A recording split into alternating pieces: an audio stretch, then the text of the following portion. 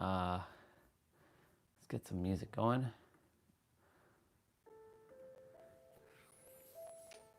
Did some grooming, as you can see. About to eat some breakfast, or the first meal.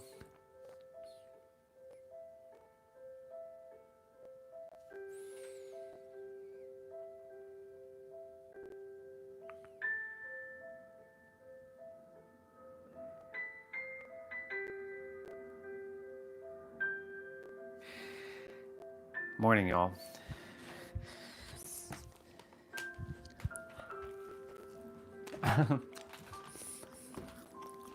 And groom had so much to just do,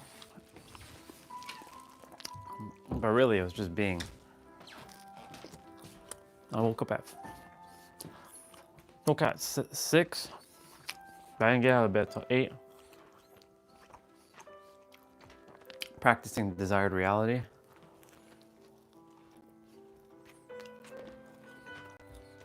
Today, live stream talks about no. So it's funny, I was watching Nero's older video about self-limiting beliefs or self-beliefs. Truthfully, there are no self-limiting beliefs because all beliefs are technically limiting. So the question is, what is a belief? A belief is something that over a repeated period of time that you've entertained as an energetic thought, which you gave it some energetic momentum in your mind to your subconscious, and then you took it as your truth. But whatever the subconscious mind sees as truth that you've created will be truth, and that's a belief. Now, you were told, Nero explains it better, so I'll play his video in a moment.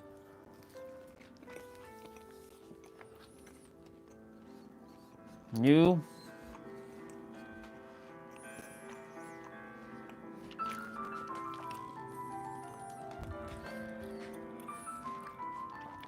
said somewhere in your desired reality that, like, he talked about the working hard. That working hard is the only way to make money. Every belief puts you in a box, no matter what you think. Every belief you believe in puts you in a box. So if you believe that it's going to take you 10,000 hours to master something, because they say it takes 10,000 hours to master something. And guess what? 10,000 hours is going to take to master something. If you say, I have to struggle to make money, then that's a belief that you've entertained for so long that now you created repetition in the mind, in the subconscious mind, and you've bought into the belief of that.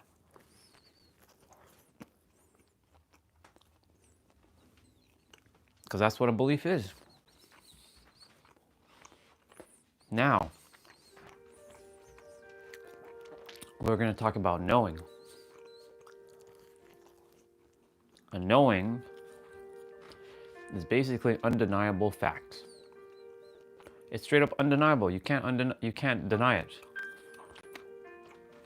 For example,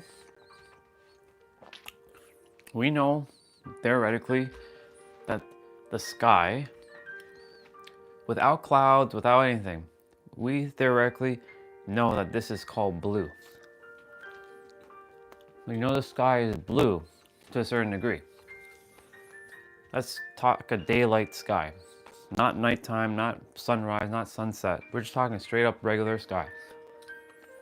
Because you have to give some context. The sky is blue, right? We all come to some collective agreement, right, that the sky is blue.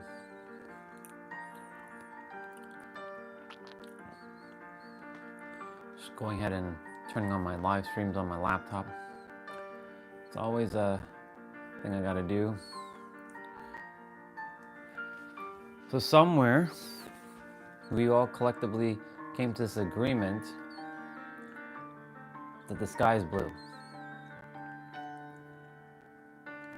There you go.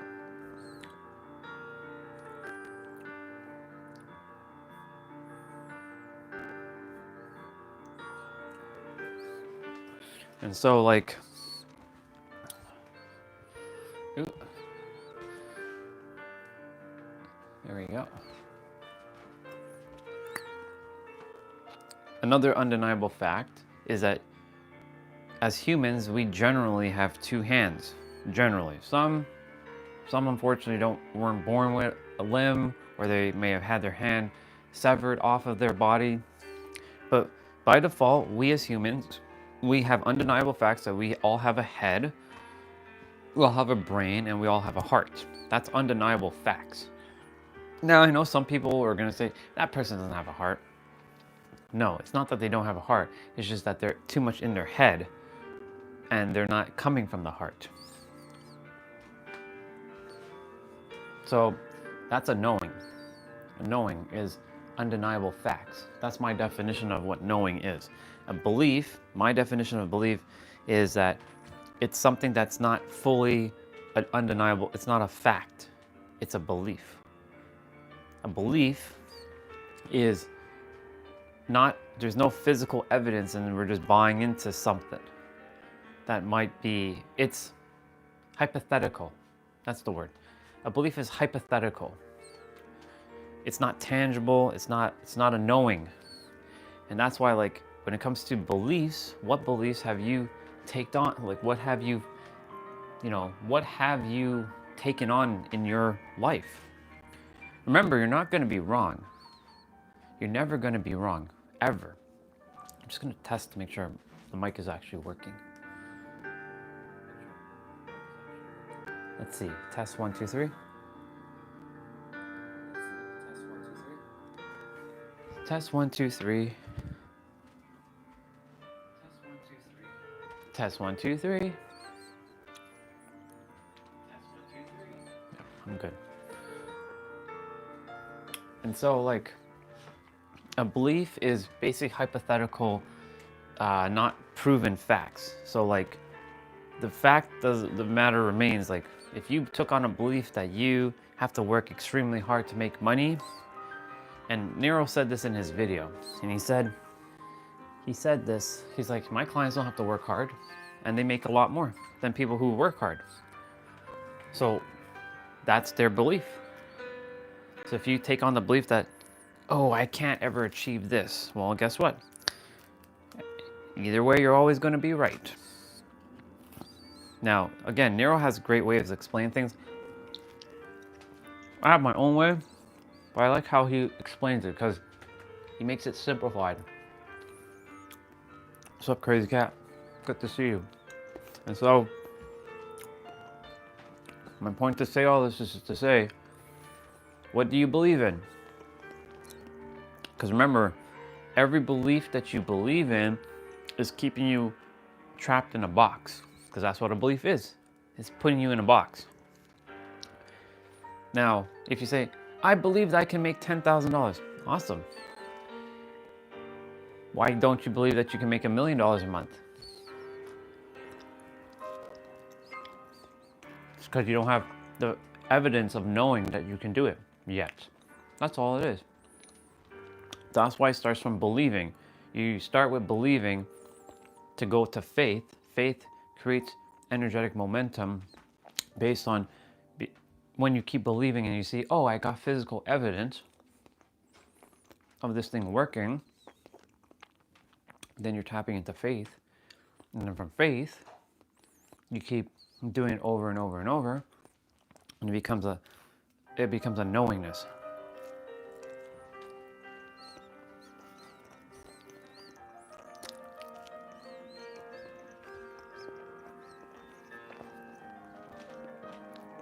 I'm gonna play a little clip from Nero, from his video. while I was grooming, I was listening to him. You know, permeating my subconscious mind. Which, by the way, I'll be back. I'm gonna go say hello to my mom.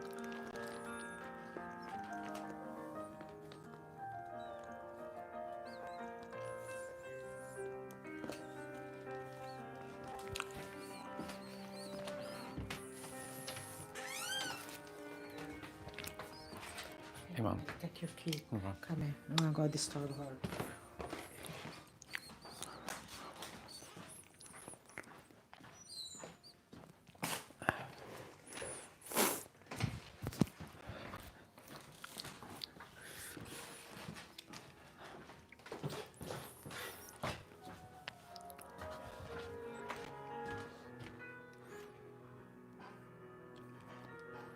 What is that? Oops.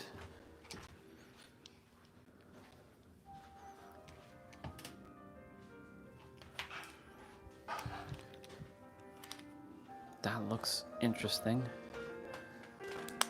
There. I'm gonna go test something quickly. Actually, no. I'll do that later.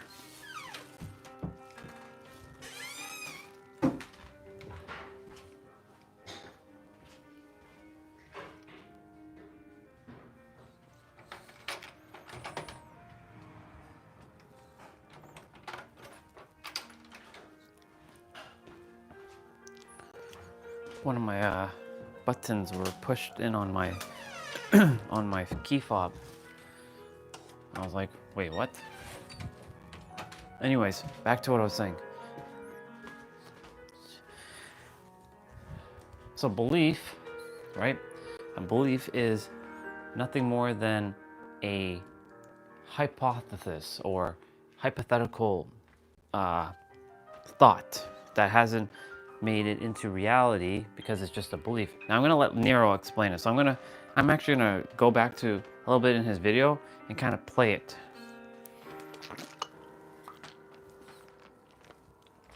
Because I think it's pretty damn powerful. Right now he's in the process of reverse engineering. This is one of his older videos too. So let me go back. Now,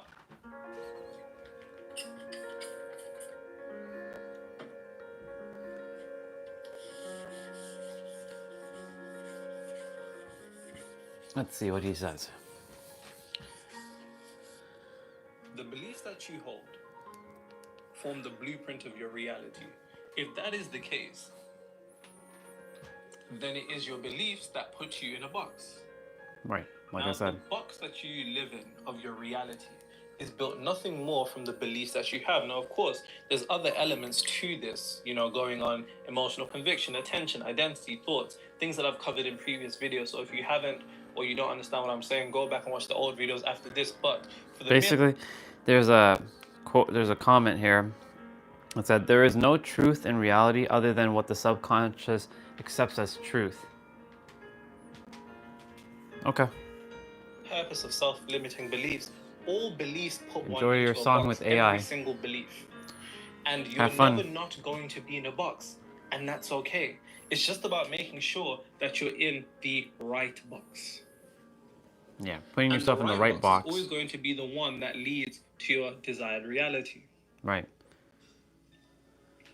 Somebody who believes that all men are trash has now placed themselves by the configuration of their frequency into a box to experience a reality where all men are trash. Somebody who believes that there are no opportunities out here and they don't want to see a nigga win, based upon the configuration of their frequency, have now put themselves into a box that they can't go out. What kind of song did you make, by the way? Somebody who believes that the world wants to see them win and doors open wherever they go can find themselves into that box. Now, like I said, it's just about understanding that you're never going to be in a box, and that's okay. Never stop it's just about expecting making sure that you're in the right box, which is always going to be that of your desired reality. Hence Yeah, what kind of song say did you make? It's not about positive thinking. Positive thinking doesn't mean anything. It's about right, accurate thinking, which is always going to be resonant of the frequency of your desired reality. You're supposed to be calculated. You have to be calculated if you want to move towards the direction of your desired reality. And the way to do that is by making sure that all your beliefs are reflective of the box that you want to be in.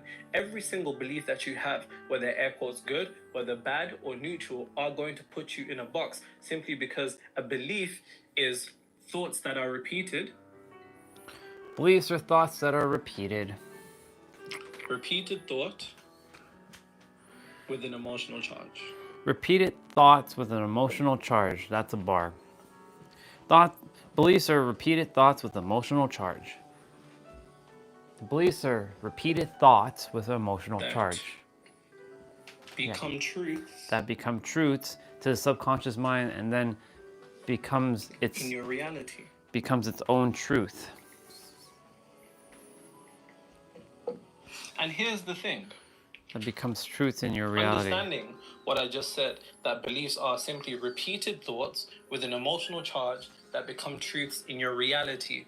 You're always going to have a box. You're always going to be in a box. Whatever belief has the most emotional charge is going to permeate the subconscious mind, which is the womb of reality, and then give birth to the experience that you live in. Every single truth that you regard for your world is not a truth. What it really is is an idea pretending. A truth is an idea pretending. And it's an idea pretending that you accepted whether you realize this or not. Ooh, that's a bar. Okay. I think that's what I desire to get from him. So belief is an idea pretending to be truth that you accepted, whether you believe it or not.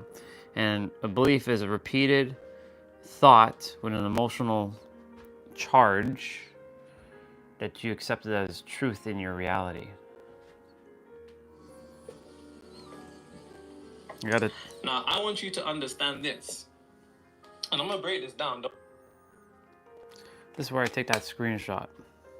That's why I love my tablet, for this very reason. I can do all this stuff in real time.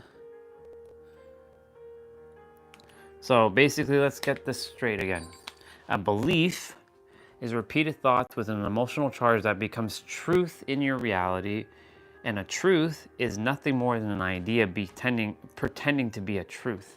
An idea that you take it on. So again, if you believe that it's going to take forever to, forever to be a millionaire. Let's use a millionaire. Then that's exactly what it's going to take. It's going to take forever because it's an idea that you entertained that is pretending to be truth, that you think that you feed emotional charge because you've given it emotional charge within yourself, that you're saying that this belief is going to say it's going to take forever to be a millionaire. And sure enough, because you don't have the confidence or conviction yet, that you have to build within yourself, and you have to go micro steps, like little micro steps to get to that point. But it's an idea that you're like, well, I can't be a millionaire without blah, blah, blah, blah, blah. Or I can't receive money from all kinds of ways. I can only receive money by working. Well, guess what? That belief, right? Thank you, Nero. That belief is going to hold you back.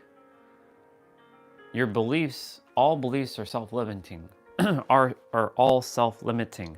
There are no such thing as, belief is more powerful than, well, let me rephrase that. There are some beliefs that are more powerful than others. Of course, like if I believe that I can move the mountain, then of course I'll move the mountain.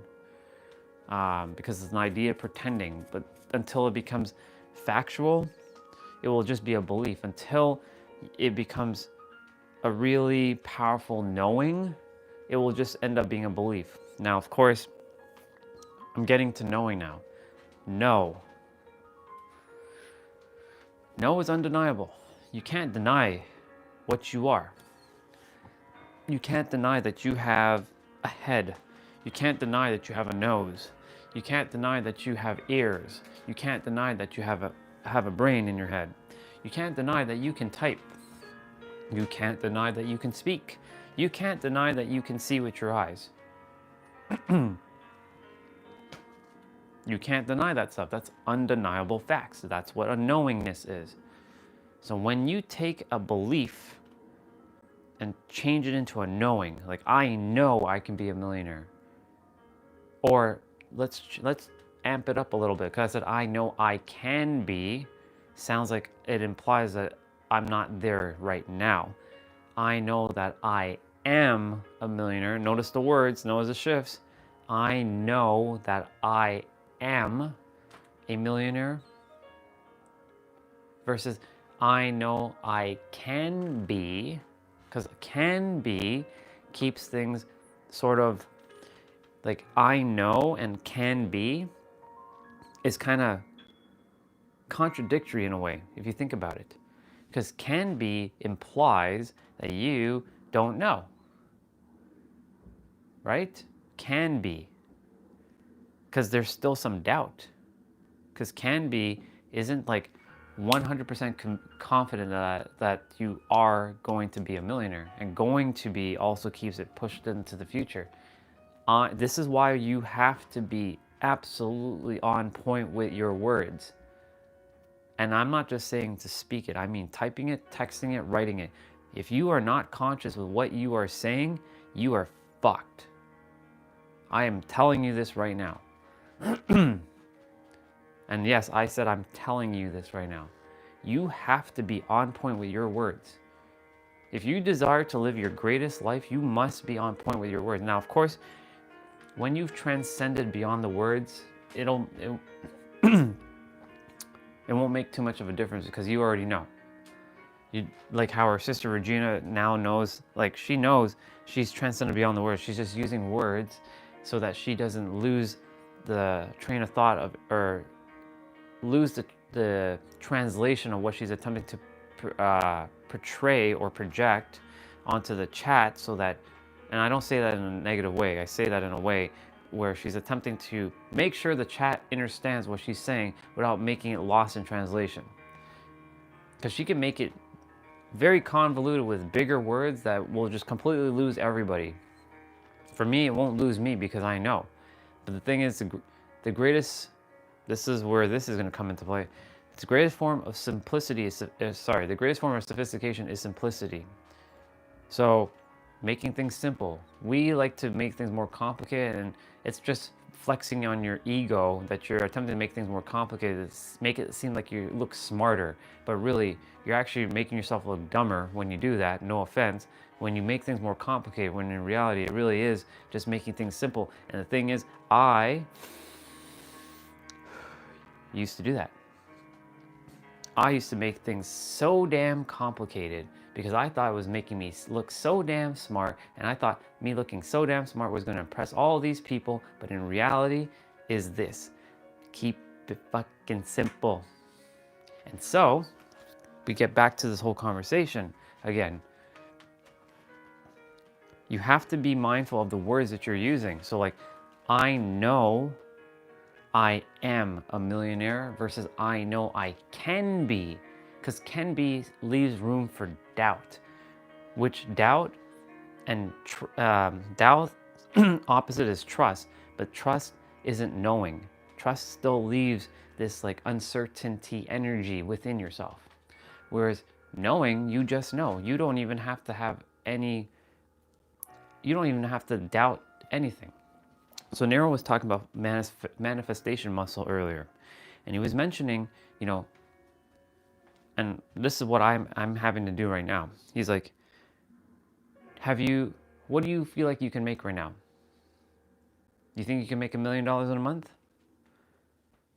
In my belief, yes, I can. But he's like, yeah, you're probably gonna be biting off more than you can chew, because what if you're making zero right now? Technically, I'm not making zero.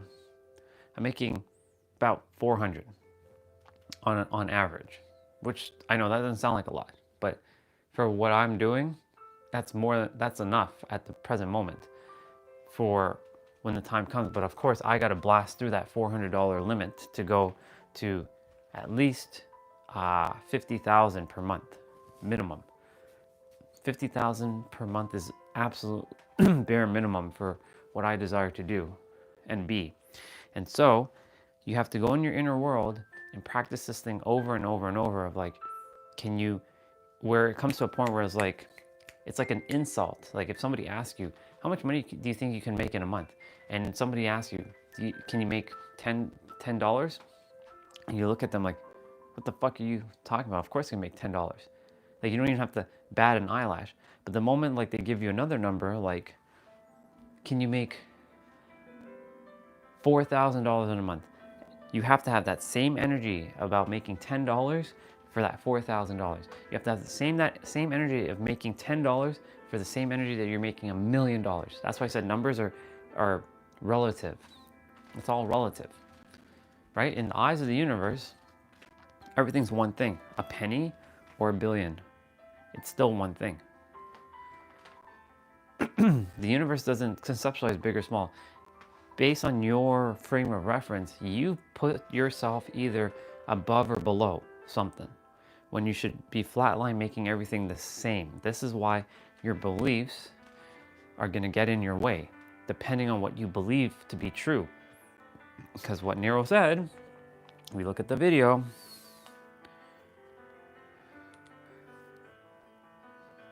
and I took the screenshot so I can just, that's why I love taking my screenshots. A belief, again, is a repeated thought with an emotional charge. Emotional charge is from your emotional state of being that becomes truths in your reality. And a truth is an idea pretending to be truth. It's an idea.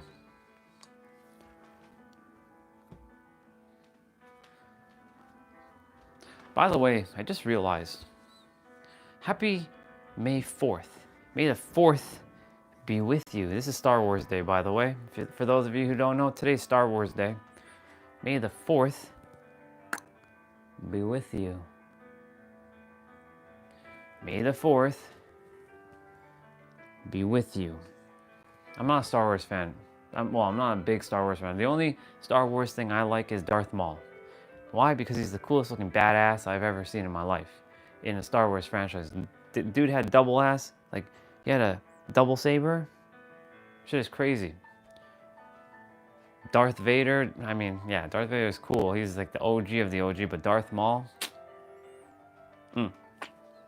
peak, in my opinion. Absolute peak. See, starting to enter some Gen Z, Gen Alpha words, see? I'm not an old fogey.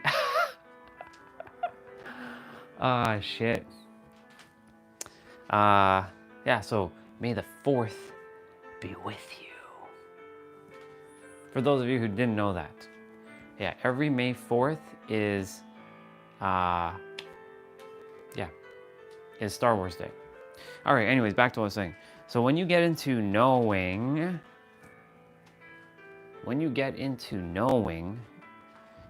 like, I know I can make $4,000. Like, you get to that state, like, I know. You don't even have to bat an eyelash. You just know. Okay. Can you make 10? You gotta build it. It's called manifestation muscle. It's called building muscle, building the reps. It's the same thing I've been mentioning. Like, imagine you're going to the gym and you haven't gone to the gym in 10 years. And you are expecting to go and bench 250 pounds. You probably can do 1 rep if you're very strong. I'm sure you can do at least 1 rep. But do you think you're going to be able to do 5 reps of 250 pounds? It all depends on what you believe. But the other thing too is, chances are no. You haven't been to the gym. You haven't been even lifting 40 pounds. So what do you think? What makes you think you're going to be lifting 250 pounds? Maybe your belief says, yeah, I can lift it, but you might also be biting off more than you can chew. And so there comes a little bit of a, what do we call this? Nero said it in his last video. It's not a belief that you can't lift this 250 pounds. It's more of a, because you haven't practiced it, it's not trained in the brain that you know you can do it yet. So like, yes, your belief is like you're biting off more than you can chew. Yeah, I can make $1 million a month. Hell, I can make $1 million a second. Right, Orion, you can make $1 million a second. However, you haven't even made more than $500 in a month in a long time. So what makes you think you're going from practically 500 to a million in a month or in a second? You got to build these little muscles in between.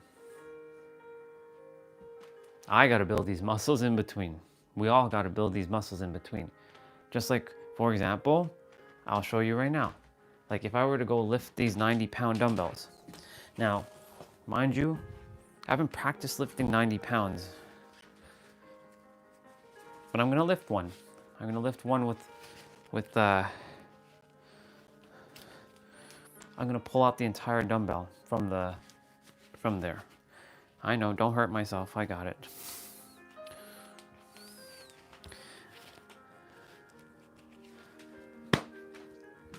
We're going to go ahead and pull it out. This is not to show off, not to brag, but like my point to say all this is to say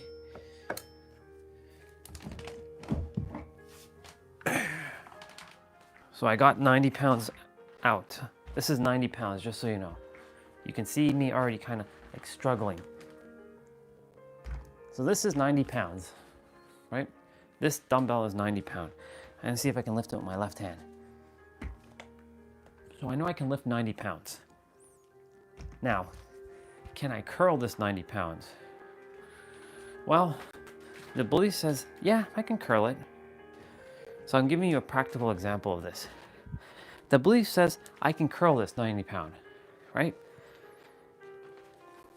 So a belief is an idea pretending to be truth. So like, basically, now if I were to pick this up, right, and to curl this, see, I can't even lift it past that. But here's the thing, the more I practice with a 90-pound dumbbell, eventually I will be building these little micro steps, micro moments that will allow me to start potentially curling it. Like I said, this is 90 pounds. I know I can lift it. It's proof. I can lift it with both hands. I can lift it with one hand, and I can hold it at least. I can at least hold it. I can kind of do something with it, but that's about it. I know I can do a squat with it. I know I can lift it with both hands, no problem. See, I'm holding 90 pounds here.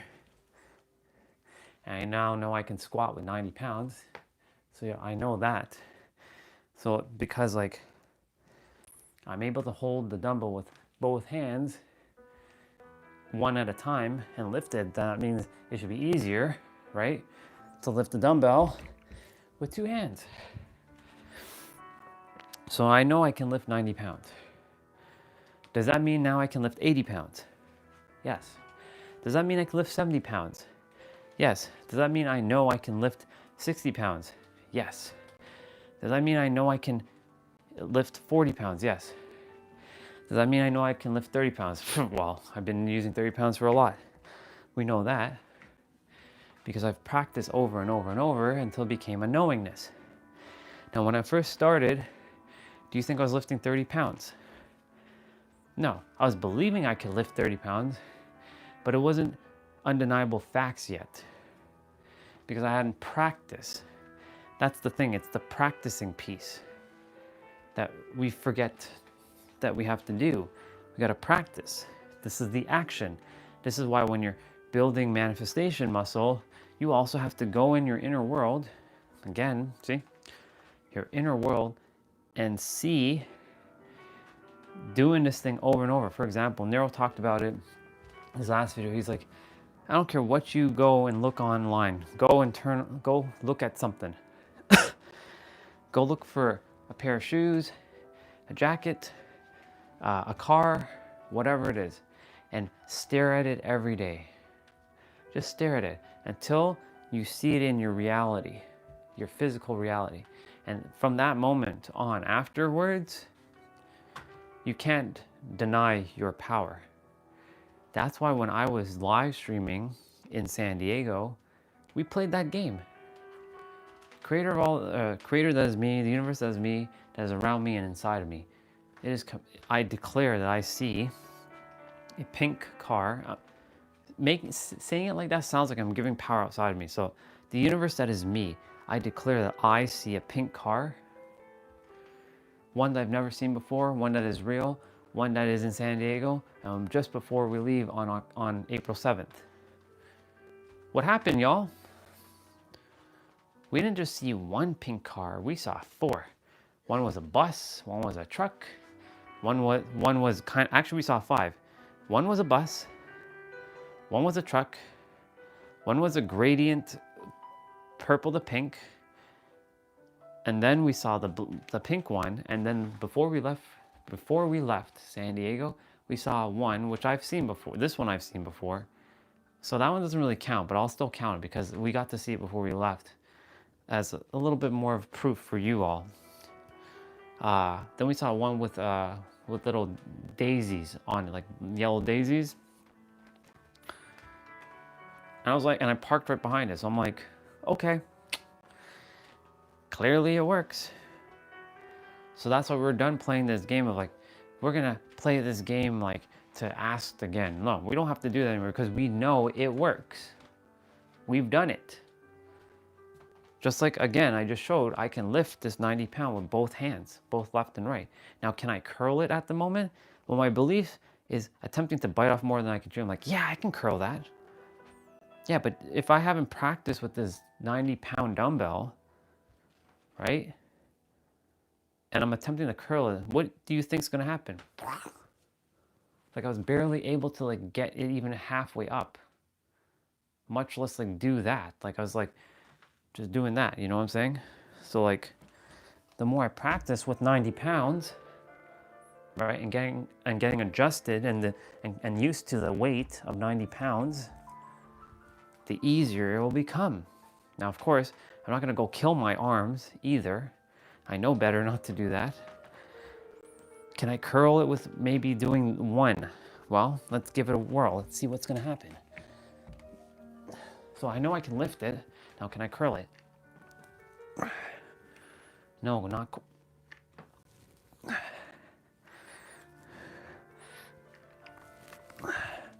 So you see, I can't quite curl it even with 2 hands yet. So you see, I have to practice enough just to curl it with 2 hands and then curl it with 1 hand, and then it'll become annoying. So for now, it is a belief pretending to be it is a belief that is pretending, let me rephrase that. It is an idea pretending to be truth that I can lift that with both hands curling. I got it almost fully, but not fully. Cause like I felt like, oh shit moment. Like I have some control over it, right? I have some control over this 90 pound dumbbell, but like it's a behemoth. I said, when I first got these dumbbells, like I made a post on Facebook about it. I'm like, I'm gonna curl these bad boys one day. Still gonna curl them one day, I know I am. But I gotta make sure when I say one day, I mean I can curl it now. I have to put that knowingness that I can now. I'm strong enough to curl it now, and then take the reps. Like feed that energy in my mind that I know I can lift this. Now I know I can pick it up, right? I know that I can, again, I'll do 1 hand, I'll do left. I know I can lift it with my left. So it's becoming known that I can lift the 90 pounds easier now. This is with the right.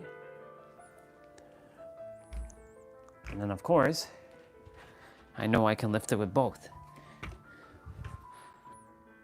Like, in fact, when I'm lifting it with both, it feels like if I'm lifting like a 30 pounder.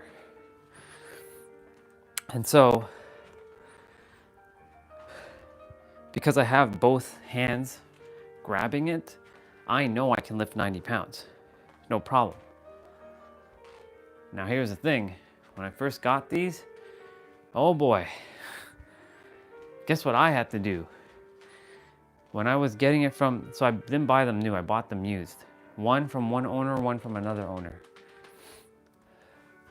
What I had to do to get this into the trunk of the car, I had to take it by pieces. I couldn't lift this thing, you know? I'm no joke. I could not lift this dumbbell and the base. So I had to take each, I had to make the dumbbell 10 pounds, which I knew I could lift 10 pounds, no problem.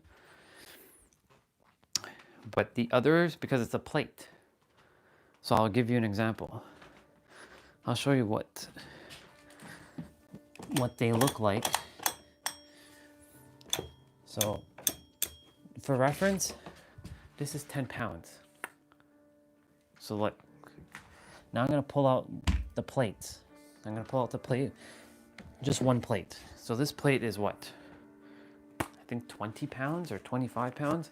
So this is a plate from the dumbbell and it docks in.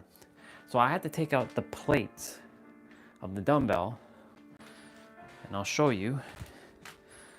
It's easier if I just show it. So I'll show you the cradle quickly. I have another pair of gloves down there, don't mind that. So these have the plates you can just take out. I'm not showing the dumbbell for, you know, I'm not selling it or anything, but I'm showing that when I was first getting the dumbbell, I had to take out every plate and make that thing 10 pounds just so I can put it in the car because I could not lift all of this in one shot. Like that's, and the base also weighs a little bit too. It has a little bit of, it's not heavy, but it weighs, it adds to the weight. And you can lock everything into place. But I was like, shit, how am I gonna get this in the car? And sure enough, you know, I found a solution. I took out each plate one by one and I just brought them to the car. It was easy because I knew I could handle the weight of the dumbbells. Now, that's the full on, so that's as big as that's as small as it's gonna get, and that's as big as it's gonna get. 10 pound, 90 pounds. So, hey sister, I'm basically explaining the concept of belief and knowing. So like, I know that I can pick up 10 pounds. I just did it. I know I can pick up 90 pounds, but I can't curl it.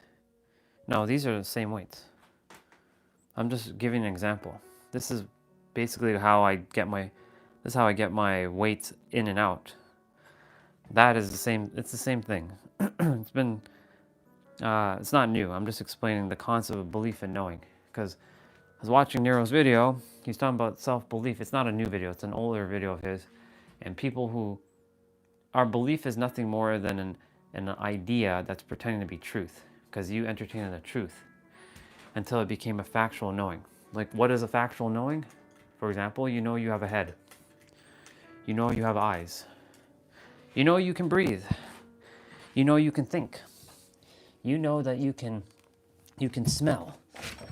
Oh, well, definitely can't be doing that. You know that you can taste something. You know that you can do a lot of these things. And in order to it become from belief to knowing, there's going to be some, like for example, I was mentioning about from the money side of things. Right now, since I haven't been making past $3,000, I've been only making like $400 to $500 a month. You know, I have to build back my muscle of like, you know, Nero was saying, you are expecting to think that you're going to make $1 million an hour, but you haven't even made zero in the last 2 years. What makes you think you're going to make $1 million in an hour? What makes you think that? Your belief, you're chewing up, biting more, you're biting off more than you can chew, but you have to have little repetitions, little by little, until it becomes to a point where it's like insulting. Like if somebody asks you, Swati, can you make $10? You would be like, of course I can. What kind of question is that? Okay, that same energy that you just did there, can you do that for $1 million? Ah, maybe not. Maybe you'll fool yourself with the mind, but your frequency, you can't outrun it. Your frequency will tell you a different story. And so when you get to that point where you're like, it becomes a knowing, like for now, like this is the 90-pound dumbbell. I know that I can lift the 90-pound dumbbell with both hands. I know I can lift it with the left hand. This is 90 pounds right here. I know I can lift it with the right hand, but I can't curl it right now because I haven't practiced with it. But I mentioned when I first got these dumbbells, I couldn't even lift 90 pounds. I had to take all the plates out individually and walk each plate to the car from the owner, because I bought it from secondhand, because buying them brand new was ridiculous. I had to walk them to the car, one by one. Well, not one by one, but you know, like 2 at a time. The base, the weights. First I had to take out the base, the plates. So I made the dumbbell 10 pounds.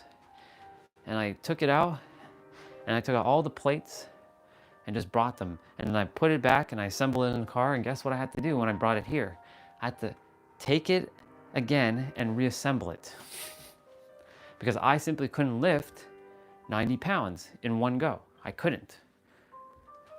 Now, I know I can lift 90 pounds. You see what I'm saying? Because I kept doing it over and over and over. So if I lift 90 pounds, can I lift 80 pounds?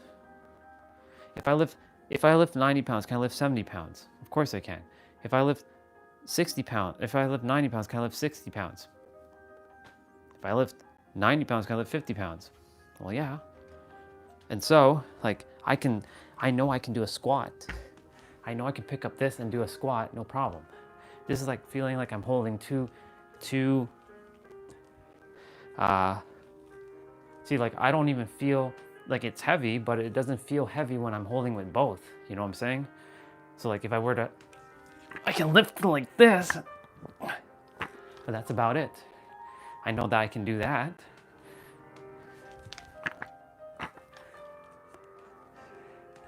But like, other than that, can I lift it over my head? Well, no, that's not happening. Not yet. Because I simply have not practiced with 90 pounds. It's like going to the gym and you haven't even lifted, it's like you've gone to the gym, you haven't gone to the gym for 10 years and you're attempting to lift 90 pounds. Is that gonna happen? You'll probably be able to lift it, but you probably won't be able to do much with it. So, little by little, if I practice more with 90 pounds, I will get used to what 90 pounds feel like, and everything else will become a joke. That's what I'm saying.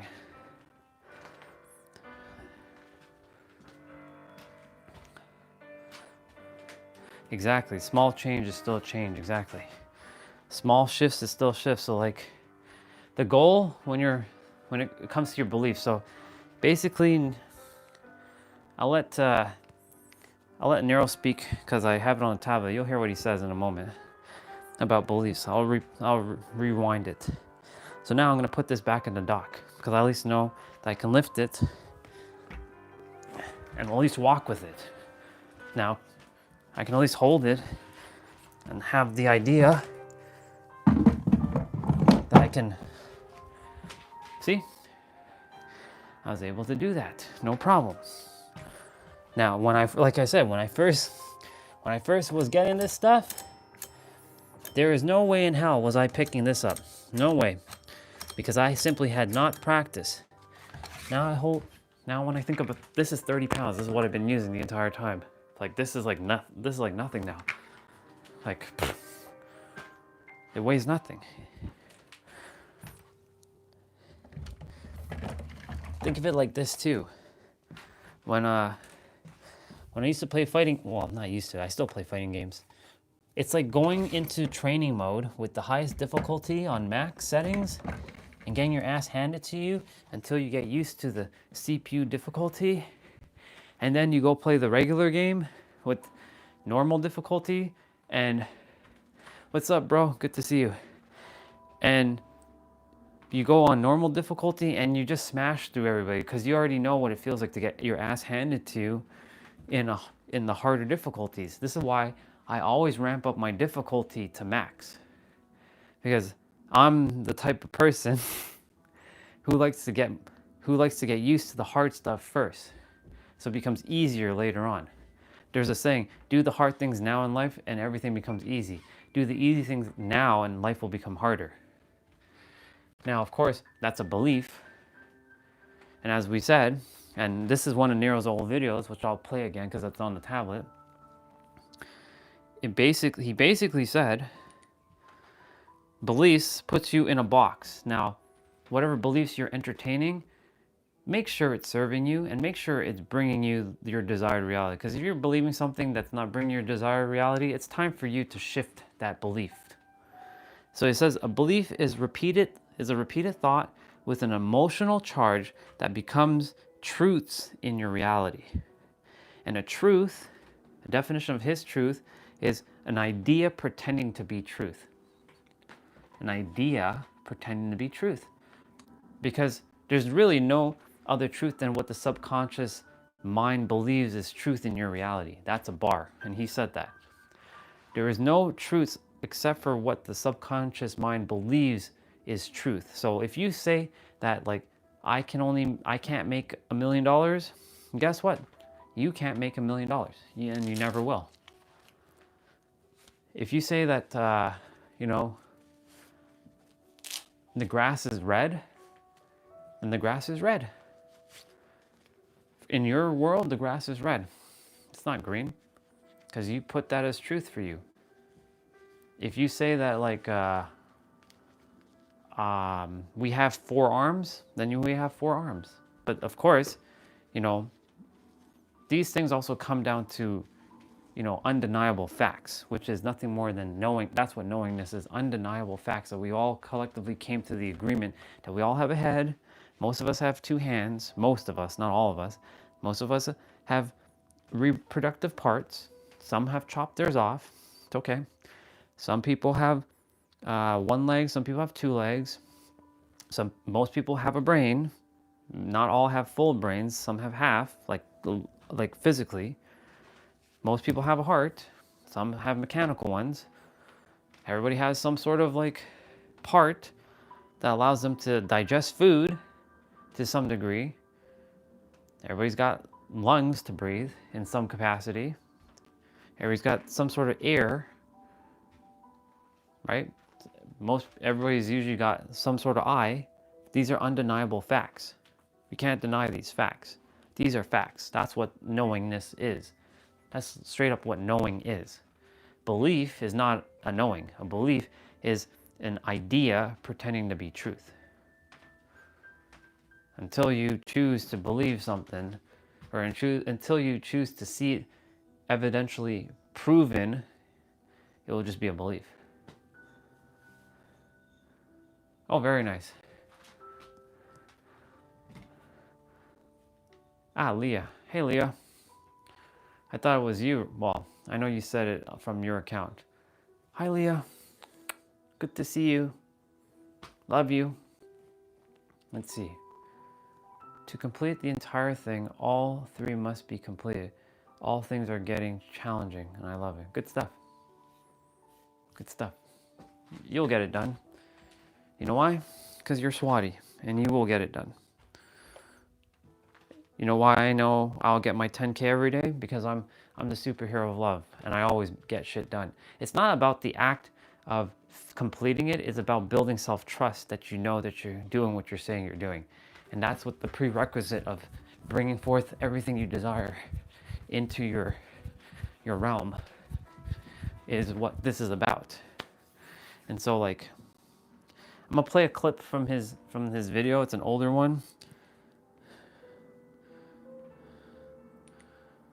I took a screenshot, so this is a screenshot. So this video is how to be God over all your self-limiting beliefs. This is 9 months ago. Now, I want you to understand this. And I'm going to break this down. Don't worry, I'm going to break this down. There are no self-limiting beliefs. There are only aligned beliefs and disaligned beliefs, or misaligned beliefs. Now, So I'm going to scroll back a bit. and the way now, the box that you live in of your reality is built nothing more from the beliefs that you have. Now, of course, there's other elements to this, going on: emotional conviction, attention, identity, thoughts, things that I've covered in previous videos. So if you haven't, or you don't understand what I'm saying, go back and watch the old videos after this. But for the mere purpose of self-limiting beliefs, all beliefs put one into a box, every single belief. And you're never not going to be in a box. And that's okay. It's just about making sure that you're in the right box. And by right, I mean aligned. Well, let me scroll back even further.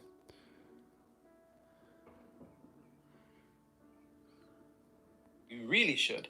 Now, like I said initially, and by the way, as usual, take notes and drop them in the comments. If you're not taking notes, get off the video. Come back when you're serious. Drop them notes straight in the comments. Now, like I said, all beliefs are self-limiting. Yep, all beliefs are self-limiting. Because they're not knowing.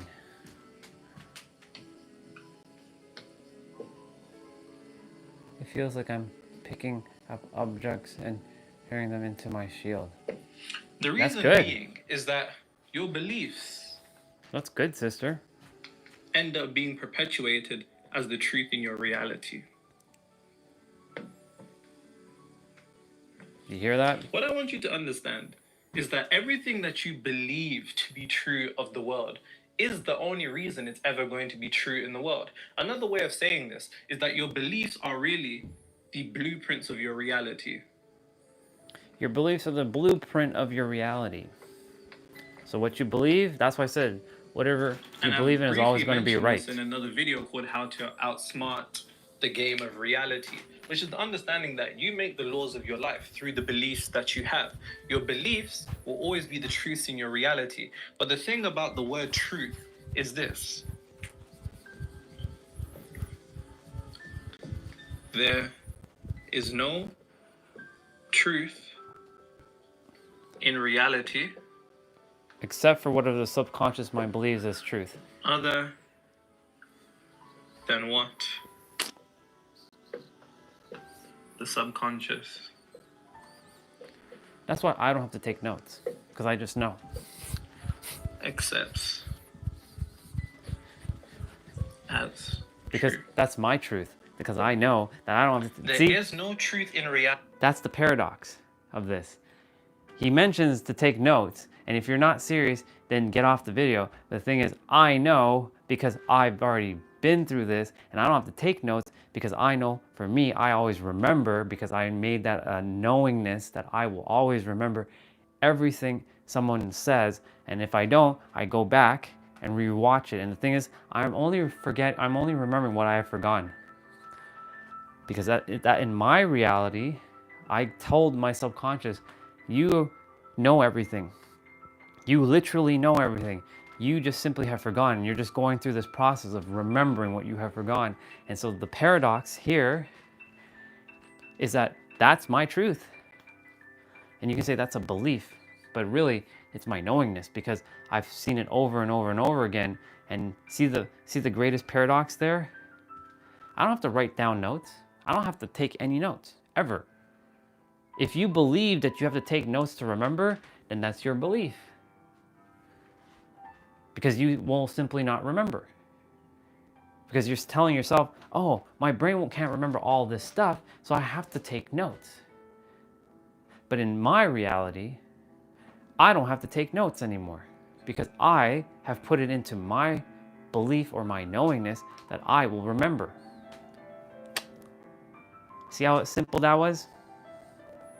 It all comes down to what you believe, and what becomes your belief will eventually become a knowingness. But a knowingness is undeniable facts collectively that we've agreed upon. But also, I know that your knowingness can go outside of the third dimensional realm now. So theoretically, we're busting undeniable facts for magical experiences. So knowingness now might be shifting for me. So I'm in this transition between what knowingness is now. Because right now, knowing is undeniable facts. Like, I know the grass is generally green. But maybe outside of reality, like our third dimension, the 0.0035%, maybe grass is actually not green. Maybe grass is pink. And maybe I'm entering the magical experiences over undeniable facts. And magical experience will ultimately potentially be the one that trumps undeniable facts. Because yes, we're living in undeniable facts in the third dimension, but that sounds very limited if you think about it. Paradox right here. It sounds very limited to some degree. Whereas magical experience seems like it's untapped potential. Whereas undeniable facts is limited potential. Does that make sense? So you see, you're seeing me evolve in real time with these thoughts, with these ideas. That's why whenever any of you share in the chat, like what you just shared, like you said, you feel like I'm picking up objects and turning them into my shield. Damn it, girl, you're doing just that. That's exactly what you're doing. You're taking what doesn't seem logical or real, and you're bringing it's kind of stemming into now you're knowing that you're taking objects that, physical or mental or emotional, and it's converting it into your shield of whatever you call it. So you see, you're tapping into the magical experience, which is stemming from the 99.9965% of untapped magical experiences, not the 0.0035% of just limited undeniable facts. Does that make sense? See, that was all of that just came. There was no thinking there. And I know I don't have to think anymore because I know that whenever I'm speaking, it will be channeled through me. Because I've been doing this long enough now that I know that I will, whatever I'm meant to say or whatever this vessel is going to say it. And if it doesn't get it out right away, it'll find a way. Why? Because I've been doing it so long now. It's become a knowing. Do you see what I'm saying? It's not a belief anymore. I used to, when I first started, I was like, what am I going to tell these people? What am I going to talk about? First, I was on Facebook and Instagram. Like, I managed to talk, but nobody's really there because it's not the Wild Wild West. I'm not picking up random people from different parts of the world. It's people that I know, and they're not really caring about what I do anyways. That's why I don't really entertain them in my reality, because they're just connections. I'm not saying all of them, of course.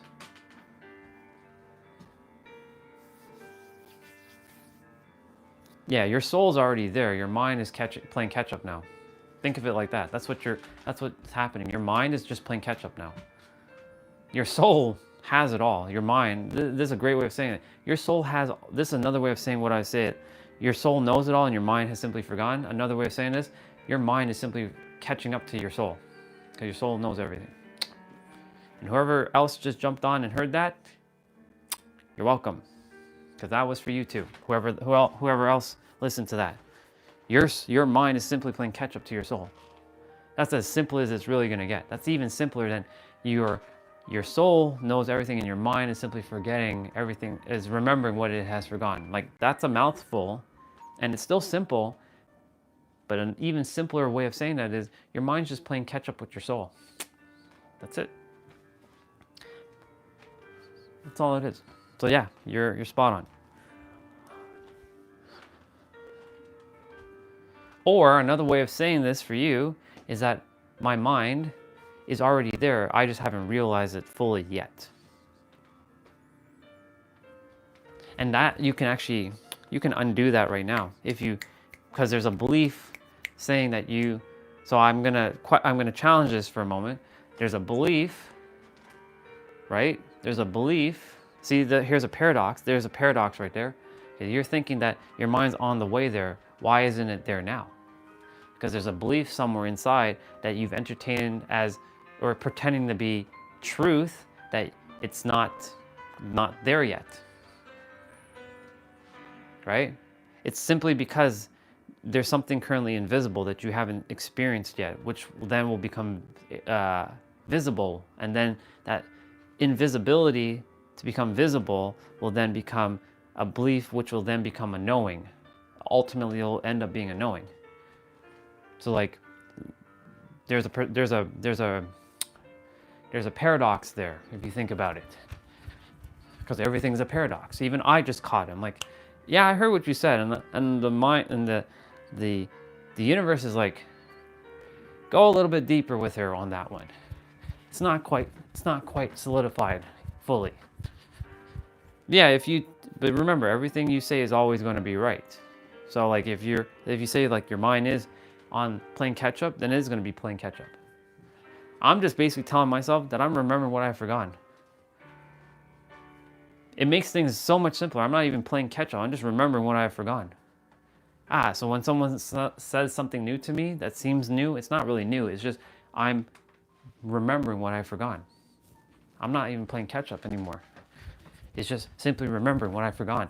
These are the you can say psychological tricks. It's not even tricks. It's straight up what the subconscious mind believes as it to be truth. And I've told my subconscious mind time and time again that you know everything now. And because I flooded my body with the energy, and I can feel it, it knows. And even if it looks like something I don't know, I'm not going to say, oh, I don't know. I'm going to say, thank you for helping me remember what I've forgotten. I just simply have forgotten that. That's it. And so like, another way of saying that too, for me, is like, okay, right now, I simply forgot how to make $1 million a second. I'm only in the process of remembering what I've forgotten. I know how to make $1 million a second. I say $1 million because it sounds cool. Hell, let's up it, $1 billion a second. But that's not possible. That's not possible maybe to you because you entertain a belief. I'm not saying that for you specifically. I'm just saying that in general, because we got to do the narrow stuff. We got to do the mimics. Some of you believe that you can't make $1 billion a second. That's not possible. That's improbable. Okay, well then that's the belief that you entertain, and that entertainment is pretending to be truth, and thus it will never happen because you said that it's impossible to make $1 billion a second. So let me be the one to usher in the whole new realm of making $1 billion a second. Think about that, $1 billion a second. There's 86,400 seconds in a day. I'm gonna make 1 billion every second. Watch. I'm not going to, I am making that. But of course, that's gonna take I have to summon a lot of energy. Like I have to get very grounded. I mean no distractions, straight up be in the hyperbolic time chamber for a fucking year and just sitting and just cutting off everything. And I mean everything. All stimulus for a moment. And going in the inner world and just I have to be alone. I can't be live streaming. I can't be doing nothing for a year. But that's a belief right there, because why does it have to take a year? Why can't it be in 20 minutes? See, I caught myself in my own paradox. It's all about feeding that energetic, conviction energy. The problem is because there's a belief inside of me that's saying that's not possible.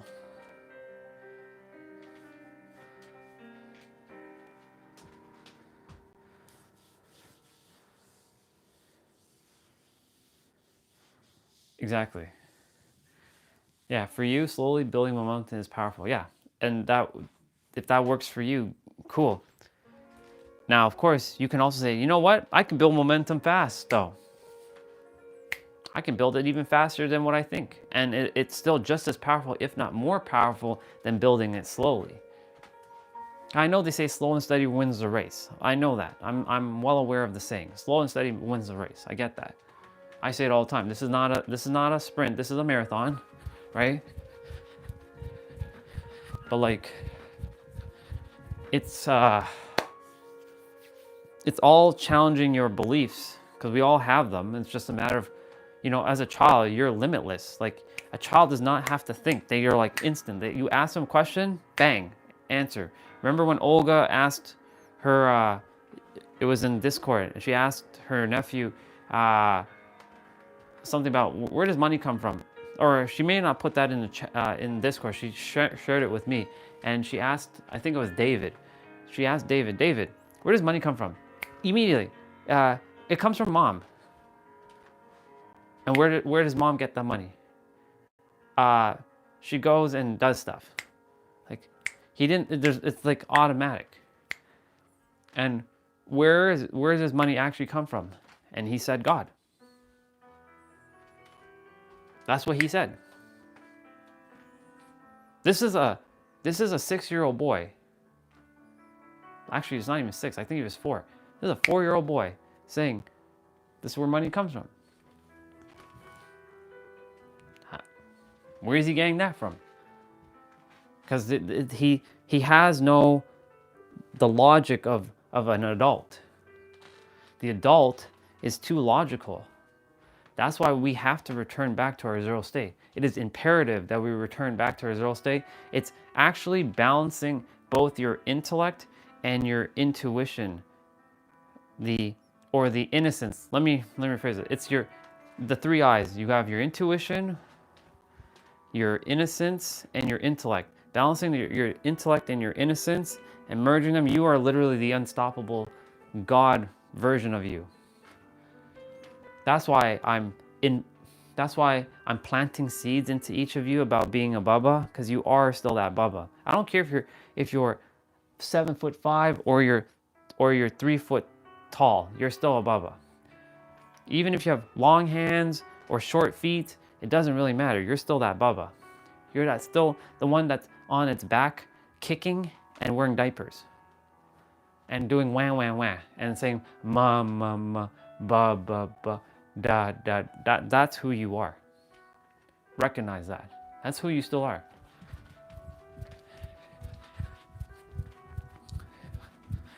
And because of that, you're innocent, cute, unconditionally loving, no judgment. An adult can be like, you fucking baby, blah, blah, blah. Kids, the baby's just gonna smile because like it doesn't know. The reason why you're getting tripped up is because you became aware of what words are and what they do to you. Words, I told you, have so much power. And it's because of those words, and I don't care what language it is.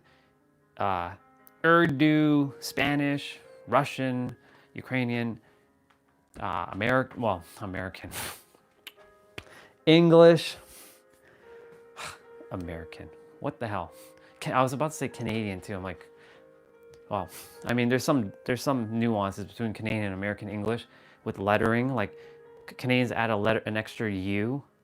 Like, don't know why we add U to color and flavor, but or to like favorite, but we do here. Or like, why in some parts of the world, like, or I know Swati, you use the letter S instead of Z. By the way, Z looks better than S, just a Super Saiyan, even though Super Saiyan starts with an S. Like, realization, organization. Like, if I could, I literally just wipe all your minds out and just make it all Z's and have it one thing. Too many, just make it all one damn thing. Driving on the same side of the road too. Like, I don't see why some are driving on this side and some are driving on this side. Just make it all one damn same thing. We just like to make things so complicated, like Fahrenheit and Celsius. Just make it one damn thing. It's stupid. But anyways, I understand the diversity and blah, blah, blah, blah, blah. But I don't really give a fuck about that, because fuck that. I'm here to live a simple life. And we like to make things more complicated than it has to be. That's my point. The whole point of all this is we Humans like to make things more complicated than it has to be. Make things simple. Why does it have to be this way? Why can't it be this way? It's more simpler. Ah, but no, this is more simpler. You know what I'm saying? Yeah.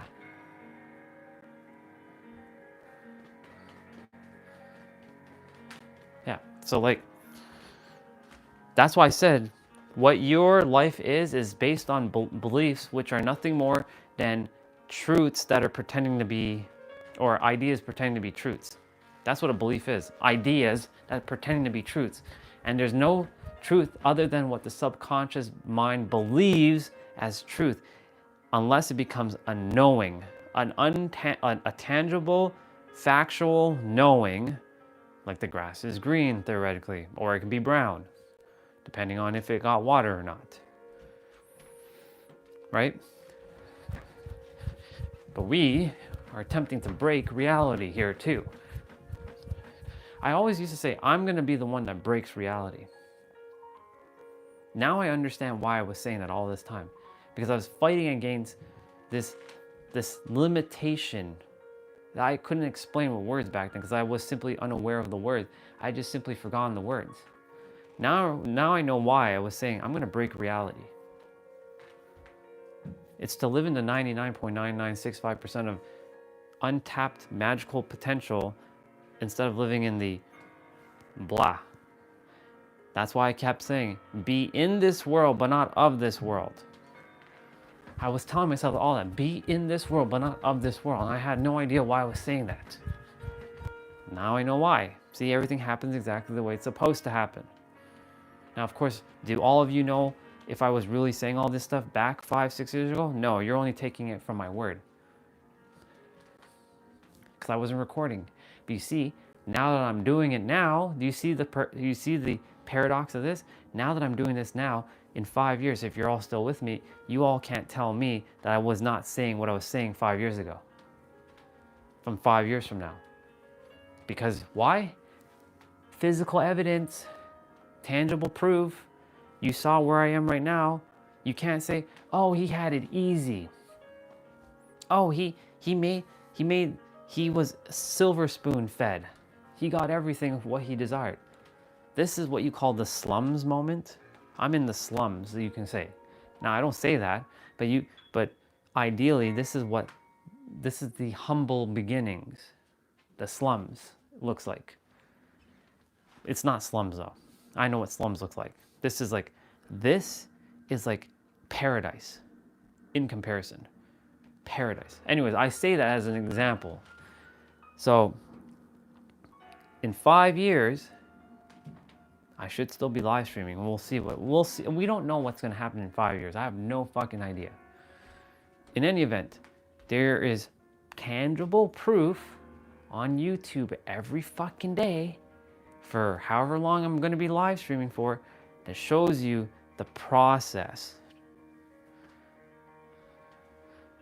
Hell, you can't deny me from even 6 months ago. You can't. You can't deny that I haven't evolved. My words have shifted a lot too. So what I'm saying is, yeah,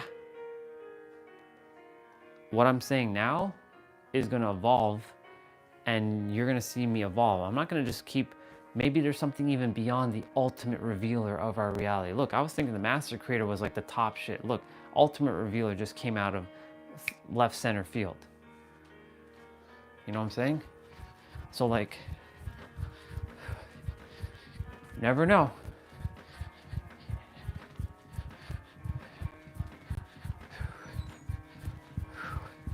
So my point to say everything is a fucking paradox and everything that you entertain is a belief. So if you believe that the world is going to be negative and hard, well, guess what? You took that in as your belief. I took that in as my belief that the world is full of shitty people. Everybody's shitty. And whatever you entertain, the subconscious mind only has to go with what you entertain because the subconscious mind only takes what's truth based on what you feed it. So if you tell yourself, all men are garbage or all women are pieces of shit, well, guess what? That's what you're going to get. That's what I was getting. I hated men. I hated men. I desired to destroy all men. But guess what? I hated women just as much, if not a little bit more, than men.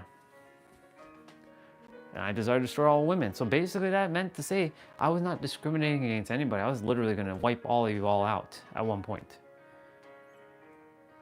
Why? Because I thought of all of you as shitty, just pieces of garbage. Filth, trash. That's what I saw all of you human as. Filth and trash. But guess what? That was a reflection of what I believed in my inner world, but it's really a reflection of myself. So really, again, it keeps coming back to the inner world. I cannot emphasize this enough. If you have not paid attention for the last 6 months, whoever has been on this channel, I don't care if you were here from day one or you came like today for the first time, you must go in your inner world. You have to. It is imperative. And if you don't, you are fucked. You are going to be fucked. I'm telling you that right now. And yes, I said I am telling you that right now. I'm not sharing that. I am telling you, you got to go in your inner world and deal with all your shit. And I mean everything. And if you don't, well, guess what? When the time aligns, you will either be brought to your knees and then you're going to be forced to deal with it. Or you go little by little and start tackling things. You sit for 20 minutes a day. You're like, okay, I'm going to deal with, why do I feel like I'm not, like the common ones, I'm not good enough. And we do the whole thing again.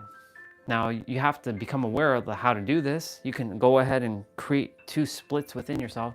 The one that asks the question and the one that answers the question. Now, of course, it's easier if you have another person like myself to ask questions while you're doing this. That's what I used to do in Theta. I did a couple sessions in Theta and I helped blast through some people's limited beliefs. Now, of course, sometimes people like to dance around and they don't like to answer stuff because their logic is getting in the way. I know because I did that. Our logic tends to get in the way a lot.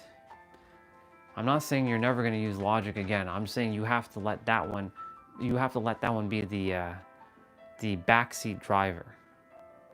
So no, let me rephrase that. You have to make that the backseat passenger now. Backseat driver is the one that's telling you, go left, go right. It is already currently the backseat driver. I meant to say backseat passenger. And the main driver is your intuition. Oh, but that one's scary, isn't it? Because you're afraid of uncertainty. You're afraid of the unknown. You're afraid to take that step. When that step is where you're meant to go, and you're like, oh my God, I should have taken this step sooner. And not realizing this. See, had I realized I could be doing this 5 years ago, I would have been light years ahead where I am now. But I had this belief that I was not good enough to speak. I was not good enough to talk, that nobody would listen, that I'm never gonna help anybody. I have tangible proof that I have helped someone around the world. Right now, Swati, you're in India. You're nowhere near where I am in terms of like distance. Like you're nowhere close to me. Even though time and all that's an illusion, distance-wise, you're nowhere near me. Like I can't just like walk over like 5 minutes and, hey Swati, you're nowhere near here. And I'm nowhere near where you are. But yet, technology, thank God, I'm grateful for technology for bridging this, has brought us together. And I'm helping someone who's in India right now. I'm helping someone who's in America right now. America is technically south of where I am. And it's not like I can walk over to America. Well, theoretically I could, but border. Be like, what are you doing? You can't cross over. Show me your passport. And so like, I can't theoretically like, hey Ray, good to see you, bro. I can't walk over to his door. He's not here. He's not physically here. He's energetically here. Same with you. You're energetically here, but you're not physically right here in this moment with me. You're energetically and virtually here with me, right? You're physically where you are right now, though. My point to say all of this is to say is that, you know, what you entertain in your inner world, that's what you're going to get. And that's why I said there's so many fucking people on this planet who haven't even began to even start with their inner world because they just don't know. And this is why I declare that my channel, I'm going to say my channel for now, even though it's our channel, my channel reaches more souls until I'm no longer deemed necessary for this world. But I know I'm definitely a necessary part. I'm one of the keystones of this world. Not putting myself on some pedestal, but I am a keystone of this world.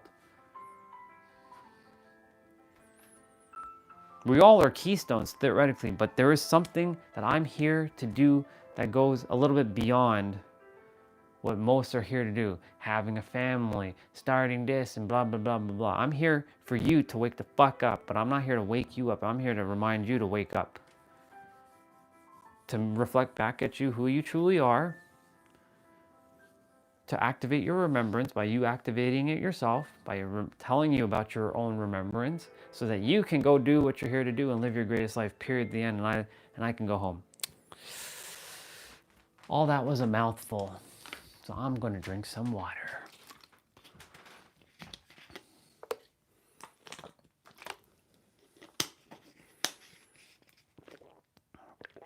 I hope that made sense. I'm sure it did. I know it did. I know it sounds like I'm rambling on at times.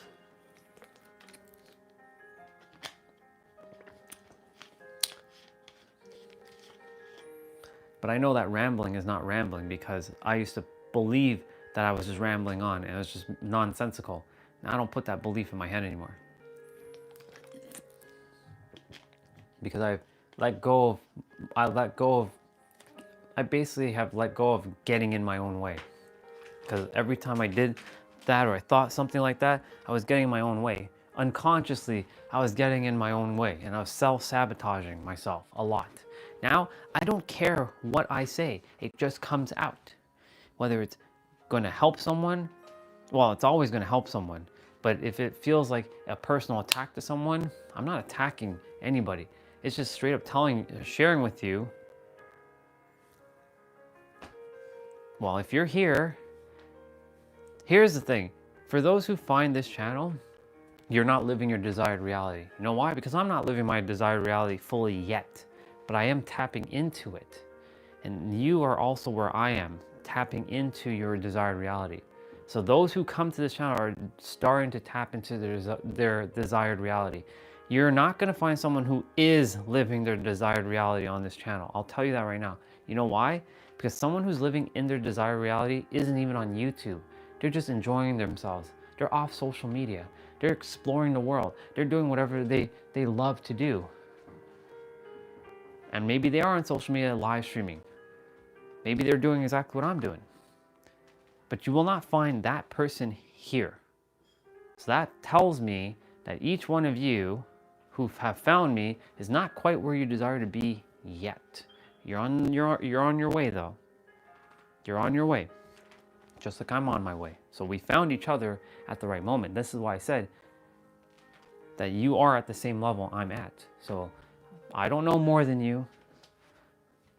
It may seem like I'm more aware of things than some of you, but that's not truth. The truth is you're actually aware. I'm just making you aware. That's the paradox. You have to recognize the paradox of that.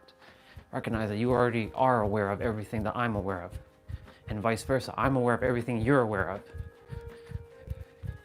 And we're just simply mirroring back to each other and helping each other remember what we have forgotten. It's just that simple.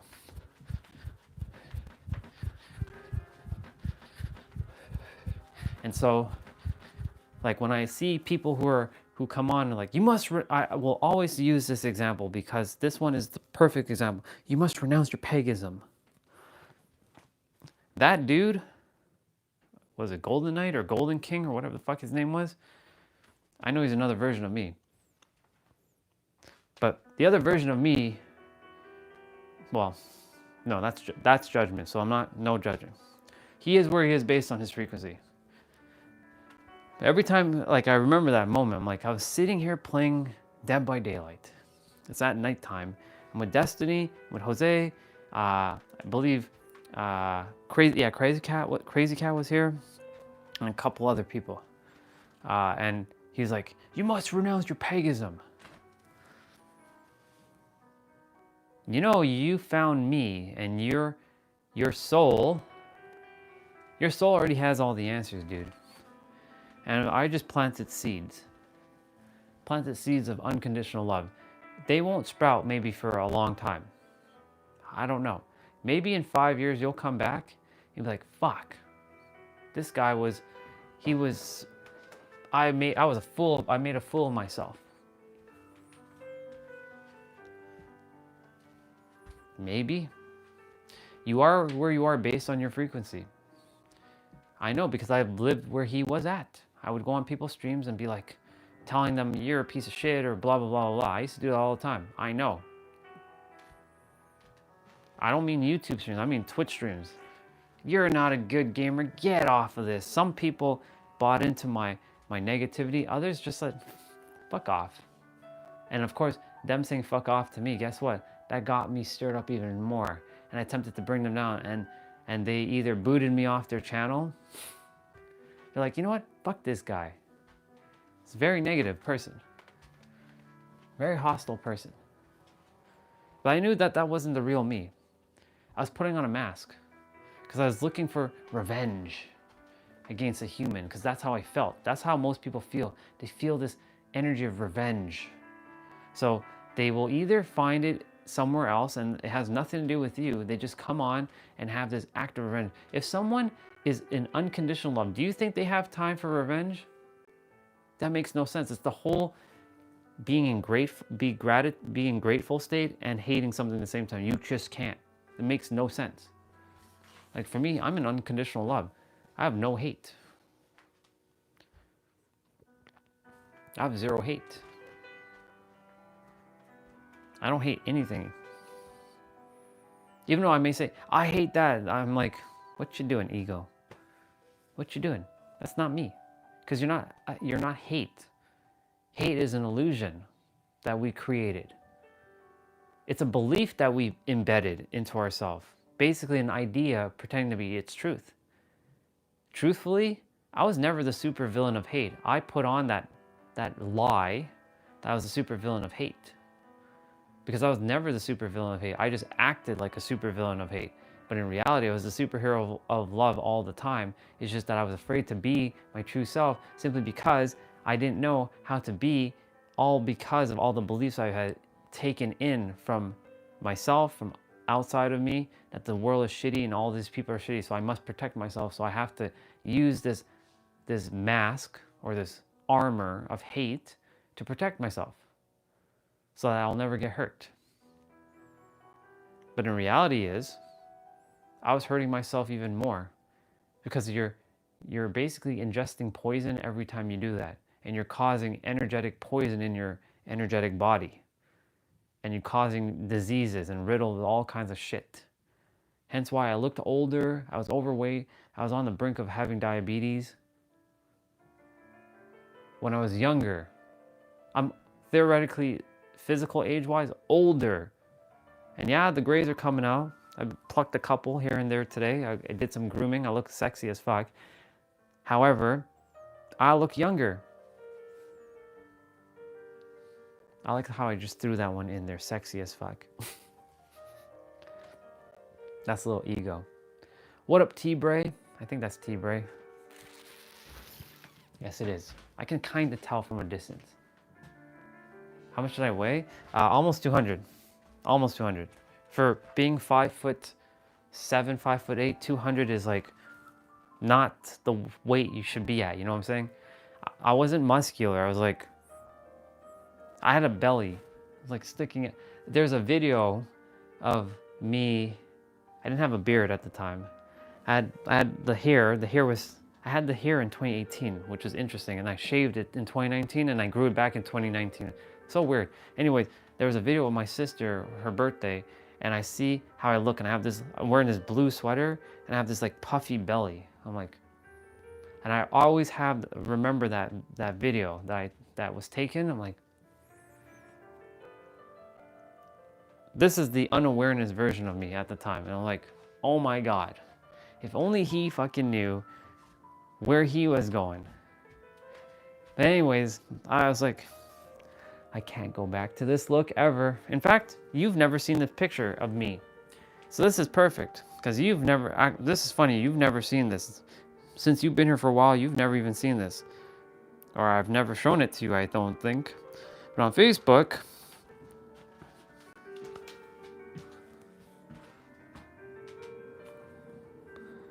look, 2018, 2021. I know you've seen this, Swati, but I don't think T-Bray's seen this. So this photo is even though at the time, the reason why this photo was taken was basically not by accident. This photo was taken for a dating profile. Because my colleague, and his name is Ray, not this Ray, a different Ray, which I saw as a brother back then. Even though I hated everybody, which is so weird, paradox. I was a walking contradiction, just so you know. He's like, yo, dude, let me take a photo of you.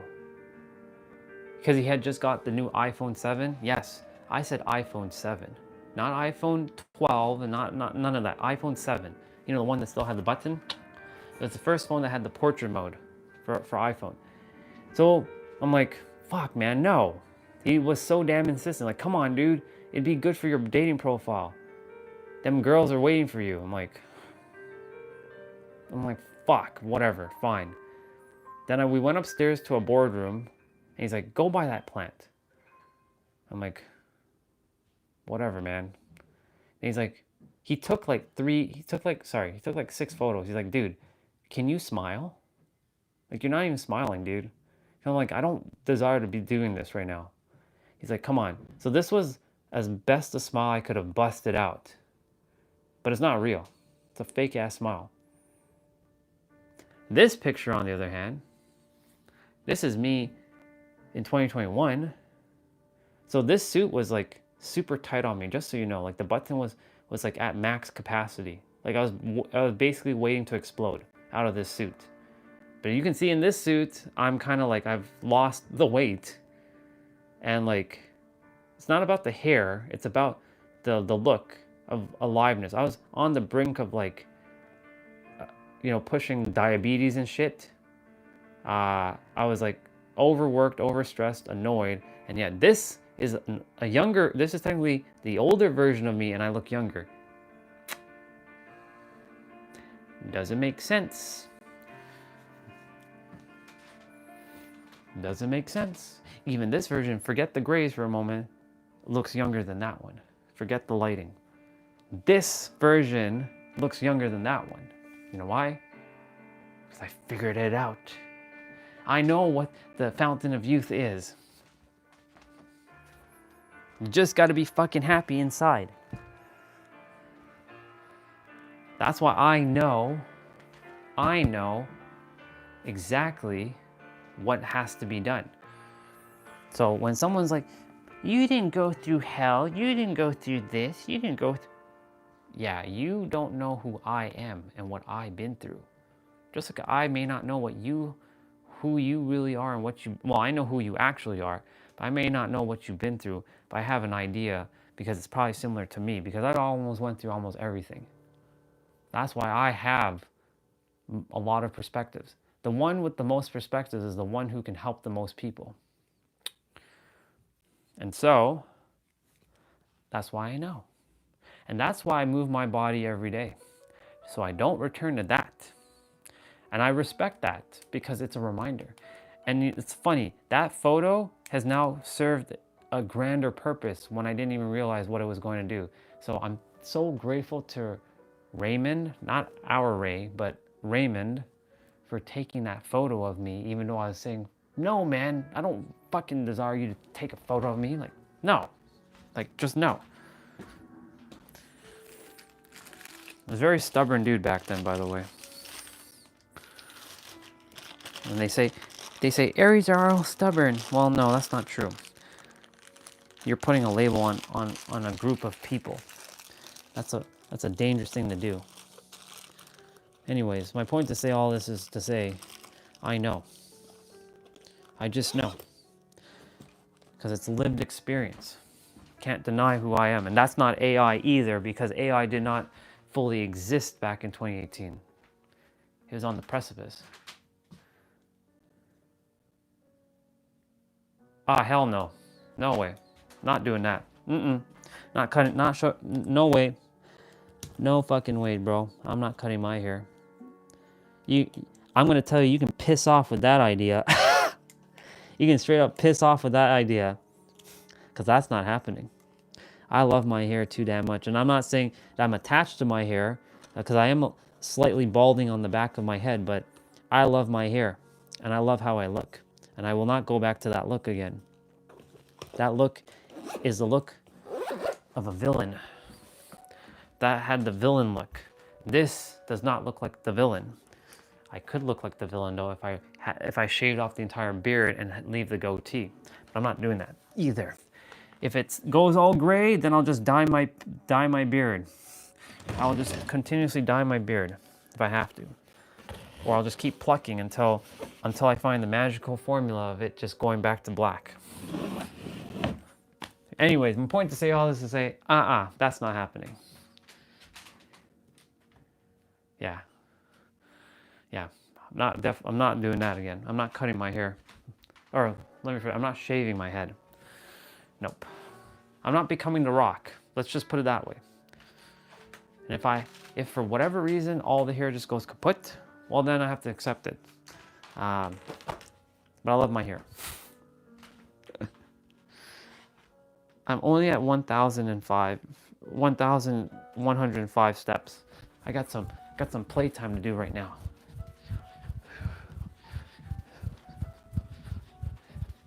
Anyway, my point to say all this is to say, like, when I said that I've been through a lot, I'm not bullshitting with you all. The problem is, I don't have physical proof of all of my negative years. I only have that one photo. I maybe have like maybe one or two handful of photos of me. But other than that, I don't have videos of me. I don't have nothing. This is why documenting now is perfect, because 5 years from now, you will all see I'll probably have more grays, or maybe I'll be all black again. It would be awesome. 5 years from now, you will remember this version of me. Because it's all recorded unless YouTube goes kaput. Which I don't think that's happening. Who really knows though? You never know what's gonna happen. That's why document your journeys. It's important to see where you are now. If you desire to see the change, the physical change, to know the proof that you're changing, document your journey. That's why I'm documenting the journey. And you all are seeing this in real time. Do you think the person in 2018 is doing all this? Oh, hell no. Hell no. In fact, yes, he's playing video games, but he was playing video games for 20 hours a day if he wasn't working. He'd get up, he would eat food right away, and play video games all day until he goes to sleep. And he wouldn't get up and move his body. He wasn't getting up and eating healthy food. He was eating garbage. And he would be eating like 10 snacks a day. Drinking all kinds of garbage. Coke and Pepsi and Mountain Dew and all this other garbage. Eating all kinds of stuff. Eating bags of chips. Not just taking little handfuls like I do now, but bags. he'd take a bag and eat it out. I'd go to the store to purposely buy junk food. I'd go and purposely buy McDonald's or like some sort of junk food. That's what he was doing on his time off. This version, who always has time off, is going in the inner world and shifting and becoming Super Saiyan in real time. Actually, no, I'm becoming Ultra Instinct, but I have to start at Super Saiyan. I've entered my Super Saiyan era now. I went from being human as Goku, he didn't know he was a Saiyan when he was a kid, to growing up as a teenager, still being human and beating up Tien and Piccolo, to then going into Dragon Ball and just hearing about being a Saiyan. That's basically the reference of being a god. And now that I know that I am a god, I've now tapped in from Saiyan to Super Saiyan. And Super Saiyan has multiple levels. Super Saiyan 1, Super Saiyan 2, Super Saiyan 3, Super Saiyan 4, Ultra, well, Super Saiyan God, Super Saiyan Blue, Kaioken Super Saiyan Blue, Ultra Instinct, Mastered Ultra Instinct. So you see, that phase is just going to be infinite now. That's why I love Dragon Ball so much, because I can make all kinds of reference to Dragon Ball and any anime. And thank you, Cassidy, for like, you entered your Super Saiyan era. She said that to me in our call on Friday night. You're damn right, I entered my Super Saiyan era. So if you don't say God to somebody, then if people know what Dragon Ball is, I'm like, I entered my Super Saiyan era. What does that mean? It means I'm God right now. But I don't say God because a lot of people get triggered by God. But it's okay if they get triggered. It's the whole point. They gotta realize who they are. We're gonna be doing a 30-minute cardio, a HIIT cardio with Dan. He released one on 5 days ago. It's about 400 calories, he said. So we gotta do our push-ups and we gotta do our squats. And Swati and T-Bray, if you're both still gonna be here at that time, you'll be holding me accountable for that.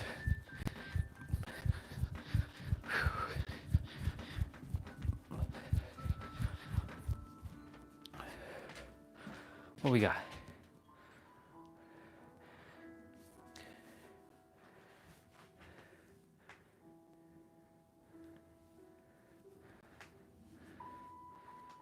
But you know what, sister? Even negative proof is worth documenting, because it gives people the idea of what you were and who you are now. So both of it is, I feel, beneficial. Now, of course, do we desire?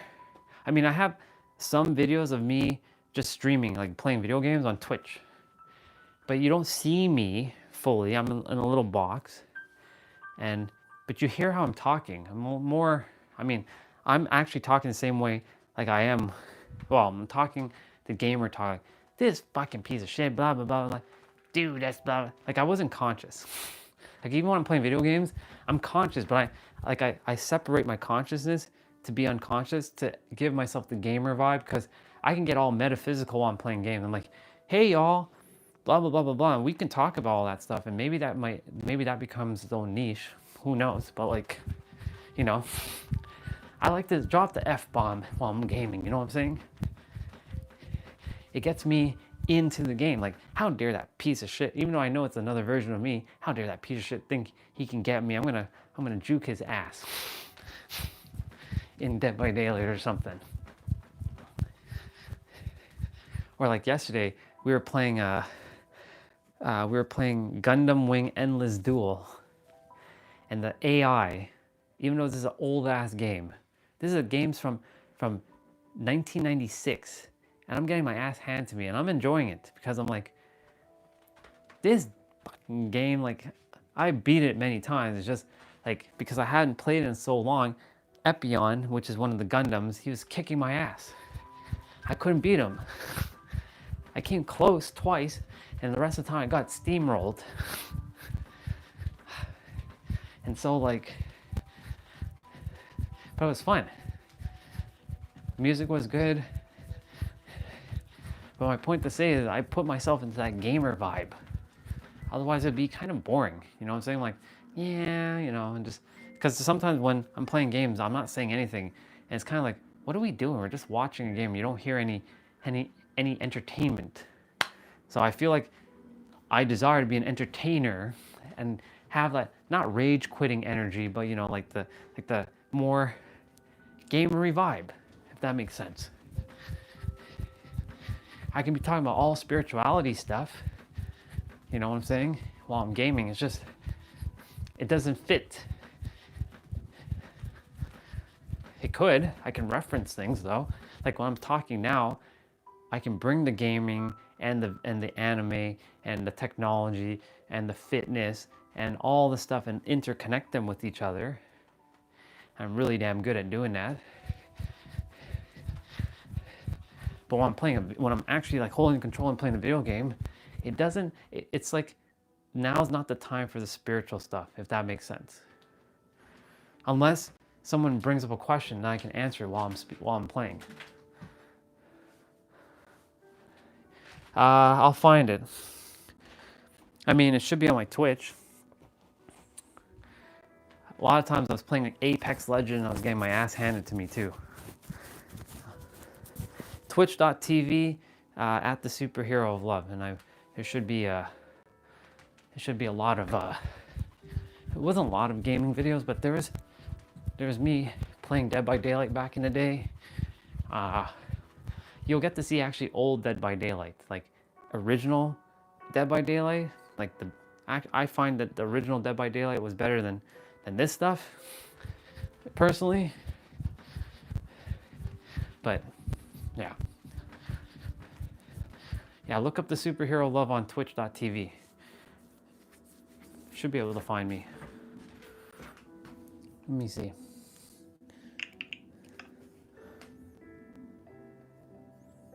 Let me go to my channel. It's funny because I don't I don't even like go here anymore for anything. Oh, by the way, y'all, for those of you who don't know, today's May 4th, so May the 4th be with you. So today's Star Wars Day, just so you know. I can claim some games right now on Twitch.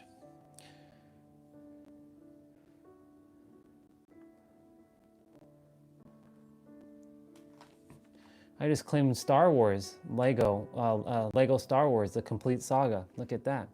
How awesome is that? Got me some games. I don't come on my Twitch thing often. But there's a bunch of games I can claim right now. It's going to take too long to claim all these though. Legacy of Kain, Lost Ark, Last Spell. Because you know Amazon's linked to Twitch. So when you have Amazon Prime, you have Twitch Prime. Let's go to my channel and videos. What the fuck is that? I don't even know what the hell that is.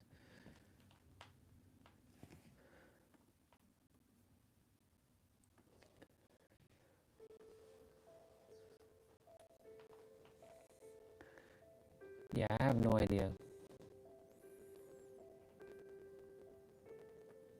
I have to really look into Twitch because I haven't done anything on this channel, honestly.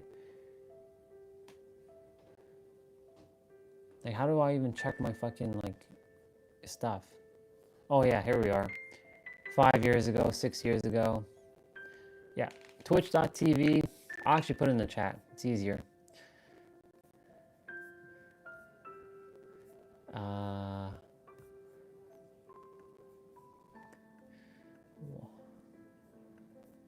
Why is this way behind? Holy shit. There you go. Twitch.tv. That's where I was. That's hilarious. My God. I didn't get much views, but like, you know, how many games do I have? I had a couple stuff.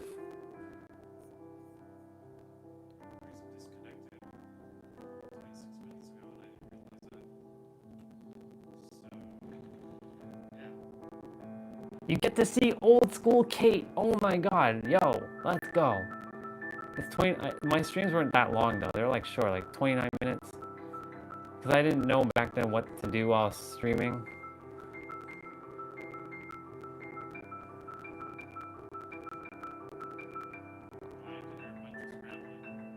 Oh my God, old school Kate. Piece of trash boss. Yeah. You know. If it wasn't for him, I wouldn't have left the role, but oh shit, Trapper. You can actually hear me. Whoa, let's go. Oh shit. Oh man, of course he comes after me. Do you hear me? Do you hear what I'm saying? What? Yeah. Well, I still say that stuff, but you know. Well, even if I give it a week or two, like, there's certain things I don't like about it, and there's certain things I do like about it. Like, I don't know. He doesn't pressure me, which is good. I was talking about like my boss or something.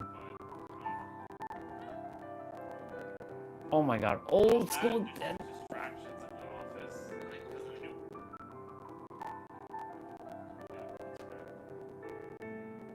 Did I even win a game?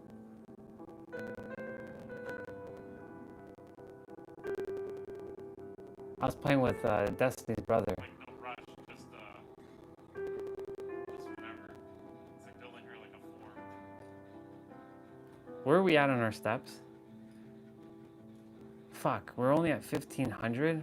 Fuck, we're at 1912. Still have a bit more to go. Yeah. About work and stuff. I was in the basement, by the way. The basement looks different though now. Well, I mean, That person's killed themselves. Yep, that person killed themselves.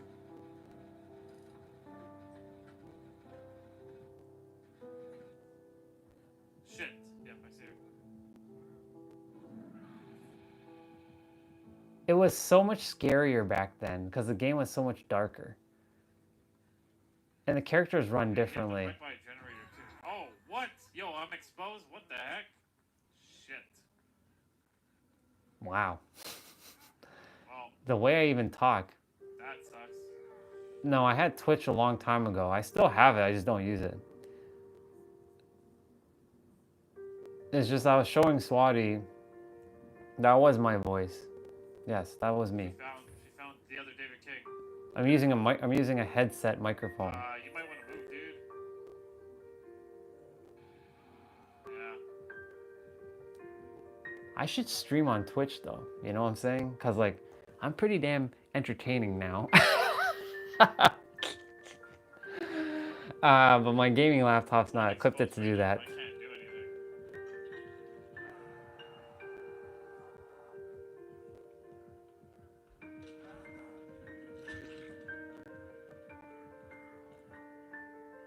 I can't wait to get my actual gaming laptop. I can do all this shit again.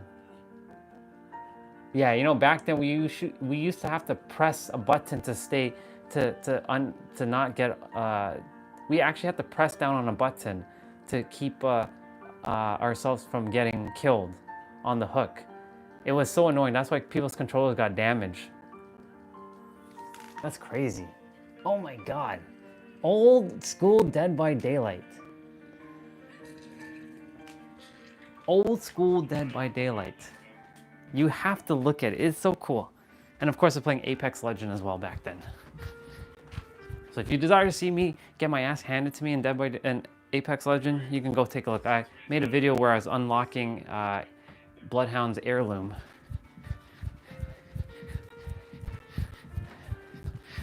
While we enjoy some good old Twitch.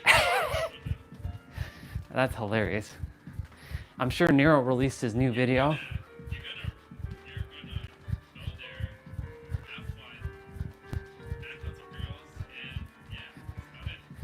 Wow, I even talked about girls. Look at that. That Alice girl is not a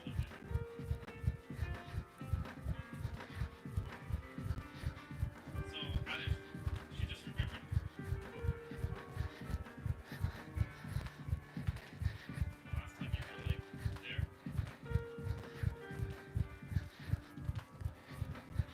there. Interesting. Yeah, I knew nothing about streaming back then. I just kind of like whipped together some shit. Had like an ending screen and everything. Man, the unconsciousness. Sounds good.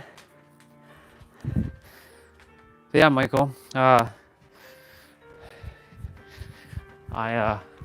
have Twitch. I just don't use it because like that gaming laptop can't stream, and I'm streaming on YouTube right now, anyways. But my stream is different. It's unique. I stream from the phone and point at the screen, as you see. It gives it a different vibe.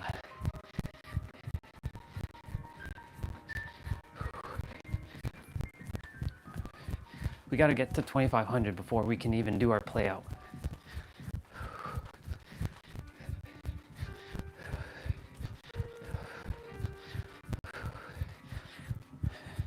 Lots of talking, but no doing. We gotta do now. We gotta do. Man, I made a track on the grass out there. I can literally see I made a track on the grass because of all the running that I did. That's crazy. That's fucking nuts. That I basically kind of destroyed the grass. I didn't destroy it, but I made a field. That's crazy.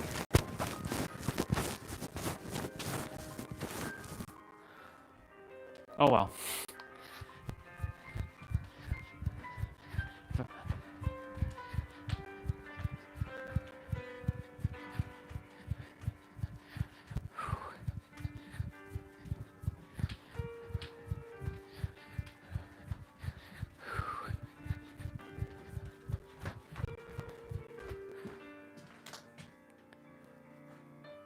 Oh yeah, it does look nicer.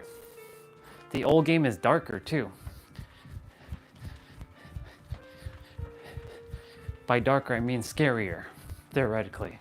The new stuff is the new game is dark, but the thing is, because I have a filter that turns it bright, the scary aspect of the game, what I mean, like for example, Colwyn Farm is not supposed to be a bright map, it's supposed to be a dark map. But the problem is, they changed Colwyn Farms to a daylight map. There was no map in Dead by Daylight that was a daylight map. Funny enough, Dead by Daylight. But all maps were dark back then. So I guess they're living up to their name, that some maps are bright. Like the snow ones, there was no snow map back then. Or actually, no, that's not true, because we were just on the snow map. What am I saying? But the snow maps were darker. They weren't as bright.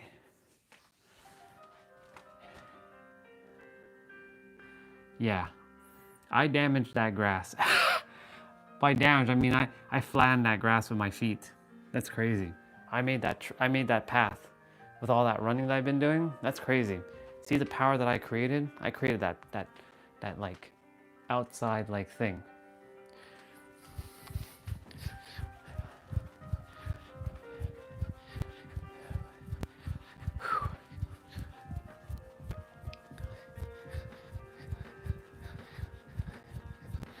It's okay. It's not like it's damaged, just more so like, yeah, the grass is like, it's taking my energy.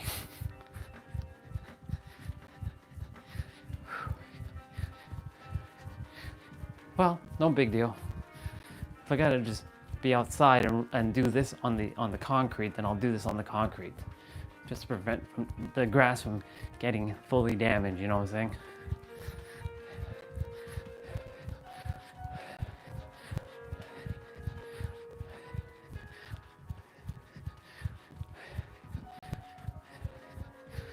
It's just funny, you can see the line. Maybe it's because when I was stepping on my feet, because my feet are touching it like flat. Who knows? Doesn't really matter.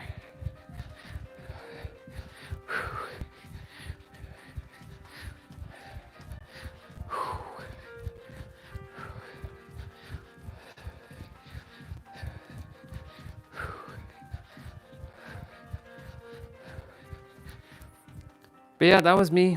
And I had the shaved head back then.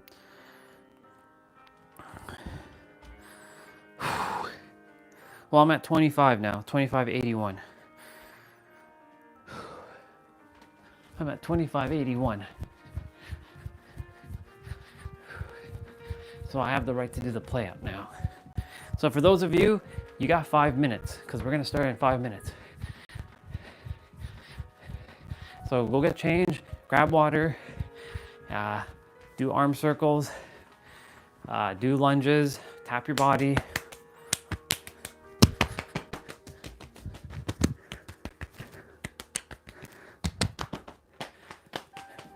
I spent some time grooming this morning, so I'm looking nice and good. Just, you know, still some grays that have to be plucked.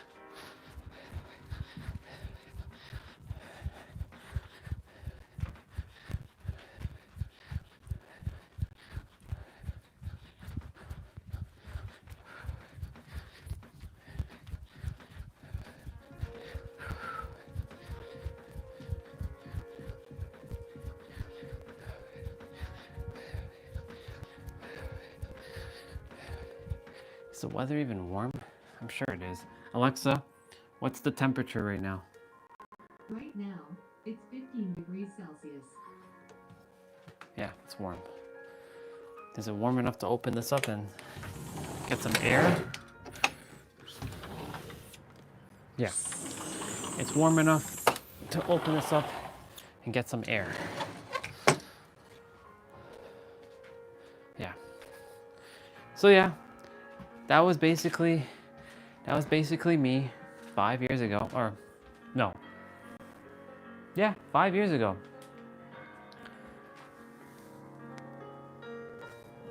That's 5 years ago. Then I was playing, yes, I had the beard.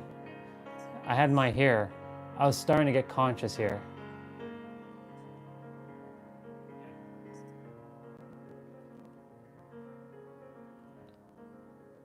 Yeah, I was playing Apex Legend.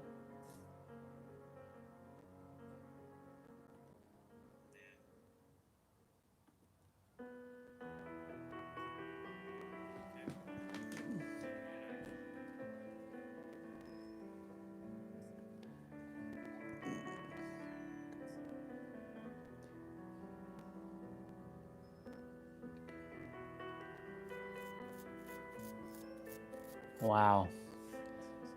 Apex Legends. There was no audio from the game though, which kind of sucked.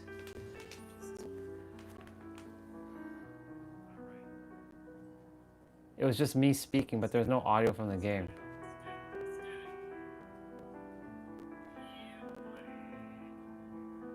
Octane, oh, it's Octane's heirloom.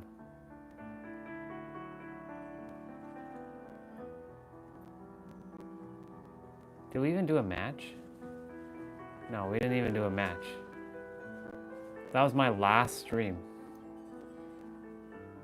The game audio wasn't working, which kind of sucked. That's why I said, back then I just didn't know how to do streams properly.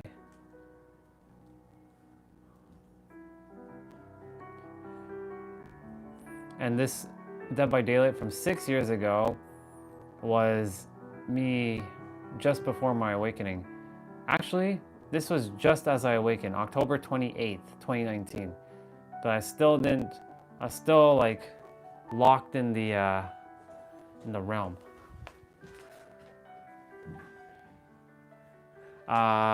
2020. No, 2021. Late 2021. I did mention in my old video, in my first YouTube videos, I want to be like some sort of hero of love or something. But the superhero of love came into existence really in 2022. But but I got the idea in 2021. So 2022. So it's only been like 3 years since I've been the superhero of love. Because before that was Final UA. The gamer tag was always Final UA. Because that's what the old channel was, Final UA. There was no superhero of love back then. That guy just didn't exist. Well, he always existed, it's just in my mind he didn't exist yet.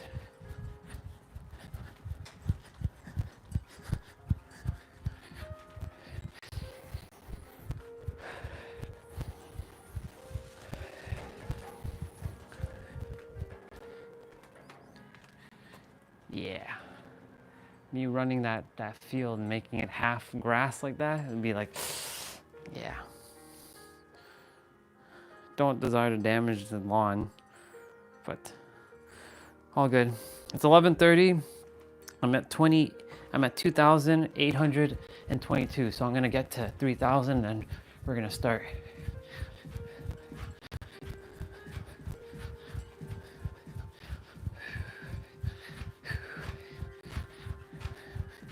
I'm sure Nero's video's out. Pretty sure of it. Almost guaranteeing it's already out. His new, every Sunday is a new video that he drops.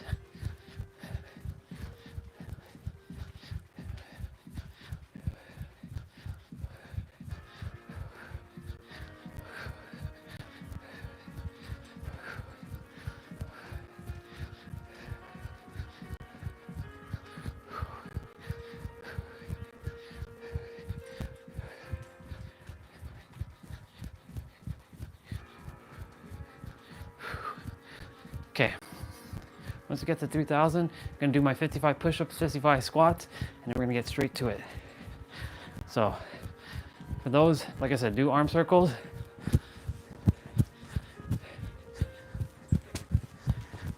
Warm up your joints.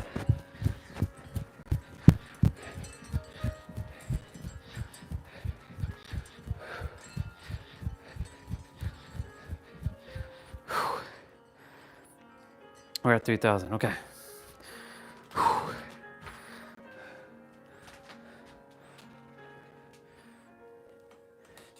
Hi, sister. Thank you. I love you.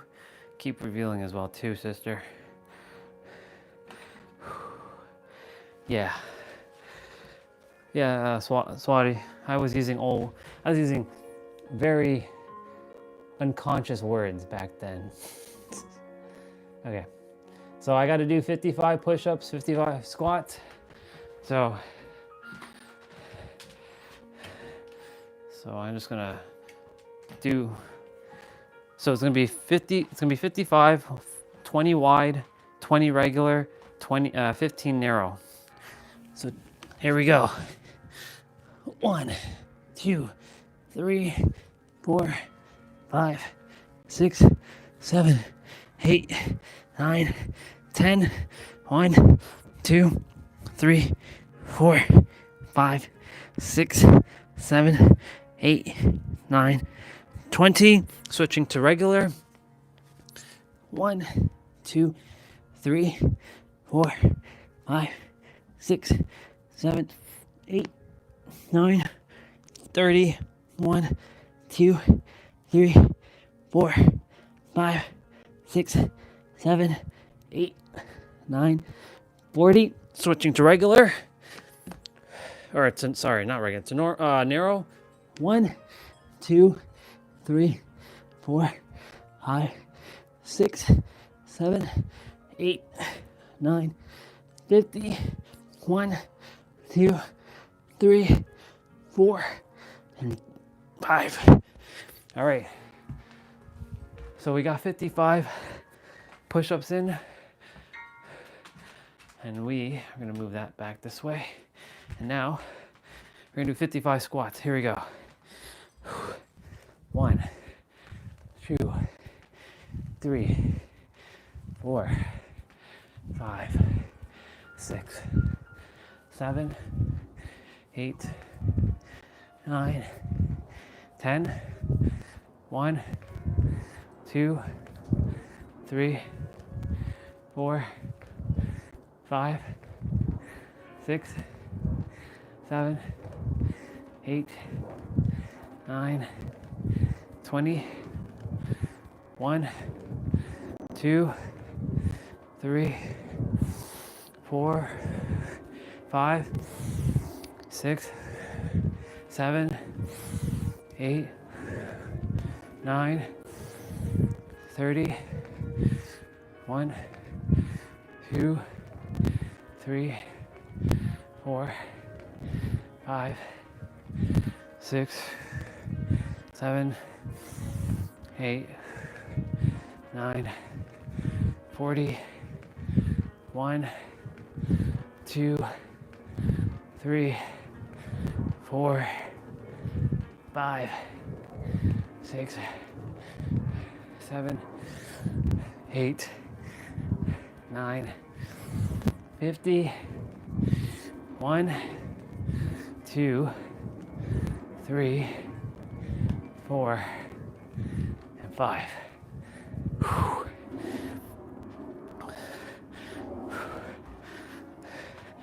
So I'm just kicking because Mike's like, throw some kicks every day too, and throw some jabs. He likes to throw his jabs.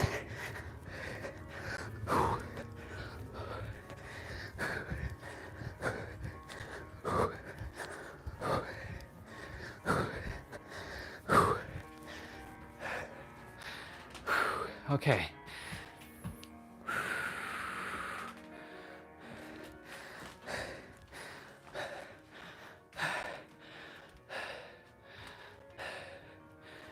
So you can see, swatting everyone, that was the prelude to the streaming that I never thought I was going to be doing. Here we are in 2025 streaming. It's crazy, isn't it? Two different. That's why I said it is important to have document of yourself, because you get to see the growth. And that's why I said in 5 years from now, we're already in San Diego. We're already living in our penthouse. You're already serving the world. You're already impacting the entire world. Either way, it's done. No ands, ifs, or buts. Straight up, it's done. And like, yeah. I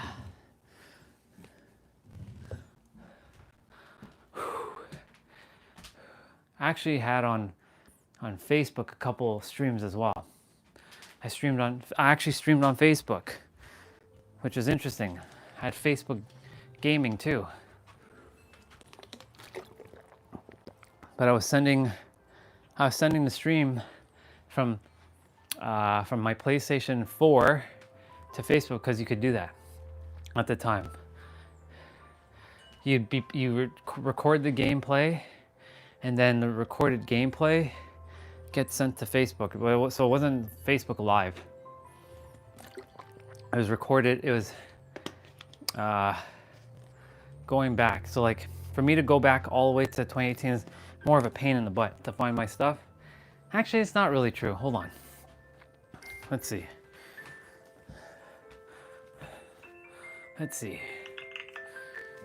But I trusted you enjoyed that rendition.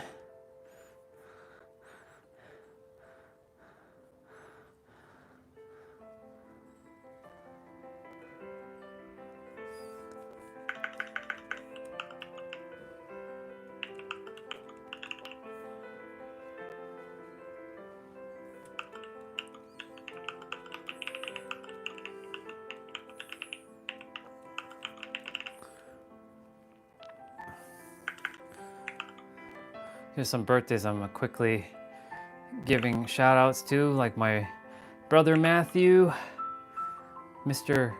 Black, that's his last name, Matthew Black. He was my fiercest rival back in the day when it came to Pokemon and Smash Brothers.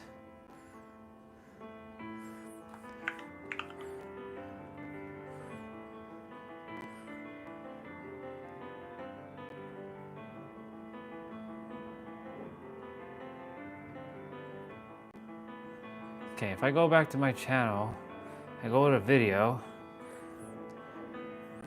Yeah, there's my live stream videos. Damn, there's a lot of videos though. All my YouTube reels from back in the day. Man, that beard was like on point. Like when I say on point, I had like a big old like chonkin beard. It was awesome. Here we go, I found it. My first stream, which was back, well, it says 5 years ago, but this can't be 5 years ago because 5 years ago I actually had hair. Let me see, I can't even see my face.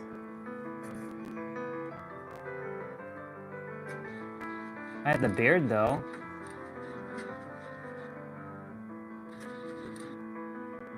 Oh my god, it's so cool.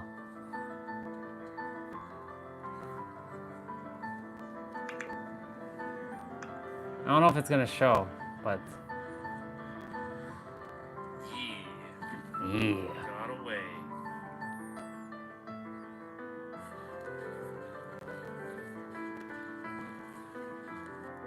I miss old Dead by Daylight. God damn. It's an hour-long stream. So just a regular cheese pizza?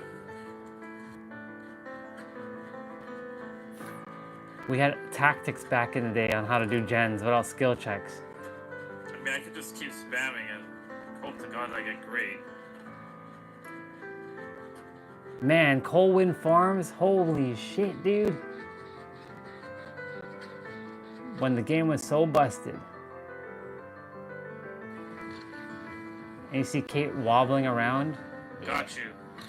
I'll take the hit.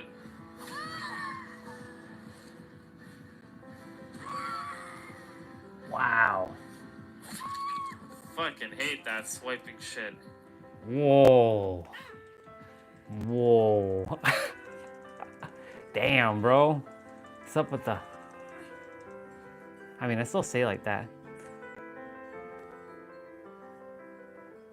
You can see me playing Apex Legend.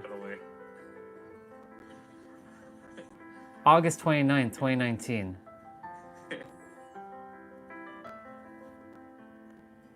Oh, right, you're in Thunderdome, aren't you? Here's me playing Apex Legend. Behind us, dude, he's in Thunderdome. Oh. I don't know if it'll allow... It should be able to see it because it's public.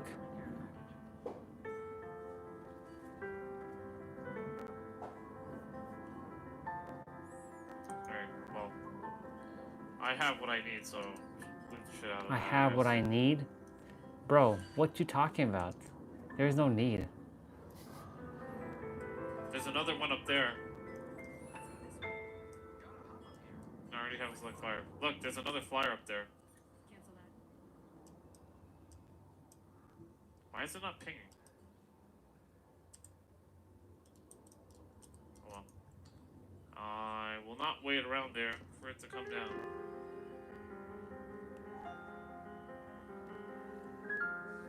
We're playing with Jason and Ray. Not He's on top of the... not our Ray, but there. the Ray that I knew. He's on top of the rock. But they were holding me back. I wasn't that good though back then. I was all right. I won a couple games.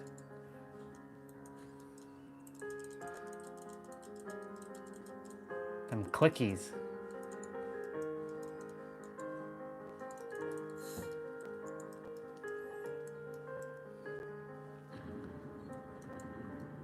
Yo, Jay, back away. Man. You fighting?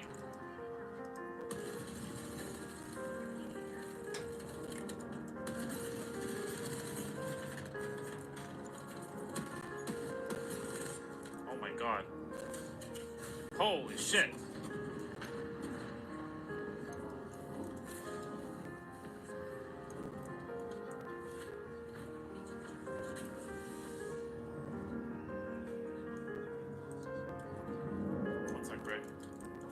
Wow. I know. Trying to like heal up though. Ready?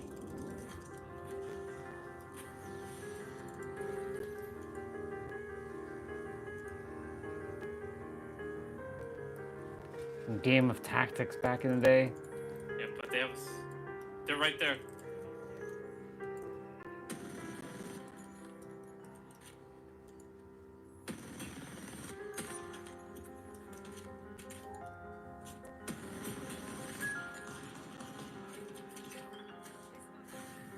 Oh shit, dude. Oh fuck, I fell down.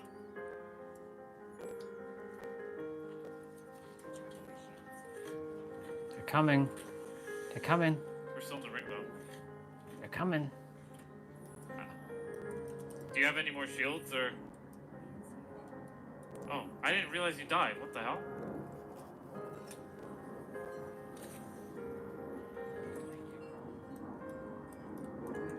Okay.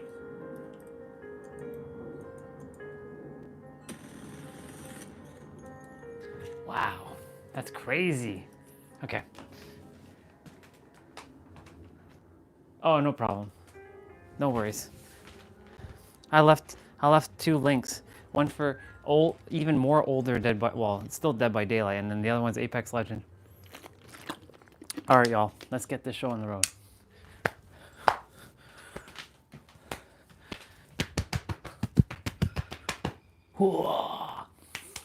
We're doing 30 minutes, high intensity, HIIT cardio. All right. It's so funny to see the old version of me. Okay. We're gonna go ahead and put on some music. We're gonna get this. Yeah, so this one's supposed to be a savage HIIT play out. No equipment, no repeat. So this is gonna be fun, y'all. Get ready, because we're starting in 20 seconds. So 40 seconds of play, 20 seconds of rest. There's circuit 1, circuit 2, and circuit 3.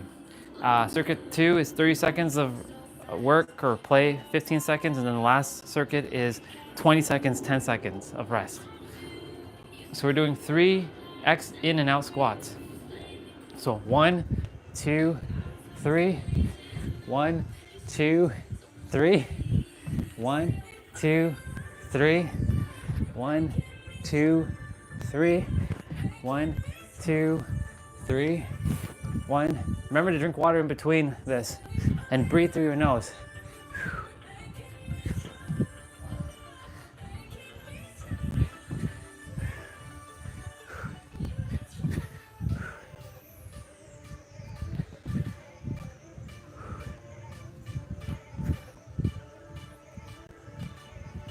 Awesome. Okay, so we're doing seal jacks. So you're clapping. Instead of like doing like this, you're clapping like this. So 40 seconds of play, 20 seconds of rest for the first circuit. Second circuit, 30 seconds of play, 10 seconds of, or 15 seconds of rest. And the last circuit, and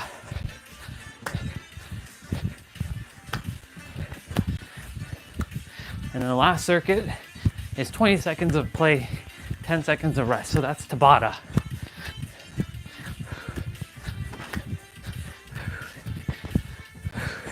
Remember to go at your own pace.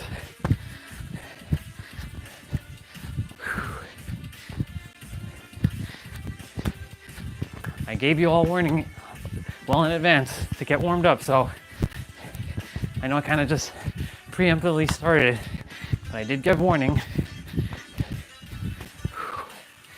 Okay, so we're doing obliques, hip hops. So we're basically hopping side to side. So you're basically gonna be in a plank, hop down, come forward, hop, or go back and then plank and hop forward. It's gonna look like this. So it's gonna look like this, side to side. So this is working on, or playing on your obliques here.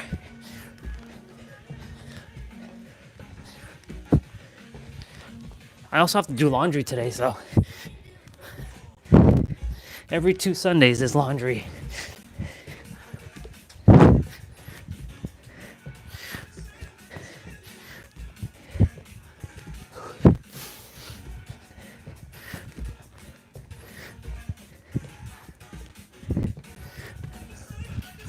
Awesome. Okay, so we're doing commandos. So if you have a mat, awesome. Commandos, we're gonna be on our forearm. So I don't desire my elbows to get damaged, like scuffed up. So we're gonna go down, keep your legs wide. You're gonna come up, you're gonna contract your core, suck in your gut, pull in your navel, bring in your belly button. That's all the same thing, basically.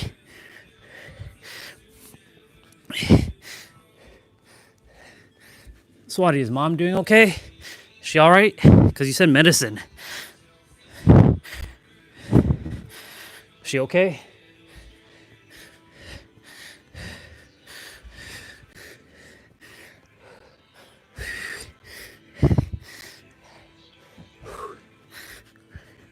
Also, did you do your exercises today?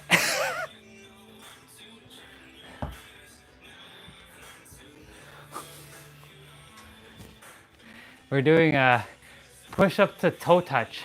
So alternating toe touch. So you're gonna go down and do a push-up, standard push-up, and then go touch your toe. So right hand, left toe, left hand, right toe.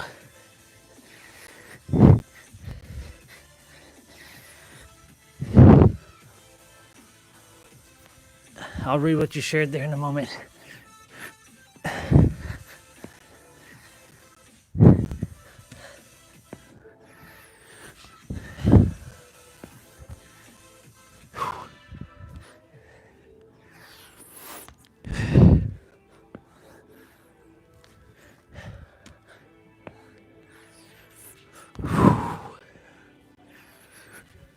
Awesome.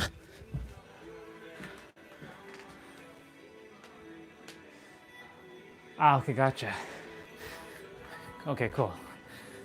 Just checking to make sure she's all right. So we're doing a reverse lunge to knee drive with the right leg.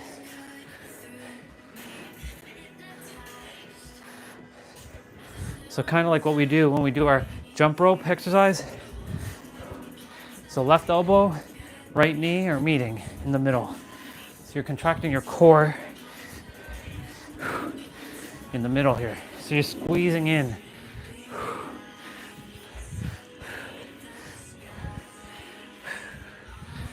So this one, for those who are like, but I don't have exercise equipment. You don't require exercise equipment. You can do this one. No excuse now. It's only because you just are not in alignment. That's okay.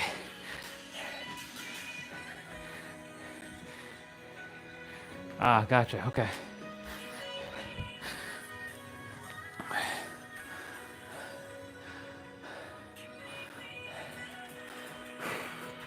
All right, so same thing, left knee, right elbow. So left knee's going back, and then you're bringing it up.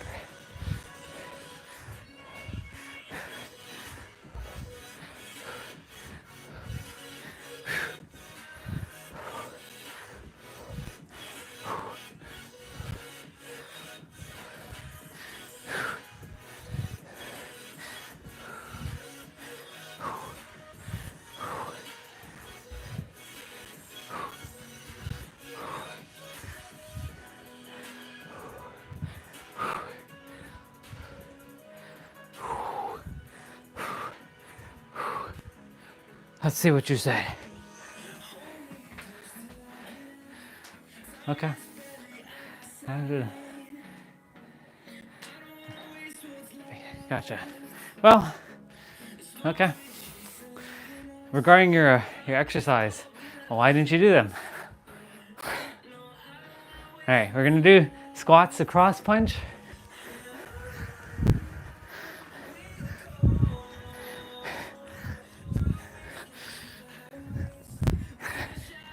I'm just laughing right now. That's all. Because I see the green emoji and the blue emoji, of course.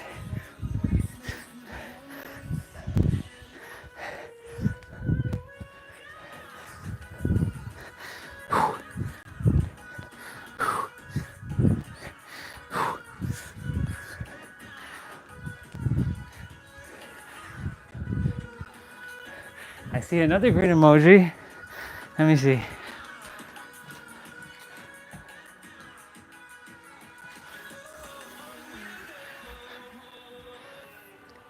I mean, so we're doing skaters.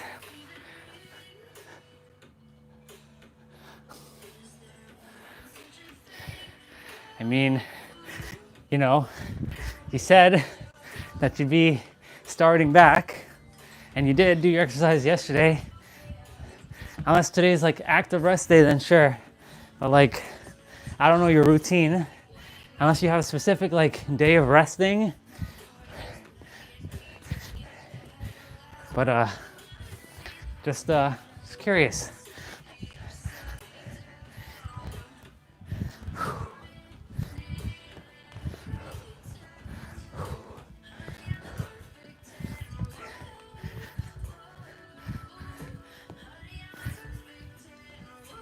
Let's see what she said here.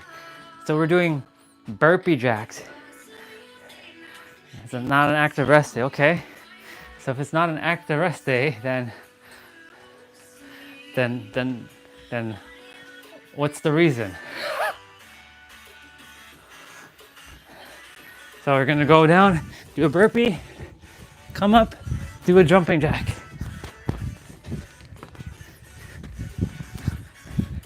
Two jumping jacks.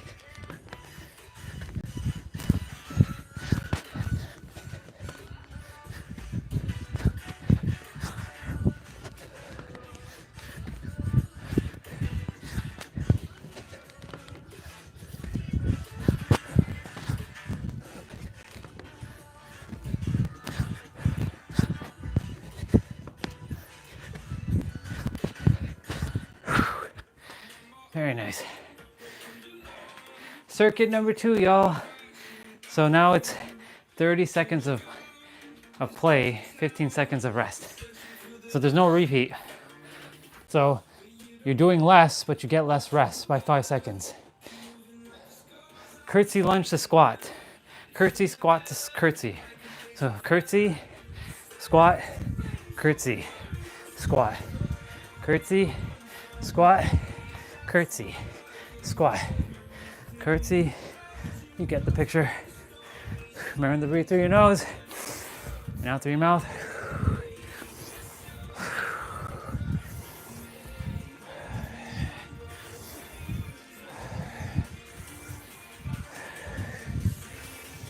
Pump that muscle with oxygen. It's free. So we're doing push-up to shoulder taps. So you're gonna do both shoulder tap, go back down for push-up. I'll read what you shared there in a moment. So keep your legs wide. 1, 2. 1, 2. 1, 2.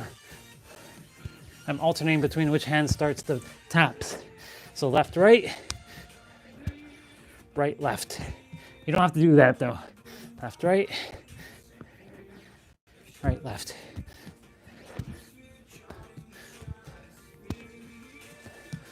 Okay, there I did twice, left, right.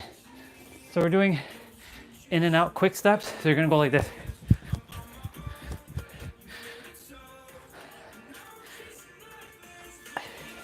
I'll read that in a moment.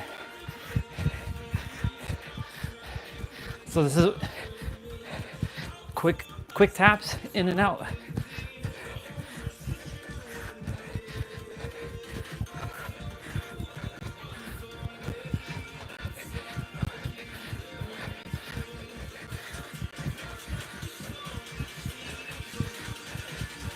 Since my watch is off, these don't count, of course. Let's see. I woke up late today to 10 in the morning, and gym was closed in here. I can sense. I like to tell. Yeah. Yep. Okay. Sounds good. I'll be asking again tomorrow.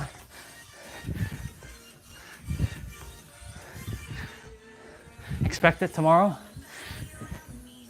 Right around the time I start my exercises, I'll be asking. I'll remember it. I'll make that a habit every day to ask, specifically you. since everyone else is not doing it, except for those who watch the replay. Well, T-Bray, he rides his bike and he does his stuff. He desires for me to get a pack of cards and do prisoner workouts. So we're doing cross mountain climber. You're bringing your knees towards your opposite elbow.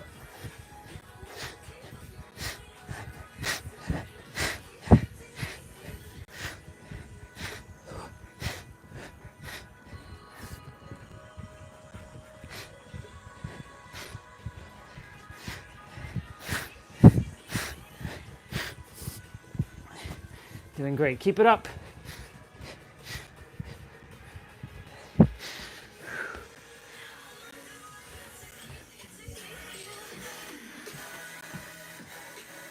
Oh, you don't have to prove. I just gotta make sure you keep into your work, because you're either building self-trust or you're tearing self-trust down. But because it's not really even about doing the exercise, it's about keeping to your word. That's really what this is about, so that, you know, you keep going. That's why, like, even though I'm doing the thing right now, it's not really about the action of me, like doing right now. It's more like I'm committed to, like, moving the body. So I'm saying what I'm doing, and that is helping to build this trust that I know that can permeate out everywhere else. That's why I said everything is interconnected. So we're doing tricep or narrow push-ups now. So this is narrow push-ups or tricep push-ups. So like I said, these don't count towards the dailies because we already did the daily push-ups. These are just extra. I never count push-ups during the actual play out. So if push-up shows up, they don't count. So if I didn't do my 55 already, these wouldn't be counting. Or I mean, they won't count regardless.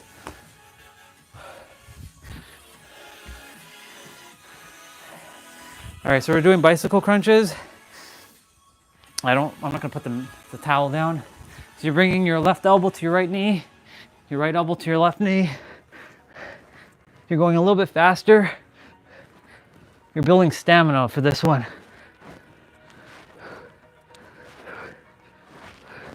You're still contracting your core, keeping your back flat to the mat or to the ground as best as you can. Contracting, you know, sucking in gut, pulling in navel. And just because we're doing abs doesn't mean we're not doing abs. We still have 10 minutes of abs. This is just the main quest. We always have a side quest. There's always going to be a side quest.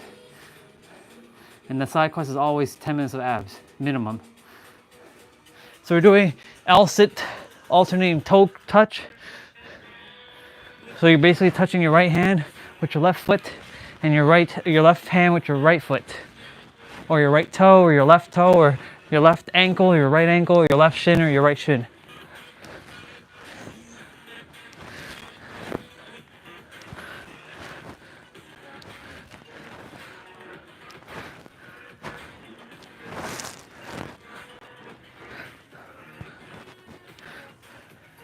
Okay.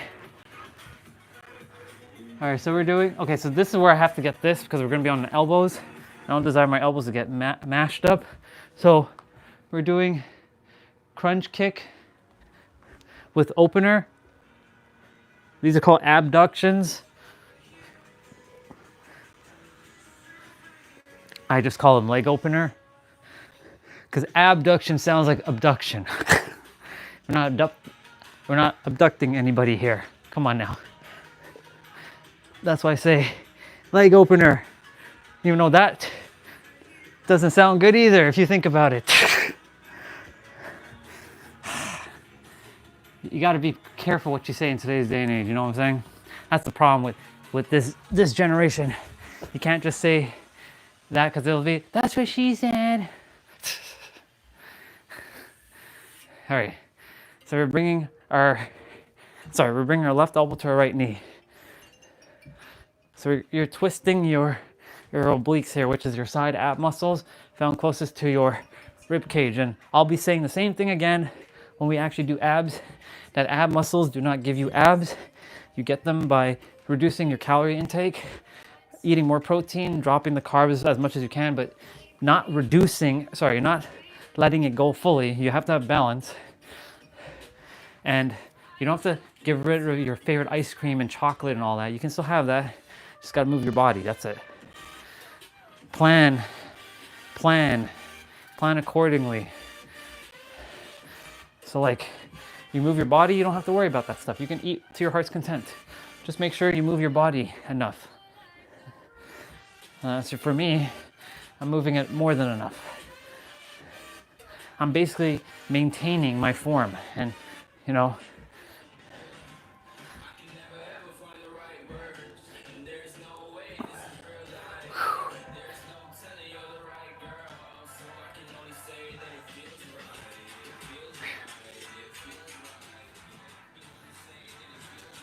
okay, so we're doing plank jacks.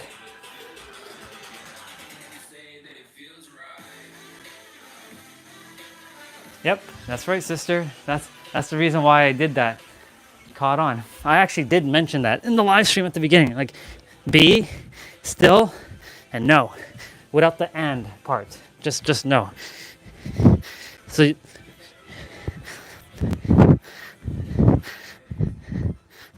the next live stream will be titled I, just the letter I.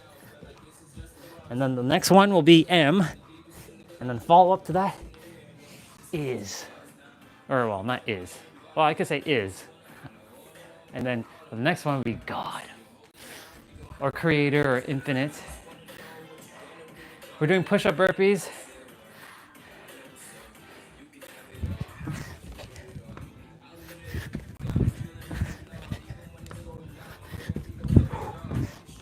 I'm shooting up like a rocket now. My stamina has increased.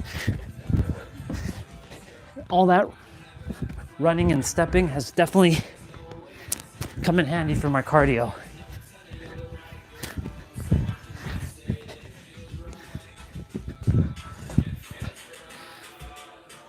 Circuit 3, y'all. That means 20 seconds of play, 10 seconds of rest. So this one, you're moving, but you're not really getting that much of a rest. We're doing plyo lunge. So you're going like this.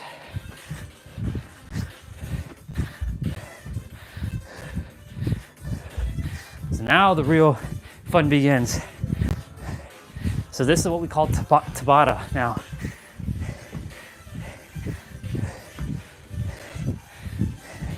Just because it's less work or less play doesn't mean it's going to be easy. Your heart rate is going to go up now. Half burpees, let's go.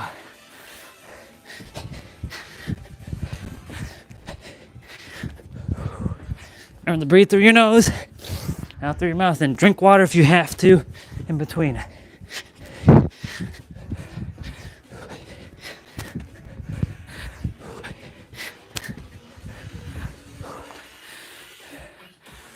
We're doing fast punches.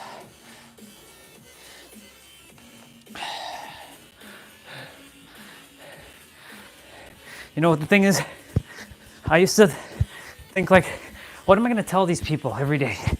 What am I going to talk about every day? Honestly, it just comes straight from source, from within. And I don't get in my way anymore. Like, I have to like plan things, and this is why I don't like doing YouTube videos, because you have to plan, because you can't be speaking and having like a 3-hour video, because a lot of people don't like watching long stuff. We're doing 1, 2, 3, and then extending 1, 2, 3, 1, 2, 3, 1, 2, 3. So we're doing jumping jack, or blast, wait. He's doing jumping jacks, so he's not doing blast off push-ups. Yeah, never mind. It said blast off push-up, but that's not blast off push-ups. A little mistake on brother's end there, but it's okay.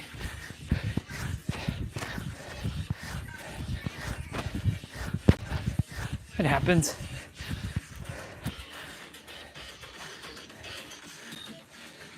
Yeah, this feels more natural anyways, exactly. The YouTube videos feel fake. That's the reason why I don't do it. Like, I'll leave Nero and Pete to make the videos. I will cover the live streams.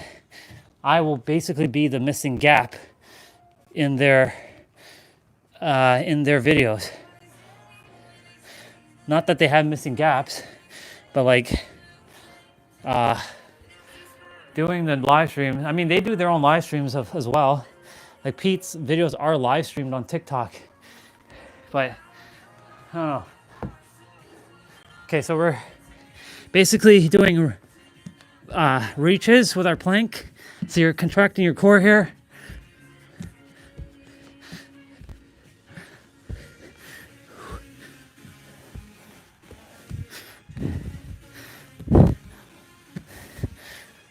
Yeah.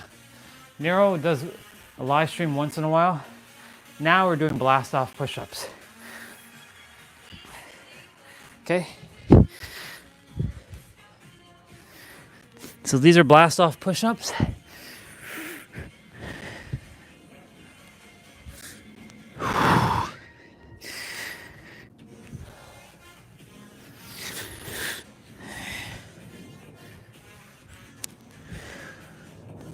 Awesome. We're doing one of my favorites, pop squats. 77% with 7 seconds. Let's go. Saw that. Pop squats are my favorite squats.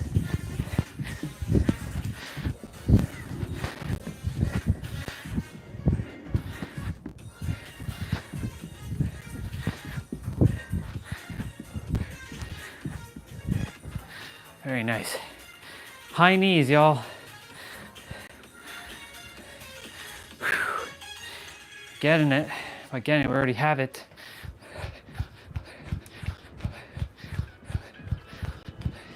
And doing this, it's a breeze because like I already do this throughout the day.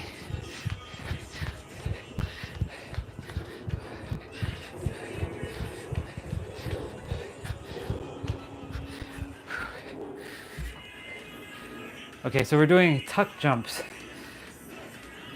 Tuck jumps, y'all. So you're gonna kind of go like this. Go down.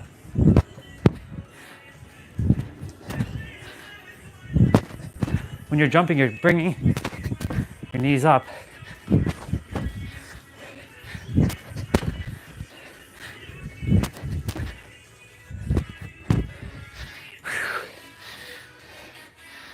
We're doing mountain climbers now.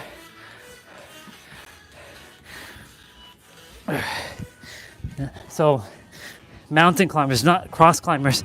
So your knees are coming towards your chest.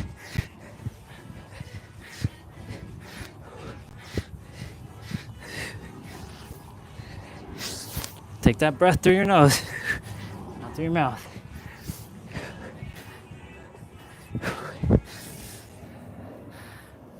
So we're doing wide push-ups. That's working on your chest, you're playing on your chest.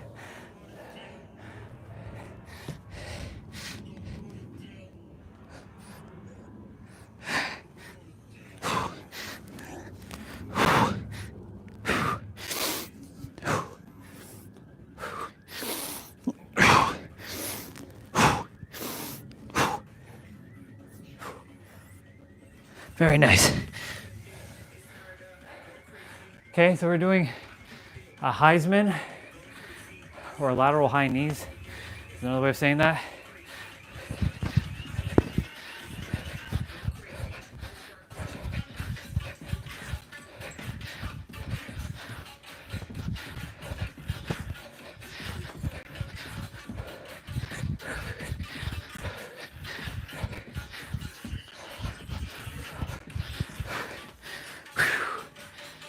Now we're doing squat jacks. Almost there, y'all. Just a little bit more. squat jacks.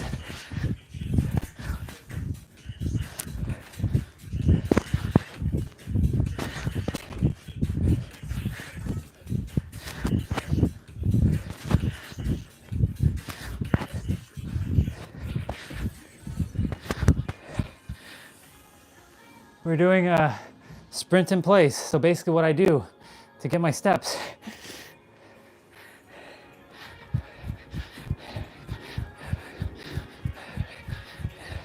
So this is natural to me because we do this all the time now.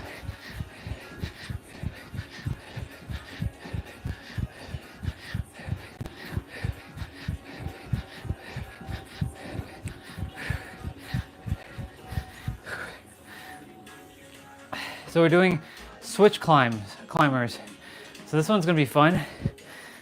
So basically,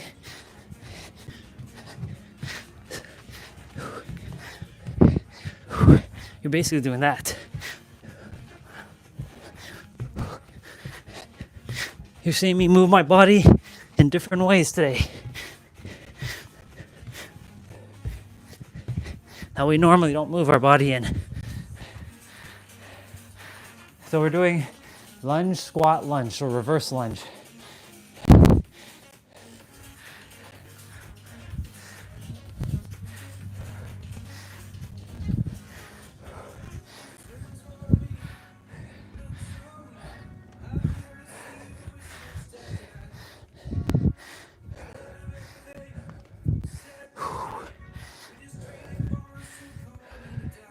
Awesome. So we're doing air squats. Oh yeah, it is. Oh yeah, it is. That's why I do these on the live stream too, challenging myself. See if I can handle it. I can handle anything. I just gotta pace myself sometimes. Burpees. What's up, dude? There's no E in my name, bro. It's A. Keep telling people there's no E in my name. It's A. That's like someone else. What's up, bro? But that's why my name is changing to Orion, so that nobody makes that mistake. Orion the Star Belt. Orion. Finisher. We got push-ups, pulses, okay?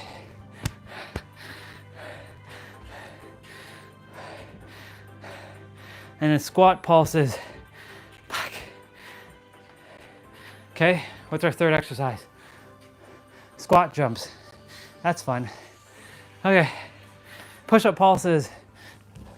30 seconds, 20 seconds. So you're just kind of pulsing.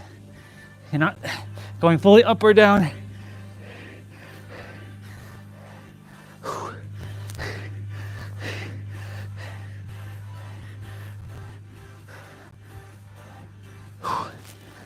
Okay. Squat pulses. Not going fully up or down. We're almost there, y'all. One more exercise after this, and we're done in terms of the main quest. And we have the side quest to do with abs. We have squat jumps to do. Okay.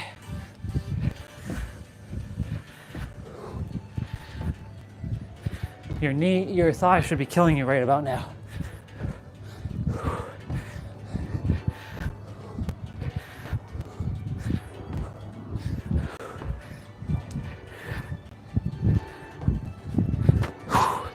Hell yeah.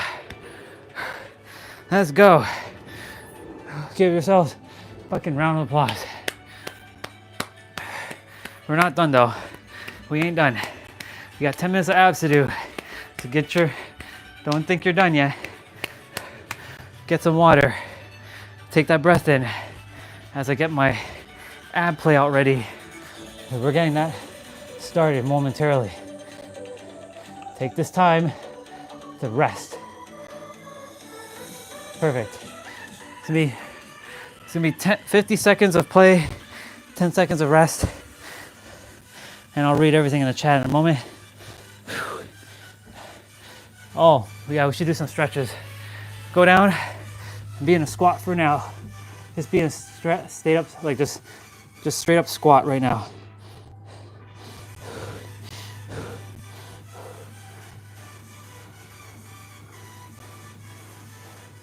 And if you can't be in this position, then go down as low as you can. We're doing some stretches now. You can go ahead and touch your toes, or even touch the ground. You can reach the ground. If not, touch your shins.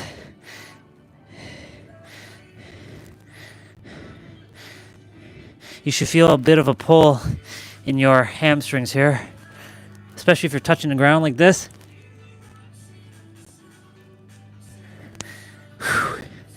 Okay, you can go ahead and do some rainbow knee kicks. You're opening up your pelvic muscles here.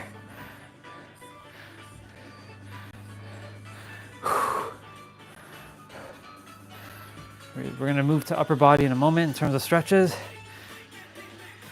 Okay. You're going to go ahead, if you're against the wall, to bring your knee towards the wall. The one that's closest to the wall, that's touching the wall like this. I'm using the chair. You're going to come up. You're going to balance on your, well, I'm on my left knee. I'm on my left foot, extending up.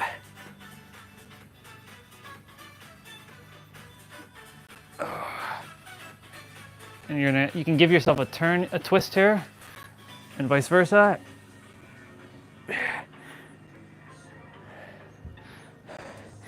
Okay. And then the same thing, other side. What you do on one side, you must do on the other.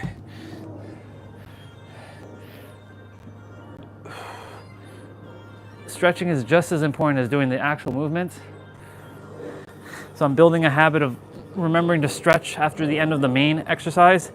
You could do the stretches after the abs, but I tend to not do that. I tend to always remember now to do it in between the abs, because abs, you can just go on the ground and just kind of like stretch your back. All right. So we're gonna go ahead and get on the ground. You're gonna reach.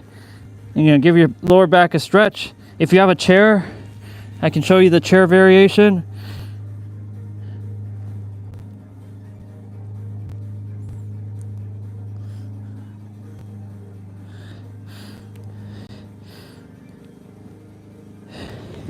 Okay, the chair variation looks like this. If you have a chair or a sofa or a bed nearby or a coffee table, you can be doing this.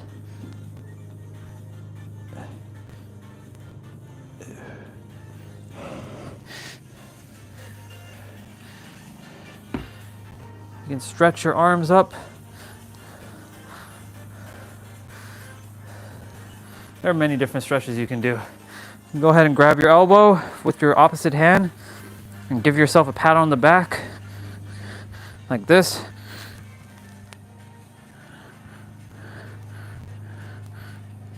And you can switch hands and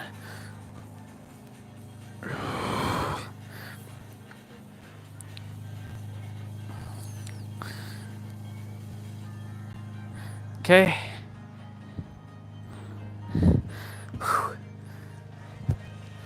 You can go ahead and give yourself a stretch here. If you have a wall, again, you can stretch against the wall.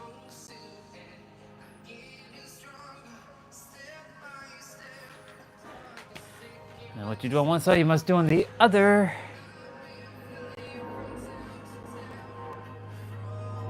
That's the law of opposites, by the way.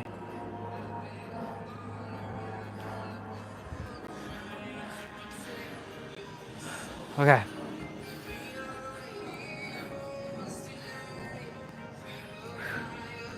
Great job, y'all. We're not done though. We got that abs to do the side, and then we're done. And then I have to do some more steps. Wow. I have a lot of built up pressure inside because I ate the banana and some bread earlier. Okay. You can give your neck a little bit of a circle. A lot of people have a lot of tension in their neck, their shoulder, and they hold a lot of tension down in their hips. So if you can loosen up your shoulders, because my shoulders used to always be like this. Now it's more like this. It's not like this, obviously. Like I'm not standing. I used to stand like this, by the way. It'd be like, imagine like you seeing somebody in public standing like this. Does that look like someone's confident in themselves if they're standing like this? Or if they're standing like this? Such a shift, that little bit of shift gives you a dopamine effect of like 20%. Just by raising up, erecting your spine. Even if you do the Superman or Superwoman pose, if you stand like this will give you more confidence, believe it or not. Our mind has a psychological trick that gets played with our body, physiology. Everything is linked. This is the foundation. This is like the core of like where it all starts. Knowing all this stuff, and then you build upon it like Lego, brick by brick. Lay that brick every day, one by one. Lay that brick every day. Tiny brick. That means taking a tiny step every day. Like Swati said, small change is still change. My heart rate's at 52. I think my heart rate's at like 70. I think my heart rate's at 70 in normal. I mean, I think the normal is, I should definitely get it slower. Which means that means I have to relax more. I mean, whether that thing is accurate when it comes to heartbeat monitor, I mean, I don't really check my heartbeat, to be honest. I just kind of like, I feel at peace right now. I feel good.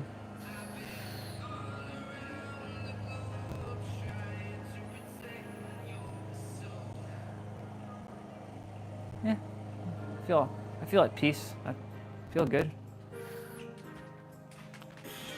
Okay, time to go smack down this routine. So remember, 50 seconds, 5-0, 10 seconds of rest. And I'll give you the disclaimer now. When you're doing abs, when you're doing ab exercises, they do not give you abs. You already have them. They're hiding under a layer of fat. They're literally hiding under a layer of fat.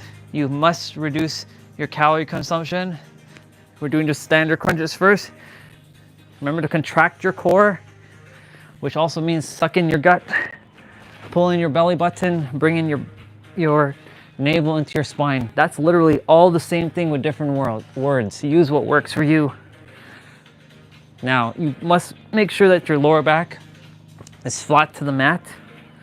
If it's not, it's okay, but eventually your body will adjust to having your back flat. Because when I first started this, my back was arching, so I was not touching my lower back flat on the ground. More like my shoulders were touching, and my back was arching, and then my butt was touching. That was it. So I was missing a lot of the effectiveness of doing the playouts. The other thing too is, like I mentioned, that you have the abs underneath a layer of fat. Everyone has abs. They're just hiding underneath that flat, the little bit of cushion or pouch. We're doing slow bicycles. Left elbow to right knee, right elbow to left knee. Slower the better. You're contracting your core here, forcing your muscles to engage more when you go slow. Fast is building stamina. So you must eat more protein if possible. Reduce carbs, not to say to cut it out, but to reduce it a bit. I'm not saying to go and cut out all your sugary stuff, because you have to have fun in life too, you know what I'm saying? You can't be strict all the time. What's the point of living life if you're not having fun? So enjoy your cookies and your chocolate and your ice cream and your cake and all that stuff. It's okay. Don't feel guilty about it. Because the thing is, if you feel guilty about something, then you're gonna create the cortisol, the stress, and then it's gonna make you desire to eat more, and ultimately it's not gonna feel good. We're doing L-sit toe touch. Also, do your best to manage your stress, because nobody really talks about stress in the fitness realm. Your stress, and I'm talking about the not so good stress, like worrying about the future, worrying about how am I going to pay this bill, worrying about things like that. There's healthy stress, like when you're stressing your body out, like through physical intense movements, cortisol is going to be built, but only temporary. But if you continue to stress out, you're causing yourself a lot of damage to your body, and your body has to compensate in some way, but you just have to relax. That's why I said the R word is very important for all of us, is to just relax. Let go of the stimulus, all the necessary things you've got to do. You don't got to do anything. All you got to do is actually be. And we're doing sprinter up. So when you're coming up, you're going to touch your foot or knee, and you're going to come down slowly, rolling your back down slowly. Think of your back rolling down like a wheel going down smoothly down a hill, not bumping off a hill, but smoothly rolling down. You'll engage your core more when you slow it down. If you come flying down, you will miss a lot of the movements. Anyways, what I was saying was, it's advantageous for you to reduce your stress as much as possible, because stress is the number one factor in early death, if you didn't know that. Stress kills more than cigarettes and any other disease, because stress is the cause of all the disease that you start picking up. So we're doing crunch kicks. And you must get good enough rest. Can't emphasize that one either. That one, well, I know some people are working like different shifts and stuff, and like, I know it's not as possible, but do your best to get as much rest as you can. It's advantageous that you sleep properly. And I know, because when I wasn't sleeping properly, it would create a nasty cycle where like I didn't eat, I didn't sleep, so I must drink this caffeine bullshit to stay awake, even though that didn't help me, because caffeine actually does the reverse for me. It actually puts me to sleep. And I would drink all these sugary drinks to keep me going, getting fake energy. I never was one to drink energy drinks, because that shit is awful for you. Like, that shit is just awful for you. Shouldn't be drinking that, but hey, you do you, right? And then, of course, I'd be just creating a nasty, vicious cycle. And it's not necessary. I'm living proof of that.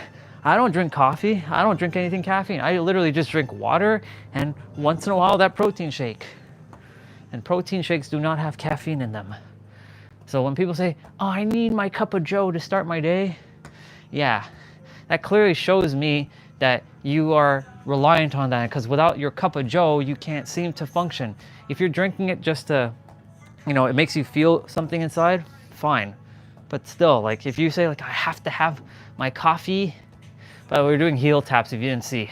You're reaching for your heels if you're advanced. If you're beginner, you're touching you bring your feet together and doing this.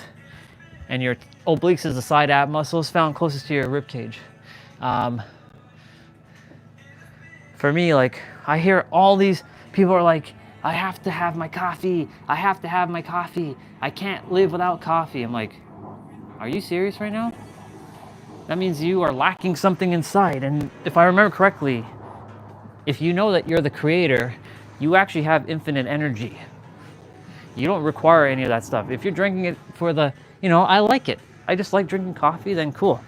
But if you're like, I need coffee to start my day, then clearly you have to go figure something out with yourself, because that is not what you need in the morning. What you require is fresh, clean air and water in your system. That's what you require in your system.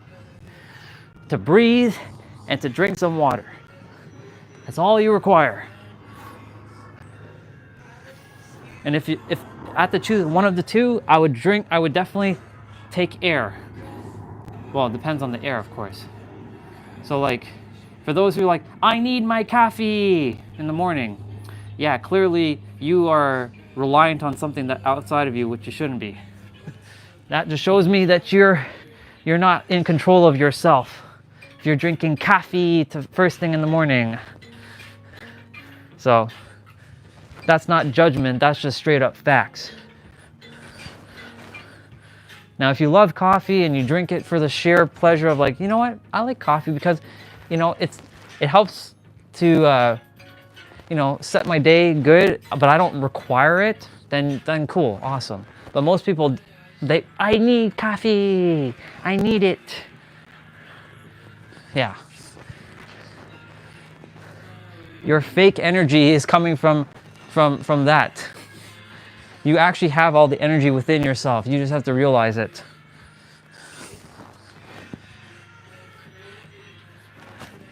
All is required is some water. That's it. All is required is some water. That's all you require. Water and oxygen.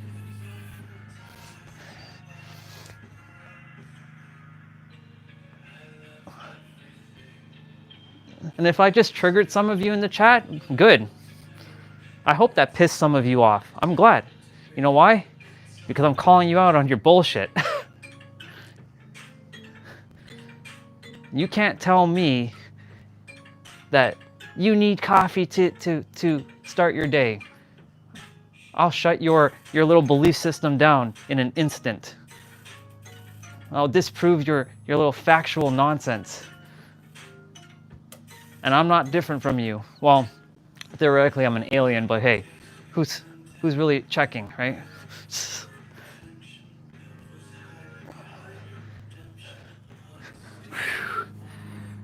One more exercise, y'all. I think I see Tam in the chat. What's up, dude? I told you I'm going to be a very controversial person. I'm going to be a very polarizing person. You either like me or you hate me. I don't really give a flying fuck. I will tell you as it is. Take it or leave it.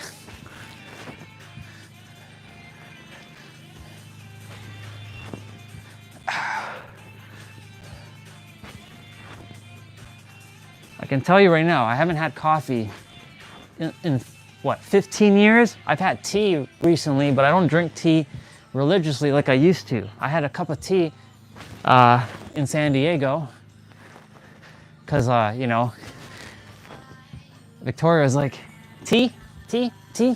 Sure. Because sister's like, tea? I can't say no to her. So I'm like, okay, tea. Just don't get reliant on it. We're done, y'all.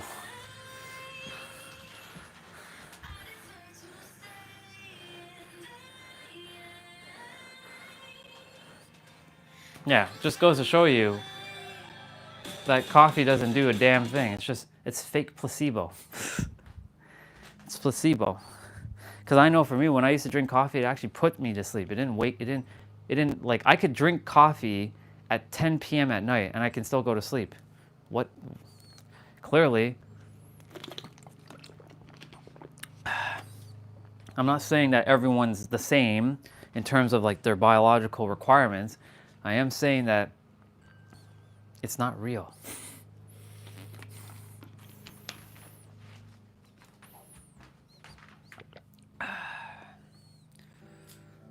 Awesome sauce.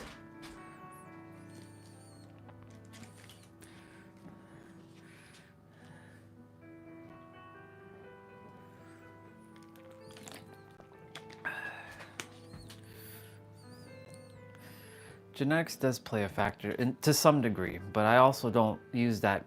I don't use that as, for me personally, this is going to probably trigger you, bro, but this is only love. Genetics is just a cop-out for me personally, because I'm supposed to have diabetes. I'm supposed to have all these things, because in my family's like line of like, they are riddled with diseases like diabetes, high blood pressure and all that. They have all that. But yet, I'm living proof that I don't have that, because I shifted my mindset. And it all starts with that. But yes, genetics does play a factor to some degree. To some degree, not all, of course. Just like I'm going to tell myself when I'm 100 years old, if I'm supposed to live to 100 years old, of course, that I'm still going to be like this. I'm going to be the greatest Super Saiyan ever at 100 years old. But I'll have grays, but I'll do my best to have black hair.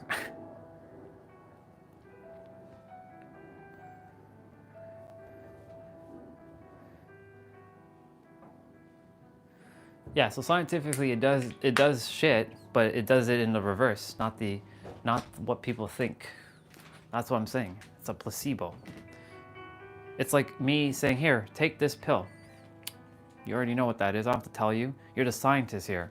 Or you're the dude that knows more about science. I don't give a fuck about science. But anyways, I'll give you this placebo pill and this is gonna cure your cancer. Take it.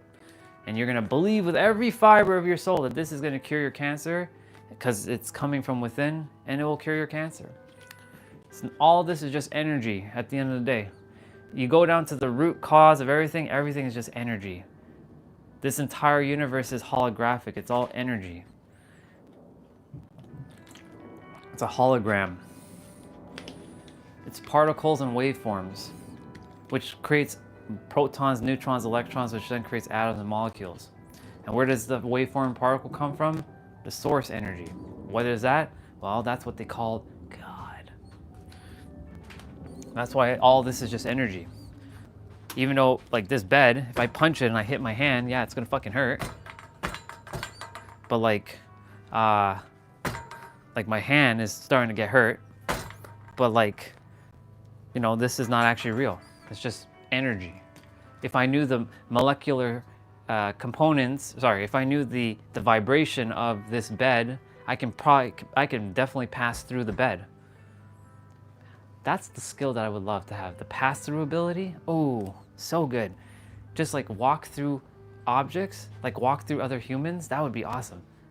Imagine, sister, for a moment, that you saw me, right? And you're standing right here, and I'm like, hi, sister. And then you're like, hi, and then I just walk right through you. Like, and then, bye, sister. I don't walk around you. I don't walk beside you. I walk right, like, through you, energetically speaking. Not like some bad thing, but I just like pass through you. That would be crazy, wouldn't it not be? That would be ultimate ability right there. Just walking right through you. Hey, Dad. Yeah, like walking like right through you. There's a ninja in Naruto who has that ability. Like people throw weapons at him, like kunais and stuff. It passes through his head. And then he materializes himself and able to then like physically touch things. So he has the ability to go, you still see him. He doesn't go invisible. You see him, but the things pass right through him. I desire that ability. I declare that I have that ability so I can pass through things. I declare it. Now I'm gonna get the wisdom on how to do that. His name is Obito. Hold on, I'm gonna find a clip and I'll show it to you. You know what we're doing. Since we can't show it on the live stream, I can at least show the link. Obito.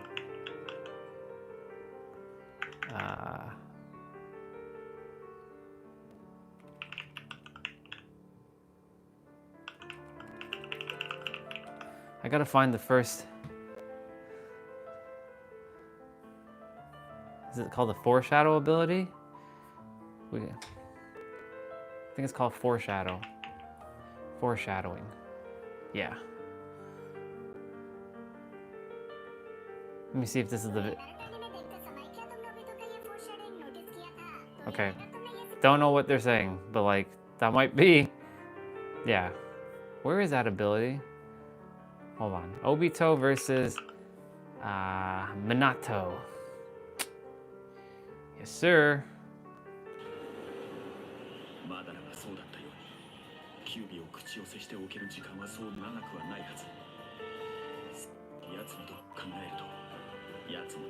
Did he throw his kunai through him yet? Oh yeah, here we go. Found it.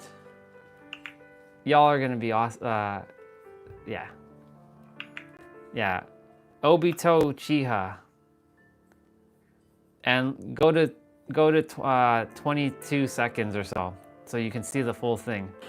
Yeah, go to 22 seconds and you see Naruto's dad pass right through Obito.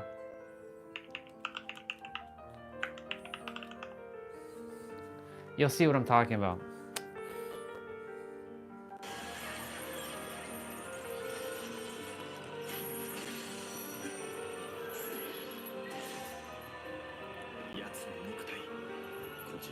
理攻撃は効かず、奴の攻撃手は実体化する。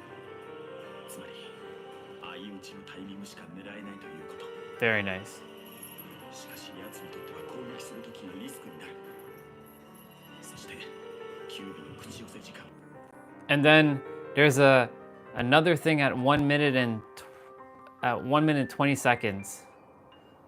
Actually, hold on. Yeah.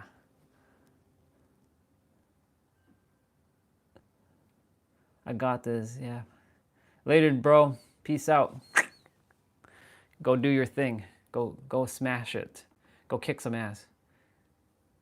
Oh, Nero didn't release his video yet. Interesting. Normally he releases a video on a Sunday.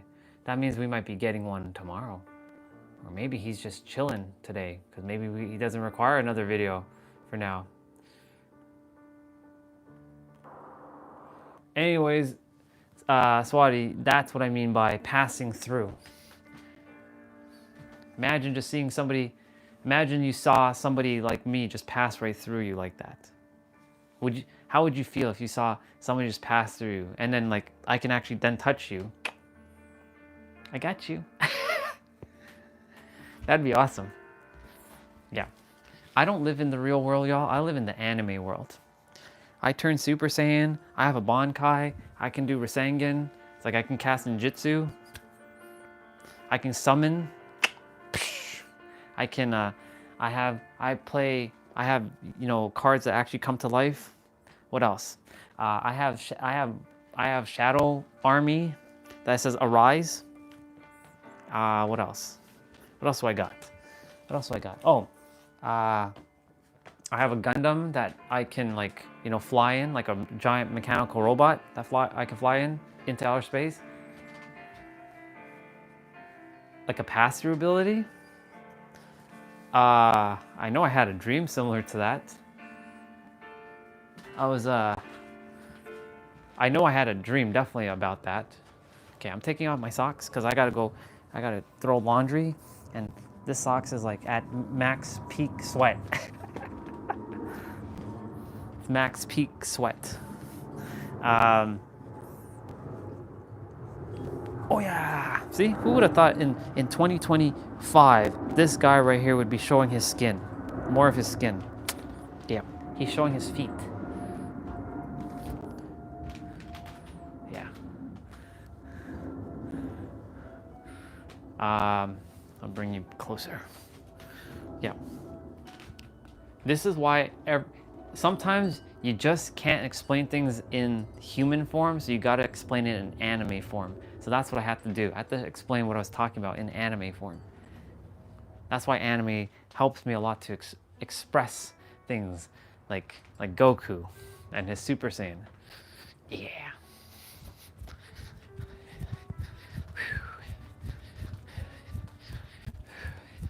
So we're doing laundry.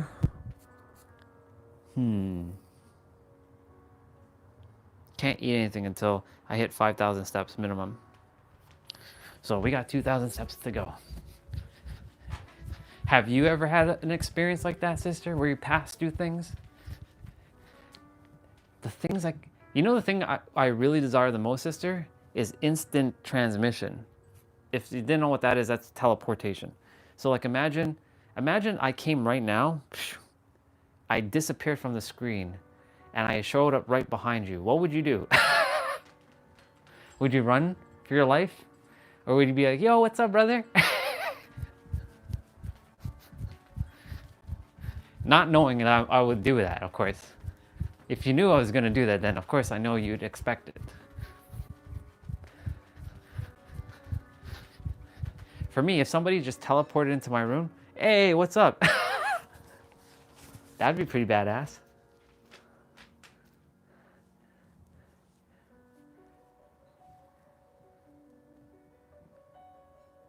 Oh, share. I'm curious to hear about it. That sounds mystical to me. And through your story, you're gonna give me proof that this works. So please share, because the more I know about this stuff, the more power I get. And the more power I get, the more confidence imbues inside of me. And the more confidence imbues inside of me, then I can bring forth everything, and then you all see it in real time as well.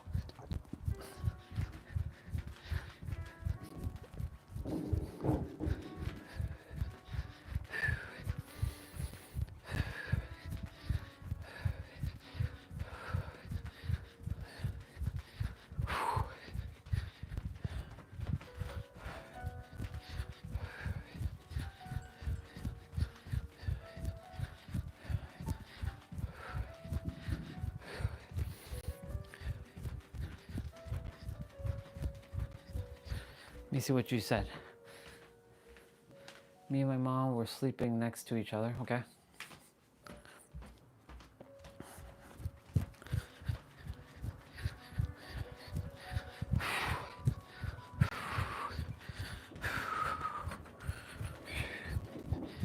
You're seeing your brother. Just keep going. I'm not stopping. I will not stop. Can't stop, won't stop.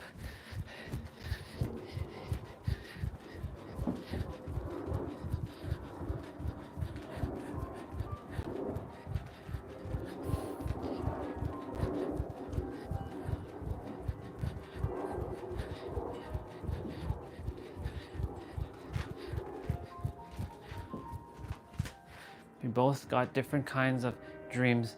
However, it's about my grandmother. Interesting. I have a story to share with you after, actually. But keep sharing, because now you're feeding something. Now you're giving me even more proof that this actually it is real. But keep going. I'll give you tangible knowing that this works for you too. Well, you already know, because theoretically, that's not possible, right? That's the 0.0035% of fractal light that we are living in. But what you and your mom experienced was actually part of the 99.9965% that actually exists, but it's magical. It's that mystical experience.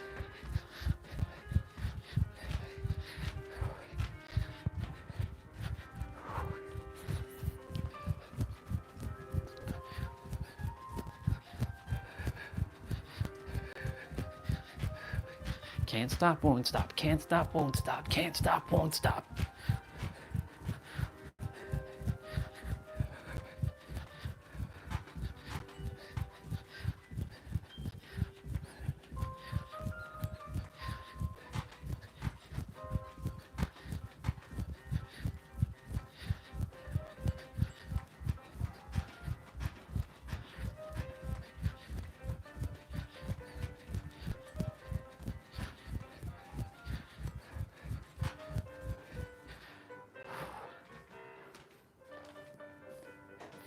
And I woke up all of a sudden in the middle of the night. I noticed my mom is already awake. I woke up because I felt something has shaken me. My mom says she got a dream about the time my grandma passed away. Okay? That's interesting, okay?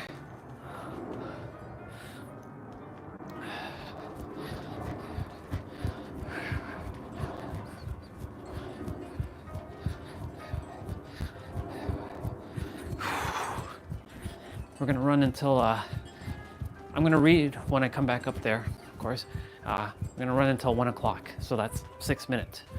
So I'll be moving for 6 minutes.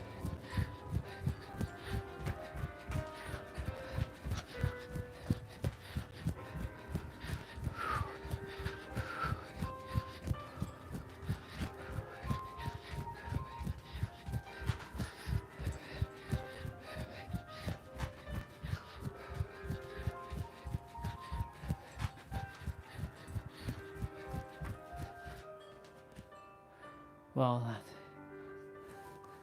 you're right. So, okay, I thought there was more. Okay, yeah, so that is definitely a massive coincidence. So that's what you call the 99.9965%. You can call it that now. That's the 99.9965% of reality, or the invisible realm that was made visible to you to give you that aspect that reality is not what it appears to be on the physical, if you know what I'm saying. So I'll give you, thank you for sharing, by the way, because that leads into someone else that had a similar experience to what you just said. So there is a woman, her name is Roxanne. That is actually Jessa's best friend. And that was actually one of the women that I was supposed to connect, like romantically involved with, but it didn't happen because our energies are not in alignment. And she would share with me that she has a cousin who is basically her aunt, and her name is Jennifer, and they both live in Florida, but like Roxanne lives in New Jersey, so she's not physically next to Jennifer. So she told me one time, and this happened more than once for her and Jennifer, and she's like, nobody believes us. I'm like, sure. I mean, everything's possible for me now, so like, share with me. What is it? Well, I know you're probably gonna think that this is crazy. I'm like, no, nothing's crazy for me anymore, but sure. She had a dream about one of their relatives, similar to you. Same night, same everything, and similar experience actually, almost identical. But they didn't call each other right away. They called each other the next day, and because they talk every day. And Jennifer mentioned to Roxanne, "Hey, Roxanne, last night I had this dream about our aunt, another aunt of theirs." And Roxanne's like, "No way, Jennifer. I had the same thing." And Jennifer explained what happened in the dream because she could remember her dreams. And Roxanne could kind of remember most of her dreams. And she's like, there's no fucking way. How are we that linked like that? And I was like, I'm not, that doesn't surprise me. But at the same time, I was like, I haven't had, at the time, I was still too much in my head. I was like, why can't I have a mystical experience like they do? Like, what makes them special and I don't get these kinds of mystical experience?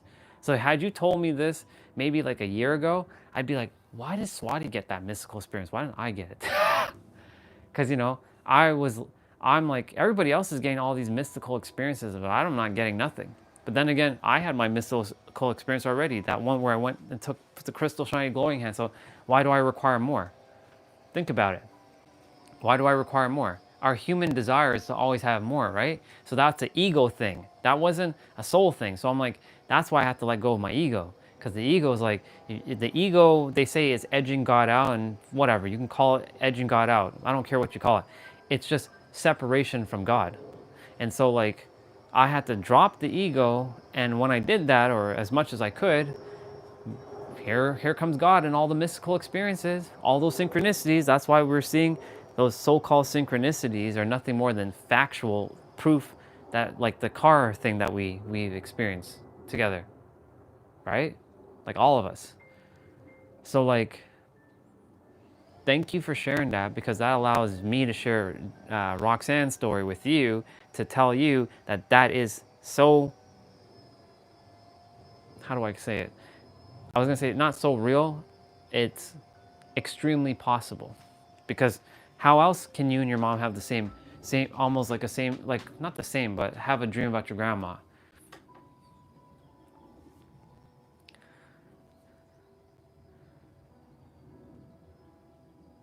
Right, so like, basically your grandma was essentially, in a sense, she came to you to let you know that she probably loves you.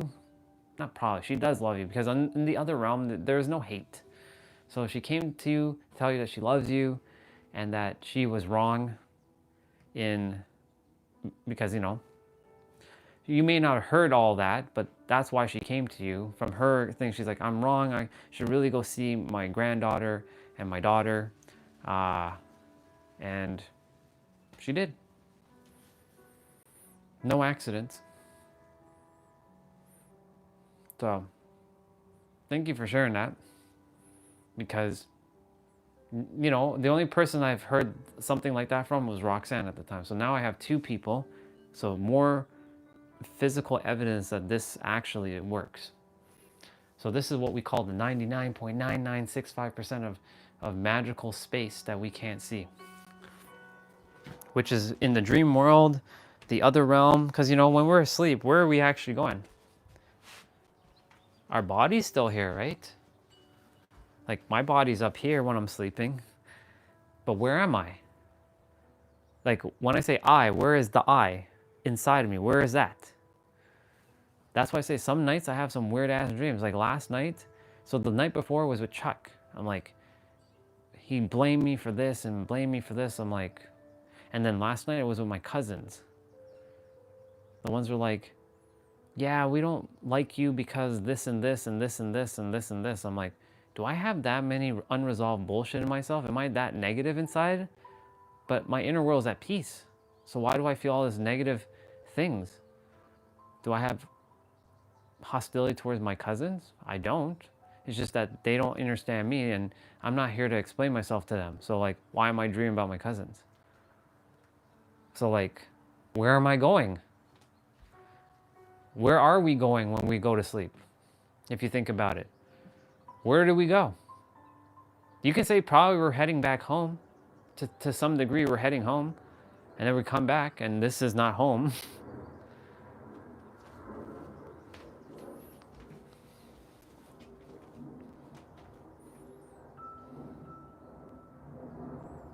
Ah, that makes sense. Yeah, that makes sense. You know what? Your grandma sounds more like me, actually. Now that you say it like that, sister, she sounds like me. Because I don't really care about the blood family bonding, to be honest. So I actually understand your grandmother a lot, if that makes sense. Thank you for sharing it like that, because like I get it. Now I know why. I know why she was more into the spiritual stuff, because like she knew that all this is an illusion, basically. Your grandmother already knew the answers to all of this. And so like yes, it wouldn't have killed her to be nicer or something, you know what I'm saying? Or like, I know you said she didn't hate you, but like, you know, she could have done better. And that's why I do my best now when I'm here to truly like love and stuff. Ooh, he did just release a God's Aura. He did release a video. Look at that. My dude released a video. We were waiting for it 12 minutes ago. Look at that. We'll be watching Nero's video on the stream. I'll pop it on shortly. But anyways, yeah. She knew about all this stuff. So like, I actually get where your grandma was coming from. Doesn't mean it makes it any better, but I'm just saying like, I get where she's coming from. Ooh, magnetic aura. We're gonna watch this video, but I'm gonna grab my lunch and all that, but I gotta put things on. We're not going out, we're not taking a walk today. We're just gonna chill inside. I'm at 3,900 steps. Yeah. So like, I get it. Because like for me, I know like, I'm just here to serve and that's it. I'm not really here for, like, yes, I'm not saying I'm gonna go and be a jerk to my family, you know what I'm saying? But like, I'm also not interested in the low vibration stuff that they're entertaining either. Like if they're ready to listen to what I have to say, then I will share with them, but they're not coming to me looking for answers. So like, because they think I don't know anything. They all see me. This is an assumption, of course, and I don't want to assume anything. However, based on what I feel from what they think about me, they think I'm just depressed sitting in my room doing nothing, and I'm just lazy. Far from it. Do I look like I'm lazy? Do I look like I'm depressed? Do I look like I'm wasting my life away? I don't think so. I'm actually doing the world a great service. They just don't see it because they think you have to go out there and do a 9 to 5 and work and be working hard. And that's their belief that this is what Nero's video was from earlier. He said, what you choose to believe in, it's an idea that's pretending to be a truth because they were embedded with that you have to work hard. That's why everybody talks about this hard work thing. That's why if you go on dating apps, they're like, I value somebody that's hardworking. I do the actions of what hardworking is, but I'm not a hardworking person. I will never put that in my body ever again. Does that make sense?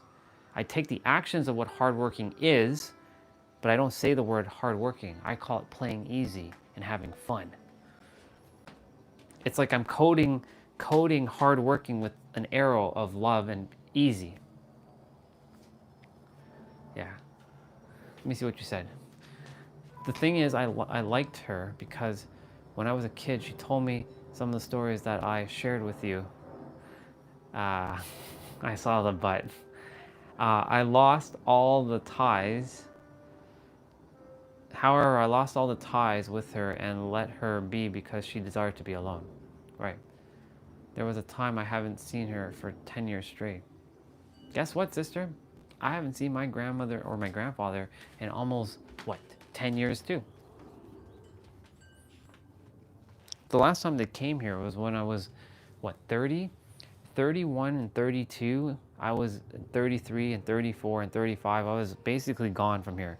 35, I came back here, theoretically. Well, I didn't theoretically. I came back here in 35, and I lived here till 40. So I've been back here for 5 years. I hadn't seen my grandma and my grandpa since before I got married. And that was 10 years ago. Because 10 years ago, I just met Juliana, which is my ex-wife, and that was 2015. We're in 2025 now. In fact, right around this time, I was getting my license in May, and I was putting on my big boy pants for the first time in life because a woman was coming from Ukraine, and I had to get all this shit set up, and I did a damn good job. I got to give myself credit. When push comes to shove, I got my ass in gear, and I got everything done.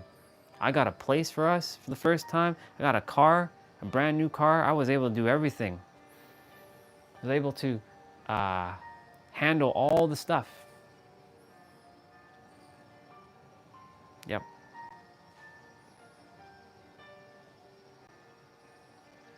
And it was around this time, because she came in August.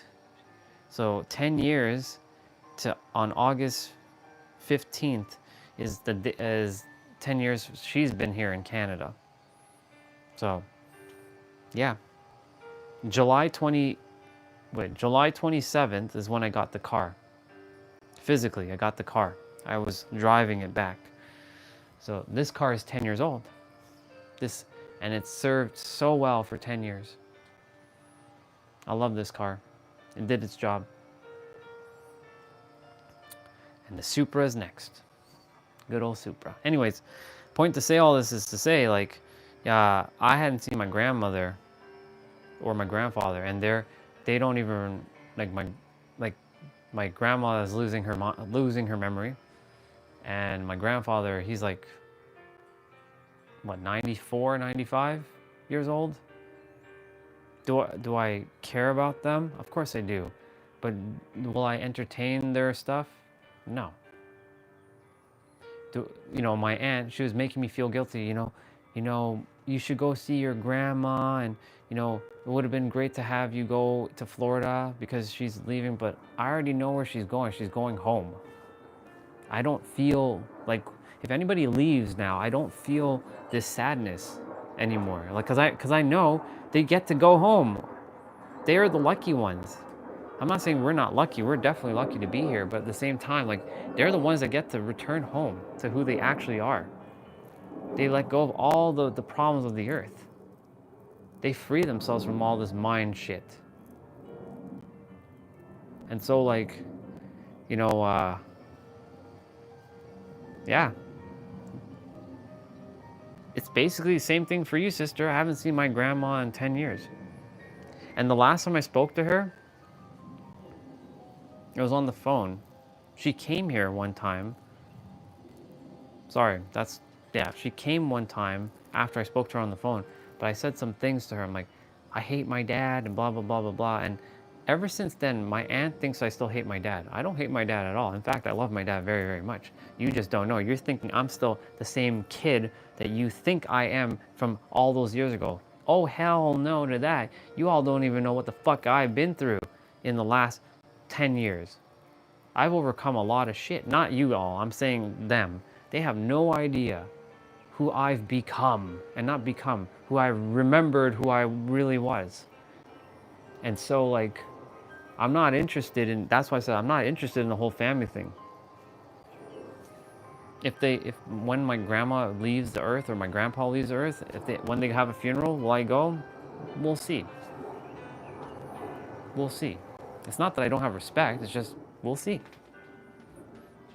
Because I know where they're going.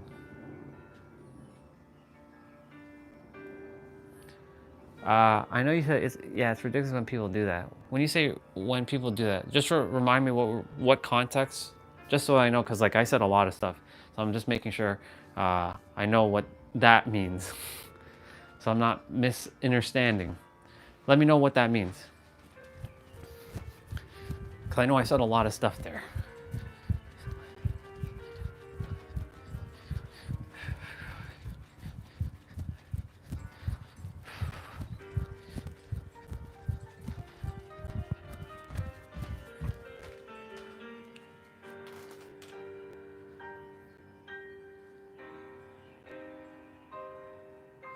Yeah, some of my relatives said to me, wow, you've changed so much, you grew up.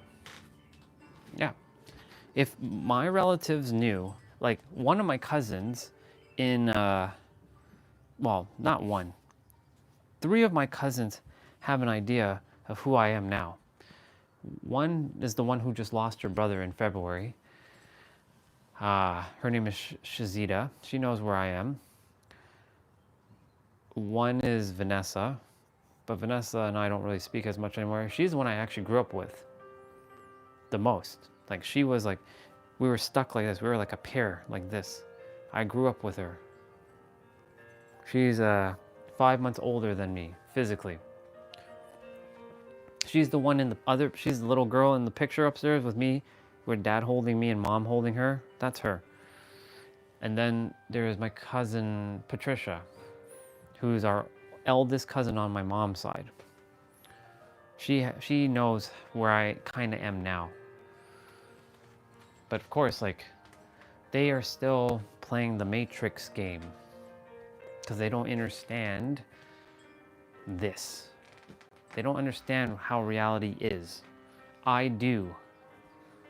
And now you're all seeing me unfold, like undo everything in real time and magnetize everything in real time.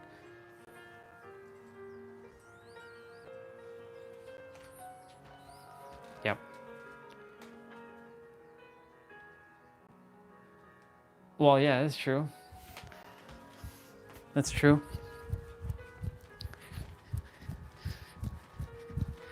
Body does age, but you can also slow down your aging.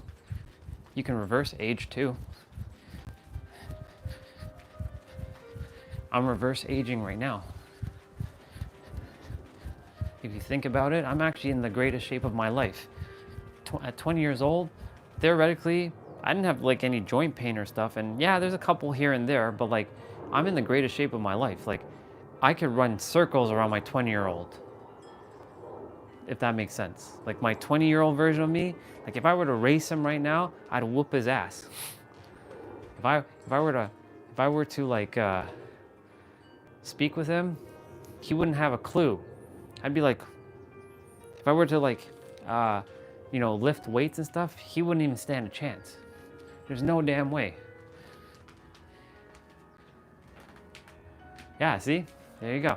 Thank you, by the way. That I was younger than you? I know. I am younger than you though, sister. I'm 9 years old. Don't you remember? I'm 9.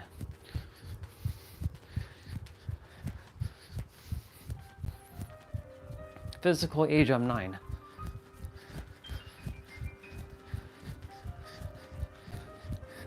But yeah, my point to say is like, you can reverse age.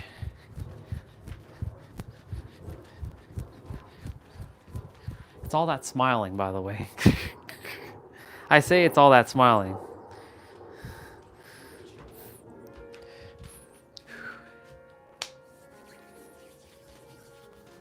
That's funny that you thought that I was 25. That means you thought I was younger than you when you first saw me. That's interesting.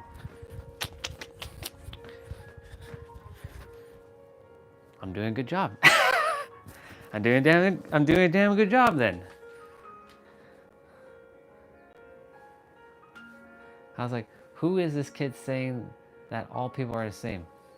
Well, that's probably the reason why a lot of girls don't see me as like this manly man that they like on dating apps, because I don't have like the jawline, and I don't look like the man that they desire and have the low voice. You know what I can say to those women? Even though they're all me, I'm like, go screw yourself, me, other me. And I know. But you know what? I don't care. So ego is now coming out. So I'm prefacing ego is coming out. Ego is coming out for a moment. I'm the greatest damn man on the planet. Now ego, go away. Go away. Go play. Go play. Yeah. Yeah. Yeah. That's straight up bullshit.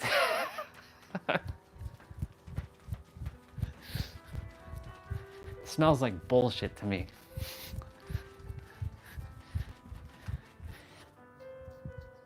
There's so many people who I wish I could just like send a broadcast to the earth, like, hello everybody, my name is the superhero of love, and you all have been living your life backwards, outside in. Y'all have to live your life inside out. And what do you have to do? You got to go in your inner world, and you got to resolve all your shit, and you got to have what you already have, and you will bring forth everything that you desire. Because if you want something or you need something, that means you're lacking it. And because you're lacking it, that means that the universe thinks that you don't have it, and because you think you don't have it, and you're not in vibratory alignment, you ain't having it, and you're gonna keep pushing away whatever it is that you desire. You must have it. And you must go in your inner world, and you must recognize that everybody is one thing. You must recognize that everyone is one thing. And if you don't, that means you're creating separation. And if you're creating separation, that means you're separating your own self. That means you don't see yourself as whole and complete. Because if you see yourself as whole and complete, then you recognize that everybody else is whole and complete. Then you recognize that everybody's doing the same. Everybody is the same thing. Just the actions they're doing is maybe not in alignment, and that's okay. We're not all aligned. That's where we differ. And our awareness is not all the same. We're all at different awareness levels, and we're all at different frequencies. This is how it works. Thank you so much for listening. Bye. I would do that.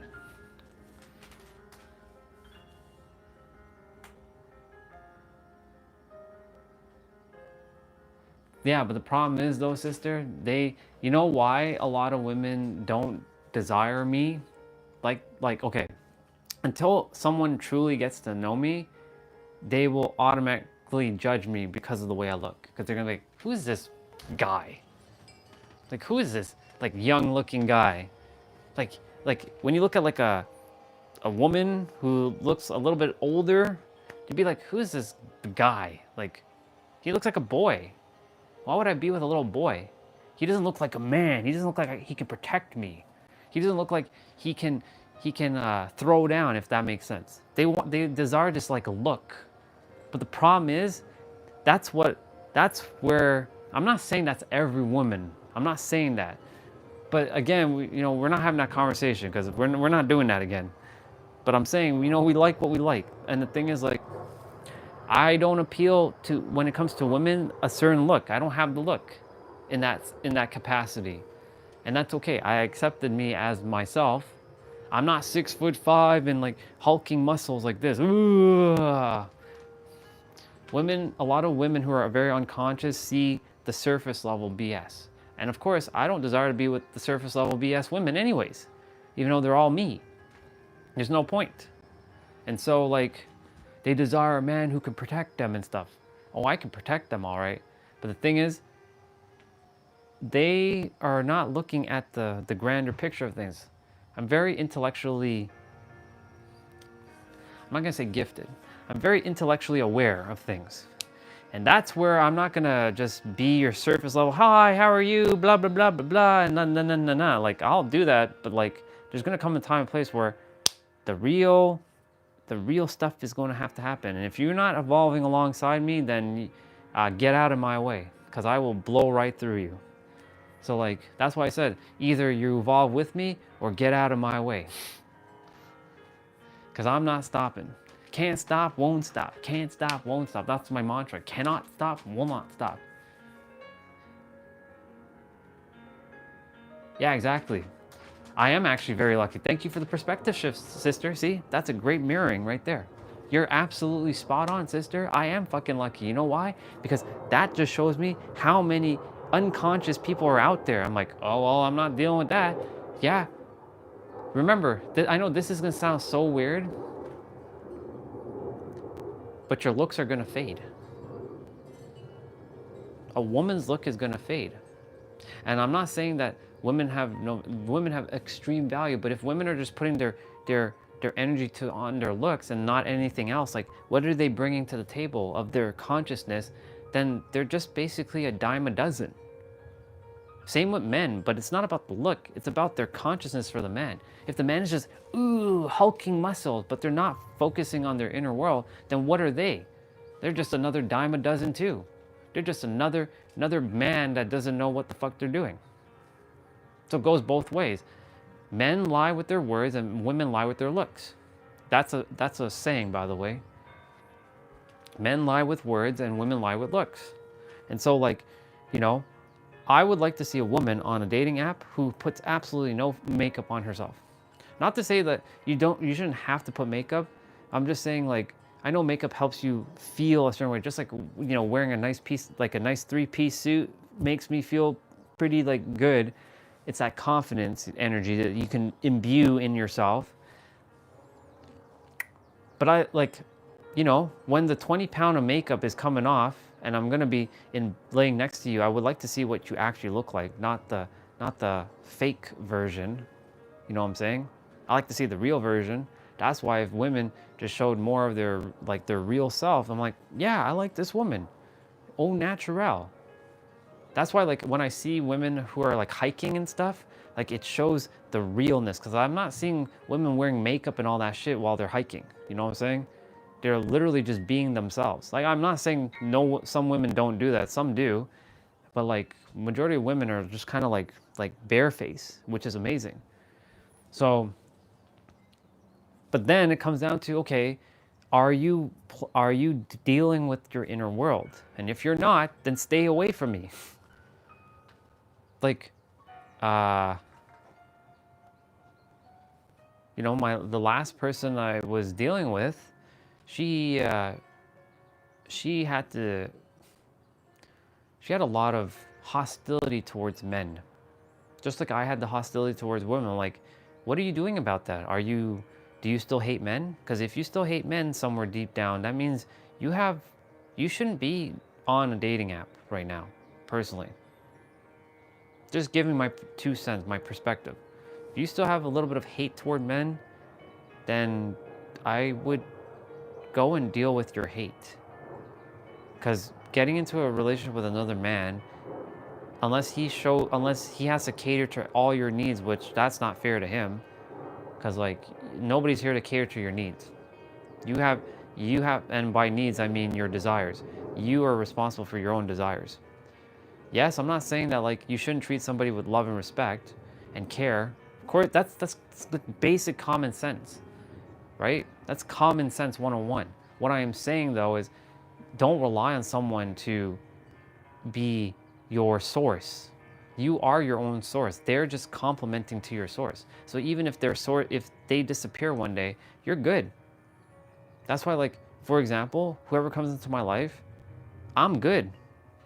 Like, I'm not like butthurt, like, ah, damn, I wish to be with this woman, blah, blah, blah. No, it doesn't really matter because I know I'm good.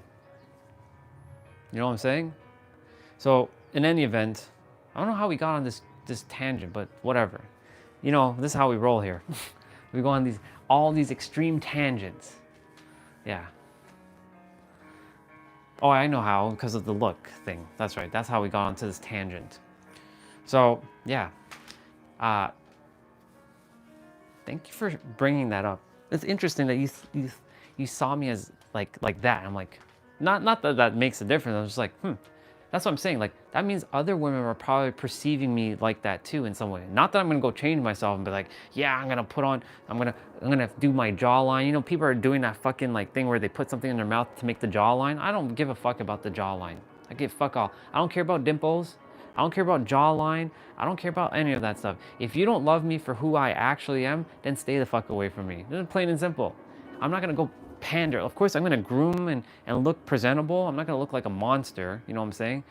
However, I'm not gonna go fake myself to put on, that's what I was doing, faking myself to impress a woman who doesn't even like me anyways. So like, yeah, love me for who I am or hate me for who I am. I'd rather be hated for who I am than be loved for who I'm not. You know what I'm saying? So like, that's kind of where I roll. And yeah, you're right. I am very lucky because I get to filter out a lot of bullshit.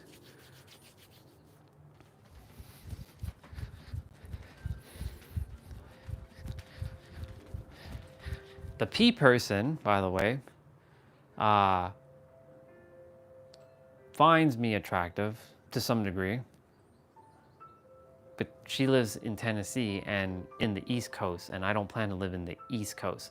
That's why I don't think it's gonna work out, but you never know.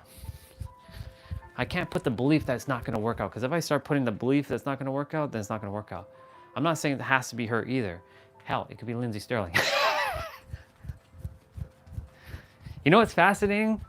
I say that, sister, there was a post that Lindsay put, and I said, I love you, my divine wife. I actually put that on a lot of her posts so she can see it. I'm not afraid to type that out, you know. And other people, this is public. So I have all the balls in the world to say that. Because I feel like that is my wife. That's wife. Lindsay Sterling is wife. I feel it. Now, does she recognize me? No, I'm not even on her radar. She probably doesn't even read half the comments anyways. Cassidy, I didn't know anybody knew Lindsay Sterling out of like the circle that I have people. But Cassidy saw Lindsay Sterling's post and she commented and like, your wife, huh? Interesting. I'm like, wait, oh my God, Cassidy saw that? Holy shit. That's crazy. That's crazy. And she laughed her head off. That's like, so Lindsay Sterling's your wife, huh? I'm like, yeah. I mean, she is my wife.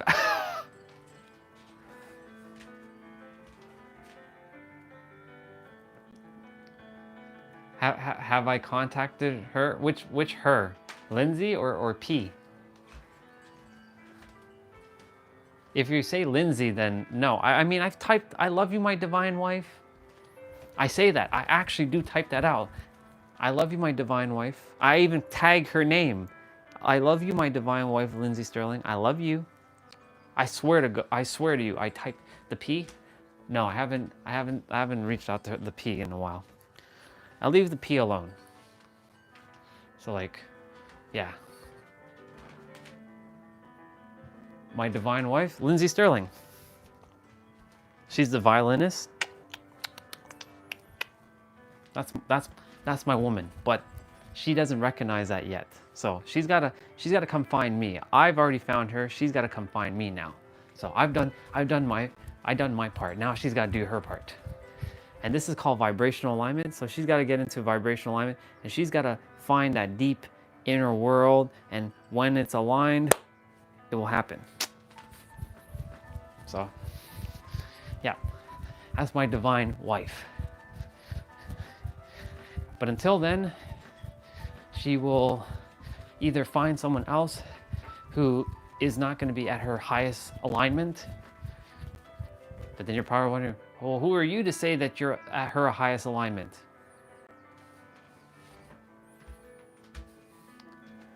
Because I know I'm God.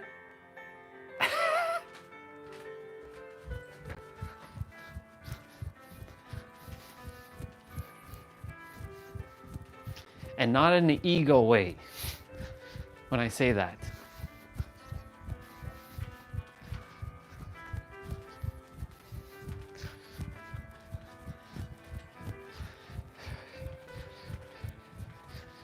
Don't you just love my sarcasm? Don't you just love my humility and my comedic way of being? It's so awesome. You know why? Because I'm awesome. You know why? Because I was born awesome. And so are all of you.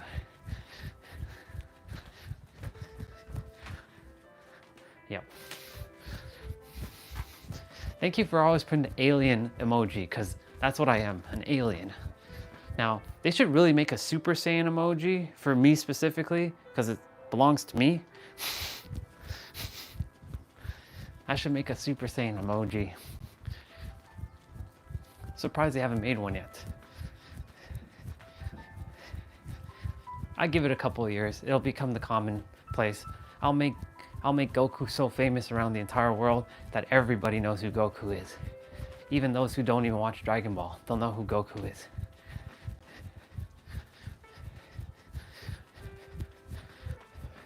I'm at 46:30, so I have some more steps to crush through.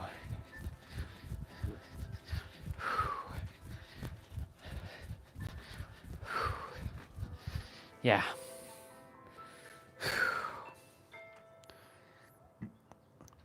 The Lindsay Sterling. If you don't know who she is, look her up. You'll see exactly who she is. Lindsay Sterling.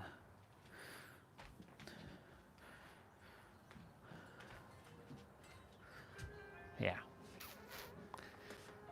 My divine wife, or you can also call it divine life partner, DLP, divine life partner. This goes beyond soulmate, just so you know. Everybody's technically your soulmate. Theoretically, everyone on the planet is a soulmate, but there is going to be one person. This is why I said everybody has your face except for that one person. Or eventually, so my ex-wife right now has my face on her body. That she's not, because she's more a sister now. She's not even, I don't see her as a friend, I see her as a sister. That's so weird, isn't it? But that one person,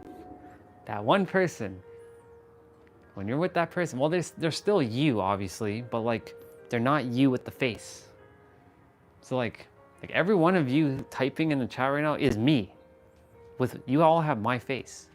Even if you're a girl, you have my face. All of you are me. I'm like, what the fuck is other me doing? Come on, what you doing?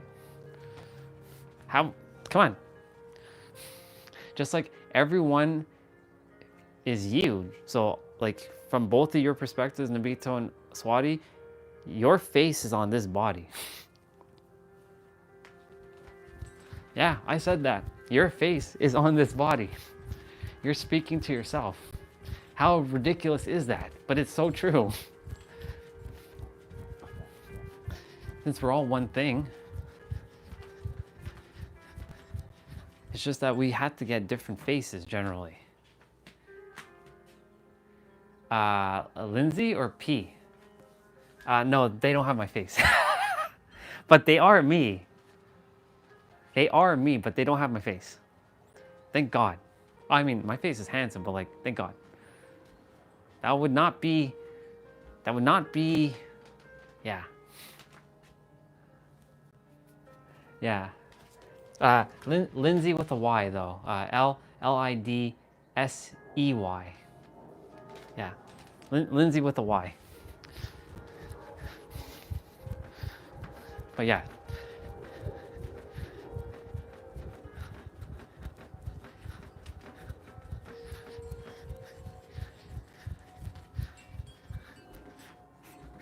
Let me see what she said. And she's playing violin with the dress on. Yes. Yeah. She actually cosplays sometimes. She dressed up as a character named Shion from Tales of Arise. And when I saw her dress up as Shion, I fell in love with even more. Like, if I couldn't love her anymore, I loved her even more in that moment. I'm like, she dressed up as Shion. Oh my god. Now, of course, I know she's not Shion, but like the fact that she dressed up as Shion, I'm like, I like broke into pieces. Like when I say broken, you know in cartoon how when a character is so infatuated in love, that's what happened. They like kind of melt, or they like shatter into pieces. That's basically how I felt when I saw her. I'm like, oh my god. Wouldn't it be Lindsay just Ramses? Because she wouldn't have my middle name. She'd have, I don't know if she has a middle name. I think she does. She might have a middle name. I have to check. She's 1 year younger than me, age-wise, and she's born on September 21st, 1986. And she is a Libra. That's fascinating. Did you know that? She's a Libra. She's kind of Virgo into Libra, but she's Libra. How awesome is that? But she is technically Virgo because Virgo ends on the 21st and Libra starts on the 22nd. And Aries is opposite is Libra, so we go hand in hand. You see that? Theoretically, but I'm not using zodiacs because I'm every zodiac, right? So you see, it's working out.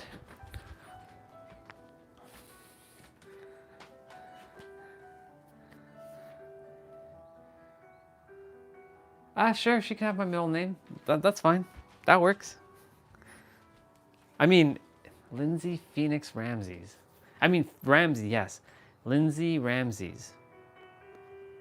What's your name? Oh, my name's Lindsay Ramses now. But everybody knows me as Lindsay Sterling. But I go by Lindsay Ramses because I love my husband so much. I love his last name. Because he's the great pharaoh from back in the days. Oh, that's a bar. I can feel it. I can feel it. You have to live in the Delulu land sometimes because that's where the magic happens. Because if you live in the realistic, boring land, nothing happens. Like it's, gotta live in the Delulu. Doesn't mean that you're insane. It just means that, it doesn't mean that you're some online stalker. No, I straight up love my woman. And other people have liked my comment. They have actually liked it. So that means they are cheering for me. So thank you for all those people for cheering, for liking that comment. Because I have the balls to say that.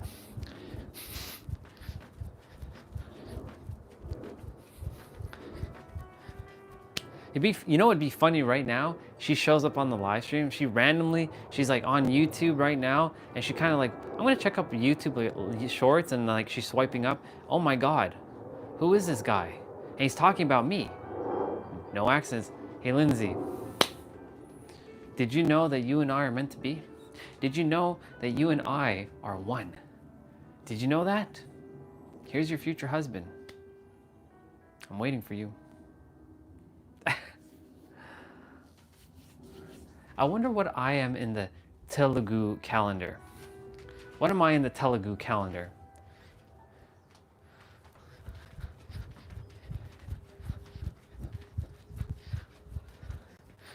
I should be at 5,000. I'm not at 5,000? You gotta be kidding me right now with this shit. I'm not at 5,000 yet. Well, we gotta keep going. We're at 4,900. We're almost there, y'all. Then that gives me the right to eat something. I cannot eat until, so the bare minimum is I cannot have like the lunch or the second meal until I hit 5,000. So 5,000 is the prerequisite just to get something to eat. Or drink the protein shake. It's so much easier to do it outside because I'm always walking around outside. it's a little bit challenging to do it indoors, but I don't say that. I'm like, you know what? No, I'm gonna get it indoors.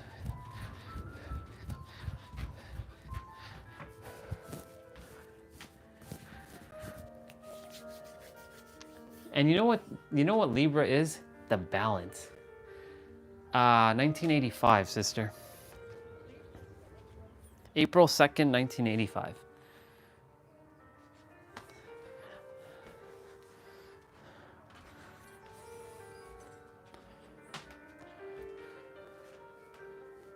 You mean October 6th? You said you know the funny thing, you said I know October 8th, but I'm like, but that means then you don't know. It's actually October 6th.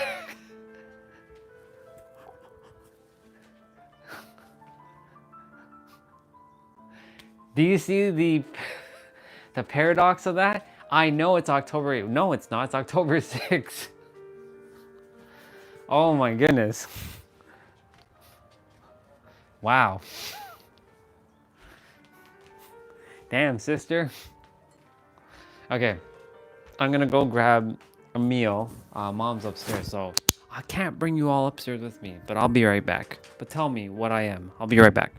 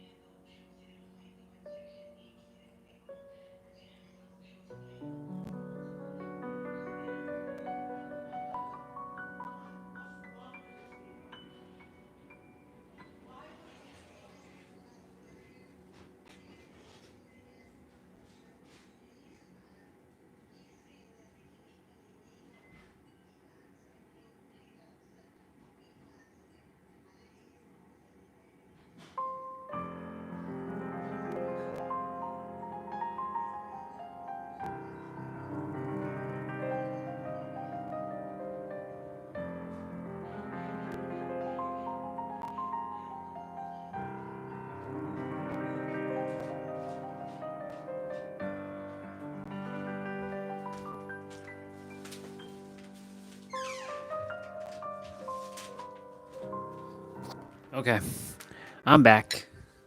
What we got? I do know what time I was born. 1:01 a.m. I was doing my best not to listen in with my mom's conversation with my aunt, because I'm like, too much drama. Too much drama I'm hearing in that conversation. Some people getting killed, some people are like doing this in Guyana, and all these people doing this in Guyana, people burning things down, people killing and shooting other people. Like I'm glad I don't know anything about Guyana and I let it stay that way. Yeah, so I'm born 1:01 a.m.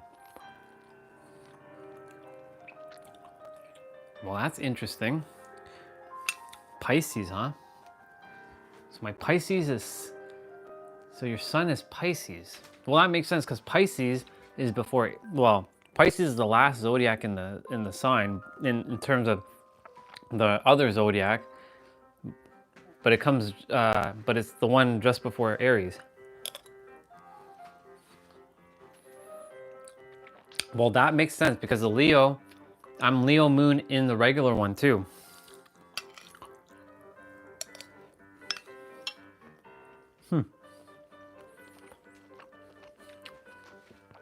No wonder I have some water in me.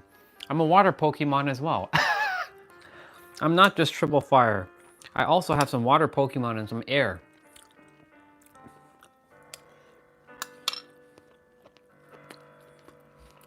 I have chicken. There's some shrimp. I'm not a big shrimp guy. I'm not a big seafood guy, if you know what I'm saying. I like fish, but not shrimp. But I'm there because, you know, otherwise nobody's gonna eat it. It's okay. Yeah. You know why I said we're everything? That your calendar, like the Telugu calendar, and there's probably other calendars. I'm sure I'm like everything. I'm probably like ground type Pokemon. I'm probably like thunder Pokemon. I'm surprised they didn't make thunder Pokemon in the Zodiac. If anything, I'm thunder. I'm thunder and lightning. I'm gonna make my own Zodiac. You know what I'm gonna call it? Let's see. Gotta keep it in the theme of this. Well, Aries is known as the god of war, even though it's not with an I, it's with just the Ares. So Aries is known as the god of war. I know. We're gonna call it, you got Zeus energy. Zeus or Raiden energy. I got Zeus or Raiden energy.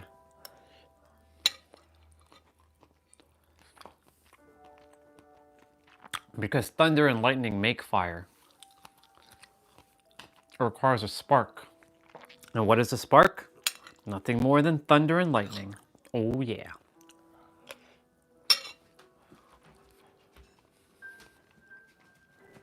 Yeah.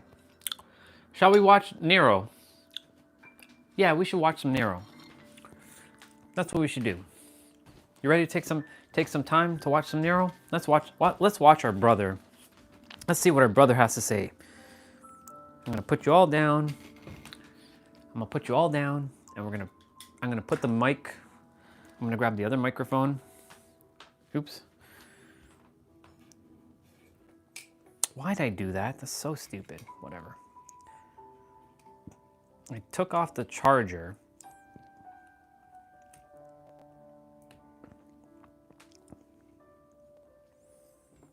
Hey, look. I'll bring this closer.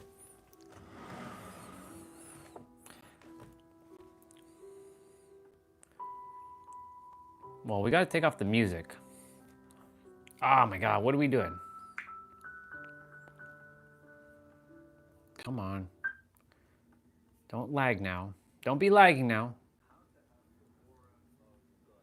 There seems to be individuals in this world that just have this indescribable attraction towards them. And this can be extrapolated beyond just relationships, because when we're talking about cultivating the aura of God, which is nothing more than this particular degree of magnetism, this goes into life force, energy, electromagnetic fields, and a whole bunch of other things. But individuals that possess I got the this other mic. Can you aura hear him? have an ability to magnetize things that other people just can't seem to do. You should be able to hear both me and We all him. know individuals like, and we think to ourselves, how do they do it? Why are they like that?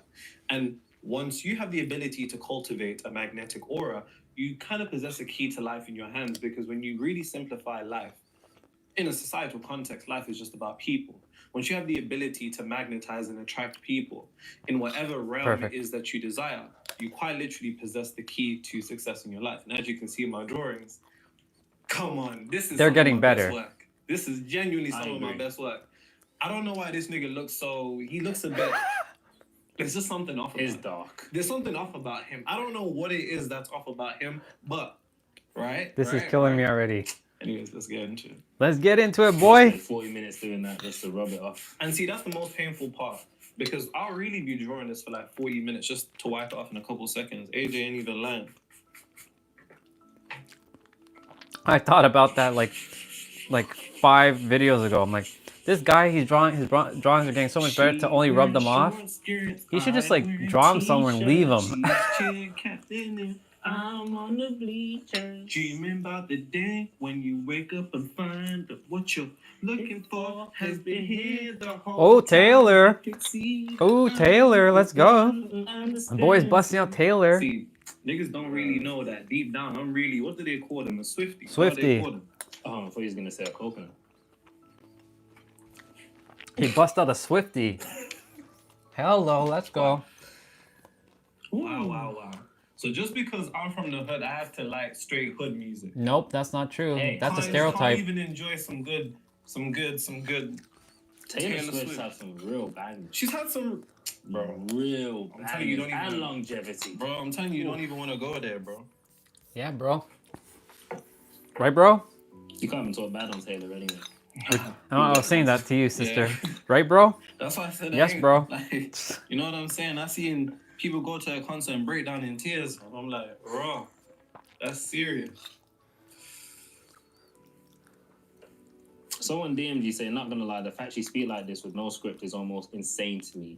Bro articulates himself so well, no glaze. That's glaze. Thank you very much. Glaze. It's not good. I think reading so many different books, you expose yourself to different ways of saying interesting. things, vocabulary, and it's just kind of becomes ingrained. Okay, guys, I remember in the last video you lot complained about yellow, so I Yeah. won't use yellow. Don't use ever yellow again, bro. Mm. Don't be using yellow again. Just toss that color out. Let me go with green. Perfect. So, let's first begin what I mean when I say the aura of God or God aura. Now, outside the personification, anthropomorphization of God being this personality Wow, sat in the interesting, sky, which sister. doesn't even make sense, because for God to be sat in the sky, he must have feet on the ground and thighs, and this is nothing more than the third dimensional realm conceptualizations of God in our own human minds being projected into God, which doesn't even make sense, because, you know, a God defined is a God confined. Because That's a our bar. third dimensional realm existence in our physical vessels, we limit God in our understanding. So, for whatever reason, let's just conceptualize God as the infinite intelligence. Now, what we deem the infinite intelligence is an aspect of you that exists beyond the third dimensional realm.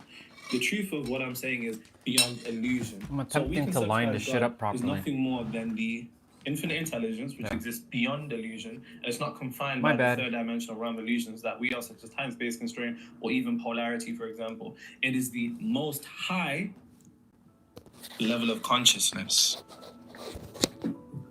once again, which exists within you. As it says in the Bible, the temple of God was not made with hands. And This is Corinthians becoming will a tell you Sunday that you are tradition the that we dwelling watch place of the temple watch of God. Nero. So God is the most high level of consciousness. Consciousness is nothing more than immaterialized reality. It is quite literally the substance of reality. What we call consciousness is nothing more than an altered degree of matter. What we call matter can be likened to ice. ice in a different rate of vibration becomes steam. Consciousness is steam. Consciousness is also can be associated with your frequency, can also be associated with your self-concept, can also be associated with your imagination. And one thing on imagination in particular is quite funny. When you grow up as a child, you grow up in a world where they make fun of imagination and they kind of diminish imagination. A lot of people don't understand that your beliefs about your degree of imagination or your consciousness is actually what sets up the perimeter or the borders of what you're able to attain. Because if you deem imagination as childish, then you won't be able to utilize your imagination to be able to create anything serious. Bar. And that's a bar of that down. Think That's a about it bar. like this. They say imagination is make-believe, when the truth of the matter is belief makes. So you have to then give a degree of seriousness to your imagination, because that is the aspect of God. Hence why Einstein said imagination is more important than logic, right? And it all comes down to the understanding of what we mean. So when we're talking about having the aura of God, all I mean is coming to an understanding of a metaphysical or an explanation of aura that exists beyond third dimensional realm constraints.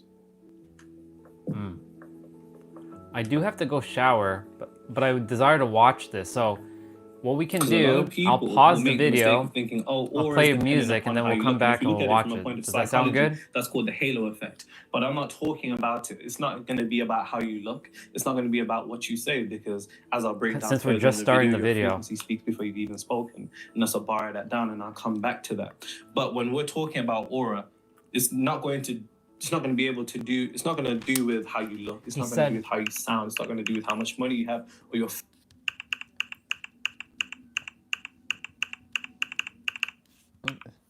utilize your imagination to be able to create anything serious. You can test out video pause now. When you say video pause now, what do you mean? I can leave the video like that, and I can leave that on the screen, but he did say something just now, which was pretty friggin' smart. Well, not even smart. He basically said, I have to find it though. He was talking about how, and that's a bar that down. Think about it like this. They say imagination is make-believe, when the truth of the matter is belief makes. Belief, yeah, make belief, but it's actually belief makes. So you have to then give a degree of seriousness to your imagination, because that is the aspect of God. Hence why Einstein said imagination is more important than logic, right? Imagination is more important than logic. And it all comes down to the understanding of what we mean. So when we're talking about having the aura of God, all I mean is coming to an understanding of a metaphysical or an explanation of aura that exists beyond third dimensional realm constraints. 99.9965%. But he said something. There was a quote that showed up. Will make the mistake of thinking, oh, aura is dependent upon how you look. And if you look at it from a point of psychology, that's called the halo effect. But I'm not talking about it. It's not going to be about how you look. It's not going to be about what you say, because as I'll break down further in the video, your frequency speaks before you've even spoken. This right here, sister. Remember how I say, clearly I know where you are based on your frequency? That's where this is. This is what this is. Your frequency speaks before you even have spoken. That's a damn bar. That's a fucking bar right there. That's a bar and a half. That's why I say, clearly I know where you are based on your frequency. Oh my God. Yep. Okay, I'm gonna put this microphone away for now. I'll come back and use it.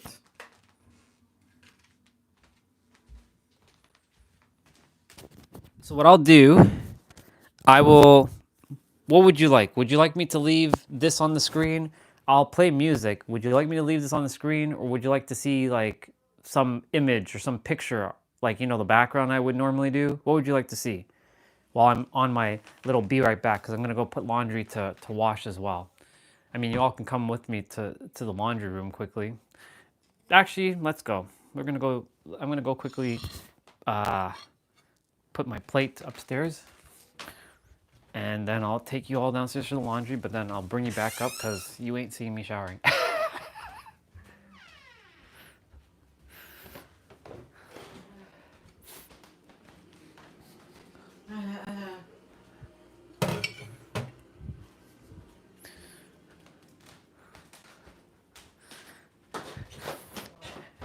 That's too funny. Oh, somebody's in the laundry room. Oh, hey, bro.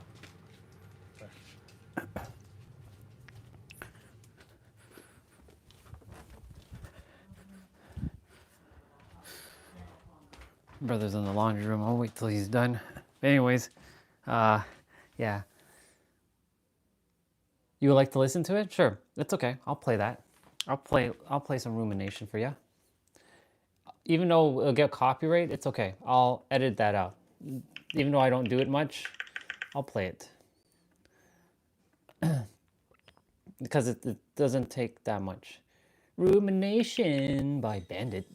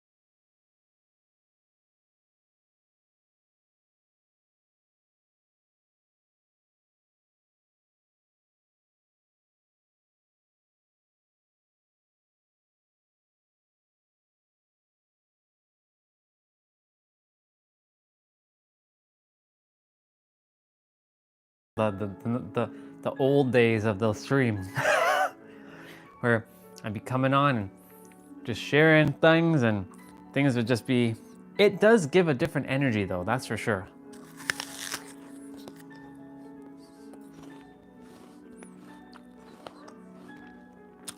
But you know what also is giving you this apple. You're getting some apple ASMR right now after crunching. I'm just waiting for my brother to finish from the laundry room because he's folding stuff up and whatnot.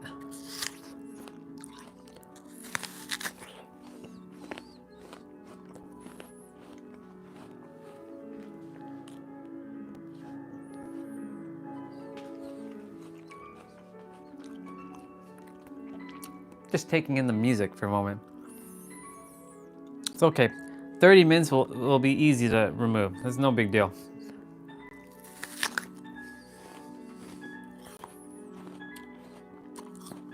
I do miss this track though.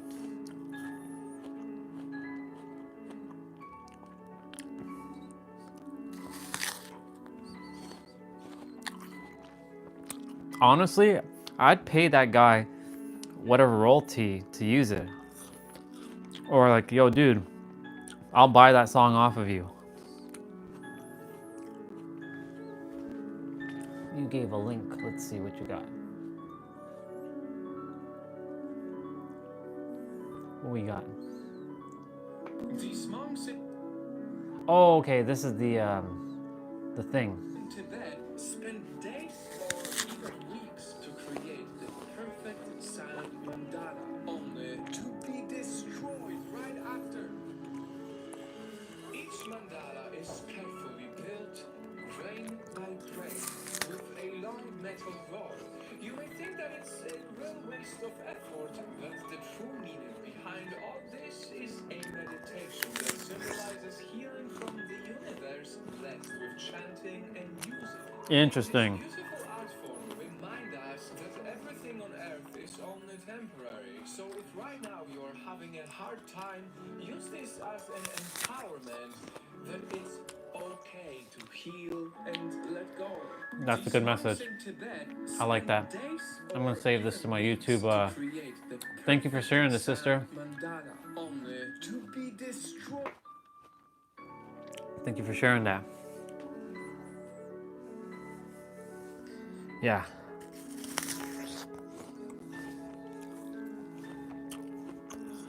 So interesting. They're right though. Everything is temporary. Because like nothing, everything is temporary in life.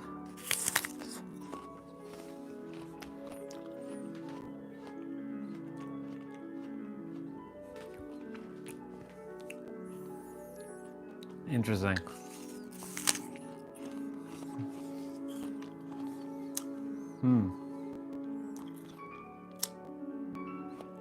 You know what this reminds me of? Anytime, it's like if I, like my tablet for example, has that little scuff underneath, a slight little scratch. Because you know, perfectionism is bad, right? So like keeping things in perfect condition. I mean, I'm not here to say that you shouldn't keep yourself in perfect condition. I'm saying keep it in pristine condition, but the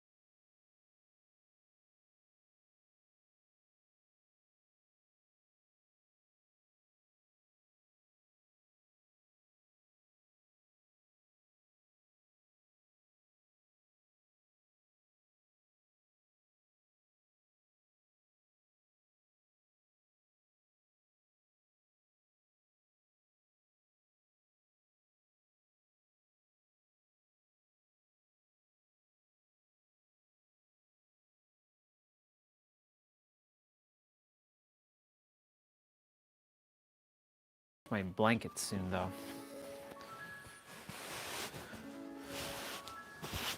Last night when I was sleeping, those mosquito bites were bugging me so much because it was warm, and of course mosquito bites they like to itch when you're hot. So I have to like get up, use the bathroom, put some cream on my legs, which I don't do often, and then I was okay. It's like 1 o'clock in the morning.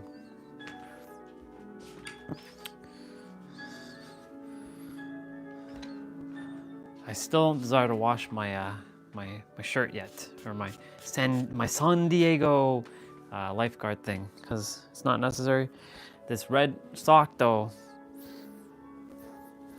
did I wear this even once? I don't think I wore this red sock once since I washed it, so I don't know why I put it out here. I don't think I did. But I'm gonna wash it though, and I'm gonna put it away. So I'm gonna wash it one more time, put it away.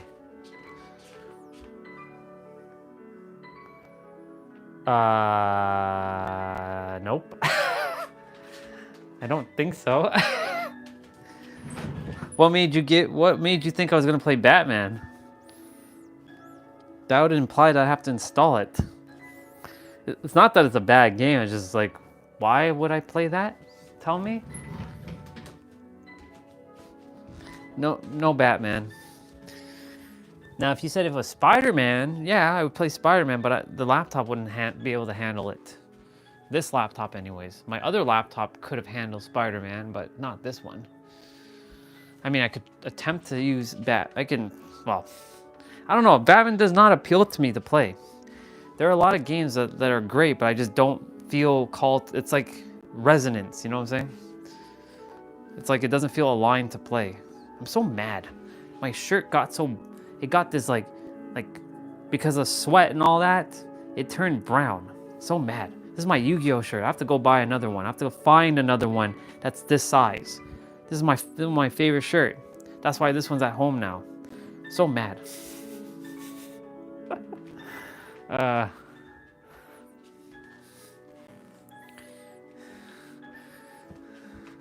Hopefully my brother doesn't have to wash any more clothing. Otherwise, I can't we'll wash my clothing. I have to go throw my good old this to wash. I think that's it. I'm just waiting for him to finish up so I can go and use the laundry room.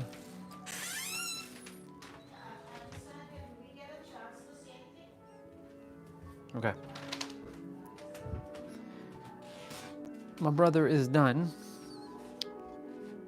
I'll leave you all up here so you can listen to Rumination. And you know what I'll do, sister? I'll leave that quote that Nero left. So I'll put this on loop because I should be back before this song finishes, but still. I'm gonna leave his quote on screen,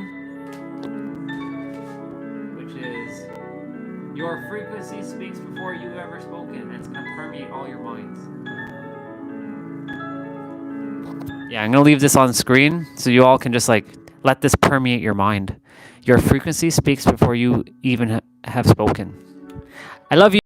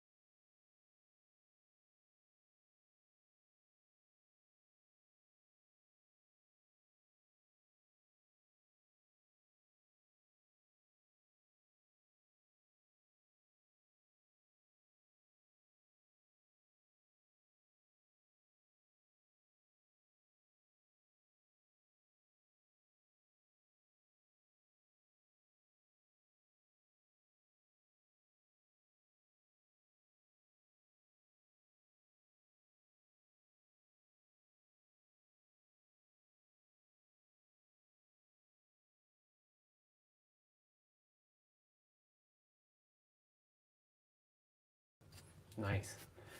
I made it back. Now it's playing back again. Did you enjoy rumination? Okay. Thank you, rumination, for blessing us again with your presence. I'm gonna put this here. And that's a bar that down, and I'll come back to that.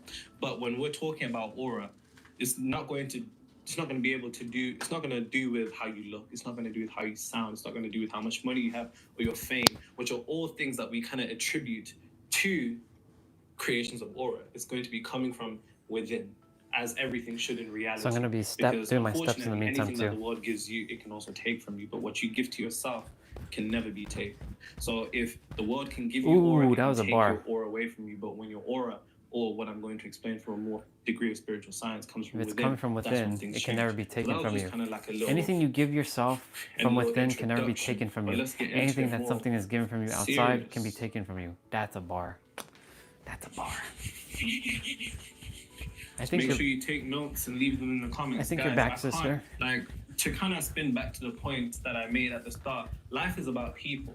So once you understand how to magnetize people towards you, you quite literally will be able to increase your business. You'll be able to increase the degree of relationships you have, better relationships even materialize opportunities, job opportunities, career promotions, honestly. So this is arguably probably one of the most important videos in my opinion. But yeah, AJ, you were gonna say something. What was you gonna say, my guy? You're a legend. My calendar in 2 days is fully booked. Oh, is this a comment from somebody? Yeah. I thought you were calling me a legend. Well, I could do it. Well, you are, bro. Wow. You are. Stop feeling with me. Okay. I'll do it. My calendar in 2 days is fully booked. Never before, despite every strategy I tried, watching your videos diligently over the last 10 days or so has not only changed my Thanks, frequency, sister. but We just changed my started. life. I don't know if you were Enough there the entire respect. If time, you but know, you know. we just came Much back. appreciation, I was my saying, brother. did you The enjoy? pleasure is all mine. Did you The enjoy? pleasure is all mine. And yeah, it gets to a certain Rumination? point where, you know, all these kind of third dimensional realm explanations. Yeah, of welcome things, back to you too. you know, I just such literally as you turned need to back on do the this, video. You need to be this, you know, doing never leads to creation. Doing or action does nothing more than facilitate and midwife the energy of your consciousness or frequency I into have both existence. mics, one But by the computer and one by me. it can't So I'm doing my take you steps. to where you want to be. Hence why strategies and stuff like that don't work. It's exactly why I'm hired by people, because strategies don't work, and people at a certain level understand that. Because once you can alter your frequency, you make strategies and stuff irrelevant. I mean, this makes no sense, you know. Gotcha. But that's what frequency does. It defies It's all about rationality. frequency, It makes sister. things that And don't strategies make sense don't make work. sense. It's all But about frequency. let's get into first what aura has been Because associated basically, with. he said So, this. He said this before. Will we continue? He said, if you give something inside of you, it can never be taken away. But if something is given to you from outside of you, then it can be taken away. And that's a damn bar. If you can give everything that you require to yourself from within yourself, then it can never be taken away. If someone gives you something or you get something from outside of you, then it can be taken away. That's a bar. So that's what he was saying after the words, your frequency speaks before you have spoken. So that's what he was saying. So that's where we are. You didn't miss anything. So just giving you the recap. what we conceptualize as aura kind of is associated with many different things. I'm glad you across enjoyed many different rumination. systems and many different cultures. So aura can be associated with, not saying it is, but it can be associated with what you call life force energy, which comes from the philosophy of Taoism. It can also be associated with electromagnetic field, which is a more scientific perspective. It can also be associated with an astral or a emotional body that exists, which is just nothing more than a level of existence that you have. So when we're talking about life force energy is literally the energy that quite literally powers up the world entirely, powers up people. It's what, you know, it's the foundation of creation, it's consciousness. Everything has life force energy, and you're going to have to know how to build life force energy and store it, because the more life force energy you can store, the more aura or magnetism you have, which I'll explain in the video. Electromagnetic field is about understanding which is the most. I mean, you have two. The reason why I really enjoy our brother is 60 because he to 100 doesn't times hold larger anything back than for the one anyone. of the brain, Just like what I and the do, I heart don't is the hold more back powerful anything. source. Energetically, it's the first organ that you incarnate with on the physical plane. And scientists were puzzled by it for centuries. They couldn't conceptualize because the brain is kind of like the operating system of the body, but it doesn't make sense. How do we get hearts before brains? And it's because your heart is a more powerful source spiritually and emotionally. And emotion is the language of God, and spiritually is tied to the higher levels of existence, of causality in the third dimensional realm. Is nothing more than the realm of effects. And when you tap into the heart, not the brain, it's a combination of both, but more so the heart, you come to find out it kind of links to what we call the emotional body, which is quite literally what it says. Think about it like an accumulation of emotions that you feel output into a particular frequency. And I speak about this all the time. I always say that the base of your frequency, or the largest shareholder of your frequency, is your emotion. And once you understand that, it's due to the fact that emotion is energy motion. Energy motion emits a signature that we call a vibration. Vibration that builds momentum becomes a frequency. Frequency is nothing more than immaterialized reality, and reality is materialized frequency. Frequency can be conceptualized as consciousness, self-concept, self-image, imagination. That materializes into what we call reality in our world. Hence why I always say there's 8 billion people on the planet, there's 8 billion different frequencies, which means there's 8 billion different worlds on one planet. Yep. So let's get into it more seriously. Like I said, these will kind of be ticked off as we're going along, so make sure you're paying attention as usual. I'm grabbing one of my yoga mats as well while I do my thing. I'm listening to him because, Make sure I got my own, if I don't need security. like, for me, in the club. I can pick up all this information, Crazy. It's all this mad. information It's while mad. I'm doing There's my people thing. that are waiting to pirate my book. It's a mad thing. Like, Everybody's waiting to pirate his book. This nigga messaged me the other day. They were like, "Yo, bro, when's your book dropping?" And I was like, "Oh, it's gonna drop sometime in the next 2-3 weeks, you know. But I'll give it like an official release date, probably on my IG. I'll post it on my YouTube." And he was like, "Yeah, I can't wait to pirate it." He can't wait to pirate it. I said, "Damn, bro." I said, "You're not gonna buy it?" He's like, "Nah, I'm down bad at the moment." I said, "Alright, cool. Make me a promise." He was like, "What?" I said, "When you use what I tell you in the book and you can afford it, make sure you buy it physically." He said, "Say less." So I'm cool. You know what I'm saying? I'm cool. Cool. So there's gonna be a That's couple points awesome. that I go I'm through, gonna as buy I his said, book anyways. with everything that I just I'll buy spoke a about. digital So and a we'll tick them physical. as we go along. But the first thing that I want to speak about when we're talking about aura is understanding that because life is about people, most of us unconsciously are hiding ourselves from people energetically. Ooh, that's a bar. Write that down. What we conceptualize as aura is this ability Ooh, to be that's a able bar. to magnetize people. But how can you magnetize and attract people when you're hiding yourself energetically from people? Ooh. What do I mean by that? You have to Ooh, understand that's a that bar. most of us have a fear of being seen. I don't like being seen. I realize this, and I didn't like. I it for a like very being long time. I seen. think David put it in the Now I video. like being I seen. used to wear a mask even because I don't like the idea of being seen. I don't like the idea of people knowing me. It makes me really uncomfortable for a multitude of reasons. If you grow up in the ends and you start popping off, you're either gonna get robbed or shanked. You know Yep. what I'm saying? So You're it's gonna like, get shanked. we have a fear of being seen without coming to the understanding that in order for you to possess aura, you need to transcend a fear of being seen. You need to be comfortable with being seen, and this doesn't just exist in the context of social media. Okay, this is I'm not making too talking much about noise, that. the- I'm even talking the about thingy. when you step out into the world, because most of us want to attain certain things. We want either new jobs or promotions in our jobs, or we want better businesses, we want to attract people for relationships, or anything else. But how can you do that when you are diminishing your ability to be seen by people? Let's conceptualize aura as a particular degree of light. Let's say people with good, bright auras attract lots of people. But when you have a fear of being seen, you turn down your light. So how Remember, can be you seen? gotta shine So your you're the one light. who's overlooked. You got to shine your You're the light. one that's counted out. You're the individual, even though you may be qualified, you don't get it. You may be the individual that a person would be good for, and you might want this person, but they overlook you.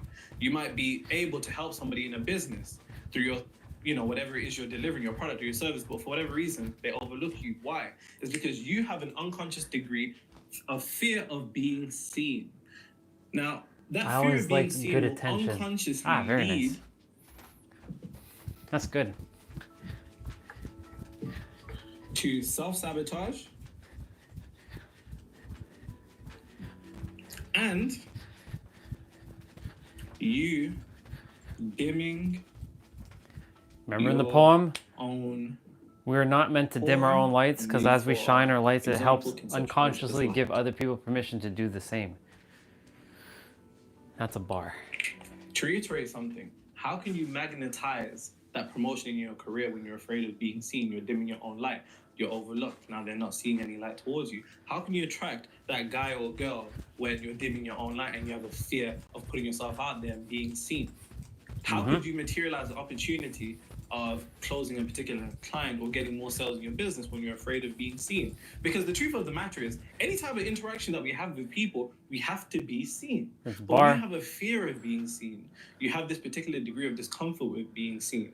You then will end up energetically self-sabotaging and dimming your own aura, your light, to avoid being seen. 50% chance You being need to be seen or comfortable with naive being or seen. smart. It's true. Because until you can be comfortable with being seen, Can you hear will me and him limit at the same amount time? of aura that you So can there's like no emit distraction to between the what I'm universe. saying, what By he's saying? saying, like, aura is a light like this. Because I don't know. If I'm saying and he's talking and you can't hear what he's saying, then I will not say anything. Those individuals who have transcended the fear of being seen possess what we call aura, or they're able to magnetize. Hence why it's typically associated with celebrities, right? People be like, nah, that celebrity's got aura.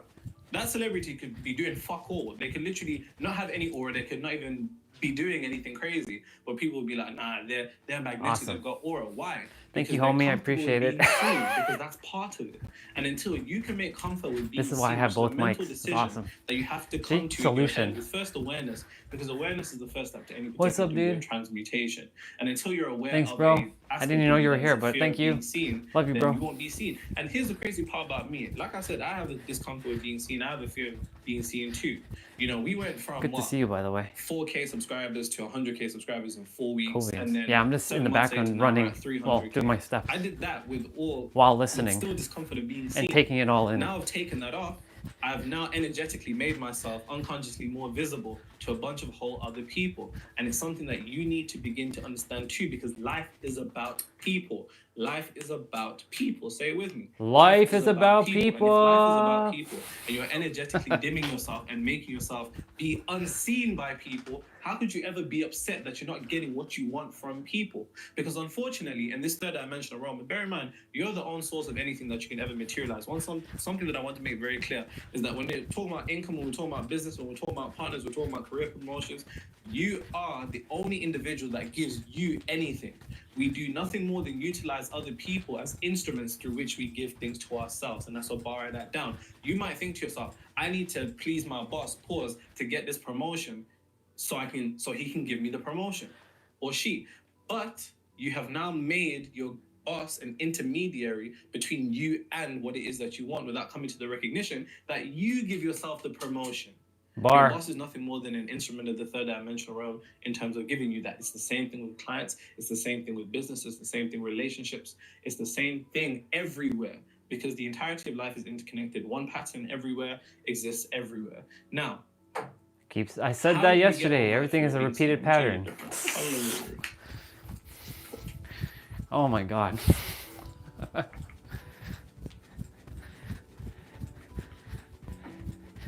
What are you typing? What is he writing there? The old frequency is funny. It tends to obfuscate information in the way Morally secret deceive? societies have done Or for morally millennia, decide? centuries, right? Morally they make decide. things more complicated than they have to. Your old frequency will make your progression seem more complicated than it really is. So when you think about moving forward, you're like, how am I going to do it? How do I do this? How do I change my beliefs? How do I do this? It's quite literally a mental decision. Oh, mental. That's what you type. just Mental, doesn't right. feel like a Mental decision. decision. But anytime we begin to speak of feeling, that's how you know it's coming from the old frequency, because your old frequency will utilize your own beliefs against you. And if you want to know if a belief is present, then what do you feel when you begin to attack that particular belief? And I speak about this in my book. I think there's a chapter called You Don't Have Beliefs, Beliefs Have You. And I speak about this inbuilt defense. You don't have beliefs, beliefs have you. That's a bar. When you begin to question beliefs, they begin to make you See ya, feel sister. emotions. Love you. Because Love you, emotions are the Bubba. glue that binds them together. And most of I'll us see don't you. know how to deal with our emotions, so we just Hold shut on down before. any particular Love you, degree sister. of rational thinking. Love you.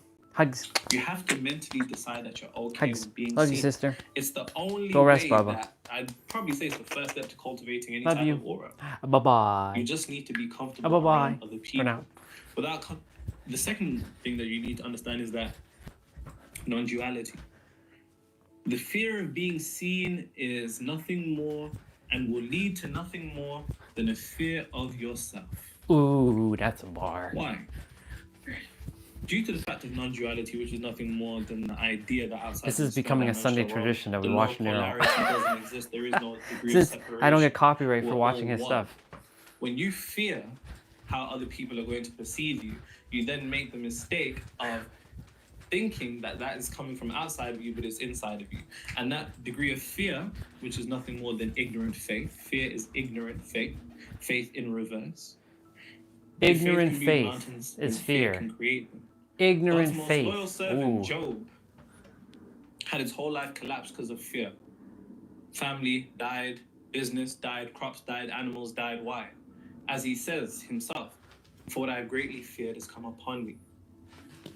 Fear will always lead to the understanding of what I call the M of the universe, which is magnification. When you have a fear of being seen, the universe will utilize people, conditions, and circumstances to make you feel more fear. Yep. You don't understand that the fear that you feel is nothing more than what you are perpetually setting into motion yourself with a fear of being seen. And here's the irony of being seen, right? These are all And I'll probably say this is paradoxes, number 3 basically. when we're talking about fear of being seen. Listen to me and listen to me very carefully. And I mean this in the most honest way, and I don't mean to say this abrasively, but your fear of being seen is idiotic for the mere fact that nobody will ever see the real you. Bar. What do I mean by that? Even when people look at you or experience you or interact with you, it is likely that they are going to come with preconceived notions of you.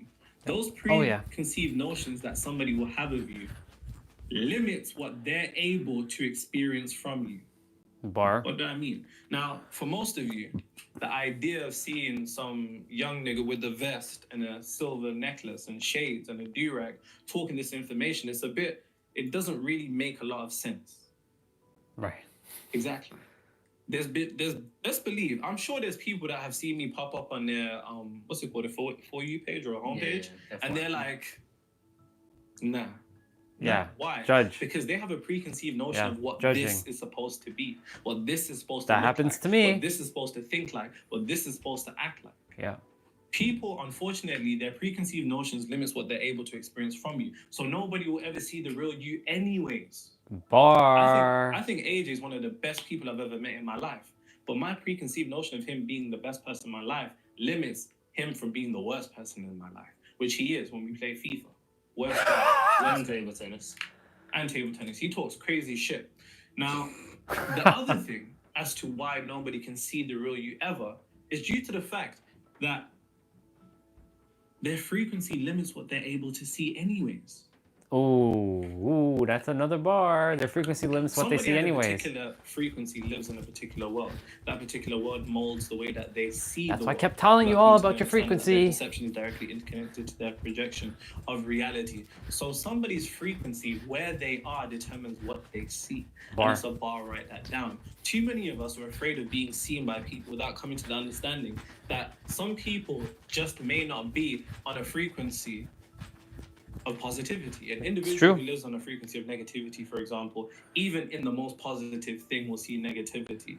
It's like you could see somebody donate, X amount of money to a charity organization. Somebody would be like, yeah, but why didn't you do it here?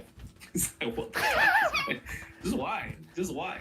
Or yeah, but the rice doesn't even look cooked properly and all the kids are eating. It's like, what? It's like, but your frequency ultimately determines what you see. Somebody with a particular level of Perception, perspective, or perspective, perception, projection. Reality other than what you are. So even when somebody looks at you, they're not seeing you, they're seeing themselves based upon where they are from a point of frequency. Bar. So that's the first thing when we're talking about aura.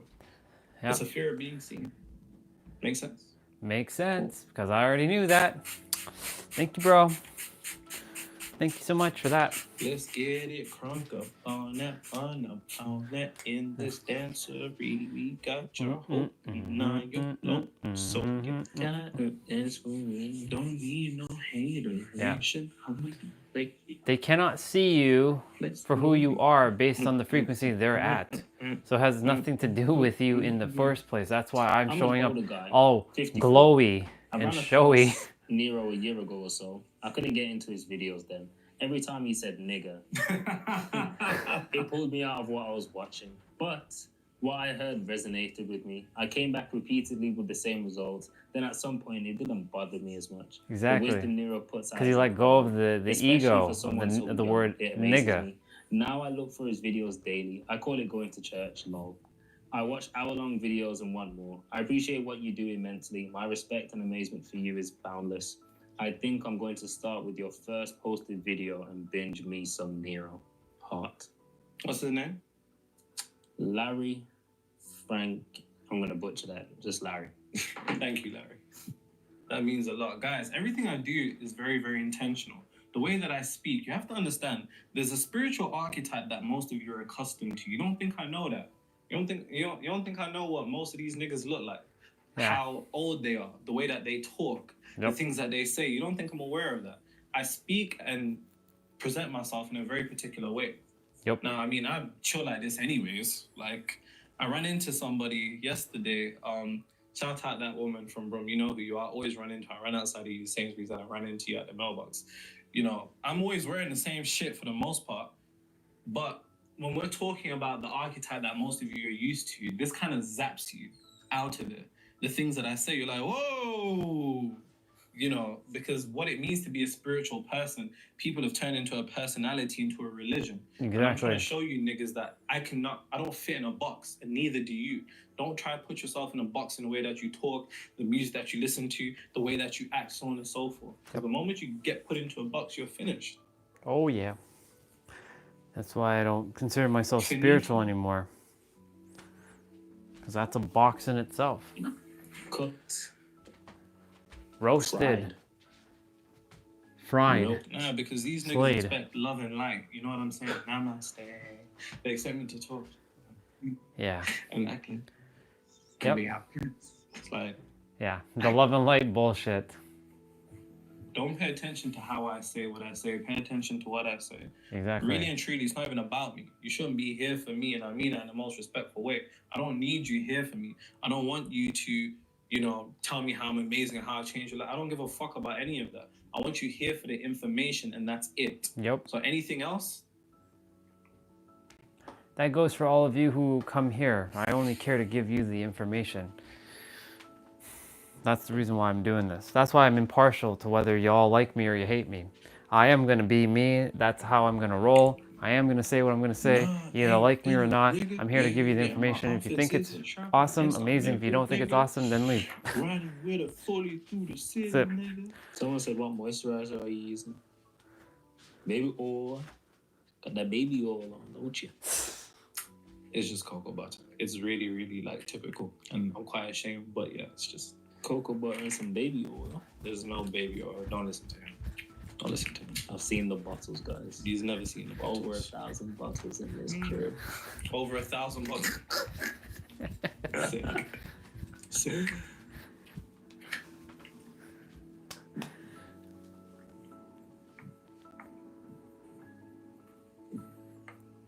Let's see what he's got going on. He says, your frequency speaks before, yeah, this is the quote that he left on the screen where I left it while you were listening to Rumination.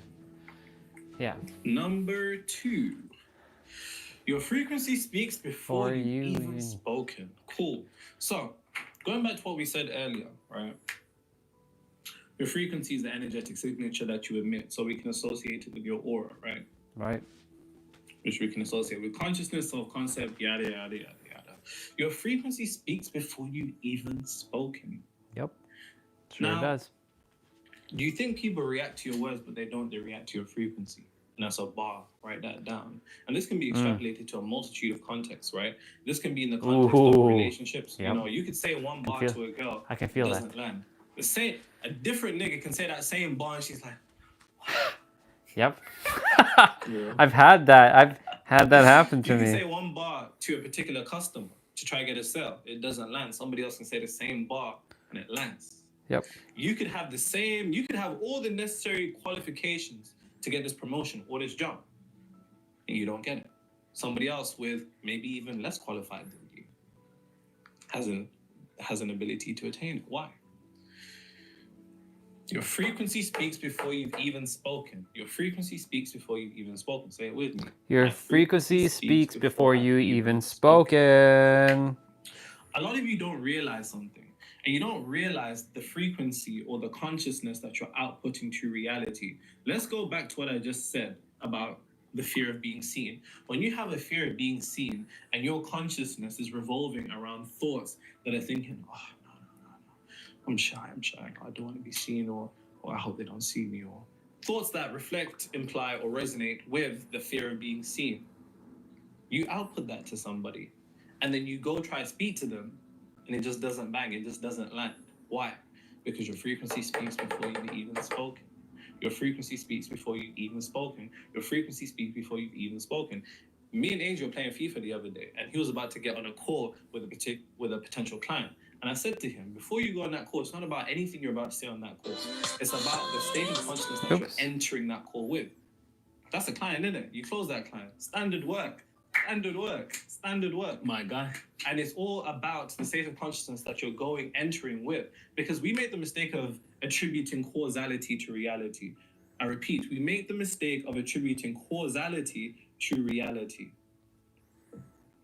There is no causality to reality. There's only causality in consciousness, frequency, self-concept, so on and so forth. To say that another way, we make the mistake of thinking that we can change an effect by changing an effect. You can't change the third dimensional realm by trying to change yourself in the third dimensional realm. You need to elevate to the high levels of existence, which will be the mental plane, the spiritual plane, and alter yourself there, because that is the true realm of cause. Let me break it down like this. You are planting mango seeds, and then you go out into the world thinking you're going to get apples. It doesn't make any sense. If you're planting mango seeds, you're going to get mangoes. What are the seeds that you're planting in reference to the interactions with people that you're going to have? What is it? Are you thinking, oh, they're not going to like me, or they're not going to like me, or they're not going to understand me, or they're not going to appreciate me, or they're not going to see me, or we're just not going to get on, or it's just not going to work? You're planting mango seeds, and then you go out there trying to get apples. Doesn't make any sense. Nope. Mango seeds lead to mangoes. When we're talking about your frequency speaks before you've even spoken, I need you to understand something. Don't talk to yourself internally in a way that you don't want other niggas to talk to you. That's a bar. That is a Write bar. that down. What do I mean by that? Most of us don't come to an understanding that part of what I conclude or to be your frequency, an aspect of that is what I call emotionally charged thoughts. Not all thoughts are made equal. So you don't have to panic every time you have a negative thought that these spiritual niggas have made you guys think that it's about your thinking that creates reality. And every time you're thinking, oh my God, what if I get hit by a car right now? Am I going to get hit by a car? And then you just build this paranoia and send yourself into psychosis. It doesn't work like that. Not all thoughts are made equal. Thoughts that have emotion behind them have a think about it like them being supercharged, and those thoughts have a higher degree or a higher likelihood of materializing into reality. So when we're talking about emotionally charged thoughts, when you're thinking thoughts, fearful thoughts in respect or in reference to people and how those people are going to perceive you and how those people are going to treat you, that is what we can conceptualize as inner conversations. And if your frequency speaks before you've even spoken, those inner conversations will find themselves externally. The external conversation. Oh yeah. Why It do you happens talk to me yourself all the in time. way you don't want other niggas to talk to you without coming to the understanding that those people are an aspect of you. We're all interconnected beyond this third dimensional realm due to non-duality. We're all like nodes connected to the same Wi-Fi. We all have an ability to send information back and forth through thought transference. That's what I mean when I say your frequency speaks before you've even spoken. You stepped into the room and someone's seen you and thought, something's off about that guy. Yep. Why? Because you're mentally afraid that somebody's going to perceive you as something being off about you. Your frequency speaks before you've even spoken. And then you will have conversations with yourself. You will treat and talk to yourself in a way internally that is absolutely terrible. It's horrendous. And then you're confused why people perceive and treat you along the lines of horrendousness and just, quite frankly, terrible. How else could they have treated you? What else could they have done for you?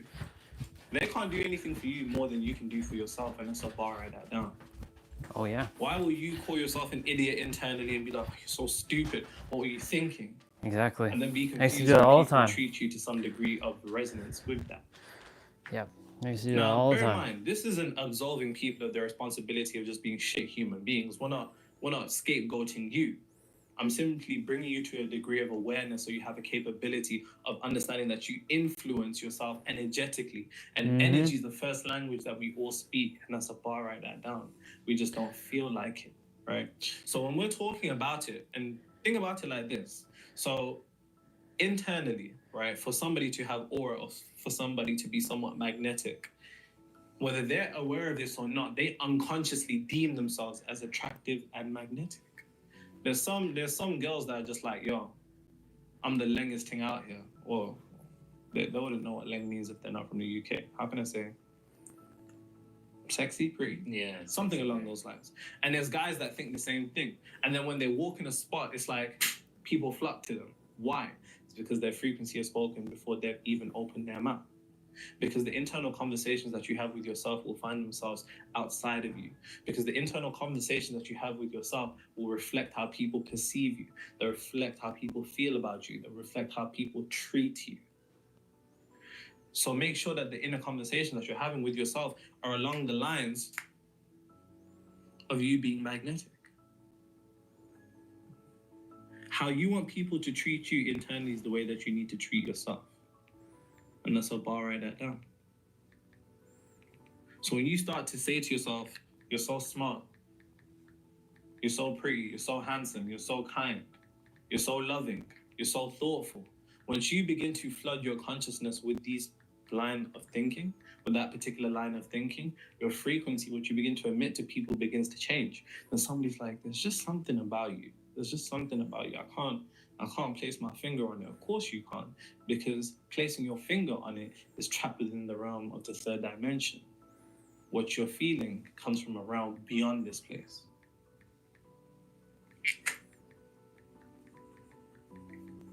If you want people to appreciate you, when we talk about aura and magnetism, it's this attraction.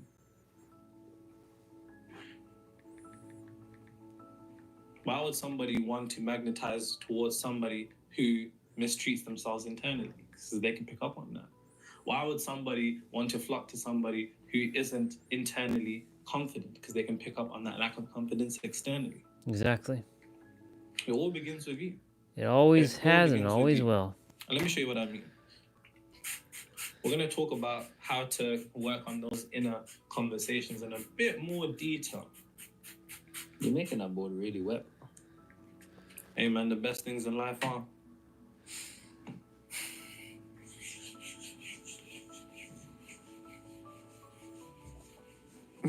Listen to this comment. All right. You're gonna love this one. I don't feel like I'm going to. They mentioned your favorite rapper. When y'all said about favorite rappers, Drake, Jay-Z, etc., these people are... Hold on. Let's get our top fives at least correct here. Jay-Z, Nas, Kendrick Lamar, Drake, and I'd either put Gunna or Young Dolph or Nipsey Hussle or Benny the Butcher, for me personally. You? My top five? Mhm. Dave. Oh, yeah. Dave goes in my top five Dave. straight. Drake. Jay-Z. Finally, some manners. I've actually been taking them. I've converted you, some manners. Gunna. Who would be fifth? I'll probably say J. J. Cole. Cole, you know? Yeah, for you, it'd be J. Cole, yeah. I'll probably say J. Cole. Yeah, so she goes, these people are vibrating in a low frequency, operating in dark energy. I liked what you were preaching about. I liked what you were preaching, but knowing your music taste makes me think about your own energy frequency and alignment and what you really got going on. What I really got going on? Music has frequencies and energies. Really? Pretty much spell work through tunes and rhythms, etc. Wow. Wow. What we got going on, AJ? They got us, bro. What we got going on? What we got going on, guys? They got us, bro. What we got going on? What you want me to listen to music about? Elevated consciousness. Oh, darling, I'm a mix between a nerd, a nigga, and God. That's literally my mixes. I'm sorry to let you down, man. I feel like we just had our spiritual card revoked. You know what I'm saying? And I'll have you know, actually, my favorite type of music is old school R&B. Thank you. Next. They just don't make tunes like that no more, man. They don't. They don't. You know, girls will often be like, I want that R&B love. I'm like, No, you don't. well, you don't. If you really listen to that music, you don't want that type of love. I remember when it was exposed to me that the song's dilemma was just not really, it's not the love you want. You got a girl at home. That's not the type of love they want. That's what I'm saying. But You know your man's what I'm out here saying? messing with another These chick. are my confessions. Like, you don't want that. Can't handle that. You can't handle that. Gotta change my answering machine. You don't want it. Oh, you don't want it.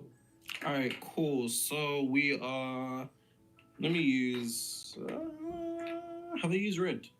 I feel like I've got red in my pocket. Yeah. Blue and red. Lovely stuff. So, to kind of piggyback off the initial point that I was just talking about, that people can unconsciously pick up you energetically, we have to come to the understanding that when we're talking about altering our frequency, we're talking about altering our consciousness, self-concept, subconscious mind, subconcept. I'm at 7250, y'all. Still got some ways to subconscious go. mind. The primary, I guess, programmer of the subconscious mind, or the primary alteration of consciousness, or the primary alteration of frequency is emotion. Yep. It's always going to be emotion. Always starts from emotion. Specifically, emotional intensity. If you want to alter your subconscious mind, it's not necessarily about repetition. You can do it. It's a bit long, innit? It's just a bit long. But what you should be aiming for is emotional intensity. Why? Because emotion is ultimately the true language of the subconscious mind. We see examples of this every day. An individual only has to go through a traumatic event Once.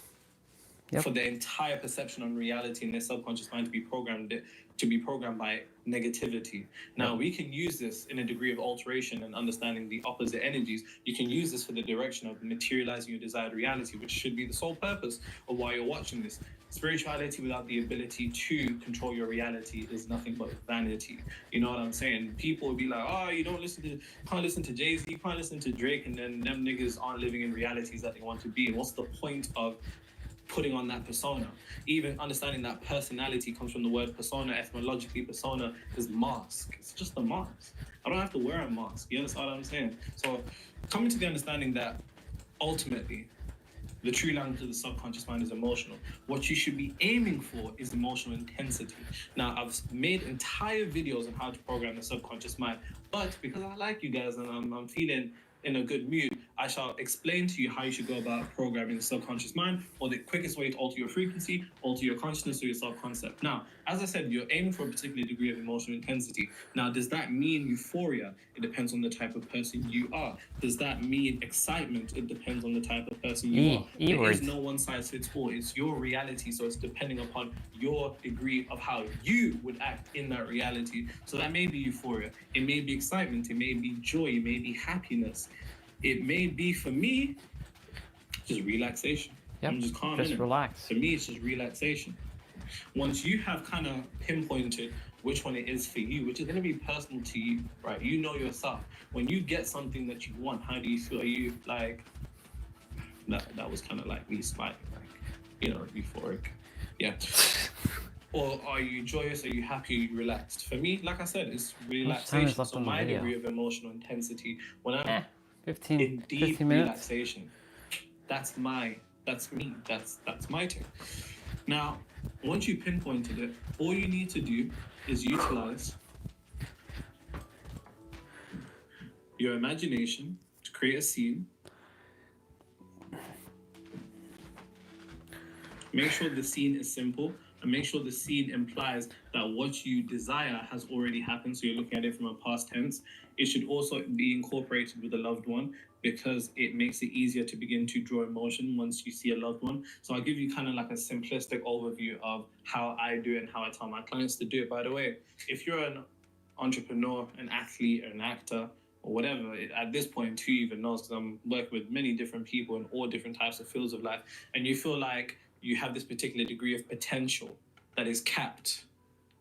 You just can't break above it, and you want to unleash that potential, then link in the description. I work with actors, I work with footballers, I work with NFL players, I work with 6 to 8 figure entrepreneurs. So yeah, link in the description.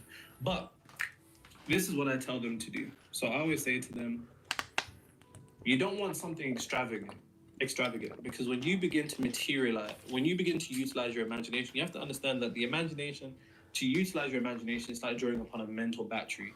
If your shit is like super flashy and you're hopping out the Rolls Royce and somebody's popping confetti over you and somebody gives you a glass of Dom Perignon, like it's all a bit too much. Yeah, and it's you gotta keep it intense on the simple. imagination. We don't want that. We want something that is nice and simple and repeatable, because we're not aiming for extravagance mentally, we're aiming for emotional intensity. So I would All say E to them, words there. imagine a loved Not extravagance, but one acknowledging emotional whatever it is intensity. that you wanted to attain. Oh, the I is So intensity is I. acknowledgement I acknowledge you. from a loved one. That could be them congratulating you. That could simply be them recognizing that you got what you wanted. So, in this instance, when we're talking about aura, this comes down to two things in particular. This comes down to approval and validation. Yep. I'll tell you right now, I knew it. individuals that got no aura require external approval and external validation. I got repeat, it. individuals that have no aura, no ability to magnetize opportunities, have no internal approval and no internal validation. Now, throughout various points of all our lives, there's been times where we haven't had as much internal approval as we needed. So we looked for it externally. There's been times where we didn't have enough validation, so we looked for it externally. And that's an uncomfortable feeling both ways, for the individual that's acting out of that state and the individual that's interpreting somebody in that state. People typically have this disdain or dislike or this discomfort when we can feel somebody's trying to get our approval or somebody's trying to get our validation. It just doesn't feel right. So as I said, like, it doesn't feel right both ways. So it's about understanding that what we refer to as approval and validation, something that is external, has to be made internal.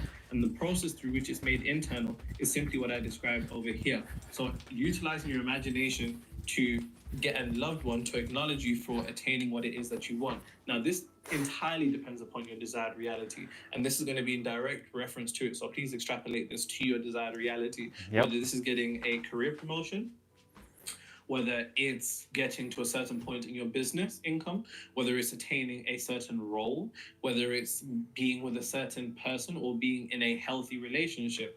The issue is you have no ability to magnetize those things because you don't have what it takes to magnetize those things. I'll give you an example. So let's say there's a butterfly. It's really hard to chase a butterfly, right? If you try to chase a butterfly, it's just hard, isn't it? Because it just flies into the air. It's a difficult thing. But when you have what the butterfly wants, which is a specific scent, that butterfly then comes to you. Yeah, you magnetize it. And this all comes down to the understanding that any time that we are going after something or we're chasing something, we have to have the sense. Indirectly, unconsciously separate ourselves from it instead of having what that thing wants. There's a chapter in my book, and it might be in the description, it might not be. If it's not, then that means it's not out, and if it is, then that means it is. So, but there's a chapter in my book that I call The Desire of Your Desires. You have to understand that on a deeper level, beyond what it is that you want, so that career, that job, what you want is an emotional state. And when you can pinpoint that emotional state and you know it, then you can utilize your emotion to create it internally. And when you internally create it, you no longer need it externally. Because once you have it internally, then that will be the scent that attracts the butterfly to come to you. And this is so crazy because I think I was talking on Instagram live the other day. I remember someone asked about how do I have aura, right? And a thought popped up in my head. Anytime that I spoke to any millennial, so me and AJ are millennial Zs. Obviously, we're Gen Z by birth, but mentality will probably more closer to millennials. But anyways, any millennial that you chat to about aura, if you say to them who's had the most aura, consistently the one answer I found is Michael Jackson. My oldest, my uncles, they will not stop talking about how much aura Michael Jackson had. True. Obviously, I was born in 2001, so I wasn't really like there when he was there. So they'll make me watch clips. My aunt will hop on the stage and just be like this. And they were telling me that people were fainting from Bro. him not speaking. I've heard the same stories, bro. Millennials love talking about Michael Jackson's aura. It's mad. They'll be like, yo, he didn't even speak and people were faint. They had to bring ambulances because people were just passing True. out. What? I was like, what? I didn't know how serious it was. I didn't know how serious it was until I saw those videos. He's definitely got aura. Yeah, he does. He's definitely got, he had it, Star. He had it. I saw it. There was one stage where he just pops up on like the platform and he's just like this. He hasn't even spoke, hasn't even performed. He's just like this. I'll show you the clip after. And people are like, grown men, grown 6-foot men. Nah, Michael Jackson built different still. Built different. And it all comes down to this. You have to understand that anytime we desire a degree of external approval, external validation, this diminishes our aura because we're projecting our aura outside instead of having our aura within. The more aura that you're able to store within you, the more you will set in motion for all those butterflies, which we can conceptualize as your desires, to come to you because you have what they want. I like but that. individuals that go out and seek external approval and validation will never get that. Now, Bar. how often do you approve of yourself internally? How often do you validate yourself internally?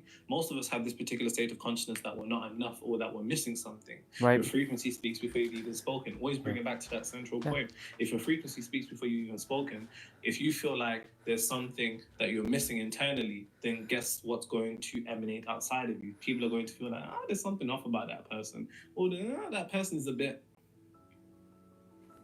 And the only way you can do that is to utilize your imagination with a loved one. Now, the question that comes to mind is, if I'm using like a loved one congratulating me on being in a super healthy relationship, they've never seen me more happy, or getting that career promotion, or getting that job, or reaching that point in their business, aren't I using somebody external to me? No, because the entire point of generation is within your imagination. Yeah, internally. You're not seeking it outside of you. Yes, you can use external figures, but because the central breeding ground is internally, you're good. You're good.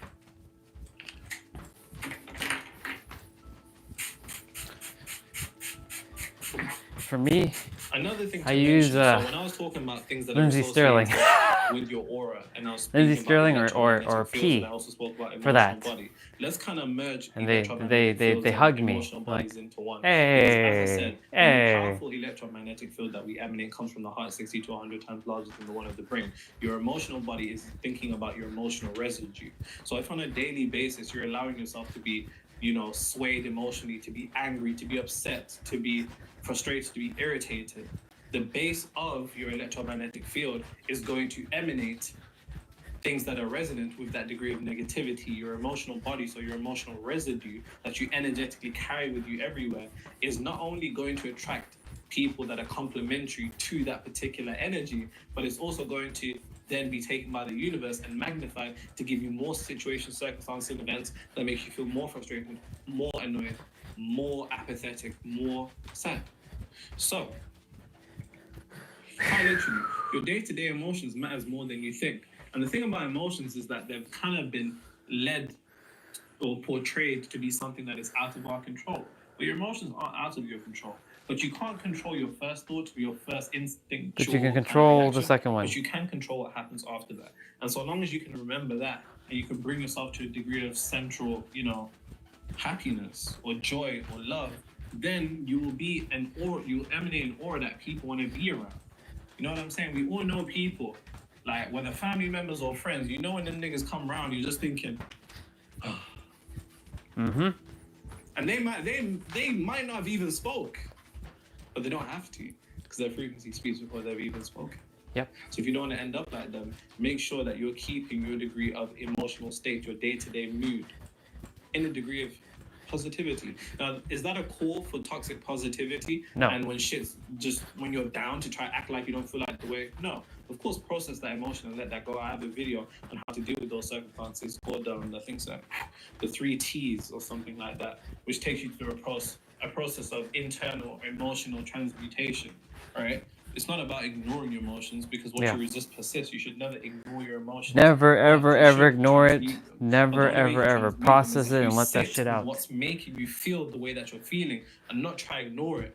Because more often than not, when we're stressed about bills or someone's pissing us off or something's just not going right, we just try to move on like everything's okay. No, what you need to do is sit yourself in silence and bring whatever's stressing you to the forefront of your mind and confront it instead of avoid it. Because when you try to avoid or ignore reality, you're telling that particular frequency that you are its bitch. Yep. Because you're running away from it, because you don't have the energy necessary, You're scared. the frequency strong enough to overcome it. So whatever it is that's stressing you, and I've done this multiple times, I even tell my clients to do this, when bank accounts is getting low and you don't want to look at your bank account, brother, stare at your bank Just account stare at it. until all that negativity that you feel comes up to the surface, and naturally, whether it takes you 10 minutes, 20 minutes, 30 minutes, 40 minutes, it will dissipate.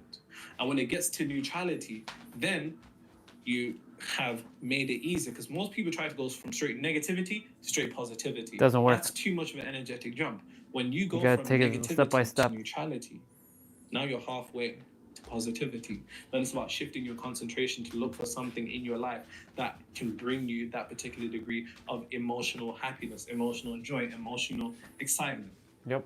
And then understanding that that concentration is the first step to vibration. Vibration then becomes frequency. Frequency then becomes reality. Bar. I feel like I should have wrote that all down on the board, because that was just literally just me speaking. But make sure you go back and kind of catch what I said. There was some real stuff there. Yes, sir. By sir, I mean, yes, brother. But I'm aware of that already. Man, this is going to be a struggle to read. I see so many spelling mistakes. Someone said, Nero, my Zimbabwean brother. Yeah, for people that don't know, I'm Zimbabwean. I mean, Nigerians try to say I'm Nigerian. Jamaicans try to say I'm Jamaicans. I had an Indian brother the other day try to say I'm Indian. That's I said, crazy. we're going too far now. I guess it makes sense why there's so many spelling mistakes. Anyway. Cheeky, don't violate my people like that. I'm joking, don't come to me. Pause. That's ridiculous. Anyway. You're the one telling them. Okay. You showed me how to manifest properly.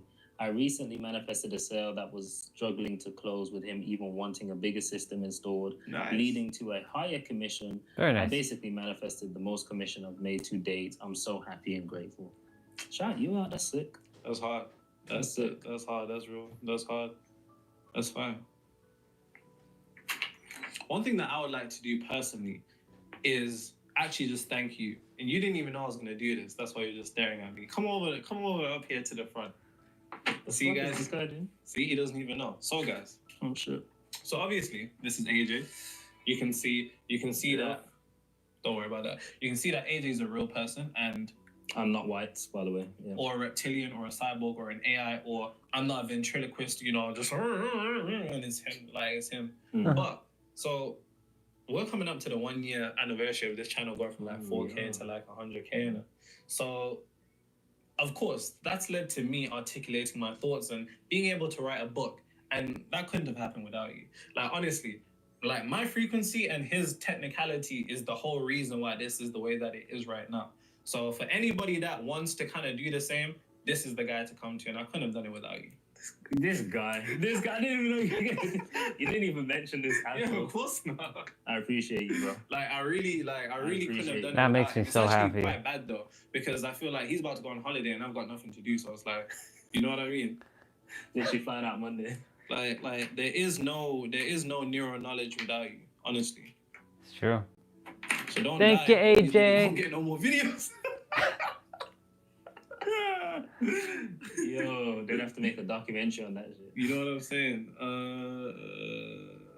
Good job, bro. They'll probably make up conspiracies as well. Oh, they'll say I sacrificed you. Yeah, 100%. They'll say I sacrificed. 100%. They'll be like, oh, this is why he's able to do all of this. Cool, guys. So, the final thing for you to understand, I believe it's Psalm 46:10. So Be there's a still scripture in and Psalm know. Look at 46:10 that. that says, "Be still and know that I am God." See? The more Be that you're still able and to know. immerse yourself We're on in note godly today. consciousness, the more you will be above the day-to-day naturalities of reality. So the natural things that go on in this third dimensional realm. So, for example, having to have certain qualifications, having to look a certain way for a guy or a girl, having to have these particular strategies or systems in your business to be able to get clients. The more that you're able to transcend that, frequency defies rationality. Frequency defies rationality. Your frequency will make shit that don't make sense make sense. Hell There's yeah. people that we That's a know bar. things don't make sense for. But individuals that have the ability to immerse themselves in that degree of God consciousness have the capability of being able to attain that. Now, when we're talking about Yes, stillness, sir. I Yes, need bro. you to understand something very, very important. Be The still and know, more y'all. that you are able to bring yourself to stillness, what this does through meditation, and you can just conceptualize this as just simply sitting in silence. I always tell my clients sit in silence, well, depending upon the client, but let's just say at a baseline, sit in silence every day for 15 minutes straight in silence, right? Don't associate with your thoughts, don't agree with them, don't ignore them, don't try to debate them, don't try to argue with them, don't agree with them, just sit in silence and allow them to go through. Because what you do is that you enter the temple of God. Yep. And every time you enter the temple of God, you come back with a stronger frequency. Yes, you do. And when we're talking about life force energy, your life force energy is grown by your ability to immerse yourself into that degree of God consciousness, which is that silence. Be still and know that I am God. Before you can know God and truly transcend these third dimensional realm conceptions, you have to be able to be still. Before you can know God, you have to be still. So part of aura is just naturally immersing yourself into stillness, because the more still that you are internally, the less you'll be affected by the chaos outside of you. Now, when the world is chaotic, and this can be in your personal life, this can be things not going your way, and you allow your emotions to be swayed by the external, you allow the external to alter the internal. Now your whole aura is fucked up because your emotions is fucked up. So the electromagnetic field that you emanate is fucked up. The emotional body that you emanate is fucked up. And now, due to the fact that your frequency speaks before you've even spoken, your frequency that you're speaking to people is fucked up. So it's about understanding that the more you kind of dwell in that stillness, the more you anchor yourself when the world tries to get you to swing back and forth. Because if the world can swing you back and forth emotionally, either through happiness or sadness, you'll kind of be like a yo-yo that the universe utilizes for emotion. Whenever it wants some negative emotion, it will swing you that way. Whenever it wants some positive emotions, it will swing you that way. So you have to understand that stillness is very, very important, because the more still that you are, the more you ground yourself internally. And when you're grounded internally, nothing Oops. can shake you externally.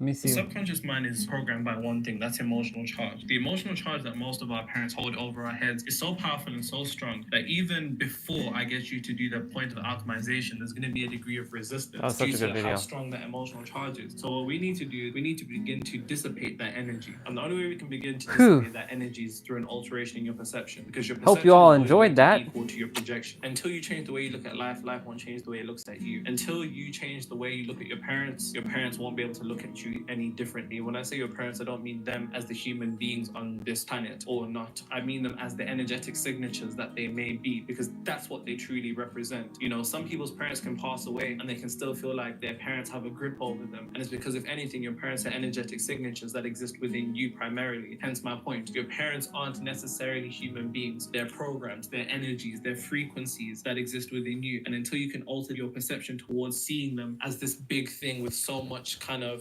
charge, you won't be able to actually do the next step. So I need you to dissipate that energy. That's a bar. Give my brother a like. Awesome. Well, I'm going to go use the bathroom. I'll be right back. And yeah, both microphones are active. So I'm just going to quickly put this back, and then I'll put on some music, use the bathroom, and come right back. I still got about 2,000 steps to go. Give or take.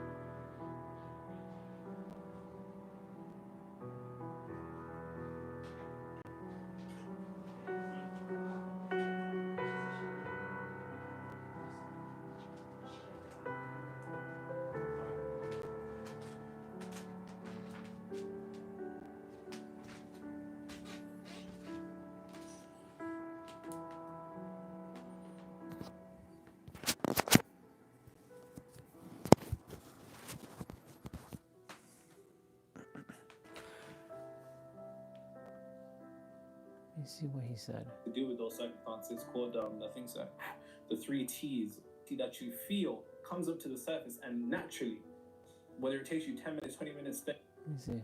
I guess it makes sense why there's so many spelling mistakes. Anyway. Oh shit. So obviously, this is AJ. You can see that. Don't worry about that. You can see that AJ is a real person, and I'm not white, by the way. Yeah. or a reptilian, or a cyborg, or an AI, or I'm not a ventriloquist. You know, just and it's him, like it's him. But so we're coming up to the 1 year anniversary of this channel going from like 4K to like 100K. So, of course, that's led to me articulating my thoughts and being able to write a book. And that couldn't have happened without you. Like, honestly, like my frequency and his technicality is the whole reason why this is the way that it is right now. So, for anybody that wants to kind of do the same, this is the guy to come to, and I couldn't have done it without you. This guy, I didn't even know you didn't even mention this. Yeah, of course not. I appreciate you, bro. Like I really couldn't have done it without him. It's actually quite bad though, because I feel like he's about to go on holiday and I've got nothing to do. So it's like, you know what I mean? They should find out Monday. Like there is no neural knowledge without you, honestly. So don't die, or these niggas won't get no more videos. Yo, they'd have to make a documentary on that shit. You know what I'm I was thinking saying? his book came out. No, it didn't. They'll probably make up conspiracies as well. Oh, they'll say I sacrificed you. Yeah, 100%. They'll say I sacrificed. I gotta see. There's a bar that he wrote down. I'm attempting to see what he said. So, the final thing for you to understand, I believe it's Psalm 46:10. So the scripture in the Bible, Psalm 46:10, that says, "Be still and know that I am God." The more that you're able to immerse yourself in the godly consciousness, the more you will be above the day-to-day naturalities of reality. So the natural things that go on in this third dimension around. So for example, having to have certain qualifications, having to look a certain way for a guy or a girl, having to have these particular strategies or systems in your business to be able to get clients. The more that you're able to transcend that, frequency defies rationality. Frequency defies rationality. Frequency defies rationality. Got it. Defies rationality. Your frequency will make shit that don't make sense make sense. That right there. Your frequency will make things that don't make sense make sense. Let me. Frequency defies rationality. Your frequency will make shit that don't. Your frequency will make shit that don't make sense make sense. Yeah. Your frequency will make shit that don't make sense make sense. Frequency defies rationality. That is actually the most important thing I heard in this video. Frequency defies rationality. Say it with me, y'all. Frequency defies rationality. Your frequency will make shit that doesn't make sense make sense. Yeah. Yeah.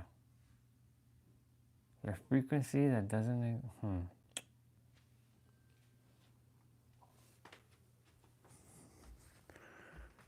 Your frequency... Yeah.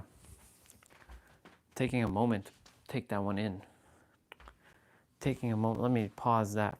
Bro, let me put y'all back there for a moment. Your frequency defies rationality. That's a friggin' bar. And your frequency will make shit...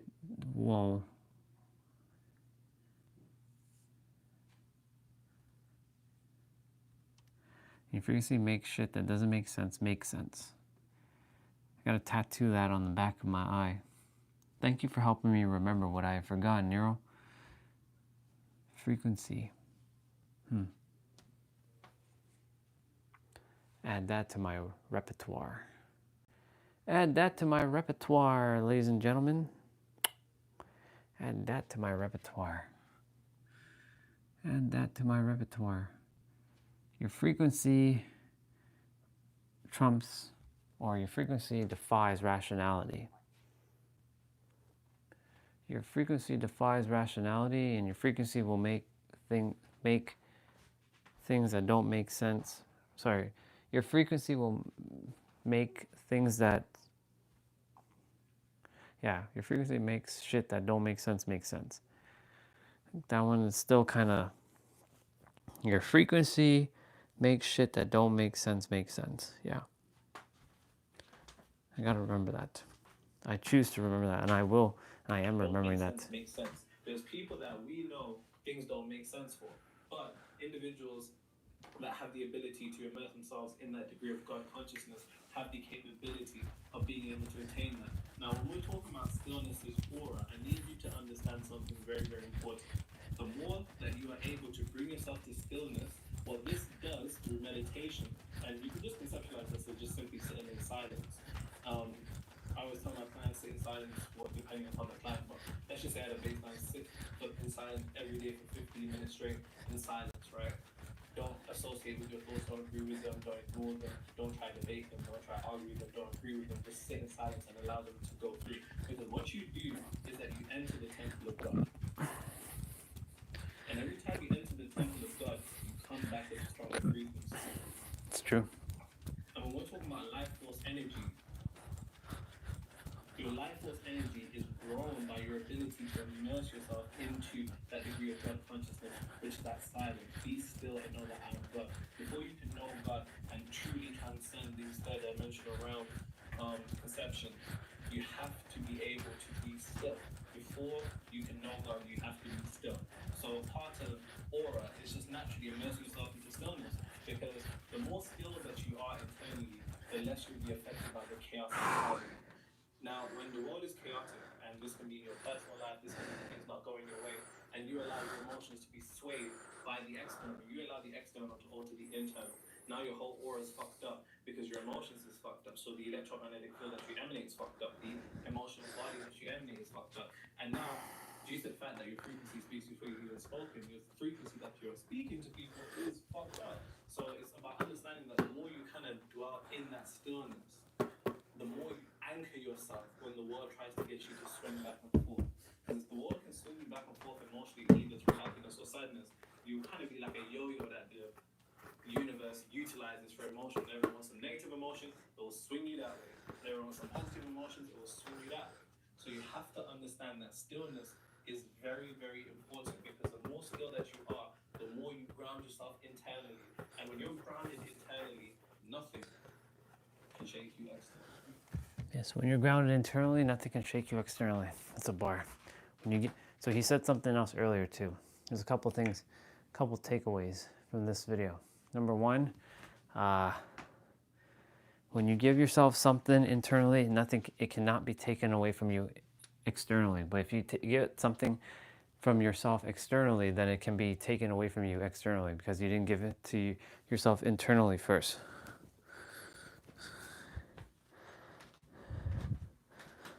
Yep.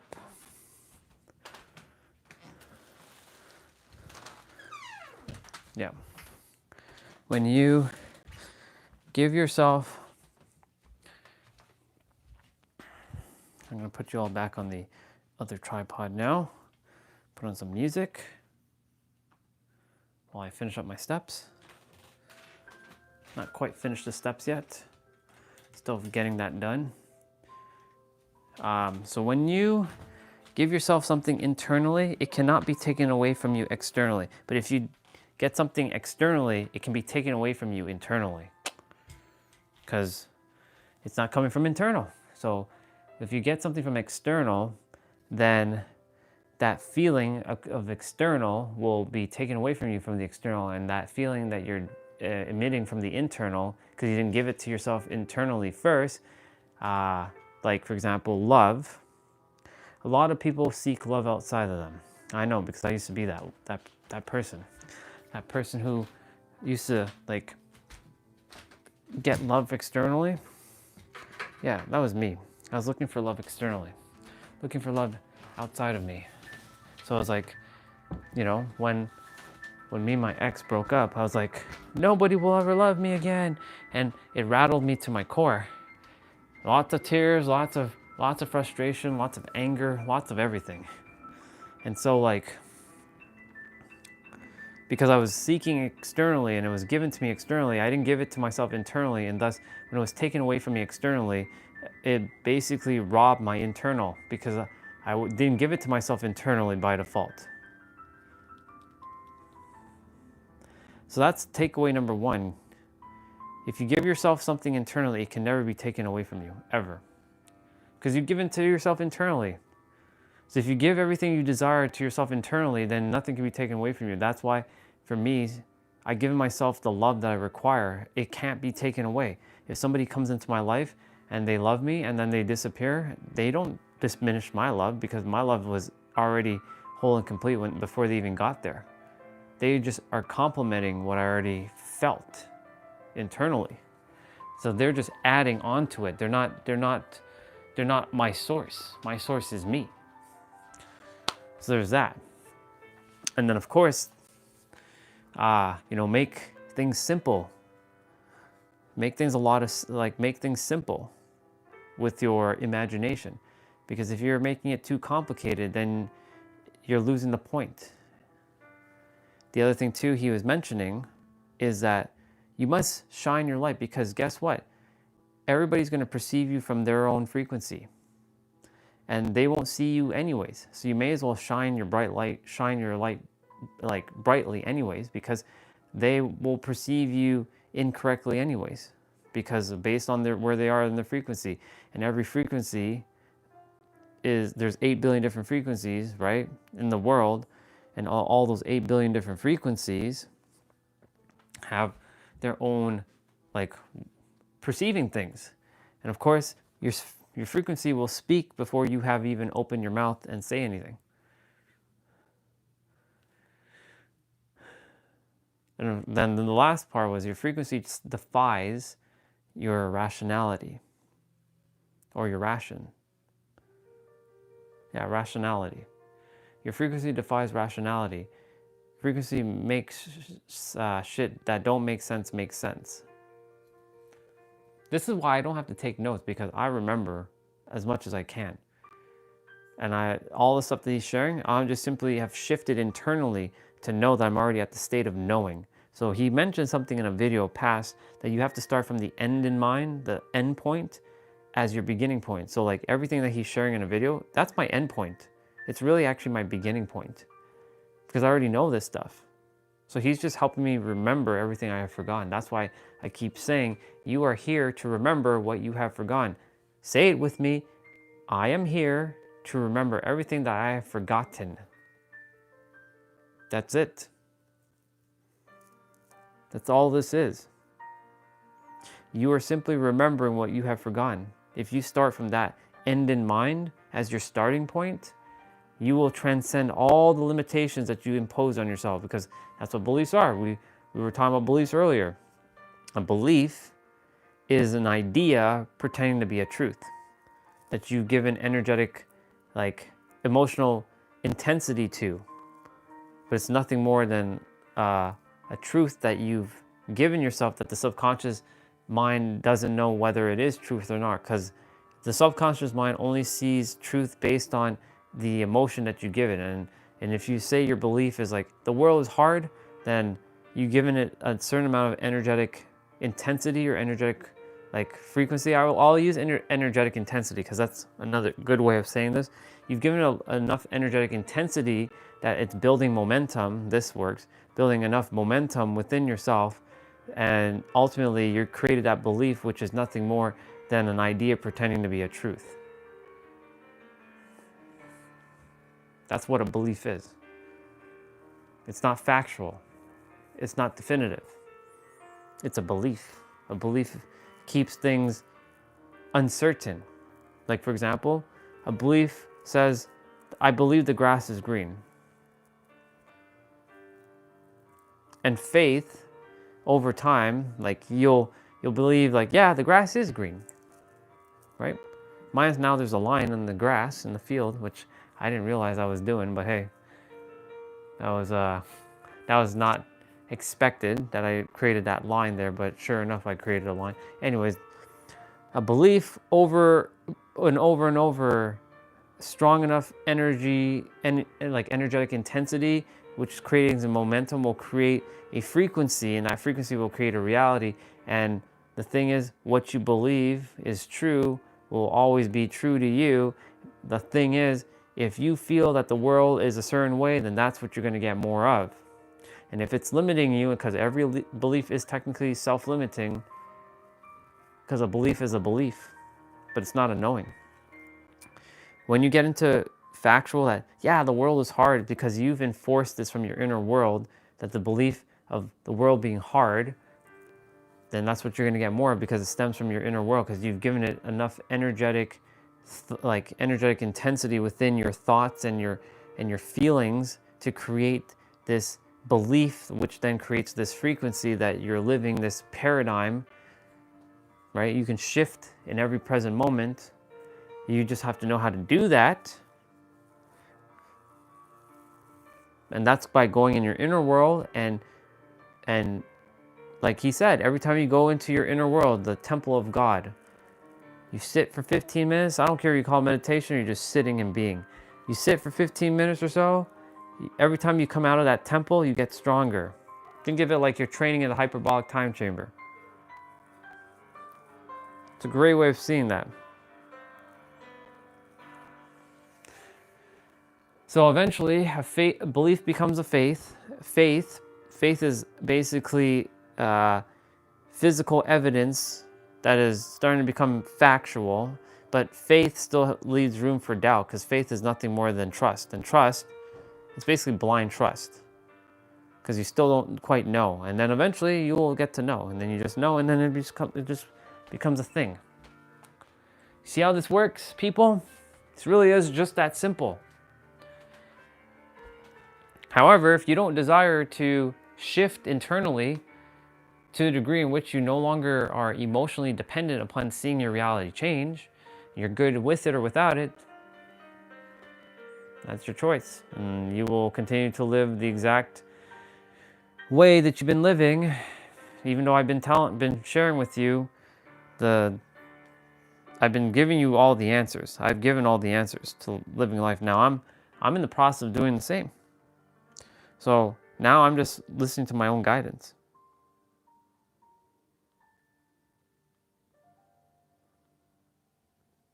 Ichigo. What we got?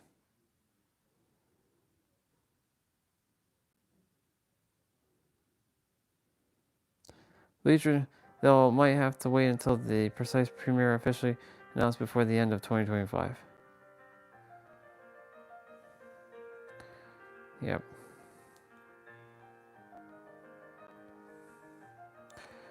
Yep. Just a lot of things, man. So much.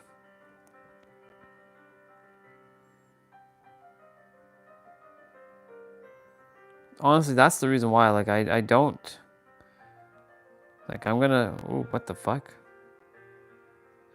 Damn, that's like torn up and shit.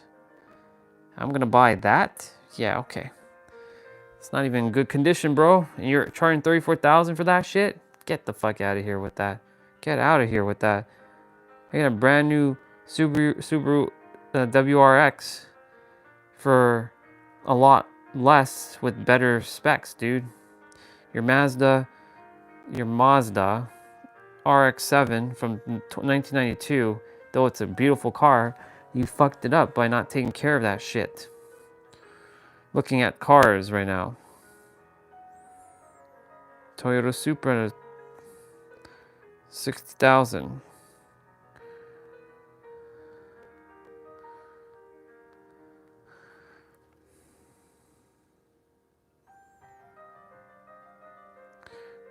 Lexus IS.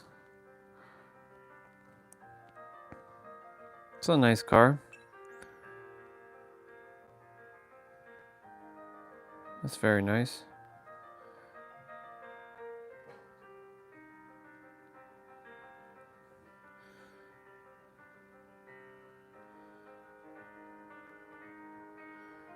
So this was just listed.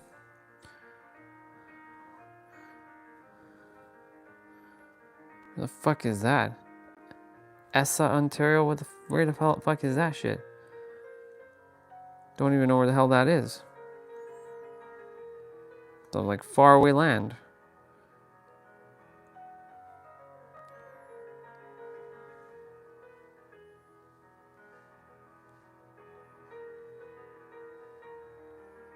Holy shit.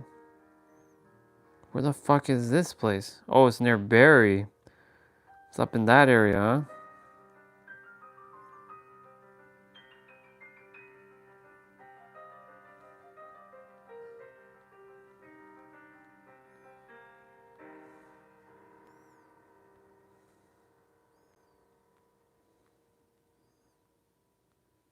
hole in the wall. That's so interesting that Jessa doesn't live in Roosevelt Island anymore. That's crazy. That's so crazy. She doesn't live in Roosevelt Island anymore.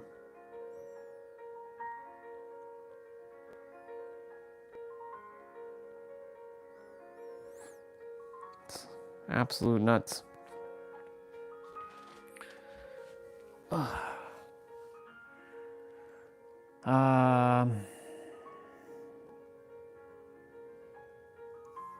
Let's see what we got going on here.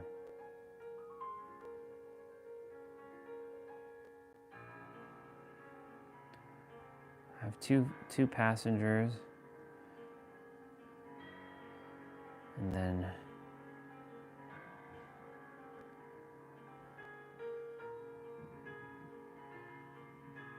I choose that.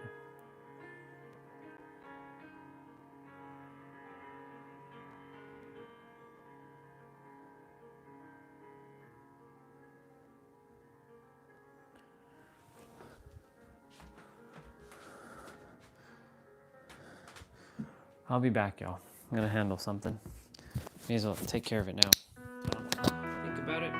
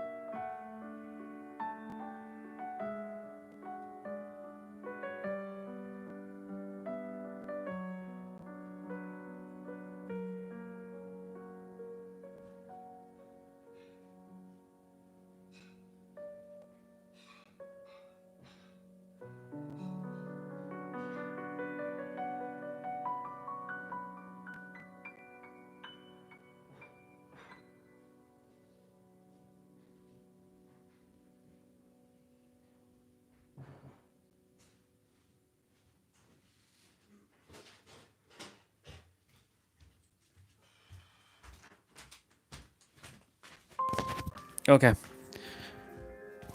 There we are. Just handling some stuff for mom. Yeah. Hey. So May 29th. Alexa, when is May 29th? May 29th, 2025 is on a Thursday. On a Thursday. So a Thursday. Okay. That's fine. So Thursday, I'll be dropping my mom and my sister to the airport.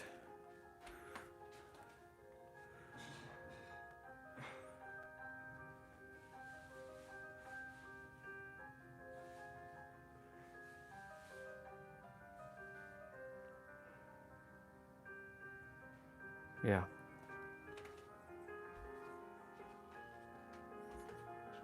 Okay. Oh shit! I gotta take you all to do my laundry. I was like, something's not done. We got something to finish. We've got laundry to do. We got to go put our laundry.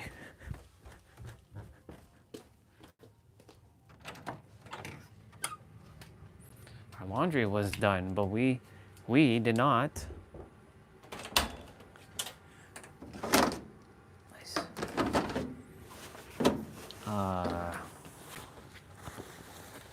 This is definitely, don't know whose pants that is, but it's definitely not my pants. That's for sure.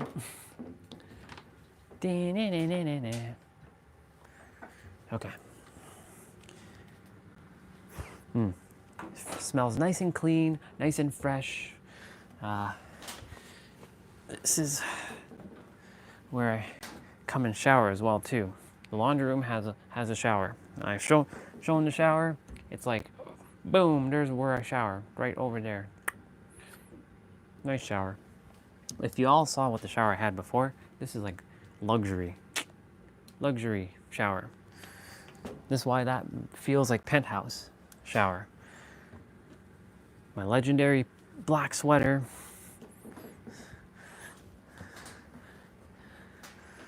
I see the sound. It sounds like bullshit to me, socks. Thank you, Olga. Thank you, Olichka Baba, for that socks. I know she's not here, but it'd be funny if she is here. Thank you, Olichka Baba. Olichka Baba. Olichka Baba. Olichka Baba.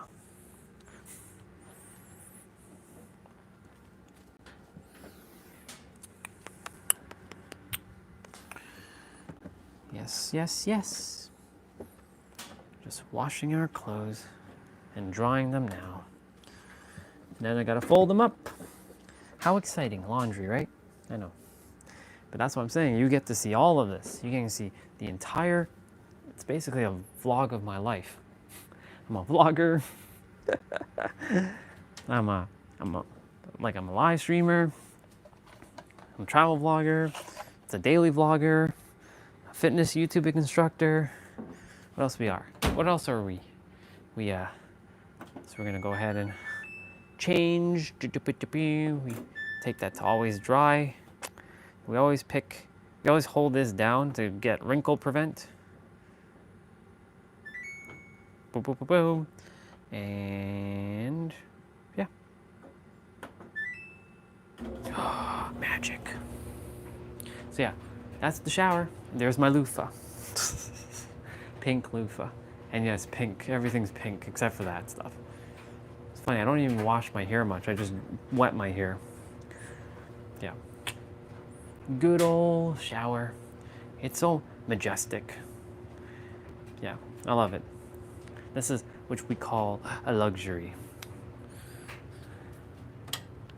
The good old basement. The good old basement. My chair has been subjected to this stuff. Sephiroth. Look at that dude. That badass right there. Mr. Sephiroth. Din din din din din din din. Sephiroth. My monitor is on. Yep. My mouse. I mean, you can just go there. Keyboard can go here, because I know Nancy was using my desk. I don't know why my thingy is like that though, but sure. I don't really use the desk anymore, so yepers. I see some new figure. What we got here? I don't know who that is. That's a new figure. One of my favorite figures and one of my other favorite figures. Yep. Momohime and Luke and Ash.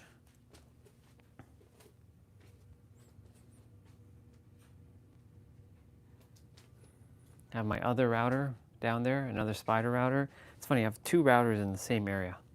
One should be actually technically out in the garage, but the problem is it'll just turn to like smoke.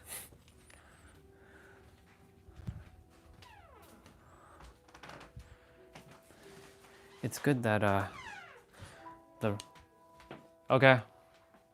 good that the router can reach all the way out there anyways. So, oh, that would have been disastrous. That would have been straight up disastrous. So I will be right back. I'm still not done my steps though. I'm at 85. So I can't play a video game until we have 10K. Can't break my rule. Will not break my rule. 85:39.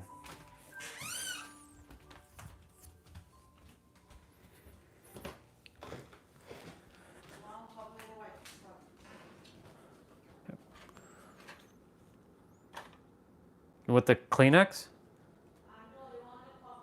Oh. Okay.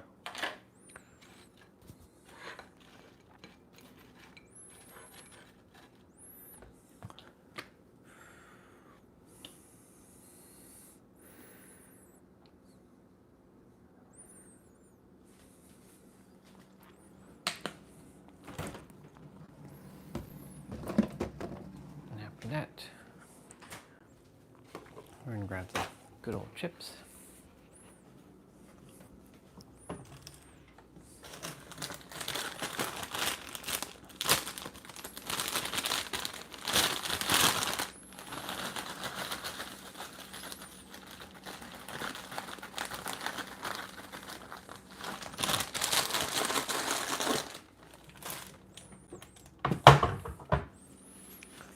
And I know I have the microphone with me.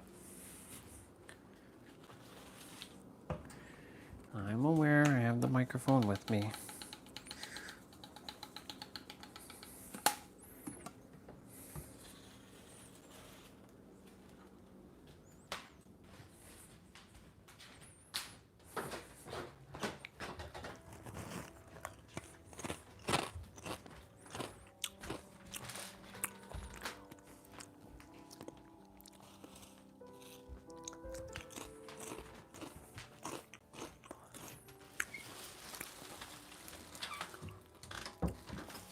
There we go. There we go.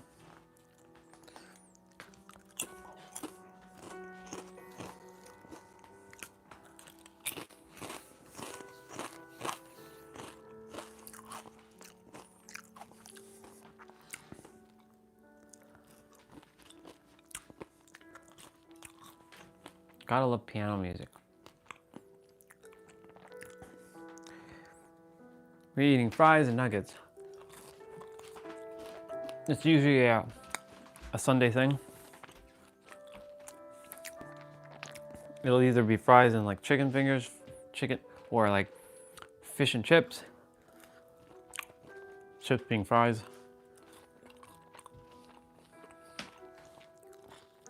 Or it'll be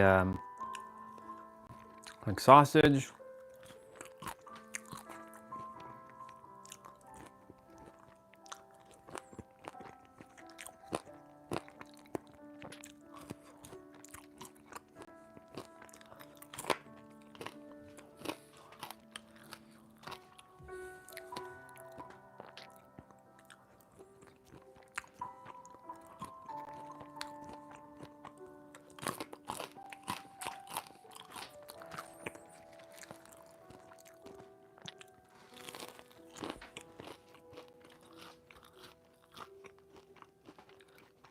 Good, we got that done.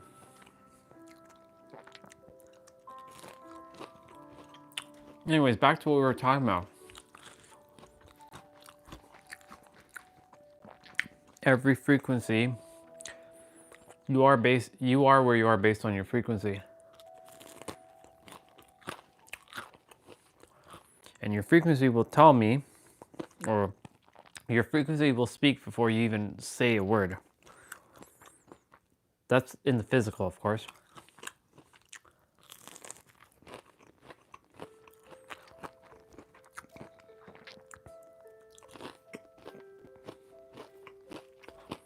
So it's advantageous for you to hone in on your frequency. It is advantageous for you to go into that inner world of yours, as I said, many times. It will always stem from the inner world, y'all. Can't emphasize that enough. And deal with it.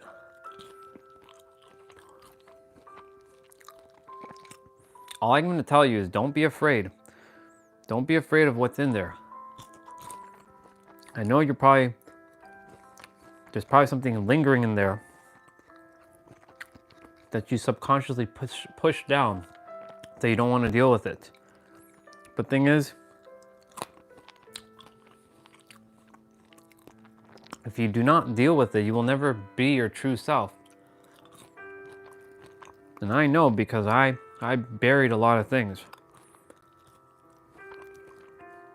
And the more I release things, the more of me I am. Because I free myself. And the thing is, no matter what, even if someone perceives you indifferently, you know you, so may as well be you. Because they're going to perceive you wrong anyways. Because they are where they are based on their frequency, so it doesn't even matter about them. It's all it matters about you. You may as well be your true self and show the true version of you. Just saying, just super saying.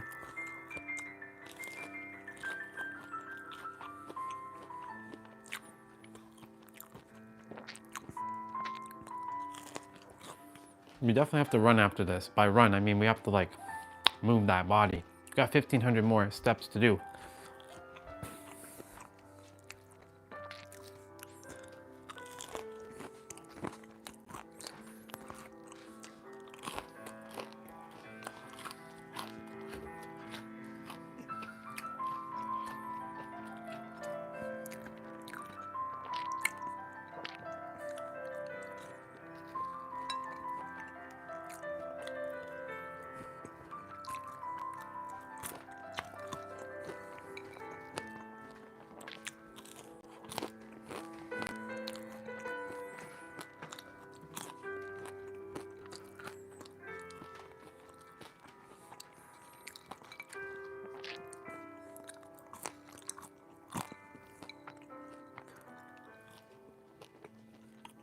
I feel like we're going to be taking one more flight this year. I feel like another San Diego is coming up. October 6th, I'm calling it. We're going back to home. We're going back home. We're heading home again. Spiritual birthday.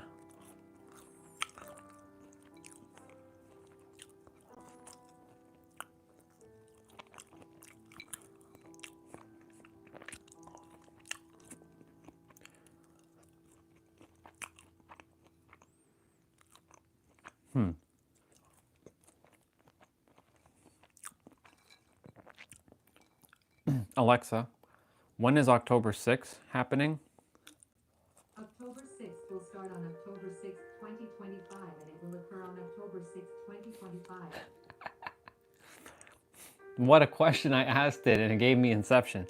Alexa, what day does October 6th fall on? October 6th, 2025 falls on a Monday. On a Monday.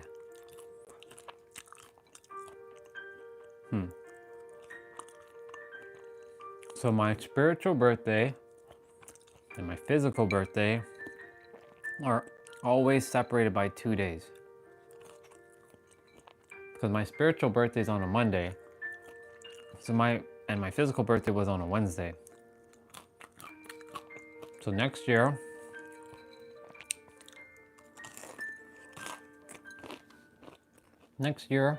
on 2026, my physical birthday will be on a Thursday.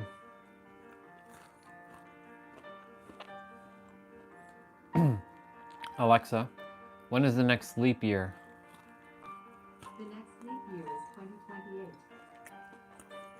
Okay, I was right.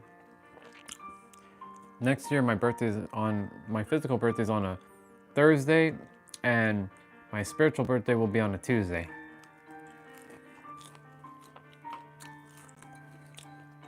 Okay.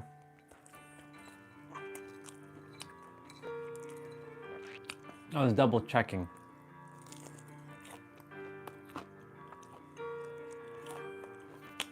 We have some chips here. These are called all dressed chips. This is our, just a little.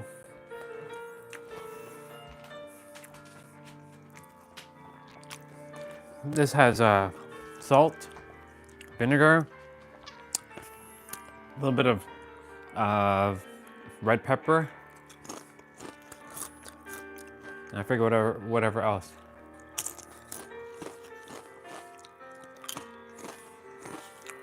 You're getting the ASMR of chips.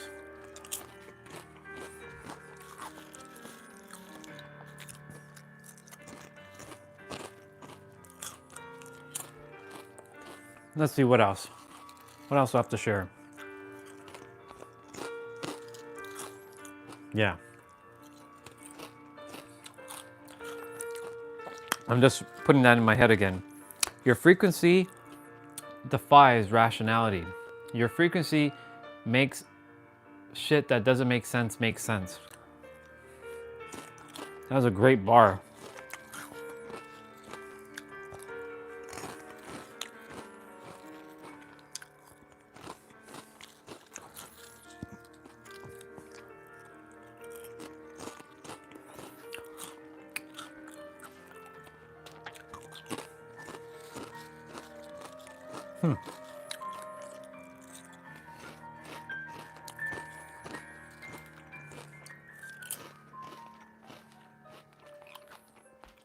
It's interesting.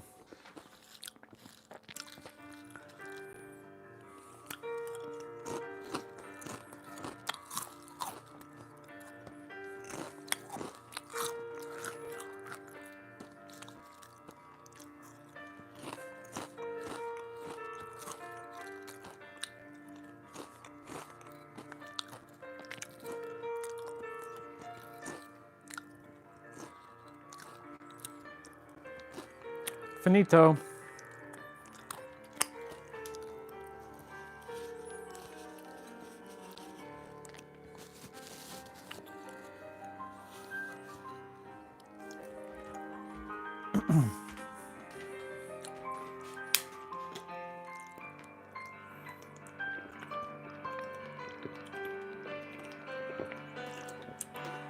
The laundry will be done about roughly around 6 p.m.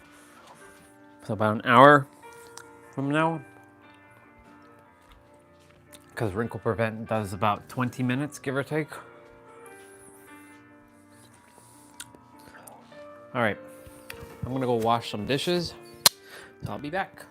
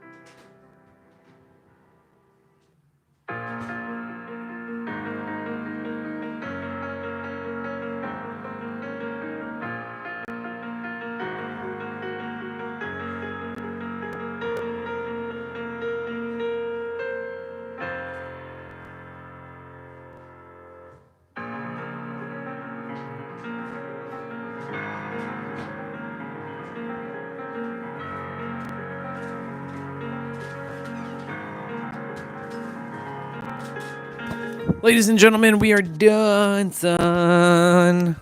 We're done. Look at that Sephiroth. Ain't that exciting to see the Sephiroth? All right. We were upstairs and I was like, what are you thinking, dude? Stop thinking. I was catching my ego. It was like, this is why I get very vulnerable and share things. So I free myself. I use the live stream to free myself of a lot of stuff. So my mom and my sister are going on a trip to New York at the end of May, and I'm like, so why is that bothering you? Because she didn't do anything for your 21st birthday, and she didn't do anything for your brother's 21st birthday, but she does something for your sister's 21st birthday. So I'm like, so why? So the questioner is asking the questions like, so why is that bothering you? Why does that matter? I said to myself, think of this as a challenge to let it go, because like it was beautiful because we didn't get too egoic there. I'm like, don't let it bother you, because it's for your sister. She hasn't been on a flight ever since she was a child. This is her first time getting to go on a flight in a long time, and it's not even about you. So like, don't make everything about you.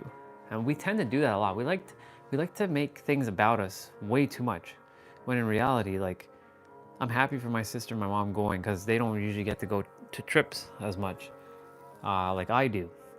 Like in the last 3 years, yeah, New York, Florida, Vegas, San Diego, San Diego, San Diego, San Diego.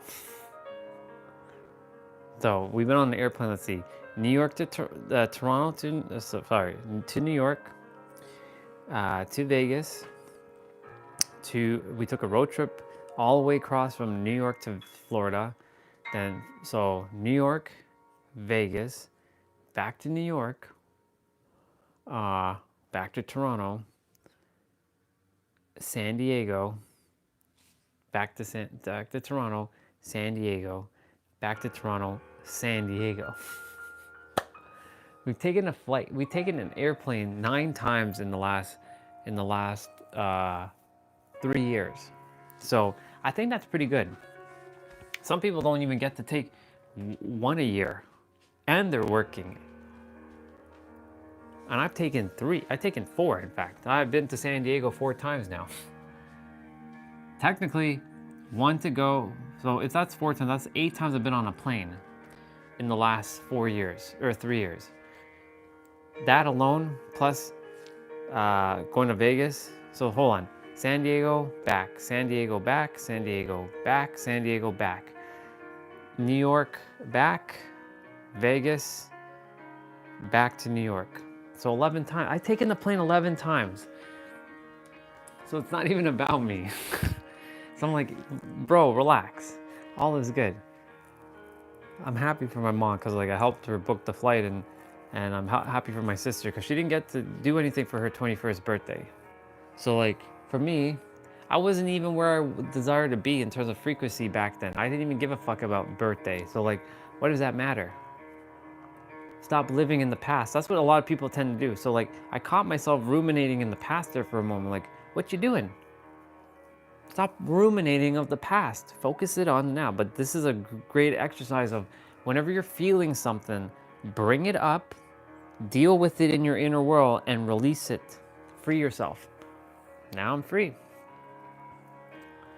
That's why I'm saying, like, there are things that will come at you when you least expect it, that you buried in your subconscious. Because like, you know, a lot of times for me, like nothing was ever really done for my birthday in terms of like, you know, every year it's been like food and cake. And you know, here's the thing, that's a luxury in comparison. Some people don't even get a birthday. They don't even get to celebrate their birthday at all because nobody actually gives a fuck about their birthday. So like, in the eyes of like, everything's known in comparison, but like, you have to like, you know, be appreciative of every little thing. So like, there are some people in the world that don't even get a birthday cake or get to blow out their cake.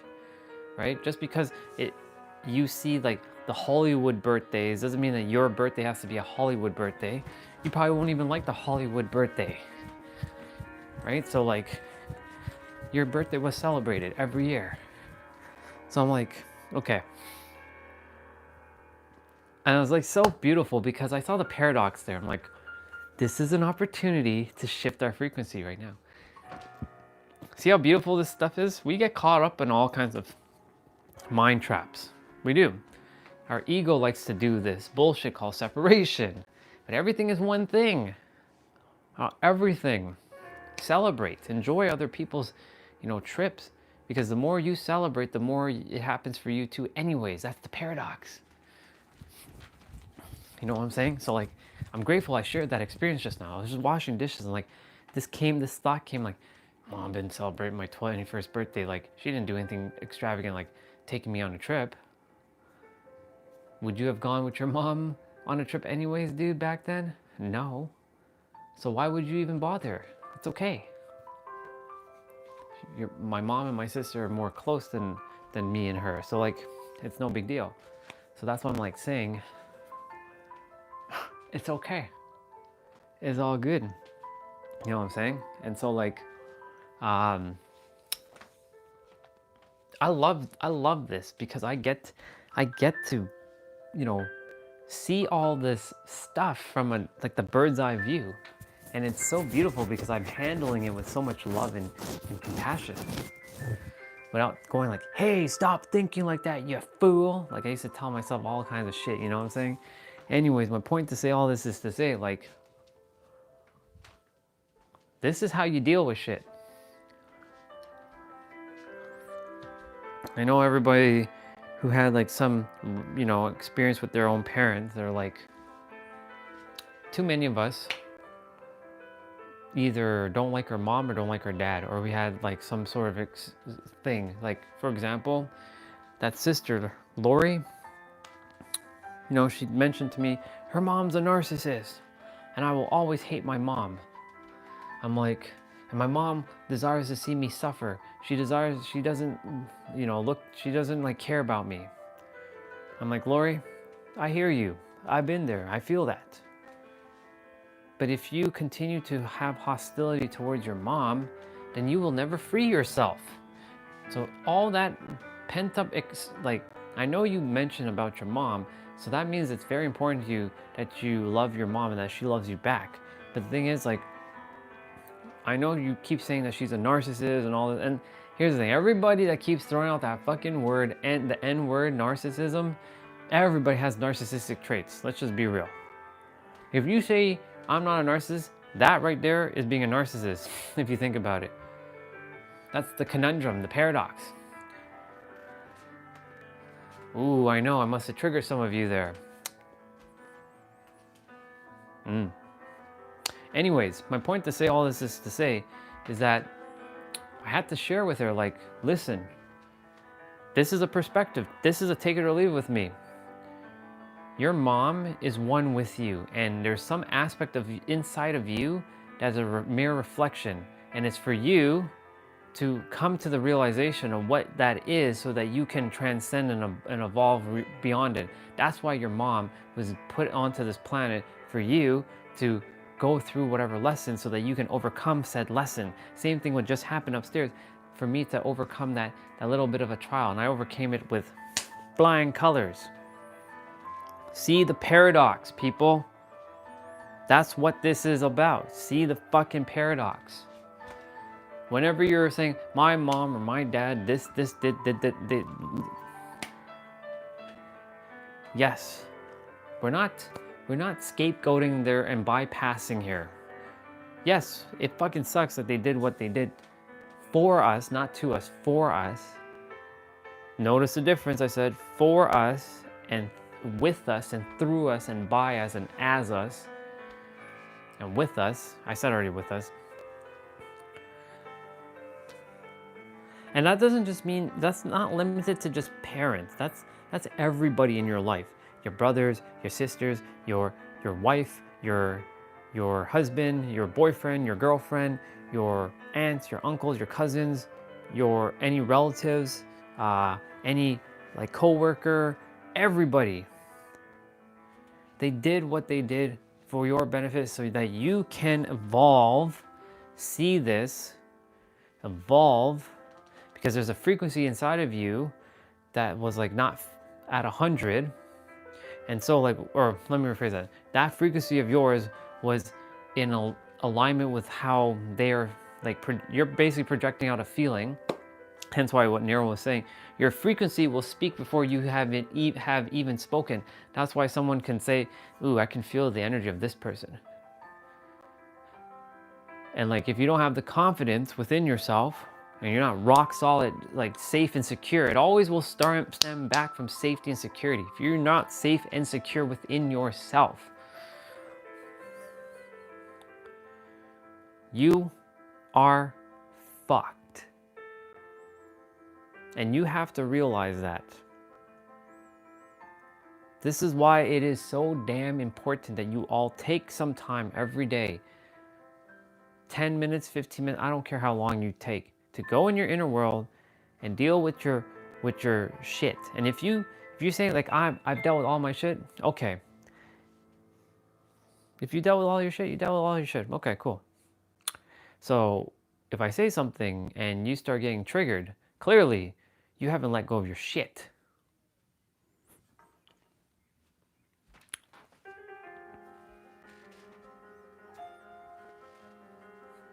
It's true though. If I argue with some of you, that means I haven't let go of something, which you all are giving me the greatest gift of me seeing why am I getting stirred up and I can release it. Thank you for the mirroring, people. You're just making me stronger, which is awesome. I appreciate that very, very much. And the same in return, I'm making you all stronger too. You just have to recognize that. That's the beautiful thing about life, y'all. We're all designed to help each other. It's a mirror. This is literally a mirror house. So you must recognize the paradox. And if you don't know that life's a paradox, well, now you know that everything in life is a paradox. You have to find a way to change your perspective on things. It is advantageous to change your perspective. And if you don't change your perspective, well, then you're going to be playing the same game over and over and expecting a different result. And guess what that entails? Insanity. That's the definition of insanity. Doing the same thing over and over and over and expecting a different result. And ladies and gentlemen, that's not how this works. That's literally not how this works.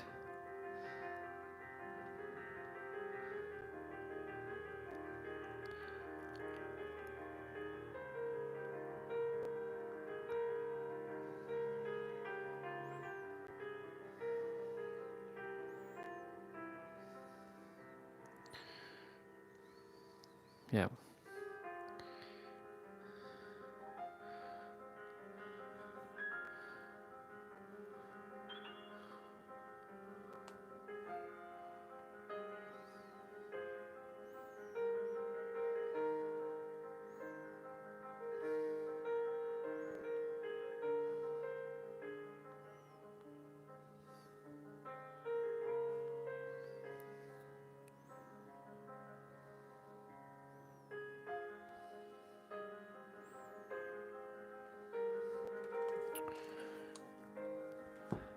Let's see. What else? Like I said, your frequency is going to matter. Your frequency with energetic intensity or emotional intensity, which is nothing more than emotional momentum, which will create a frequency, will create your reality. And every reality creates a frequency, and every frequency creates a reality. It becomes a loop. So you must recognize that. You must recognize that.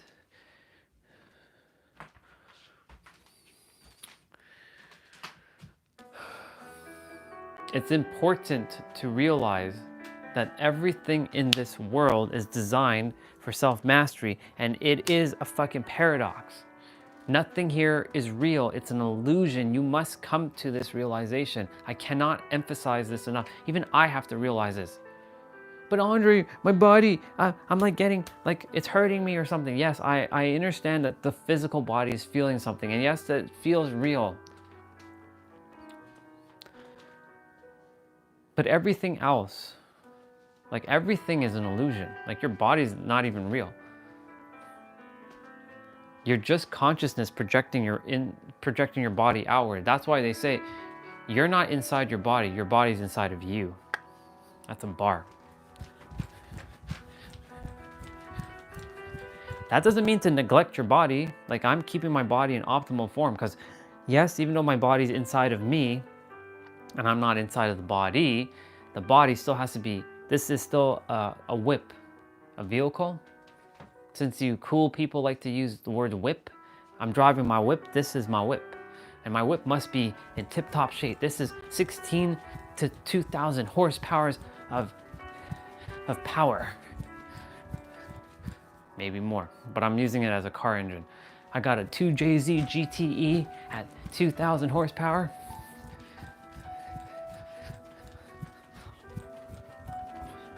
All the pistons have been redone.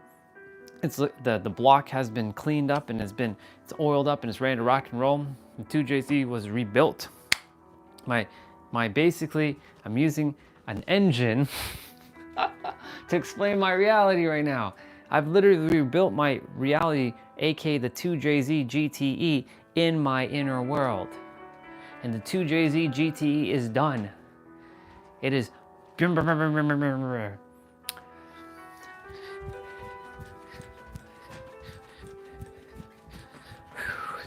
Can't believe I'm using car references now. Look at me in 2025 talking about cars. The me in what? 2020 didn't give a flying F about cars. And now look at me 5 years later. Who knows what else I'll be into by the time comes. So before I go to bed tonight, I'm gonna rewatch that video with Nero again, just so it permeates my mind. Because sometimes when you watch something a second time, you always pick up something new. So like, based on where you are in your frequency and your consciousness, if you watch something again, because you know where you are now, your awareness, you're like, ah, he said that, I'm aware of that. I know about this. Yeah, man, it's so funny to see that I created a track on the grass, literally. Like, because of all that running I did, that's crazy. Physical running, created a track on the grass. Was not expecting that, to be honest. Totally was like, didn't think that was gonna happen, but that happened.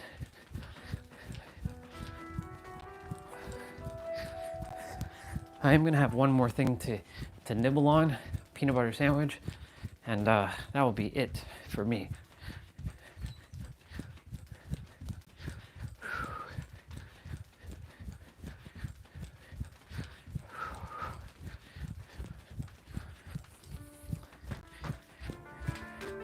Strengthening up my feet.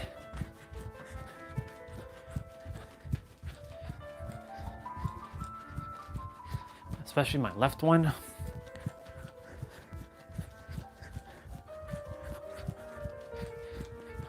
My left one's like, damn it, what are you doing to the foot?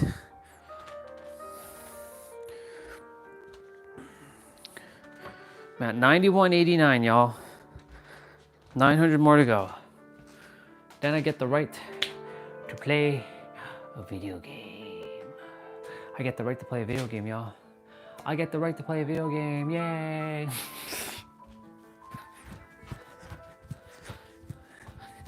So let's get to it. It's 5:21.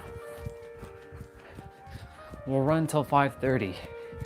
So that's 9 minutes from now.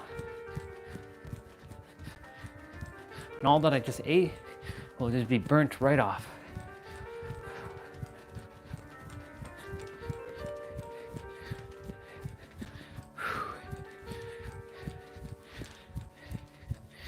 And I really enjoy just being in the now and just not having to think things. And when things do come in my mind, I'm like dealing with it like this. That's why I'm so grateful that I have all this time to process things. It's getting me prepared for what's to come. The next stage of this evolution. I am truly the luckiest soul on the planet. Really, I am. If I really think about it, I am the luckiest dude right now on the planet, getting to not only do what I love, but I also get to, you know, play on my inner world daily.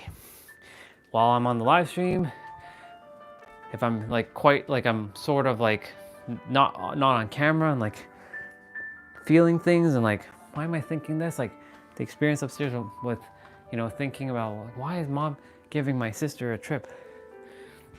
And just allowing that to be, and it's so awesome.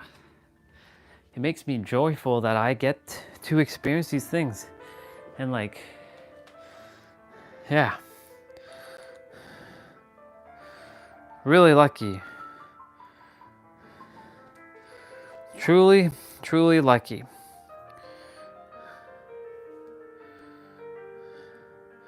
It seems she likes to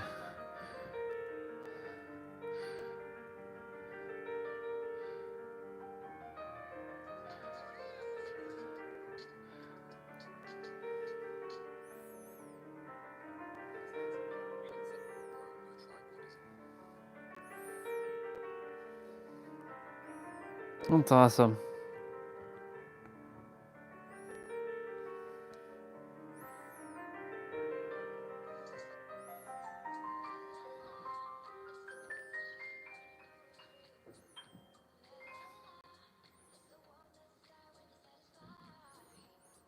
Lots of pink.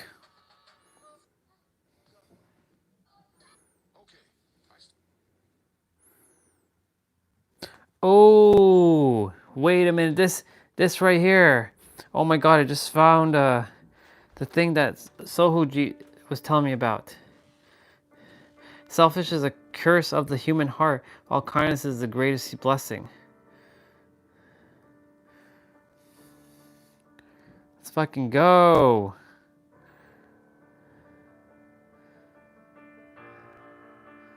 Let's fucking go, boy. Sohojit.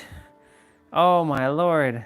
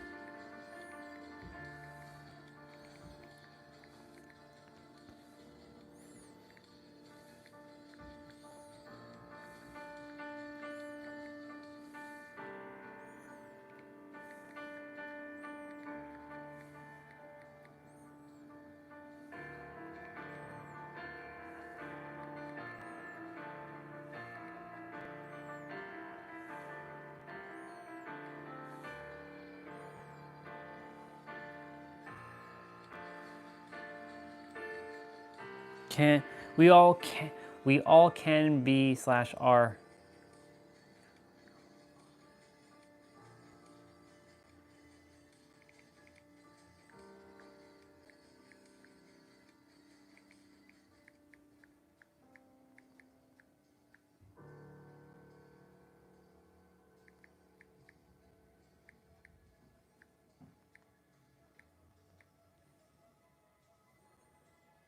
Cool beans.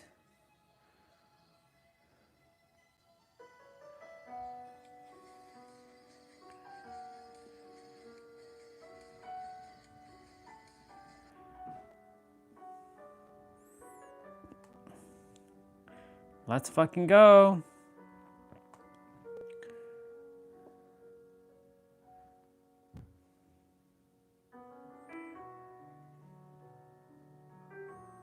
Where are you, Sohojit? Where are you, my brother?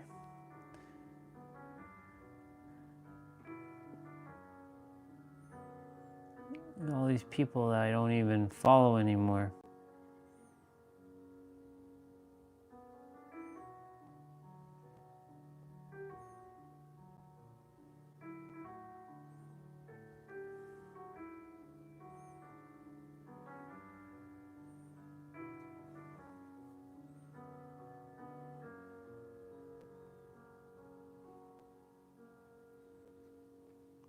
Cool beans.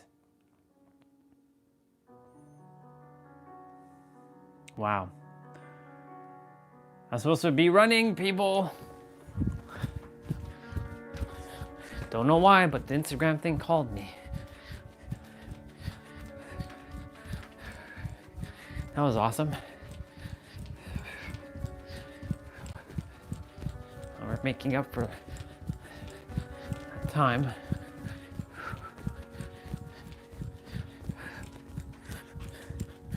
Got 2 minutes to run.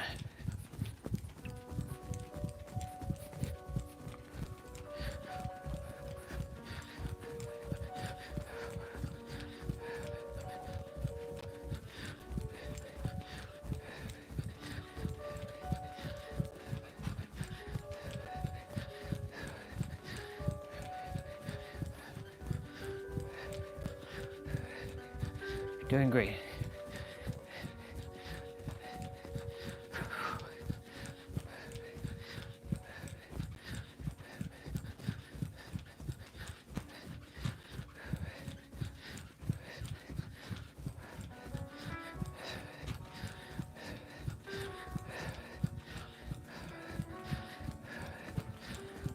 Closing my eyes, just imagining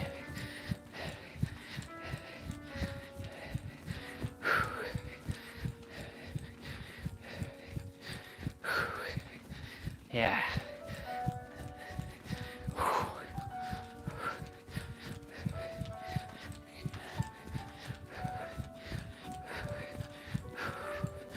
Whew.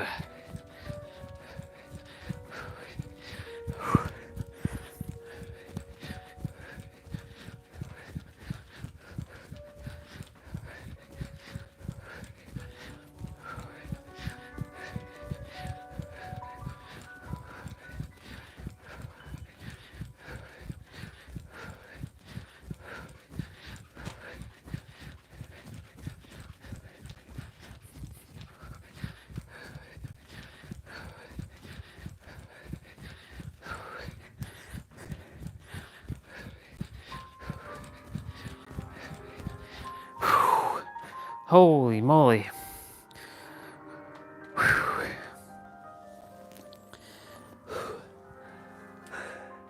Wow. 97.73. We're almost there, y'all.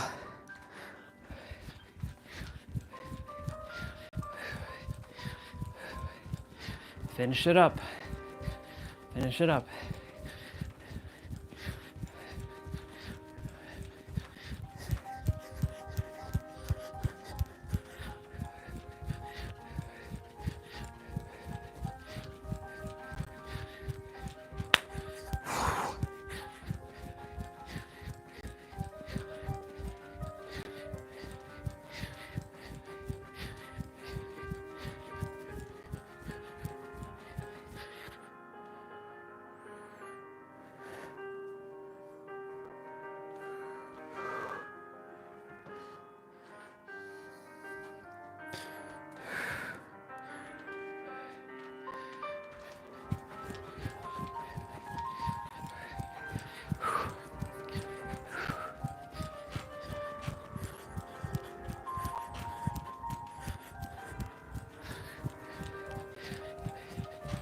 Almost at 10K, y'all.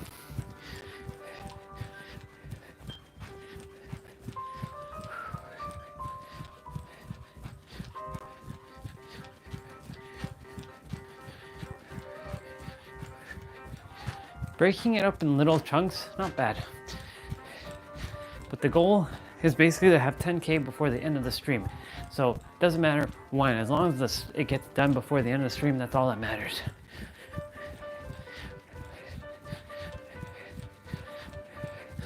Now we just gotta get a little bit over 10K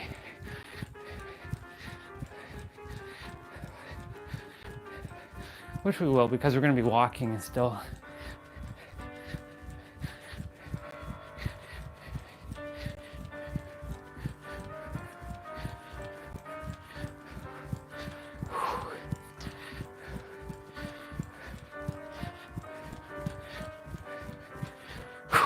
Oh my God. Holy moly.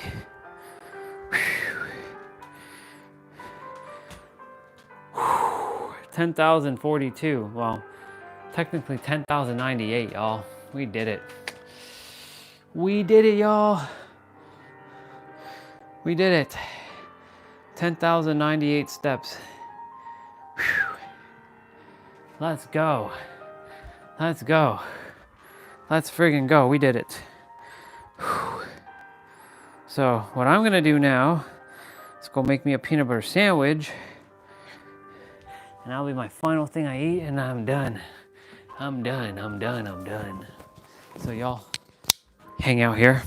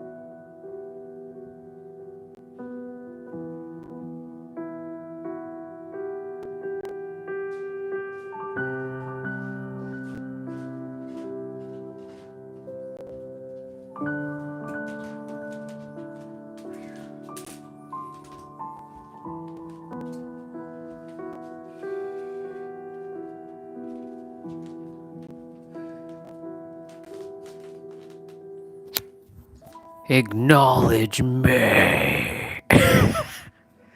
You will acknowledge me. And if you don't acknowledge me, that's okay. Because I acknowledge me. That kills me. Acknowledge me. Acknowledge me. You will acknowledge me as your tribal chief. You will acknowledge me. Yes. Yes, you will. You will acknowledge me. Oh, yeah.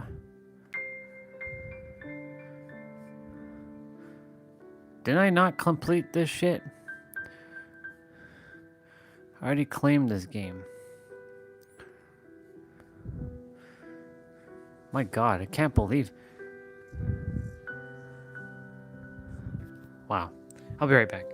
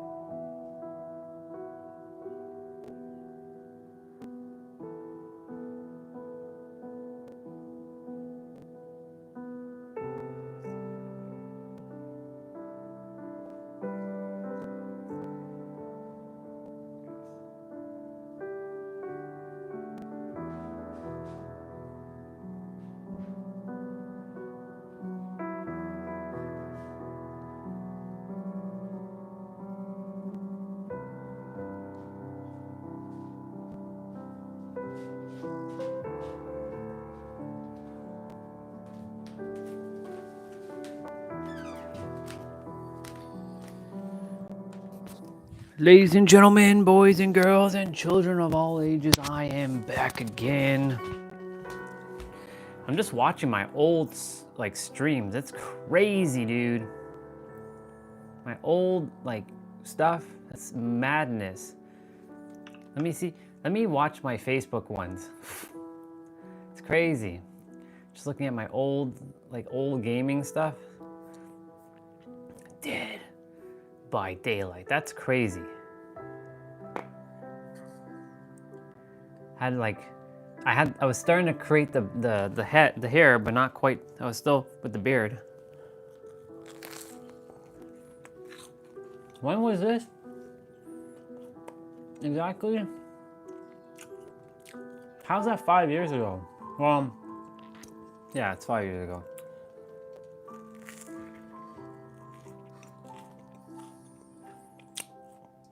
I'm watching my old Dead by Daylight thing. That's hilarious. Wow.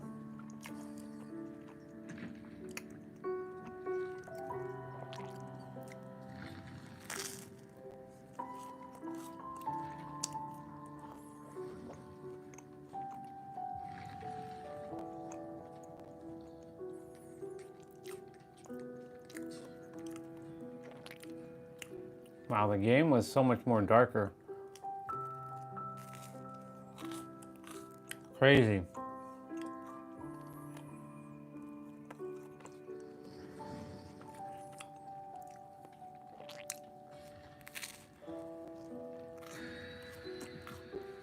I'm watching TV there. All my old figures.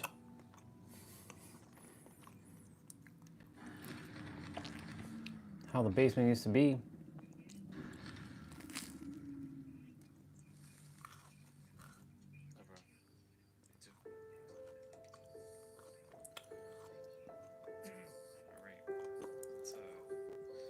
Let's get this show on the road, folks. Hey, I still say that. Let's get this show on the road, folks.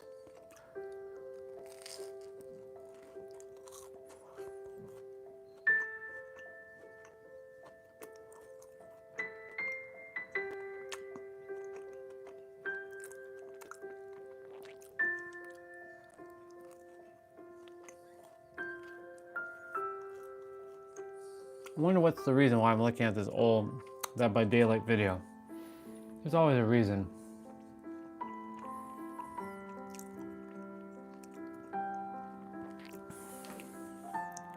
It's interesting. The peanut butter sandwich doesn't taste as good right now because I just had pineapple.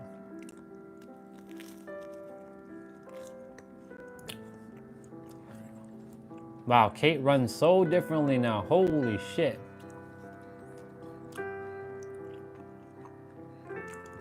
Wow. It's crazy.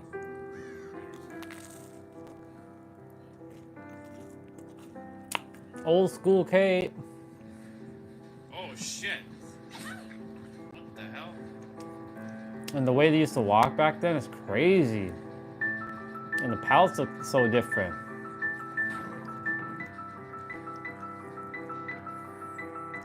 Run, girl, run.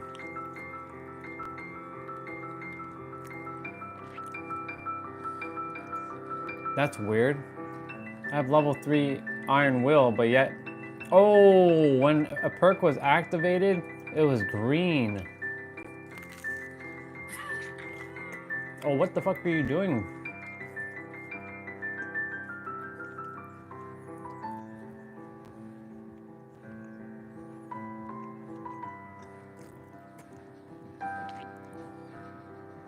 Yep, the game was a lot harder back then.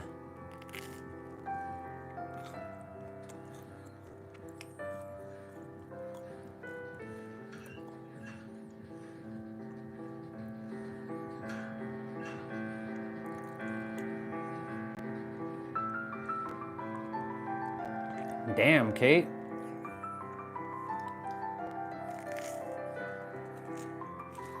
Man, oh man. What a start. It's so funny to watch my old Dead by Daylight video. And watching myself speak. Why can't I get these crates? What the heck? Yeah, green means that iron will is activated. Yep. Iron will is now not activated. Seriously, grab this generator. Interesting. Man, Kate was so bust, like the way she ran. Oh, it's one that's being done inside. Oh my god, the chest. Peanut butter sandwich. I'm looking at my old Dead by Daylight video from like back in the day. Holy fuck, dude. Damn. I'll put it in the chat. Come on, guys. Why aren't you popping any other generators? Should have been done at least 2 of them by now. Oh, damn. What's up, Akshat? What's up, T-Bray? I'm watching my old Dead by Daylight video. This shit is madness. Wow. Copy a link. Like, we're talking late 2019, before the awakening. Shit is madness. Damn, bro. I'm just listening to my old self. Just watching my old self with that short hair. Had the beard, thankfully. When was this actual video?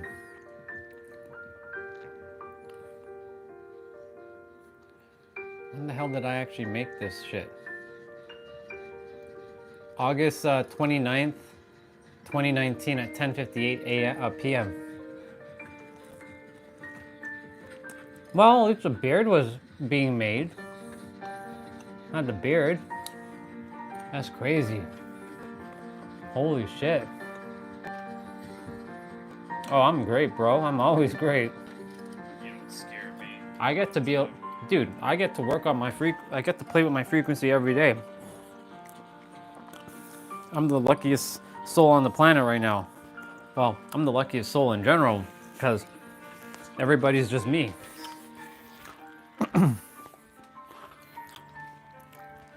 I'm just tapping into my frequency. I already hit my 10K, by the way. I left the video link. That's so, man, just looking at old Dead by Daylight is so, wow.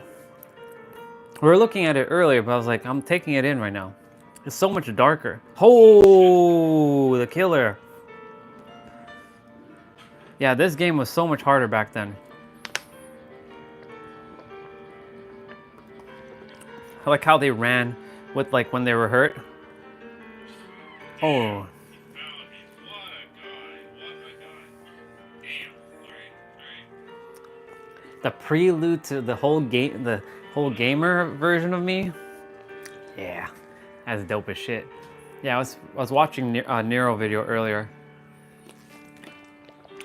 We're talking about, well, today's live stream says no. But he was talking about your frequency again. So, since there's a couple of you on right now, I'll share right now. It is advantageous that you go in your inner world, as I always say, and deal with your shit. Because if you don't deal with your shit, you're gonna be stuck playing the same human game over and over and over and over. You must, no, it is advantageous for you to use frequency over rationality. And I'll tell you why, because frequency will always defy rationality. That's a bar, and that basically means that you've probably seen things where it defied logic.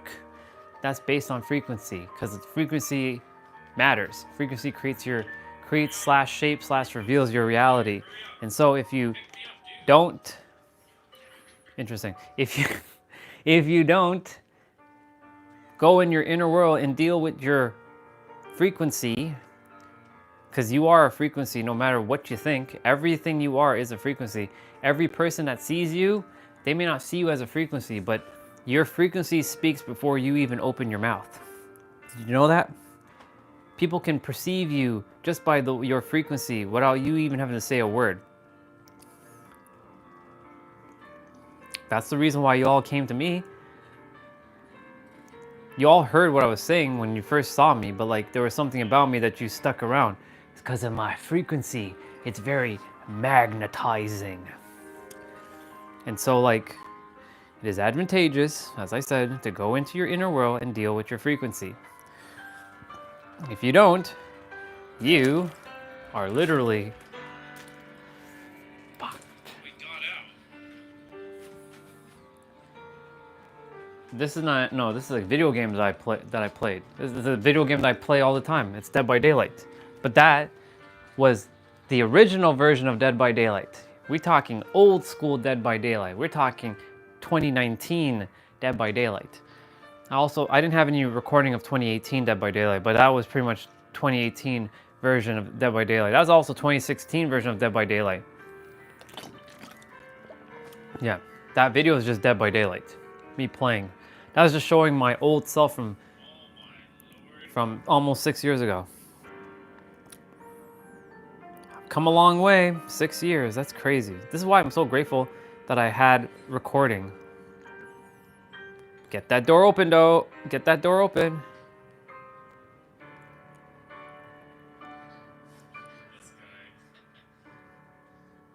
Come on, come on, open that door. Open that door. Get that door open, bro. That's right.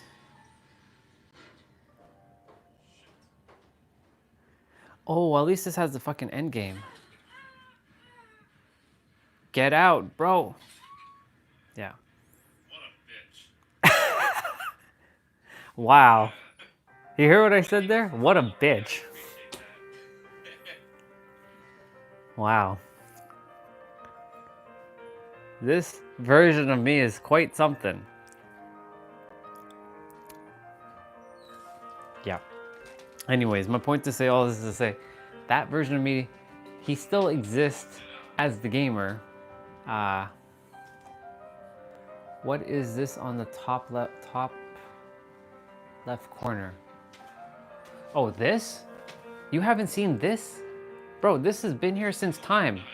What the fuck? Have you...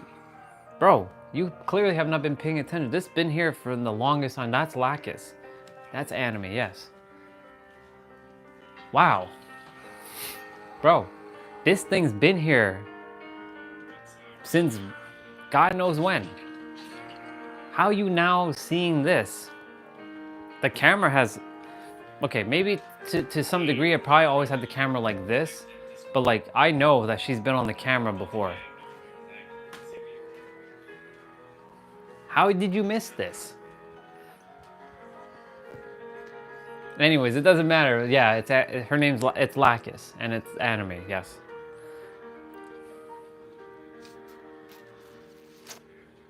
I'll bring her down. She stands on a base though, because she can't stand up on her own. It's Lacus Climb, people. See? I wish they built her a little bit better though. She stands like this though. This was the only Lacus Klein figure I had at the time, or I have currently.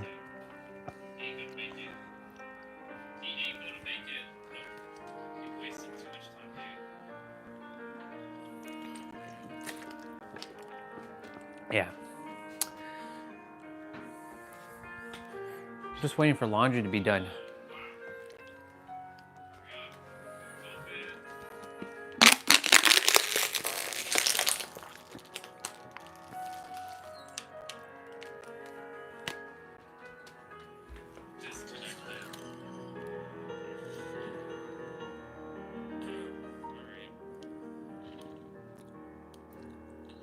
My first game I got out. Nice. Man, I still have that headset too. That microphone is horrible. I mean, it's okay, but like still.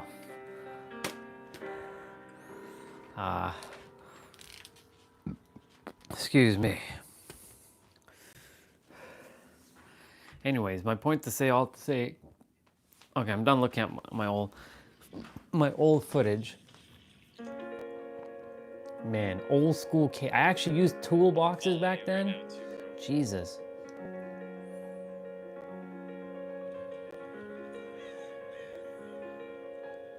So back in the day, when you open up a chest, you actually open the chest and you just rummage through the chest before you actually get your item.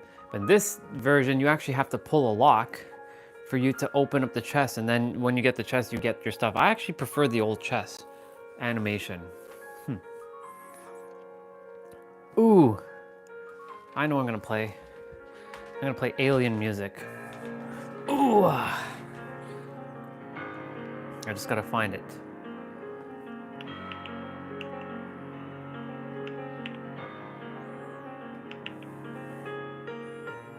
I gotta find the microtonal that there it is. The alien music.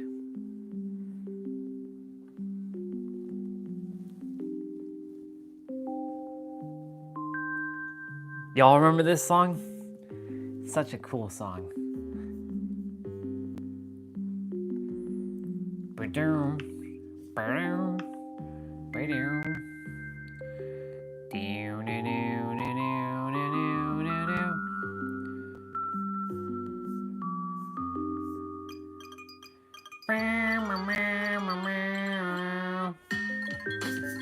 I have so many games to claim. Holy shit.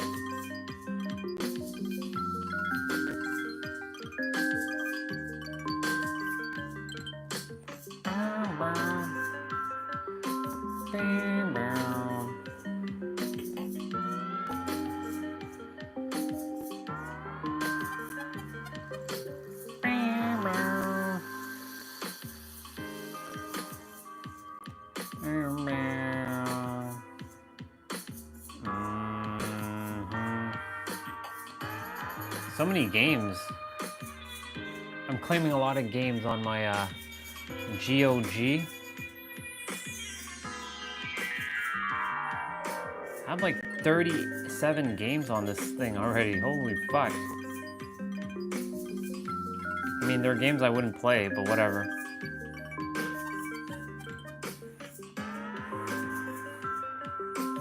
I already collected this game.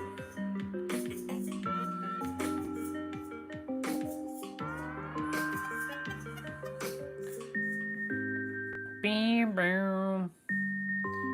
Bam, bam.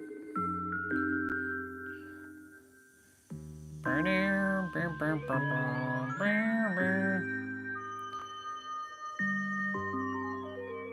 It's fine.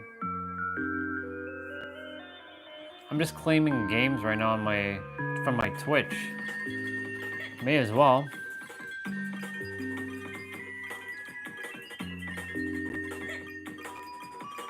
Xbox. Ooh, what the fuck?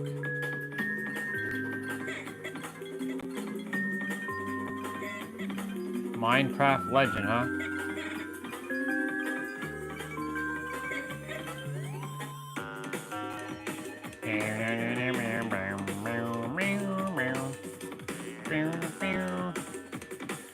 Good old Brian. Wonder where Mr. Brian is. Wonder how that dude is doing. I'm sure he's doing great.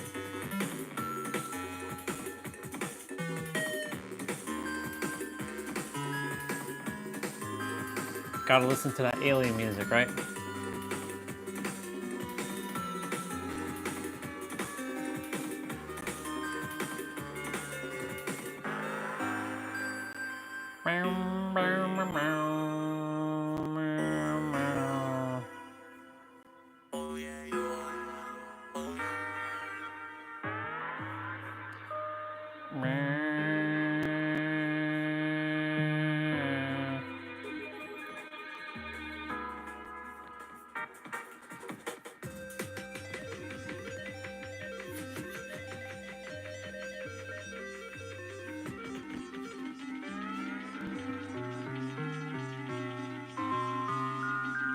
I not just claim that shit? I did.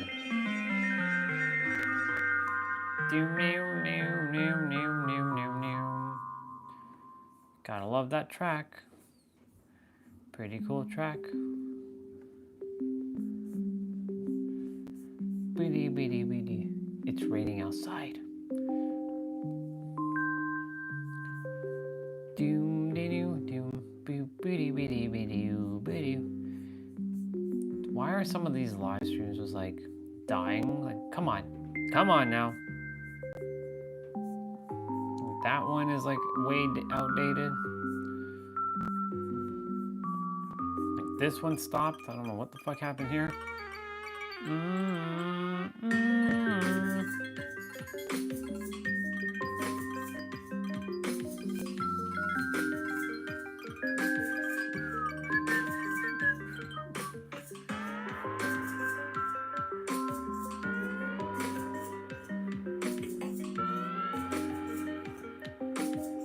Come on.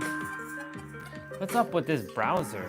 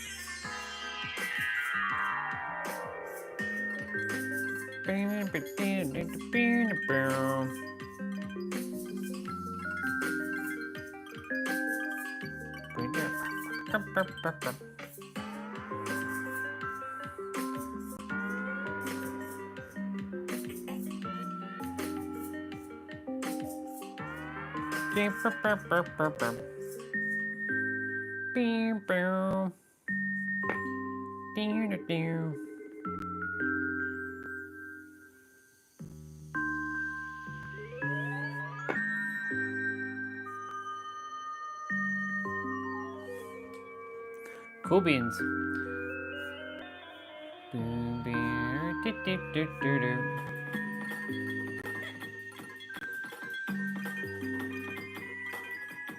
Okie dokie.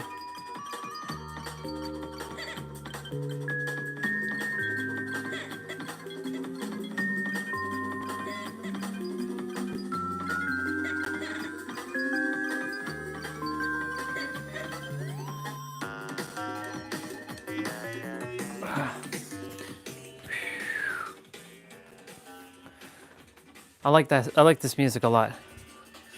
All right. Y'all can listen to alien music. I'll be right back again.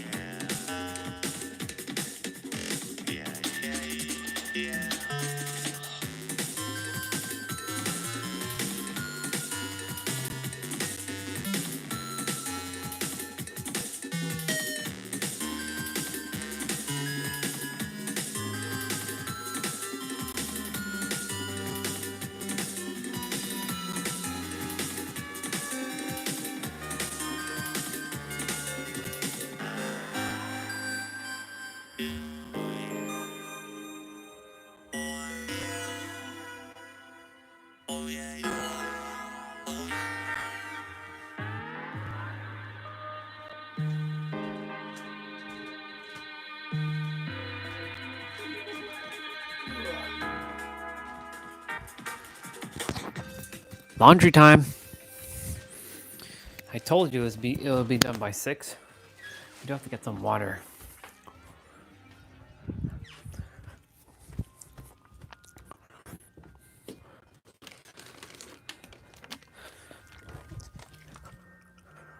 The live stream will be done around like 9, so we got like 3 hours.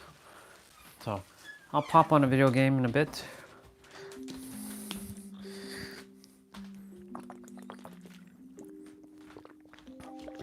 I really like this track. There's something about this track, so you all can just chill with me as I fold stuff up. This is my workout pants or playout pants. We all know what this is. This is that abs towel.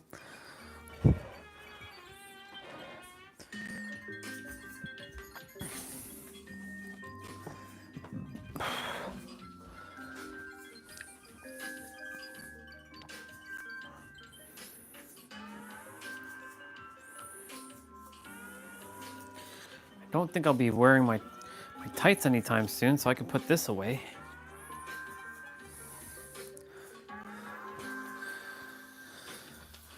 Yeah, my under thighs or there's my gangster shirt, my gangster sweater. Ah, shit. Little Dre.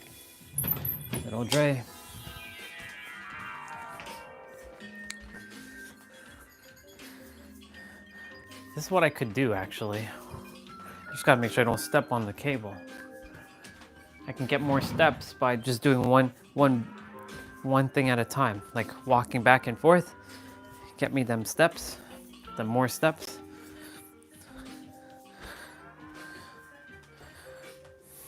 That's cheating, yo. No, actually it's not. It's just slower. Doing one at a time, I could fold all of this up and then bring it there, but I could just,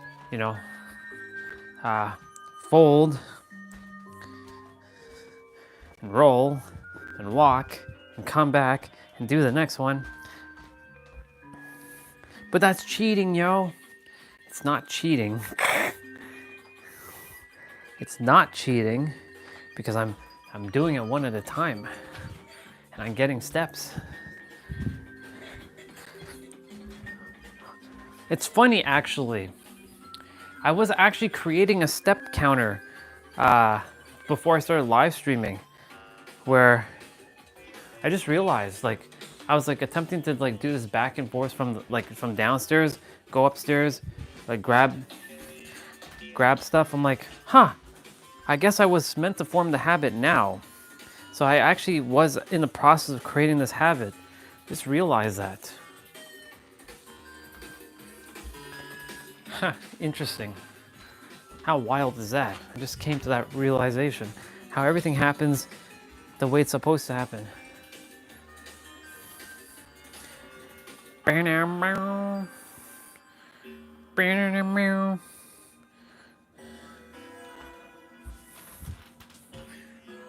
Oi, oi, oi, oi, oi, oi. The Roman Reigns t-shirt. You will acknowledge me. You will acknowledge me. You will acknowledge me. I said, you will acknowledge me. I love it.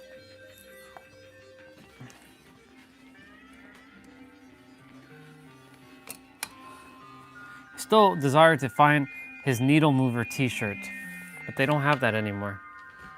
Needle mover. I am the needle mover. I am the needle mover.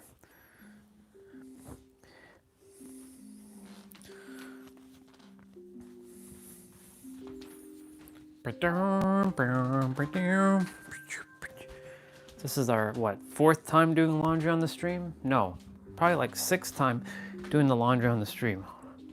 No, I feel like we've done laundry more than that. We did 3 already since we've been back. Wait, 3 or 2? No, we did 2. This is our 2nd one back since we've been back. We did laundry a lot of times though on the stream. We did everything.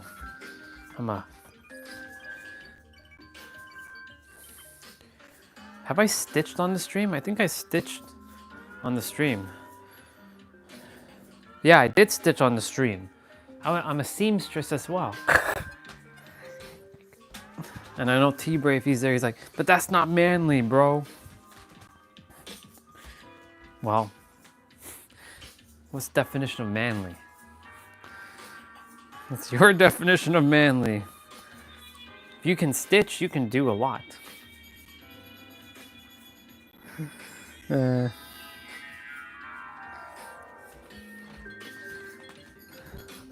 We getting them steps, people, them steps.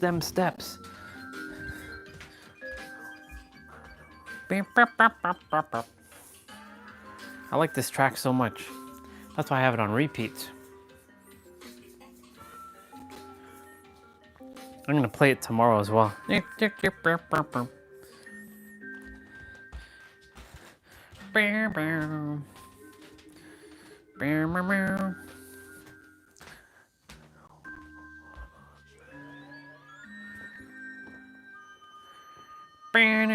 Wait a minute, I have 2? I didn't put these 2 in there. Anyways, it doesn't really matter.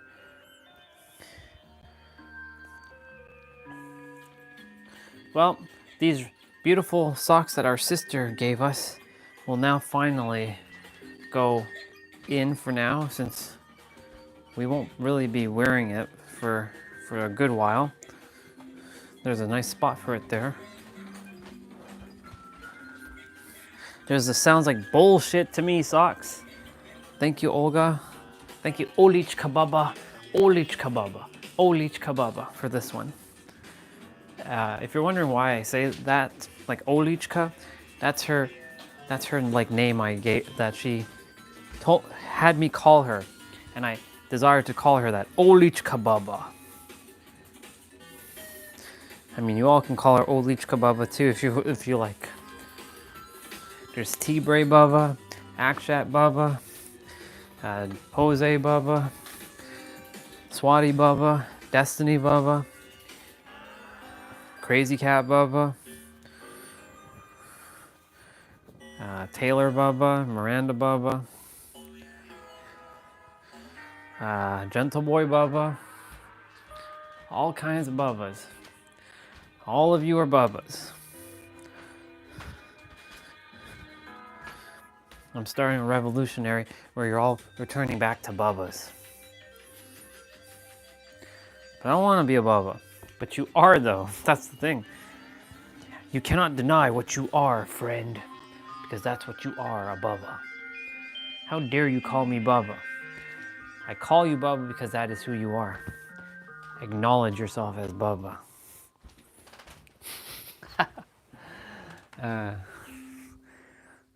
Acknowledge yourself as Baba.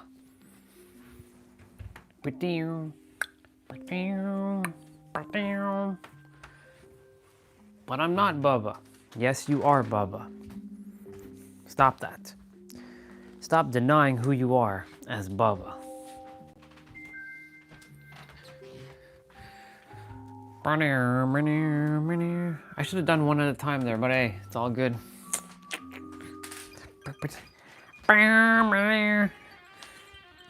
The socks. Smells good. It's got some lavender on it too. This is the training socks. Soon when I make it big, because I'm already big, you know. In my world, I'm already big. I have all my, is that? No. There's these two socks look almost identical, or a pair looks almost identical, but there's a slight off hue green with the one. I'm gonna bring one sock at a time. I'm just folding them all up here.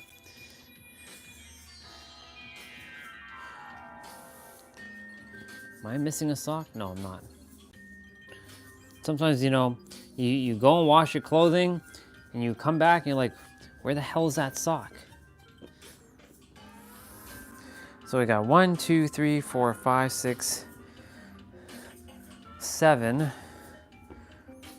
8. So I'm gonna do 8 walk back. So I'm gonna get some extra steps in. 1,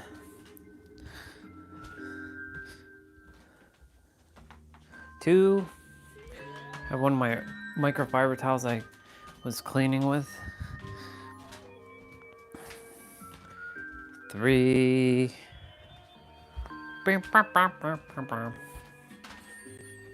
4. 4.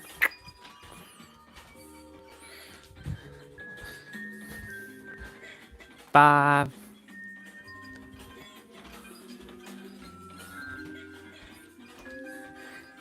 I should buy more boxers.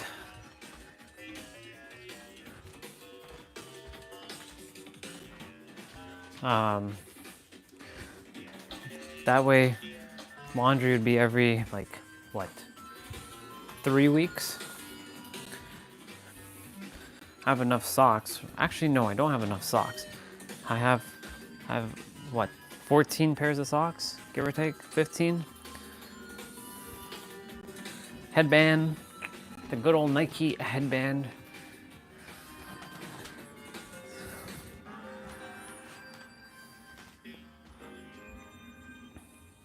I think my brother said something last night to my mom about him having to work overnight or something.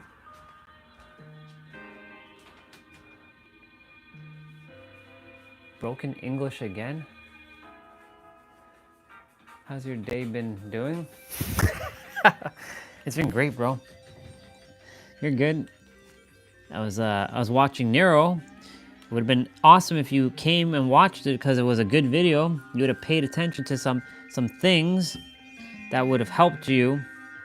But I can summarize. Number 1, your frequency will speak before you even open your mouth. That's a bar. Write that down.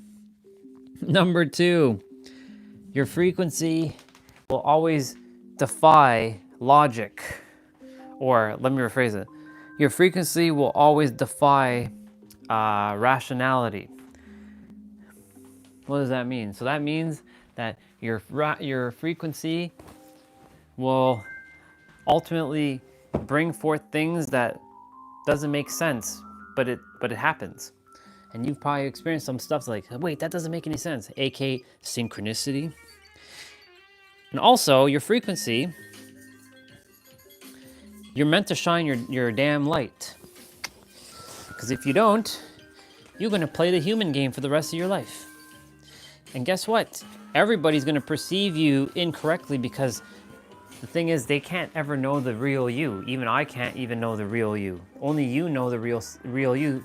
And it may as well show your real self, your true self. Because if you don't show your true self, then you'll never get to your true self. And that's a bar. And meaning, others will always perceive you wrong, so you may as well show yourself anyways, because they'll always perceive you wrong, because it's based on their frequency. Welcome back, Crazy Cat. So that was basically the summarization of that video, in a nutshell. An hour-long video, I just gave you the answers in what, less than 3 minutes? Tattoo that on your forehead or tattoo that on the back of your eyelids. Your frequency will speak before you even open your mouth. That's why you can always tell when you see somebody, you can feel their energy. You're like, ooh, there's something up with this dude or this chick. Jesus. Oh my God. Why don't you, this pillow sucks, by the way. It's like not going, it's not staying flat. And so, yeah. I was doing laundry, by the way. And I have this other, I have a spaceship kind of like pillow. The spaceship pillow gives me more neck support. But I have to like tuck it with this one in. It becomes annoying to like put it back in.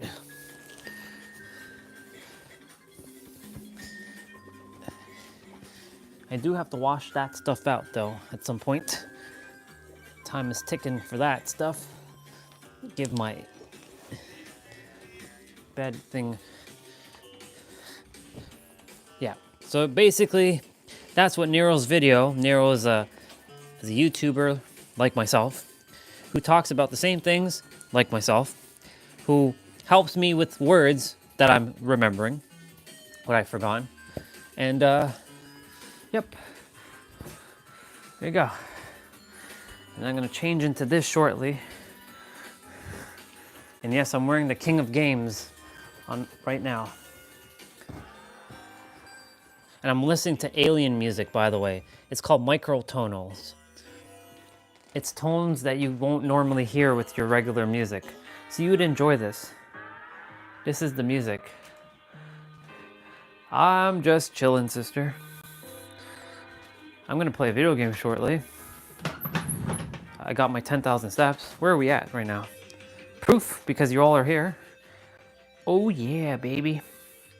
Oh yeah, look at that. Look at that. Look at that. We got 11,173 steps.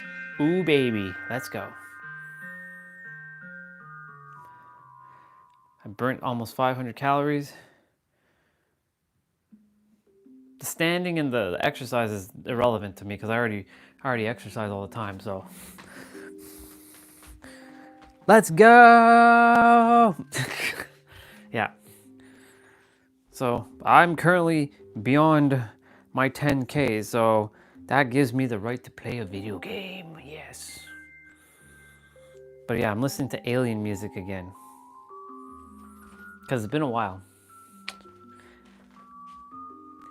Swati asked to play the classic piano music from earlier, the one that I used to play. I played it.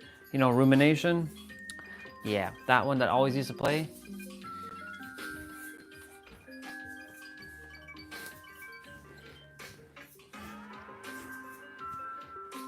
This music's from my home planet, Planet Vegeta.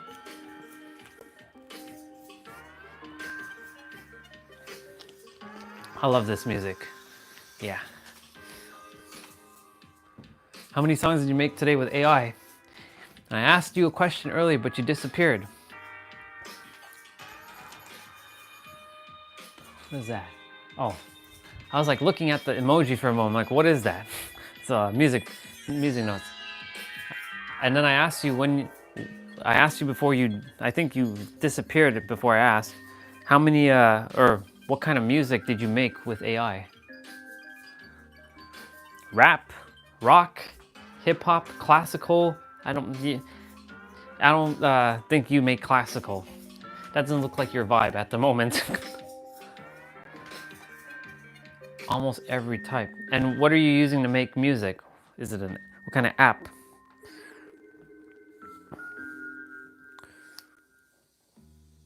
It must be an app. Unless you became AI and you created your own AI app.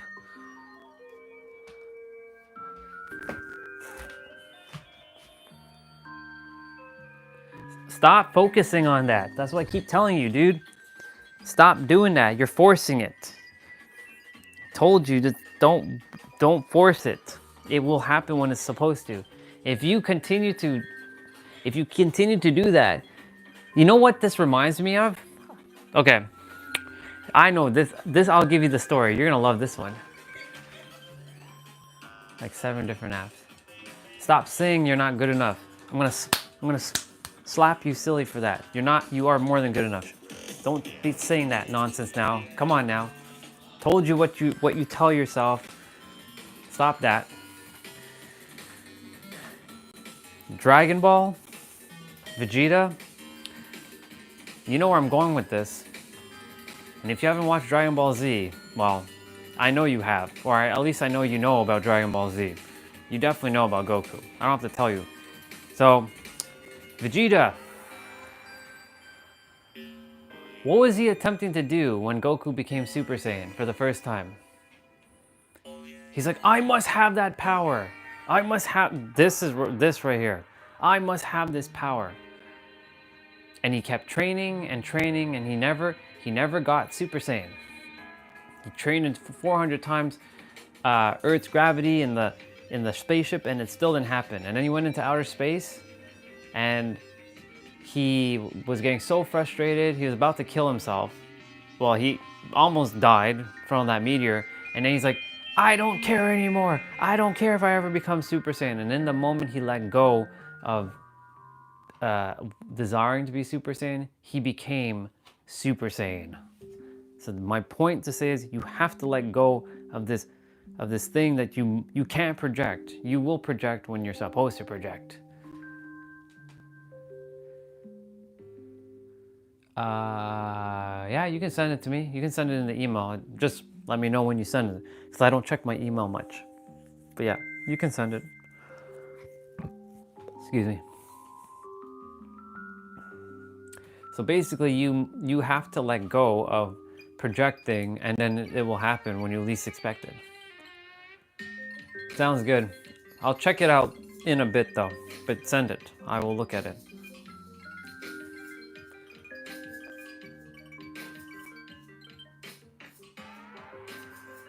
No, you're not. You see that? Do you see your own paradox? You're creating your own damn paradox. Do you not recognize this, dude? You are literally creating your own fucking paradox when you say that. Hold on, I gotta change the microphone. I'll get to that right now. You said, I'm gonna be in a circle. Because I'm attempting to let go. And if I force letting go, you're not forcing letting go. You're simply allowing it to just be. Do you not see the paradox there, dude? You just have to let things be. Stop doing and just be. Do you know what is the definition of being? Give me your definition right now, and I'll tell you if you're accurate or not. I mean, you're always going to be right, but I'll give you my definition of being. What is your definition of being? Your words, no chat GPT, no Google searching, and no Webster's dictionary. Go. What is your definition of being?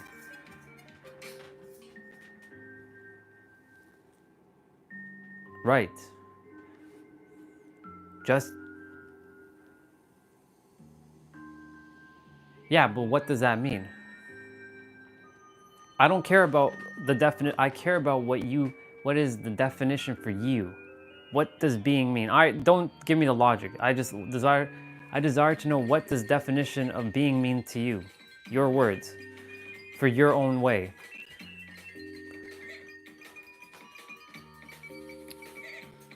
I'm gonna give you some tough love. That's why I'm having you do this right now, just so you can get out of your head, so you can get into this.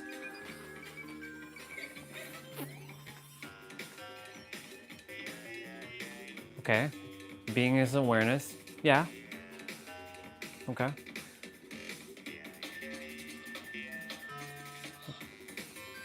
It's awareness. Okay. It is. It's just being present. That's all it is.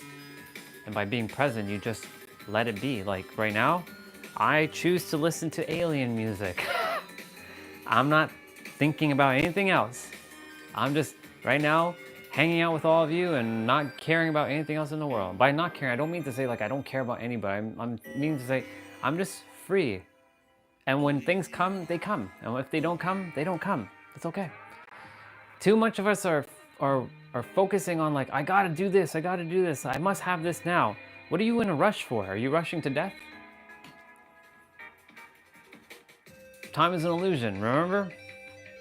It's also real, but it's also an illusion. Where are you rushing to?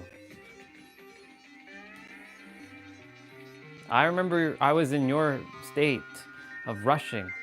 I gotta have this thing done now. Like, I have to have it now. Why? Because you must know the answer now? What if you're not ready for it? What if you're not ready for the answer? But then you're gonna be, but I am ready. If you were ready, it would have presented itself to you. Do you see the paradox there? That's what I'm saying. Just allow it to unfold and it will happen. You're gonna thank me when it happens.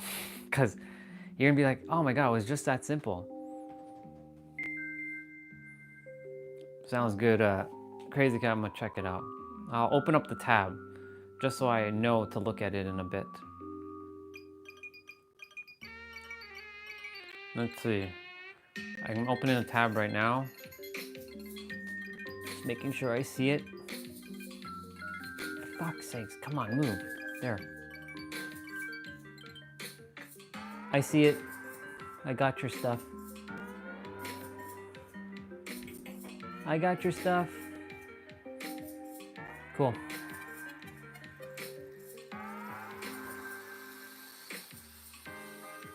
Cool beans. Thank you, sister. I'll look at it.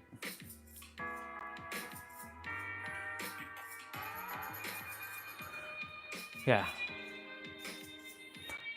Yeah, just remember with Vegeta. It's the easiest thing I can share with you, because if you attempt to go Super Saiyan and you're forcing Super Saiyan, but you don't let it happen organically, then you're not going to turn Super Saiyan.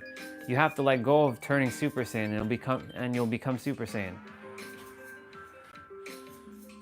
Yeah, little by little. Remember, a year ago, I was like, why isn't God speaking to me? Like, why does everybody else get God? Like, why does everybody else hear God and I can't hear God? And those who hear God don't even like you. What the fuck was I saying? Hear the ridiculousness of all the shit that I was saying back then. Like, Soul Sister Jessa hears God clear as day. I'm like, why does she get to hear God? Why can't I hear God? What the fuck? Do you see the paradox here? Look at the paradox. I was saying, why can't I hear God? Well, it's because I wasn't zipping my lips and listening. And I thought they were more specialer than I am. I'm like, that's clearly not true. Because everybody can hear God, which is actually you, speaking to yourself from your intuition, your higher self, or whatever you like to call it, your master self, your God self, I don't care what name you give it, your ultimate self, and they will tell you what you require. You just have to go inwards, and by the way, every time you go inwards, you can call it meditation, I don't care what word you give it. Nero said this in his video earlier, which made so much sense. Every time you go inwards, you're going into your temple, your pyramid, your mansion, whatever it is you call your inner world. And when you come out, you get stronger. Your frequency gets stronger. So think of it like you're going to the hyperbolic time chamber every time you go in your inner world. And you're getting stronger every time you go in your hyperbolic time chamber. But that's allowing your thoughts to just come and don't even entertain them. Don't ignore them. Just let them come and pass through you. That's what I've been like. That's why I was sitting there last year. I was letting things come to my head. I'm like, okay. I dealt with whatever I could, but eventually I just silenced a lot of the chatter in my head. And I'm like, okay. This afternoon I had one where I was like, why is my mom giving my sister a trip to when she's 21 when I didn't get one when I was 21? And I was like, wait a minute. Look at the paradox, Orion. Hello, this is your opportunity to evolve right now. See it as a gift for yourself, because this is a gift. Stop worrying about the outside world. All of this is an illusion anyways. So I'm like, hell yeah, this was a fucking gift. Thank you so much. I got to recognize the gift. And I took it as an experience for myself. And that frequency evolved me. It's like I went up another level. Yeah.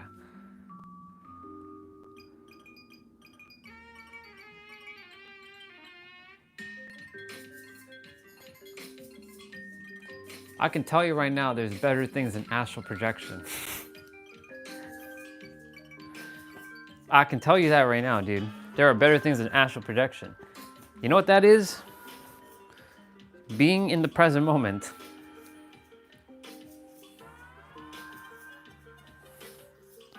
Like right now, I get to just like hear this music.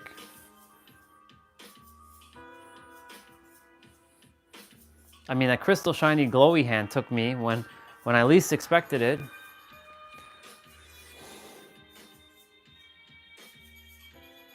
Okay, let me click one of your links, Crazy Cat. I'm just gonna check it out. All right, I'm gonna pause the music for a moment because Crazy Cat created some music. Let's see what we got, Crazy Cat.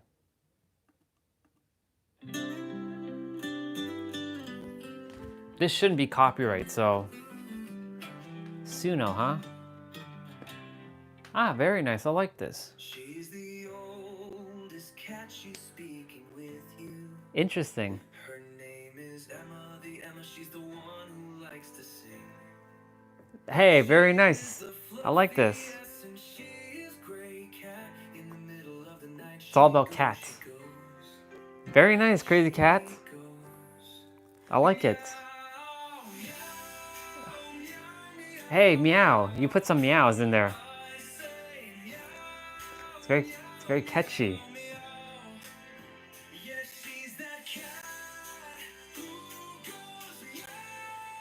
She's that cat that goes meow.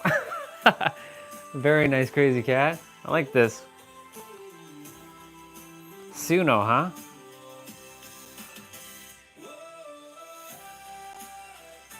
And this was made by AI. How awesome is this?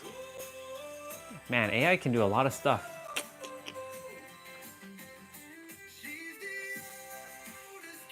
Wait, am I trolling you now? I'm not trolling you, bro. I'm literally telling you straight up. Just allow it to unfold. But I'm telling you, there are better things than astral projection. You can go to the seventh plane of existence and have a better experience than any astral projection can ever give you. I showed you the process. You can just go there and just chill there and hang out. But you have to be extremely relaxed.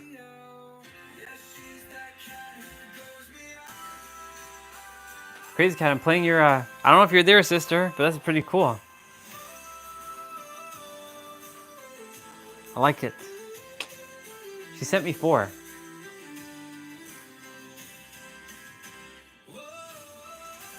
I swear to God, this sounds really good. Wow. I should make one of esoteric, like some mysticism. Maybe Crazy Cat was meant for me to make some music myself. It's just, I have to sit and do it. I don't have time for that because I'm live streaming. Well, that's not true because I have time for gaming, so it just has to come to forefront and just know how to do this.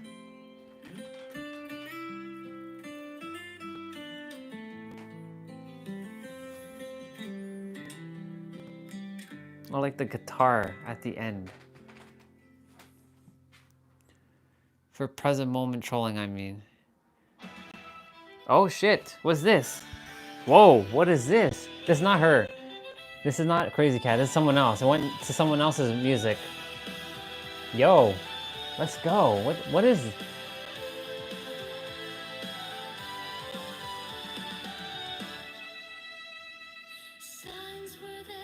Oh my. Okay. We shouldn't be listening to that one because it sounds like that one's like copyright. All right, let's see what this one is. I guess we're playing Crazy Cat's music, Like a Flame. Her second music.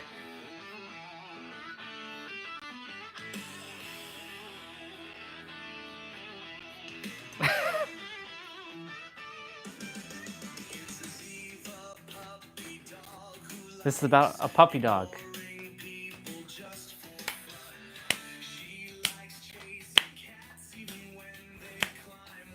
It's got that kind of beat to it.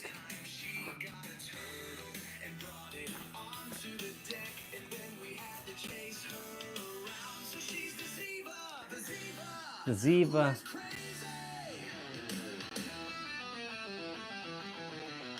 Oh, I see how this is done. Okay, so Crazy Cat puts lyrics of like the words, like a prompt, and then it creates a song based on that. Interesting. It's Ziva, puppy dog who likes ignoring people just for the fun. She likes chasing cats even when she climbs walls. One time, she got a turtle and brought it onto the deck, and then we had to chase her around. So she's the Ziva who is crazy. Wow. So basically, Crazy Cat used prompts to create this music. That's pretty badass. I could do that.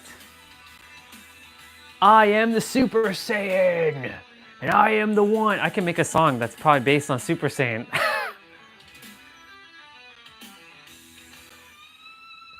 Interesting. This one was shorter, but not bad. Not bad. I like. Oh, that's the same song that was attempting to play again. All right. Let's see what we got for the next song. Hearts and Homes. The little cat, she's a nut job. She's a psycho. She likes climbing walls. She's insane. She goes on the roof. She only one she tries to eat her siblings just for fun. It's a little cat, little cat. It's a little cat, little cat. Huh.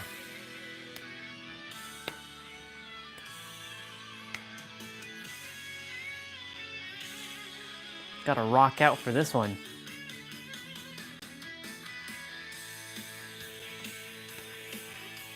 This shouldn't get me copyrighted because this is AI.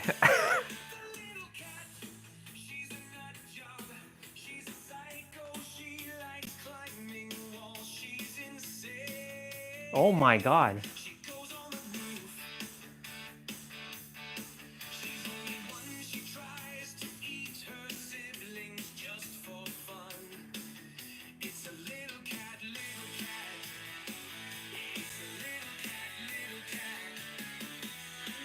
That's the lyric she put.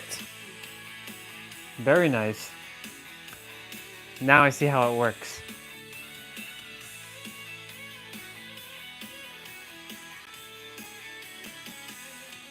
The website's called suno.com. suno.com. You can probably make a song about projection, bro. Astral projection, that is.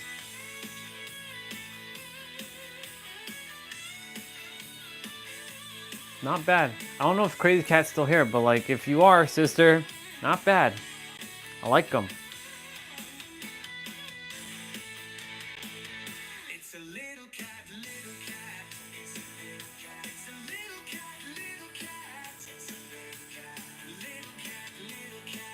Little cat.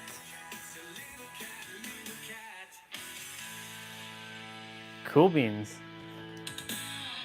That was pretty dope. Okay, what's the last one? Because Crazy Cat sent 4, so this is the last one. So this one is, there is a winter fox, it's a winter fox, winter fox, winter fox, oh, it's a winter fox. That you better believe it's a winter fox underneath the tree. Let's go.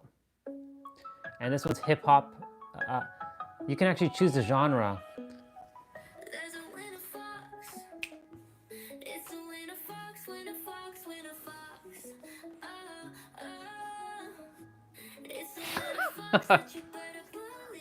Oh my god.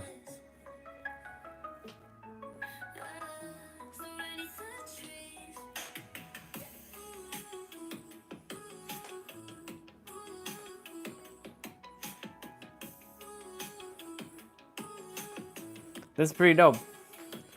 Yeah.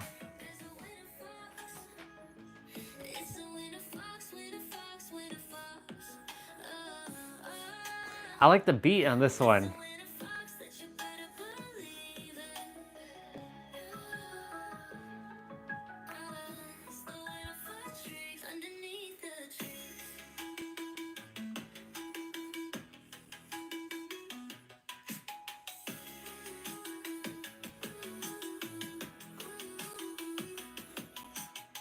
I like the beat. It's so good.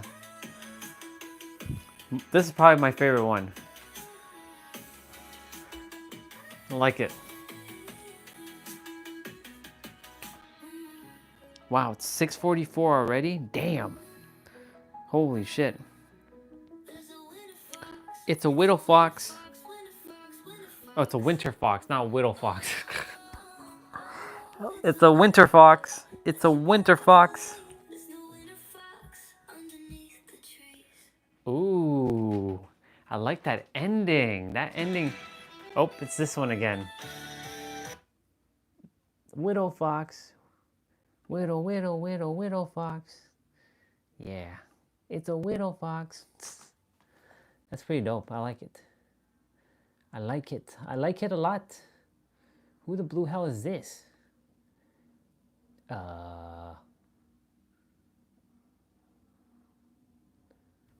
Okay, Epic Entrepreneur Media. Sure, whatever. I'm a widow fox. Widow, widow, widow, widow fox. That's pretty dope. I like that. I'm a widow fox. Widow, widow, widow, widow fox. That's pretty dope. I like it. I'm a widow fox. Widow, widow, widow, widow fox. That's dope. Okay.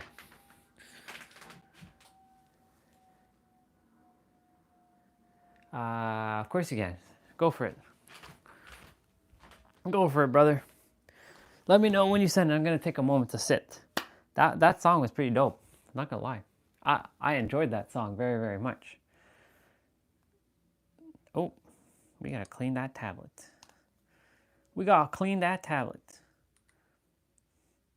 Widow fox. Widow, even though I know it's winter fox, but it sounds cooler with widow fox. Widow, widow, widow, widow fox. Oh yeah. Oh, the widow fox. Widow, widow, widow, widow fox.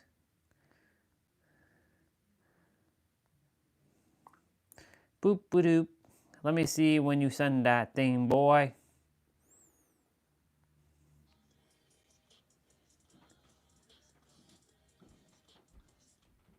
I just see you sent it.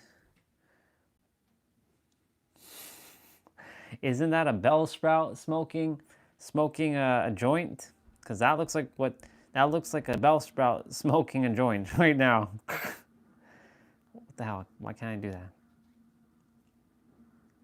That's hilarious. Oops. Ooh, yeah.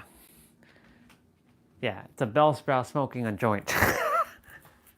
That's awesome. Okay. Anyways, back to you now. Now we're changing the vibe again. So remember, let go of, like, basically stop forcing it to happen. It will happen. Like, if I were to get down on the ground right now and like, hey, I'm gonna astral project, it's not gonna work. But if I lay down just like, you know, whatever, something may happen. I might have a mystical experience. I might not even get back up. I might be like, might like snore away.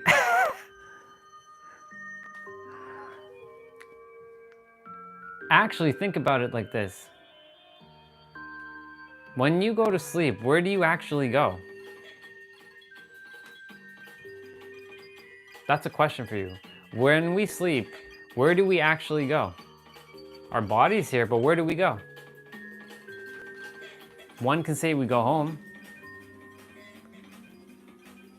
That's possible, that you're astral projecting while you're asleep. It's actually exactly what you're doing. You're already astral projecting while you sleep. You're just not maybe remembering that you're astral projecting. Every time you go to dream world, what do you think you're doing?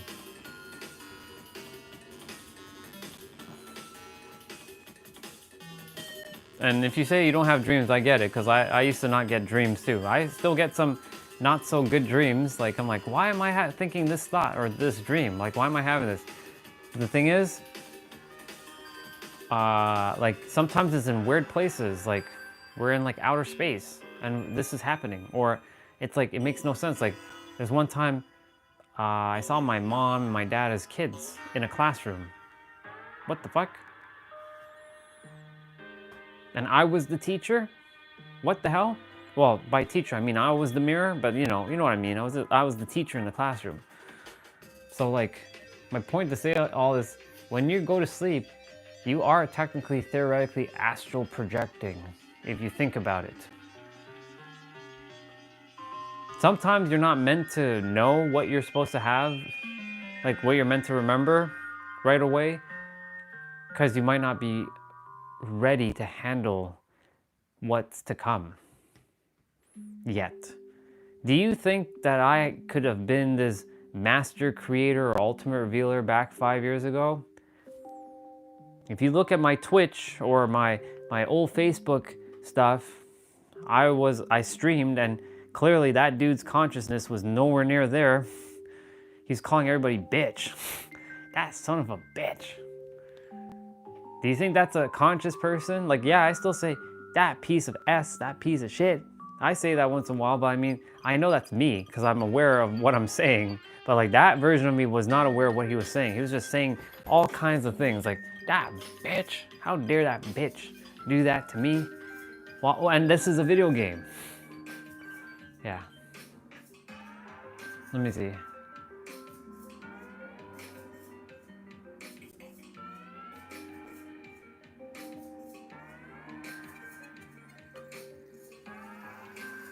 So okay, here's a question for you.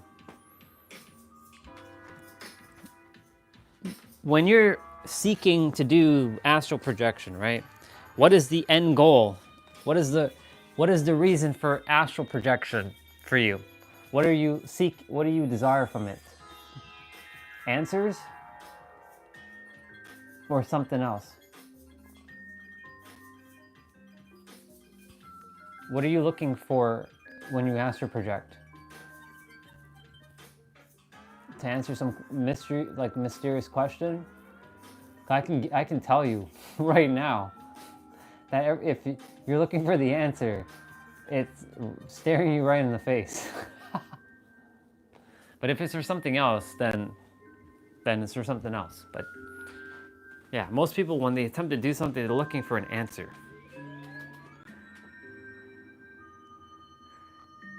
Curiosity mostly, okay. Okay, that's fair.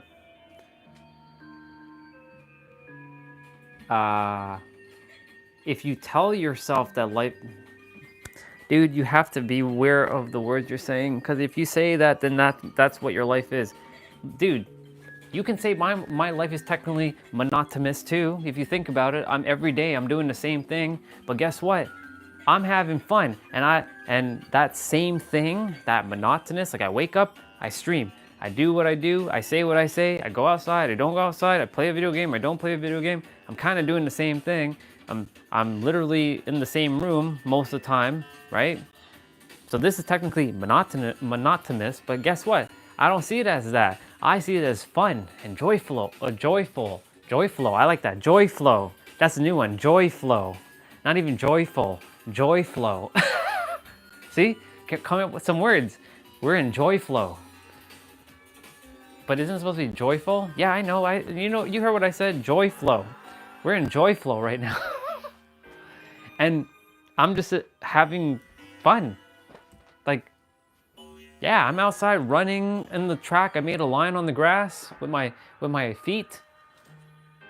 Feel like I damaged the grass. But anyways, like, this is technically monotonous, right? Because I'm basically inside out doing the same thing, but I choose to look at it differently. You know what I'm saying? I could be like, yeah, man, this shit is boring as fuck. I would like to be somewhere else doing something else. And you know, when I'm in San Diego, it's gonna be the same thing too. I'll be at my penthouse doing the same thing, every day doing the same thing. Going outside, taking a run, maybe travel to like a mountain or travel to the beach or something, take you all with me. But you know, we'll eventually run out of things to do, and there'll be sort of monotonous, but I'm gonna make fun. I'm gonna make as much fun as I possibly can. It's because I choose to see it from a different perspective. So your life is actually not monotonous. In fact, it's quite fun. Because guess what, dude? If I was there, I'm sure I could find a bunch of things that's fun to do. It's all about how you change how you perceive things. That's all it is. It's just a shift in perspective. Welcome back. I got to listen to all your songs, sister. I love that. You know what? Since you're back, I'm gonna play my favorite one, the Winter Fox. Even though I call it the Whittle Fox, because the Whittle Fox is awesome, by the way. I know it's Winter Fox, but Whittle Fox sounded cooler.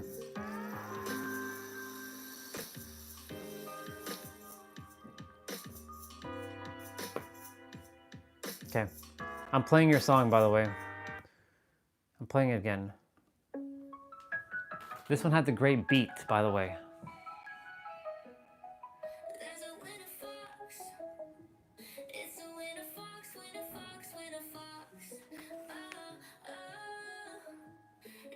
I'm gonna say, I'll call it Whittle Fox, even though I know it's Winter Fox.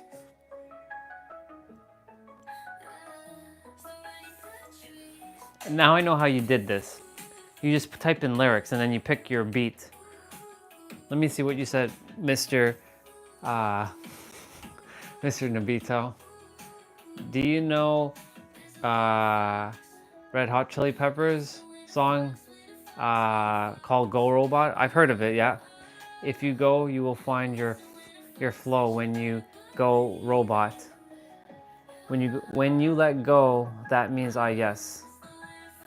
Basically, yeah.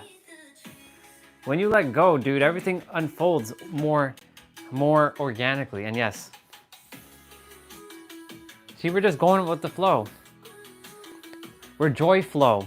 That's right, joy flow. That's gonna be trademark and copyright by me. That word is gonna be made by me. We just made a new word, joy flow. We're in joy flow. Not even joyful, joy flow.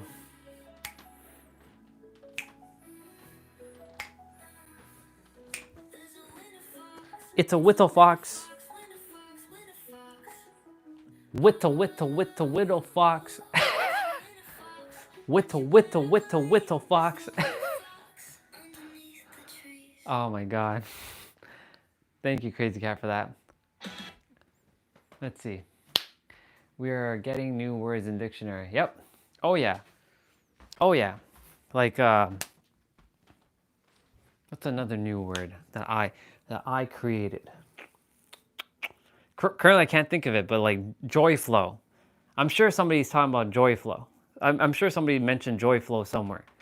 Yeah. When you just allow things to unfold. Okay, Google, turn on light. When you allow things to unfold organically, it's not even dark outside, it's just the room gets so dark because the lighting is not that great. Anyways, my point to say all this is to say, when you just allow things to unfold, things will just unfold organically, and it's just magical. But when you control things, like I must do this and I must do that, it doesn't work. I can tell you that 99.99996% of the time, it don't work. That 0.00003% chance, yeah, I mean, it may work. It's a very low odd, but you know, yeah. Let's see. See you, Crazy Cat. Good night. Love you, sister. Yeah, so like, I'm gonna play the alien music. On the browser right now, it says never stop exploring. So for at least you're curious. So this is a good trait that you have, that you're curious. I, at your age, was not curious. I had let go of being curiosity because I hated the world. I hated people. And like, I was like, fuck everybody. Why would I be curious? Because everybody's boring as shit. So now I'm only now building curiosity. Doesn't mean that, let me rephrase that. I didn't let go of curiosity. I just said fuck everybody at one point.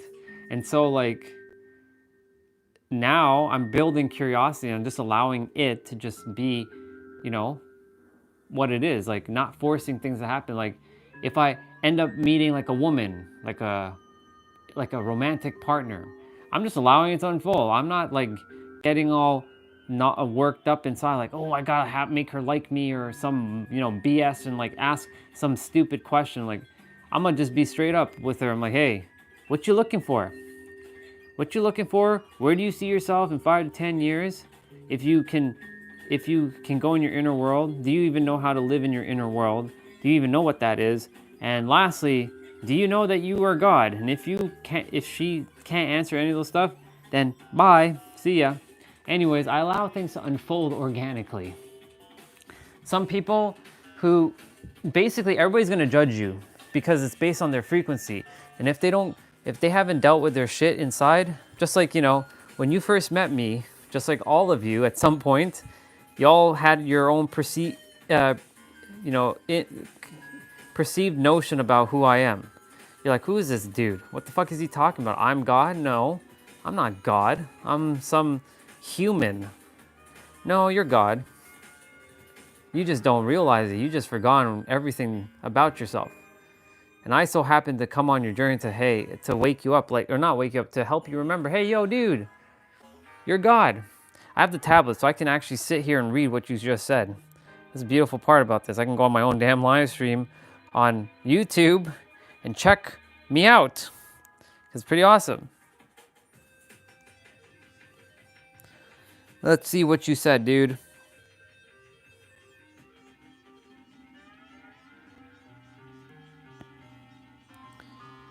I hated people before half a year. I was hated of everything and everyone. From like 18 to 23, I was lost. Yeah.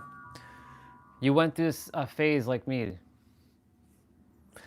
But my phase was not comparing, because we don't do this.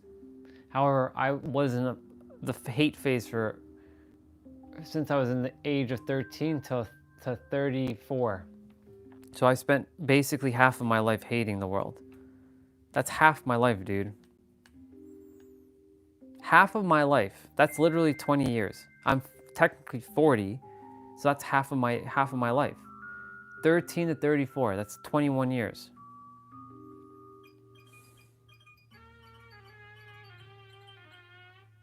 Yeah. I didn't just hate the world for a couple years. I hated the world for 20 plus years, dude. 21 years. I hated the world. So you can only imagine all the chaos that I created in my head. As a teen, starting out as a teenager into my 30s. So my 20s was a write-off, my teenage years was a write-off, half of my 30s was a write-off. So I'm living all of my experiences that I missed out now, or back then now. That's why I'm a child. I'm 9 years old. No, I'm not, what's the word I'm looking for? I'm not, there's no regret. Because I had to go through all that. Because if I didn't go through all that I went through, then I wouldn't be able to have the experience to share everything with each of you. I would have no depth. I'd be just talking out of my ass like most people tend to do. Most versions of me, like that are out there, because everybody's me. There's a lot of people who have not faced a lot of things and they're just talking a pretty game. Everybody's gone through their own shit though. But like some are just like talking from a sense of like, what's the word? They're from like reading a book. But if you have not lived that experience, I'm not saying that you don't have the right to speak. You definitely have a right to speak. You just shouldn't be speaking about things that you haven't actually physically experienced. Yeah.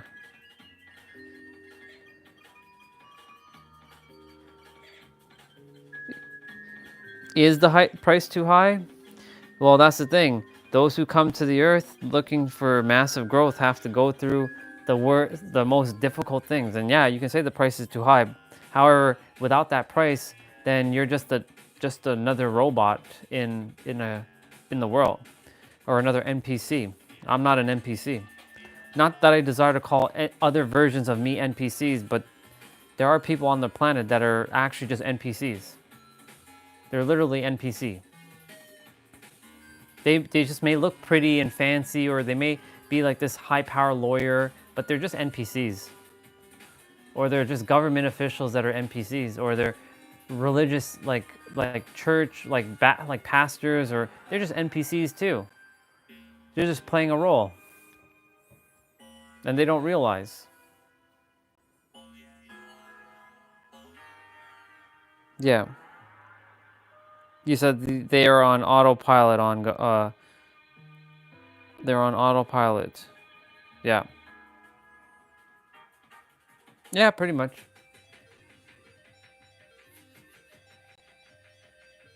They are. Yep. I know, because that was me too, dude. I forgot who I was for 20 years. When I was a kid, even though I got bullied and picked on and I got beat up a lot, I still had a sense of like, even though I didn't know about, kids are gods or anything, and there weren't no such thing about consciousness, and no one in my reality at the time was conscious. Everybody was just, and there was no such thing as internet either, right? So like I grew up in the age where it was a lot more difficult to like get access to information unless you so happened to stumble upon somebody and you, for whatever reason, found it intriguing. I never had those experiences. I only started getting into this, 5 years ago? But you can say that in 5 years, I leaped and bound that would take somebody 30 to 60 years just to get all the information. Because like I was meant to speed track everything as fast as I could to get me to this point, to then slow down and share from the experience. Yeah, I watched Nero's video. He's not teaching me anything new, dude. Nobody's teaching me anything new. I already know everything. It's just a matter of remembering what I've forgotten. All they're sharing is different words and how I can speak it back. Like, frequency defies rationality. Frequency makes things that don't make sense. Or shit that don't make sense make sense. Frequency makes things that don't, makes shit that doesn't make sense. It defies logic, it defies reasoning, it defies rationality. But that's what frequency is.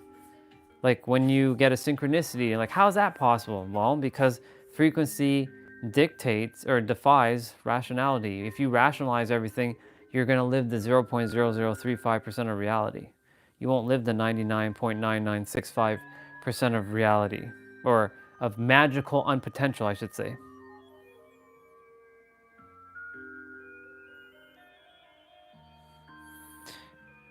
Well, you're not old to this channel, but I'm saying you're not learning, you're remembering what you have forgotten. Yeah. So that word, well, you can use the word learning. Remember, I'm letting go of what you all say. Use what works for you, but I know that I've transcended beyond the word learning, so you're just remembering what you have forgotten.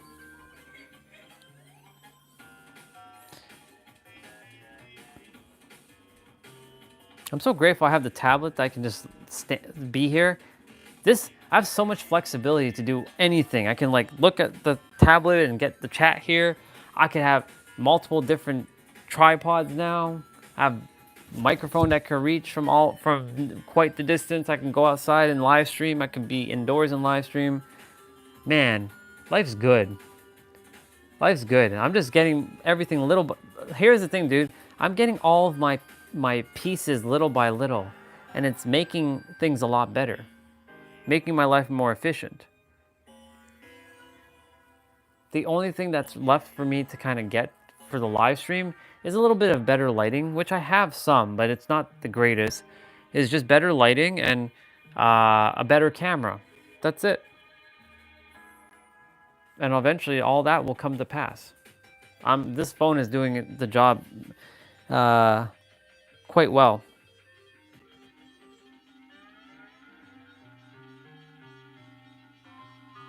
Yeah, see, that's what I'm talking about. So that's what I'm not saying you're unconscious, but that's what we call being a little bit of unconsciousness because it's autopilot. Do you see what I'm saying? When you, this is what I'm saying. If you be mindful of the, and it doesn't matter if it's English or whatever language you speak, if you become extremely present to every word that's speaking, it forces you to be present and to take inventory of exactly what to say and be intentional with what you're saying before you even type it, write it, text it, think it, speak it. It forces you to it forces you to like stop and like, oh, okay, I'm gonna, or whatever you're going to do. Sure, I still make typos. I'm not saying that doesn't happen. I'm just saying that, you know, it forces you to be more intentional with what you type. Yeah. It forces you to just be more intentional with what you're saying, thinking, feeling, typing, doing, being, everything. That's why I say your words, they hold a lot of magic. They are magical, every word.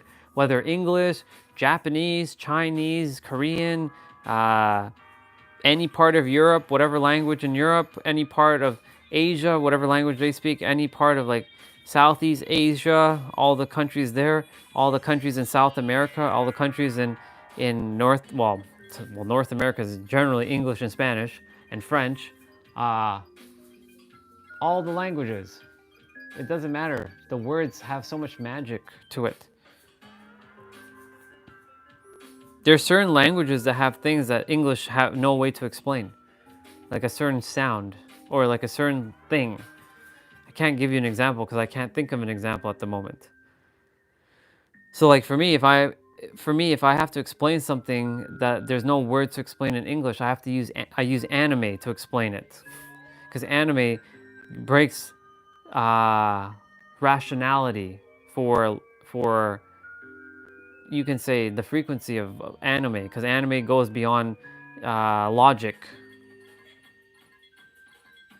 We have cases here. When you say cases, what do you mean?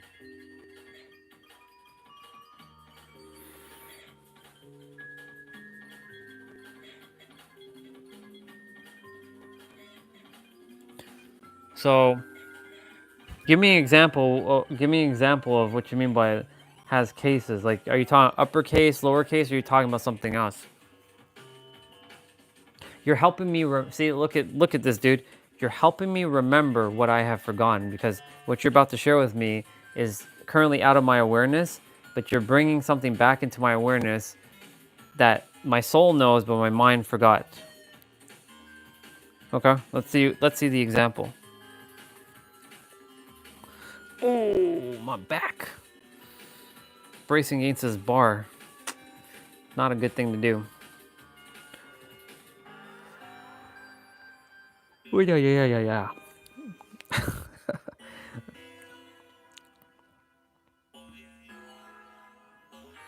I really like that alien music.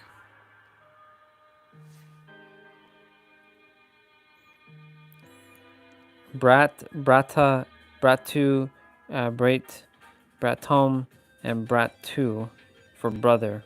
Oh, I see. Okay. So basically, multiple different ways of saying the same word, essentially.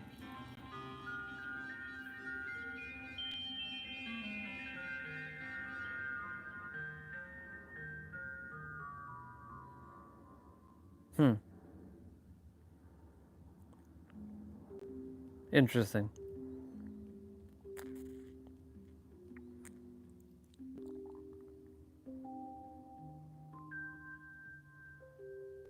So, because I'm looking at those words, like I am standing with Brat Tom and I am shouting, "Hey, Brat," and I'm giving something to Brat too. It will be like this. Gotcha. So now I have an idea of what you mean. So basically, it's per context of how you're using the word, essentially. So like, you wouldn't be using like Brat Tom if you're like shouting, "Hey, Brat Tom." You would just say, "Hey, Brat T." So it goes. It's a by case. Now I know what you mean by case. It's by case use. It's by a specific like use, like case or use case scenario. Got it. Now I know what you mean by case.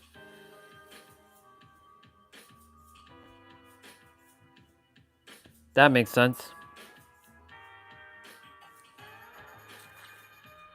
Yeah, got it.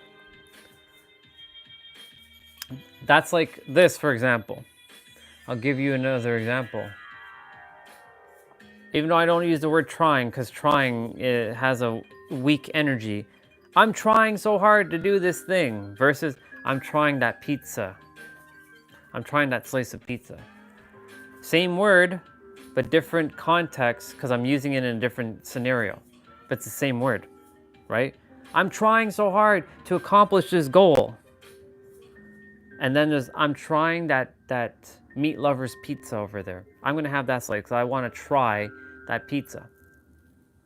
I'm trying that slice over there. Even though I don't use the word try, so like I use the word attempt in the replacement word, because trying gives me this weak energy. But there are times where you have to use the word try. Like I'm trying on clothing, for example. I'm gonna go into the change room and try this on. Right, exactly. So like, for example, I'm gonna go in the change room, I'm gonna try this sweater on and see if it fits. If I say I'm gonna go into the change room and attempt this sweater on, does that make any sense? No, it makes 0 sense. Or if I say I'm going to the change room and giving this sweater a shot, that also doesn't make any sense. The only word I can say here is the only logical word to say here is I'm going to the change room and I'm trying this sweater on to see if it fits, and either I'll buy it or I won't. Yeah. But you can go around like most Europe language done. That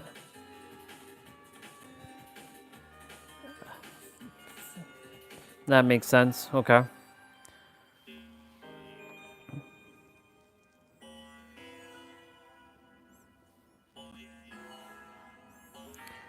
Yeah.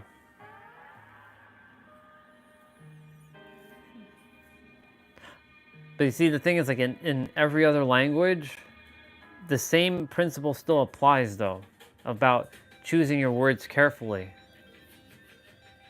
Because, like, in the language that you speak, like your native language, your words, even though they will vary from English, they still hold the same power, and vice versa.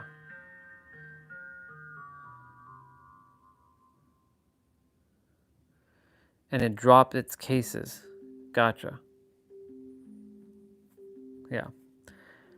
This is why, like, words are very fascinating, especially in English, because if you use your words carefully, you can either create or destroy something. And if you're very intentional with how you use your words, you can literally change someone's life or destroy someone's life in an instant. That's why if you become I call it a wordsmith. So it's like a skilled swordsman. So it's called a wordsman, like a wordplay. You become very, very good with wordplay or being a wordsmith. Like forging a sword in like a blacksmith, you're a wordsmith. You're forging words. If you forge your words carefully, literally you can change the fucking world literally with your words. You can change a nation, you can change the entire world with your words.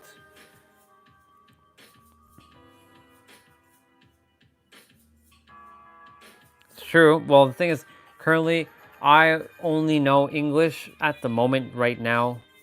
However, if I go and remember all the languages, because my soul knows all the languages, it's just my mind has forgotten all the languages.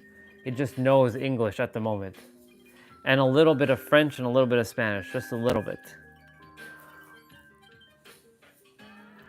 Yeah. Yeah.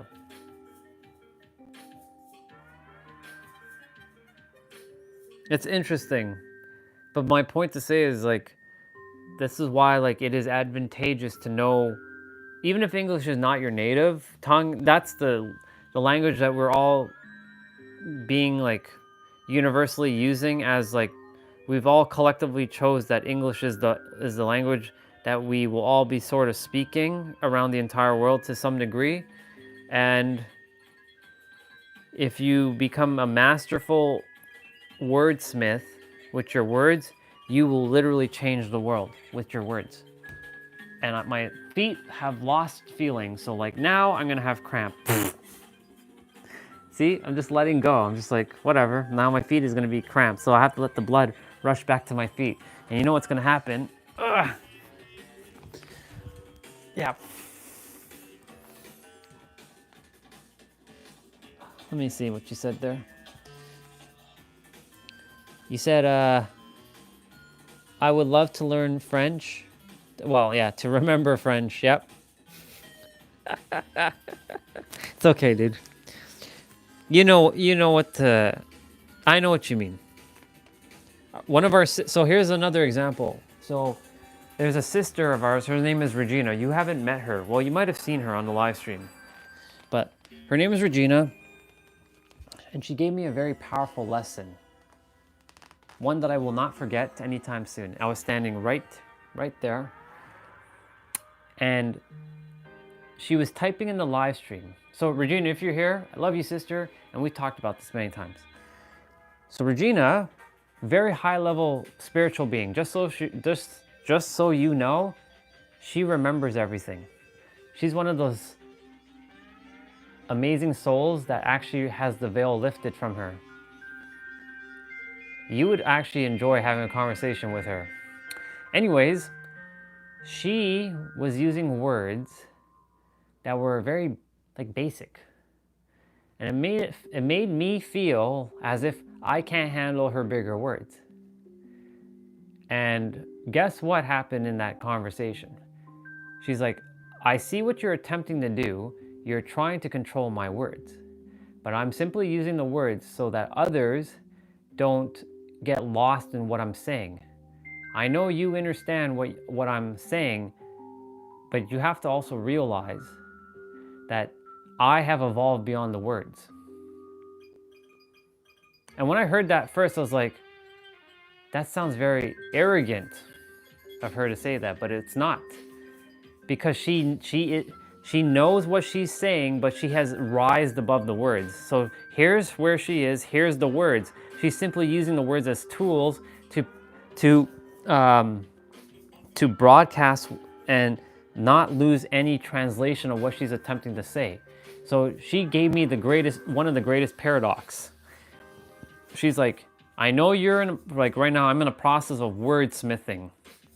She was in that process too, but she came to a point where she even let go of wordsmithing because she already evolved beyond the words. She's just simply using words, but she's very conscious what she's using. She doesn't have to use big words. She does not have to use all the fancy words. She can use basic words like learning and trying and all that, but she's simply evolved beyond the words. The only reason why I'm not using that right now is because I'm making it a point so that you all know that these words hold power. So eventually, when you all come to realize those words hold very lackey energy, you will eventually also let go of them. But here's the other catch to this. Everyone's definition of every word is different. That's a bar, by the way. Everyone's definition of every word, I mean every word, if every single one of us were to sit down and read through the dictionary, not what Webster's dictionary is, and look at every word in English language, and we go in and define what's our definition and write in our own definition, it will vastly differ, or it'll be almost exactly the same. Because a lot of us, we may think that the word good might mean something, but for example, good might mean something different to you than it does to me. Or like, for example, the word love, right? That word. The moment you say love to someone, it can do two things. It either creates uncomfortability or it creates magical feelings of like safety. I've run into it because I used to be afraid of love, right? Or another word is money. Money. That word will polarize people. Like Some people will feel a sensation like, ugh, money. It's taboo to talk about money, right? Like a lot of people are afraid to talk about money. Like for example, look, I have $100 US bill in my hand, real. Let me flip the camera around. I got $100 US bill in my hand, right? That's a $100 bill. And this piece of paper creates all kinds of chaos in people's minds. Like, ooh, he's talking about money. Ooh. That, if I even say that word, it does this to them. It like puts them in this like restrictive, scary, like, ooh, energy. This is just paper. We just gave it a value, but this is just paper. Do you see me like worshiping it? Oh my God, money. No, it's part of us. It's one with us, but it's money. But the thing is, my point to say is, if I even say the word, what is the definition of money to you? You know what I'm saying? What is the definition of money? Everybody's gonna have a different word to explain what money is, right? For me,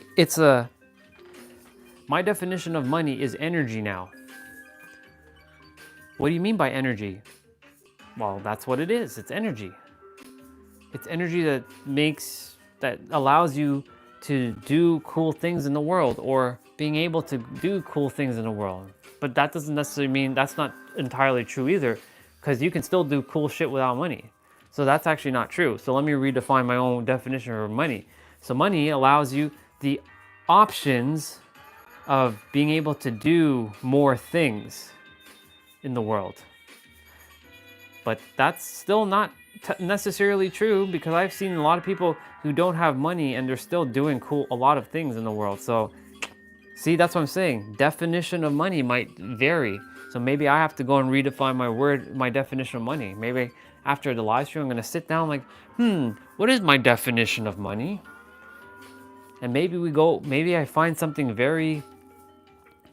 maybe that's what I'm gonna do tonight. Instead of playing, I don't feel like I'm gonna be playing a video game. I feel like I'm just gonna hang out tonight. Well, I don't play video games after the stream. When I'm done the stream, I'm just chilling. I'm on my tablet, just hanging out. Or I'm just sitting and just entering the temple or the pyramid of God. When I say God, I mean of me. I'm entering the pyramid of me. And I'm like this in my pyramid. And I have my thing in my hand, in my pyramid. And I see all the third eyes and everything. Anyways, my point to say is like, tonight I probably might redefine the definition of money and see where that goes. And maybe that helps break the bonds of what might be holding me back to receive some money. Maybe my definition of money is absolutely wrong right now, and I have to like fix it even more. All I know is money is energy, but like I have to then maybe define, well, what is energy? What's the definition of energy? Do you see? It becomes an infinite loop, because I can go down this over and over until I can't go any further. Yeah. Right, so you see from your perspective, that's what money is. But you see, if that's what you think money is, then that's what you're going to experience more of.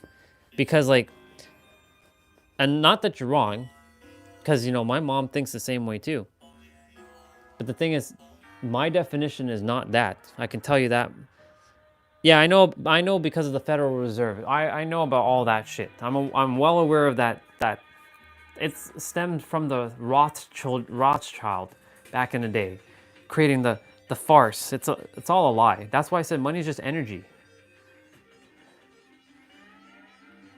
But like, I see a lot of rich people who are now becoming very conscious, who are doing amazing things and using money for amazing things. So like, for example, Jessica gave me a great example. Like, brother, if you still see money as the root of all evil, or like only bad people have money and good people shouldn't have money, then you'll always be poor. And that hit me like a ton of bricks, because she's like, think about it like this, brother. Do you think I'm a bad person? I'm like, no. Why do you think I'm not a bad person? Because I have a lot of money. Well, because you actually care about people. Right. So what makes you think that other rich people aren't doing the same? So she had to help change my perspective. Now, she didn't tell me what to, like, that I was wrong. She just said, brother, this is a perspective for you. You have to see differently. So like, for me, I don't see money with scam or rich people or anything like that. I see it as money is a tool that is neutral, that can be used for a lot of amazing things, or it could be used for a lot of destructive things, right? You got to choose your side. I choose to see it from the perspective of love. Money is love, and love that you can do a lot of cool things and help a lot of people along the way. The more you have, the more you can help. Think of it like that. The less you have, you can't help as much. So that's why I'm calling forth $1 trillion. Yeah, you heard what I just said. 1 trillion, not a billion, 1 trillion with the T. Not because of some ego thing. I said 1 trillion, enough that can help the entire world in whatever way I possibly can. And so now we just walk the path. Whatever I'm meant to have, I will have, and I will serve. Dude, I want to be the dude who can go to any charity and write a check for $100 million and give $100 million without me even batting an eyelash.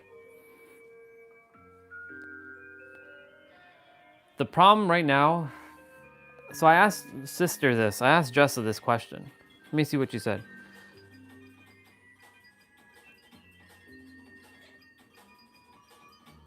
Gotcha.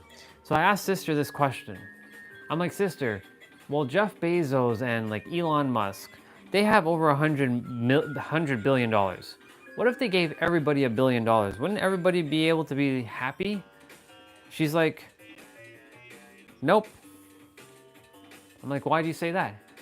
Because the human desire is there's always going to be someone that's always going to want more than the other. And that's a sad reality. There's always going to be someone who's always going to desire more and always have more than someone else. That's because their ego is out of whack. So then she also said that eventually, because a lot of people don't know how to use money, the system will end up being back to the way it was. Like, some rich people will know how to make even more, and the people who had the billion will eventually blow it on bullshit, and they will be more in debt. And then we run back into the same problem. That's why even if Elon Musk or Jeff Bezos gave each person $1 billion on the planet, we'd still end back up in square one, if you think about it. It's true. Unless everybody became financially intelligent and knew how to use money accordingly. But here comes the problem with that. Everything then gets a weird inflation price, because if everybody's a billionaire, then that means everybody can afford things, and like somebody's attempting to make profit because they're attempting to have more for themselves, and ultimately, and there's nothing wrong with that, but the problem is then we run into this problem again. So like the whole thing is we just have to get rid of the money system, and just because there's enough resources for everything.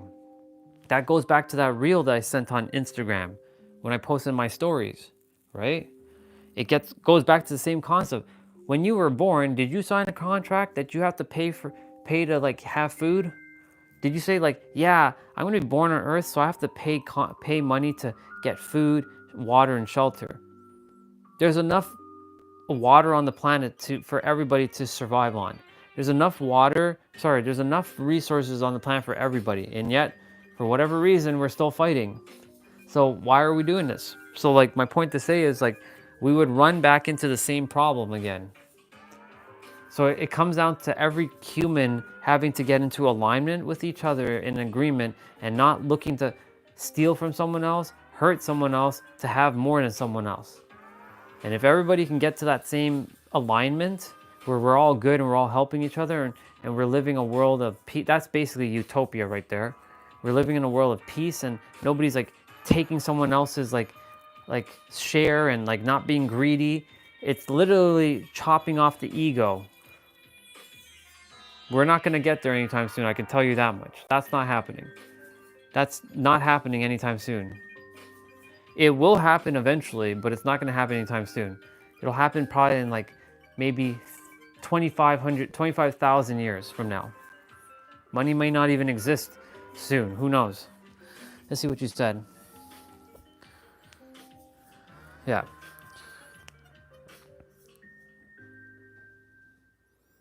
And medical assistance should go to budget of country, like in Europe and country. Yeah. Yeah. So like, my point to say all this is to say, is that, yeah, either way, everybody will run back into the same problem. There's no ands, ifs, or buts about it. It's going to happen.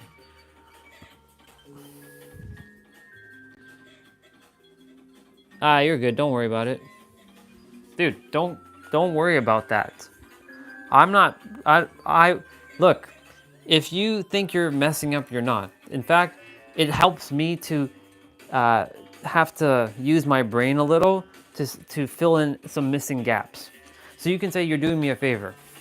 If I don't really fully understand, I'll ask to clarify. But if I get what you're saying, you don't have to clarify. You don't have to even say that. You're good. You're good, dude. Don't even worry about that. There are some people who have really, really, like, their English is, I don't blame them, of course. I will never blame anybody. The English, though, is very, I'm putting on piano music now. It's not as easy to digest, if that makes sense. Like, I can't fully comprehend what they're saying, but I don't blame them because it's not their native tongue. It's just like if I were to speak your language, I'd be fucking up your language, dude, right about now. Let's just be real. I don't know how to speak your language at the present moment yet. I simply have forgotten how to speak your language. So imagine me attempting to speak your language. I wouldn't know how to do it, so don't worry about it. That's why I said, don't worry about it. You're good. Because, like, I'm not a native speaker of your language. So, don't worry about it. Nothing to worry about. Remember, when you change the way you look at things, the very things you look at change. So when you change the way you perceive life, life will be perceived differently. Or another way of saying this is, when you change the way you look at the world will look differently. As I shared with you. And so, like, for me, like, if I see, like, you know, there was a time where a couple of the like the family members, they were speaking in a different language, and it's okay, no big deal. But whenever I see it, I'm like, well, this is an English channel, and like if you two are having your own little side conversation with your thing, like I would like to be, not that I care to be included, but I like everybody to be included in your conversation, because this is you know, like, if you two are chatting, you two can go chat somewhere else within your language. Like, I have no problem you throwing a couple of things here and there in the chat from your language, but at the same time, like, don't make it all about you two and then exclude everybody else. This channel is meant for inclusion. So the common language we're speaking here is English. If it was French, it would be French. If it was Japanese, it'd be Japanese. If it would be one of the Slavic languages, it would be one of the Slavic languages. If it was one of the Asian languages, it would be one of the Asian languages. But anyways, yeah, don't worry about it.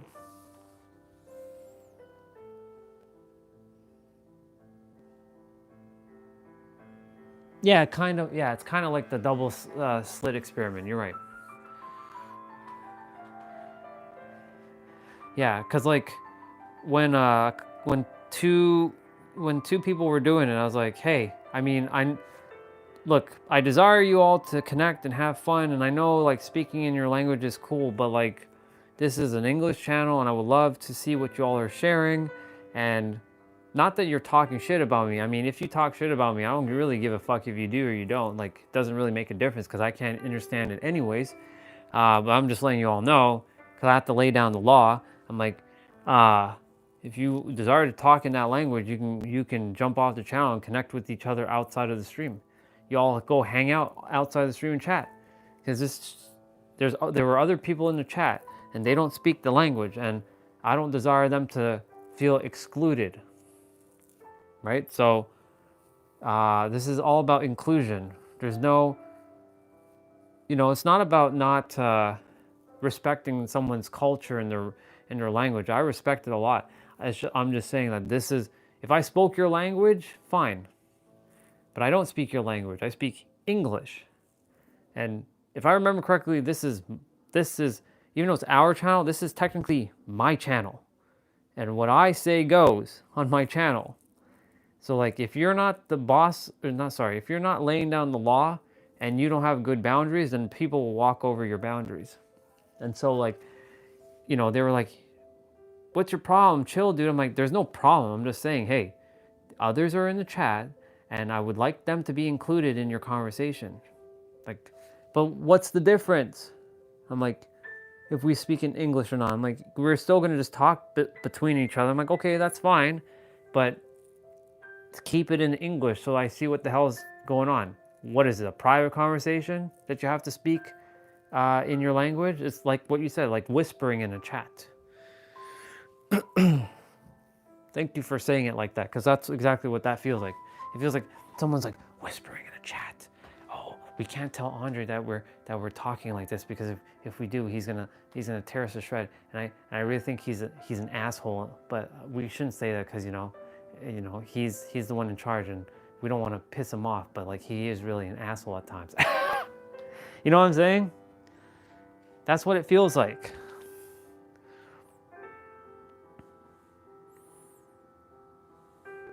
Yeah.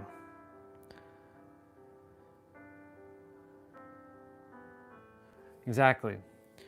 So I'm glad you used a double slit experiment. Waveforms and particles. Which, by the way, that's what you are. Your waveform and particles. That's why I said you're everything. Waveform and particle creates protons, neutrons, and electrons, which then creates atoms and molecules. So that's you, by the way. That's why I said you're part of everything. Yeah. Anyways, so that's why, like with English, we've all collectively agreed to speak this language universally as the universal language. I know others is like, but this should be the universal language. Well, I'm sorry, but like a lot of the parts of the world are speaking English. So you're either gonna have to get with it or just don't speak English and just stay off of English speaking channels. Because this is how the world desires to communicate, through English. Otherwise we would have chose a different language. But eventually, we're all gonna transcend language, just so you know. We're gonna just use our frequency. We won't even have to use words. We'll be sending telepathy, like messages. I'll be like, all right, I'm sending this to Nabito. I don't even have to say a word. I'm sending it, and he can feel it. He's like, this is his intention. This is what he's saying. And you're gonna send something back with your energy without even saying a word. And I'm like, I receive it. Thank you, Nabito. And it's possible because people have sent thoughts across the planet, and like somebody thought of a thought, and then someone received the thought because they were doing an experiment, and they received the thought, and they got exactly what the person was sending them.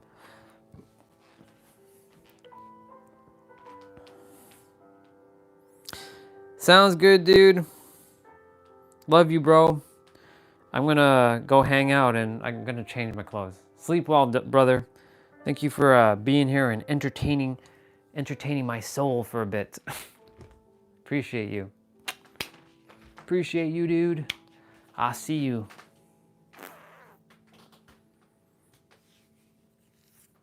Now I'm gonna change, and how many times? Okay, it's 6:24. I don't really desire to play anything, but like I might just pop on an emulator and just play something. We'll see. I'm gonna change behind You know, it'd be funny if the camera just like turns and like sees me naked. That'd be too funny. That'd be too funny. I'm just changing my clothes now. Oh man.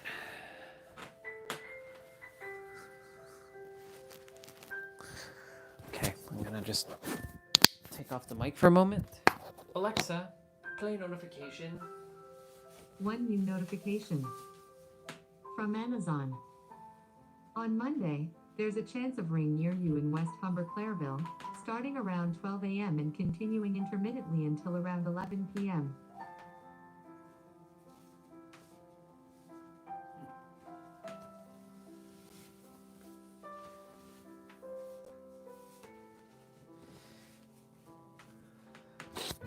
Looks like it's gonna be another day with another set of rain. No problem. Well, we're changed. We're changed. Yeah, I'll probably pop in an emulator and play some game. Probably play like PS2 or something. I don't know, we'll see. We'll see what happens.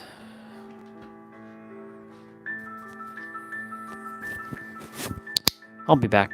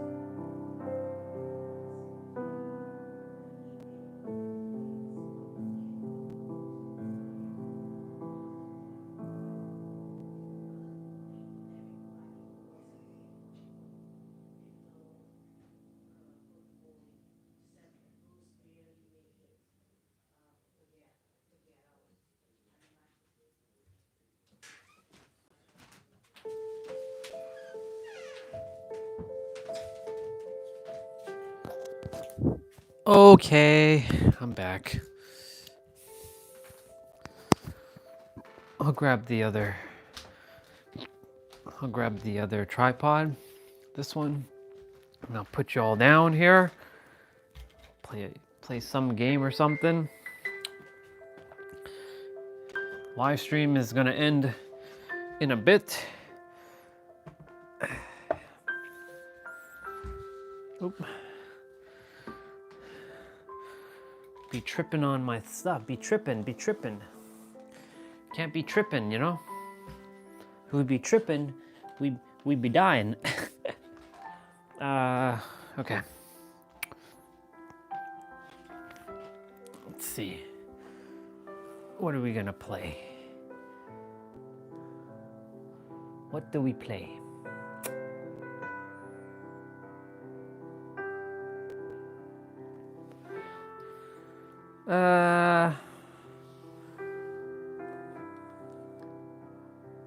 PS2? We can play PS2. I mean, the PS2 controller went on, so I mean, sure.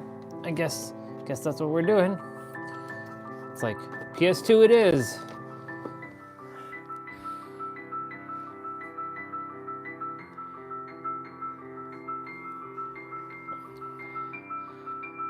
So I'm gonna get you all set up here in a moment. Damn, this live stream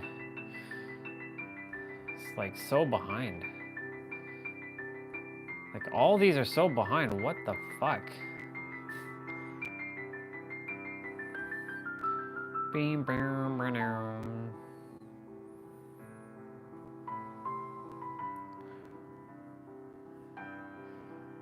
Okay. We gotta stop the piano music.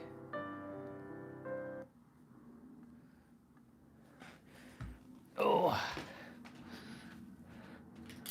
Oh, I got 11. I got another like.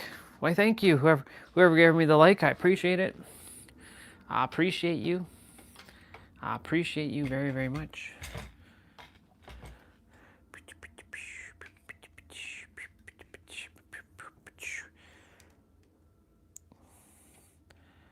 Oh, I know the solution to this. I can make this, I can go down further. Yeah, there we go.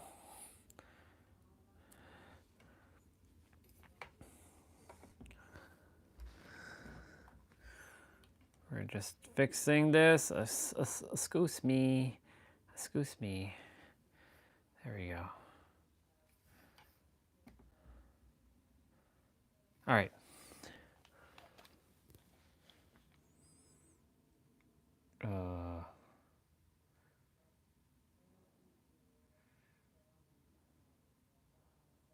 Maybe I play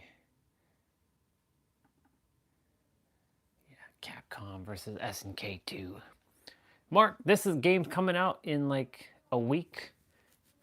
Wait, is it coming out this week? No, it's not. It's next week. I gotta buy the game. All rules are meant to be broken. All records are meant to be broken. Let me bring you all down just a smidge. I came up with a solution. Look at that. How awesome is that? Keep rocking, baby. Keep rocking, baby.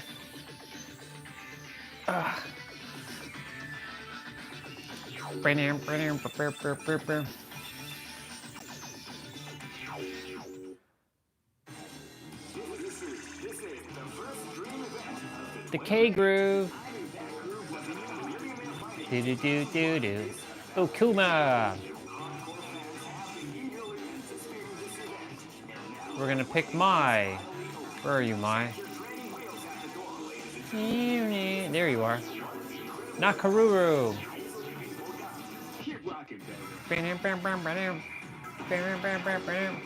Oh my god, my other character, Hibiki. Yeah. I usually pick Hibiki. Live and let die. Fight. Shoryuken.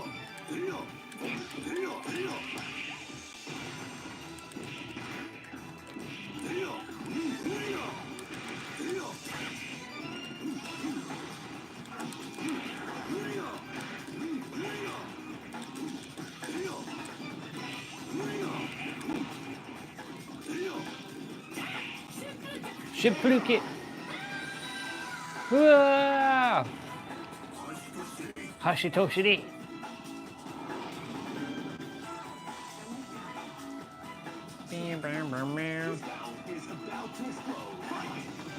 And my character.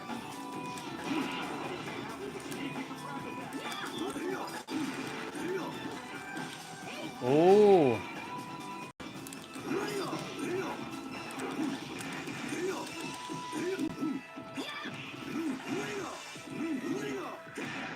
Oh shit, she caught me. Damn.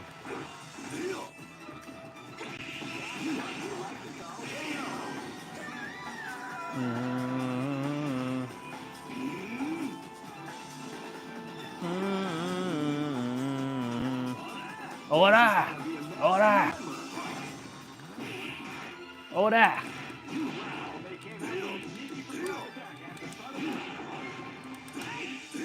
Side kick.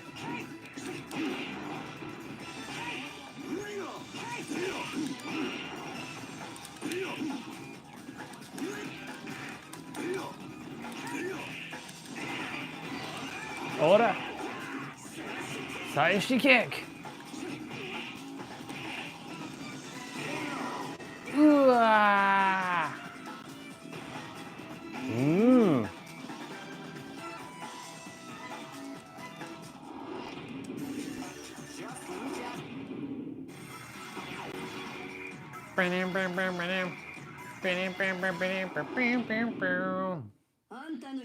Hunt. This battle is about to explode. Fight.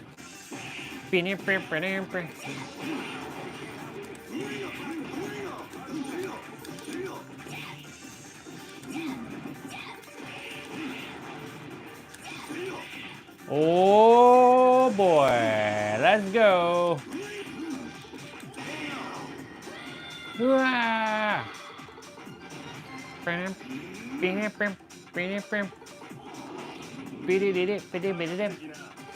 Let's go, Ken.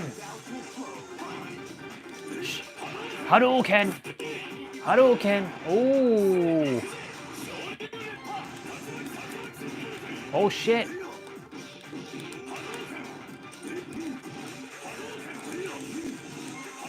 What the hell? Whoa, whoa, whoa. Oh my god, whoa, easy. Easy. Okay, okay.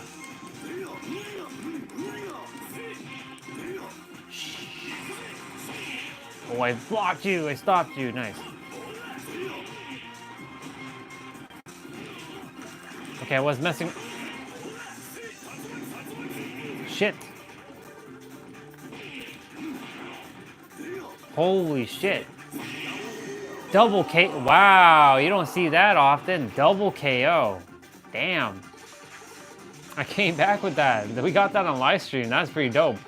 Never seen that before. Fight.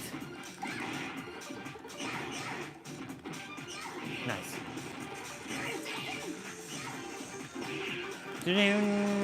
Oh boy.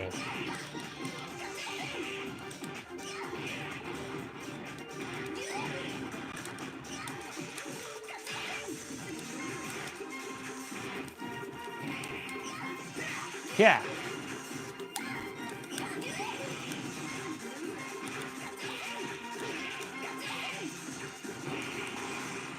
No. Whoa. Oh my god. Whoa. Interesting. Okay, hands, loosen up, loosen up, loosen up. Come on, Nakaru, whoop his ass. It'd be funny if she loses. Nah, I'm not losing. I'm not losing with Nakaruru.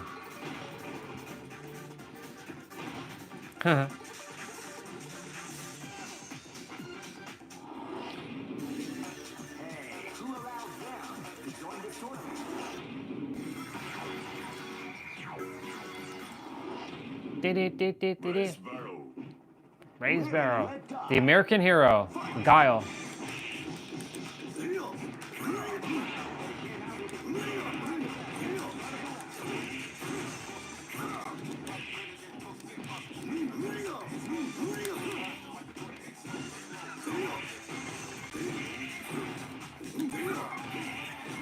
What the hell?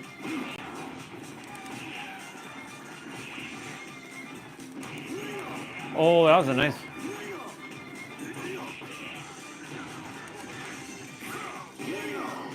I haven't done any special moves. Hashito shiri. That's why I like C groove a little bit better.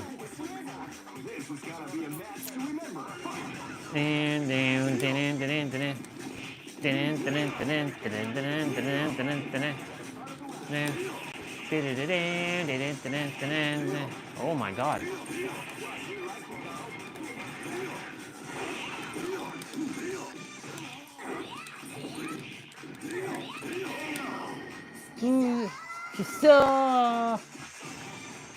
Ooh, that aura, that aura, that aura. Dun, dun, dun, dun, dun, dun, dun, dun, dun.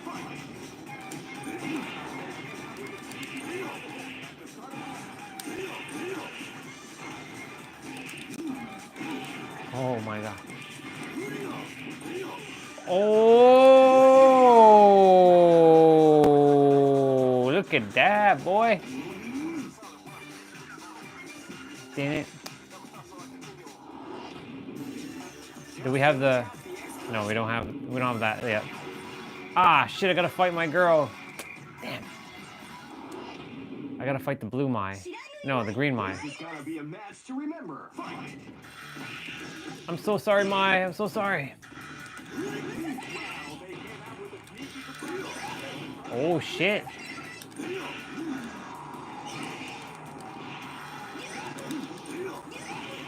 Oh, my God. Oh, that dodge. That last minute dodge, bro. Let's go. Let's go.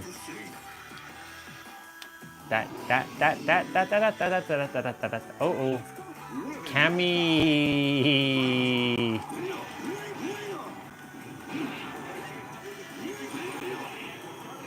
She just stood there. Okay, be careful. Be careful. Be careful, Kuma. You're gonna play with fire.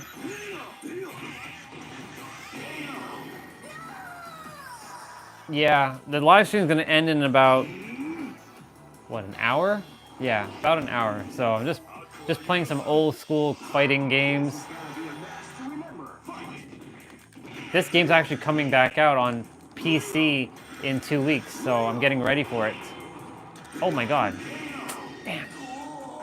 Ugh. Mister with the sparkly teeth. Let's go, Mai. My girl, let's go.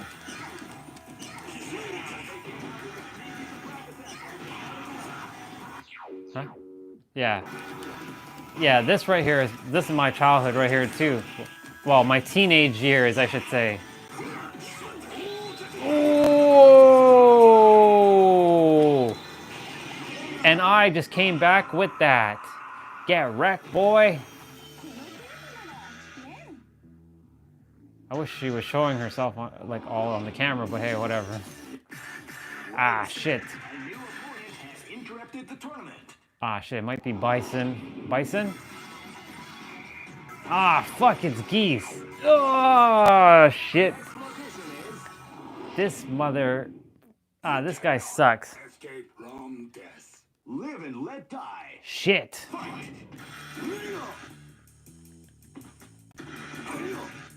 You can feel the call.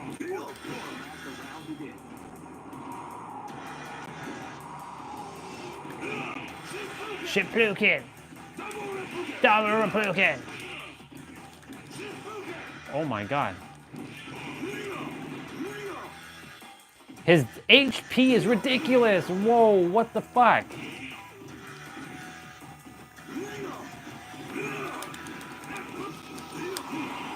Oh my god. Back away, back away, back away. Yo.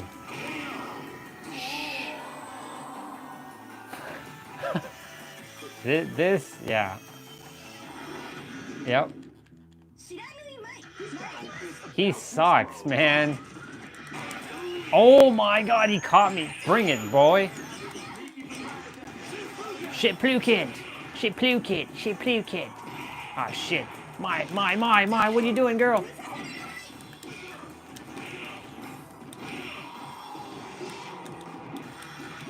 Yo, whoa.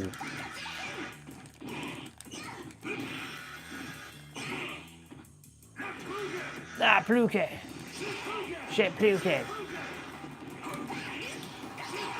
Oh my god. Yo. Okay. Okay, Nakaru, you gotta beat his ass now. You gotta beat his ass.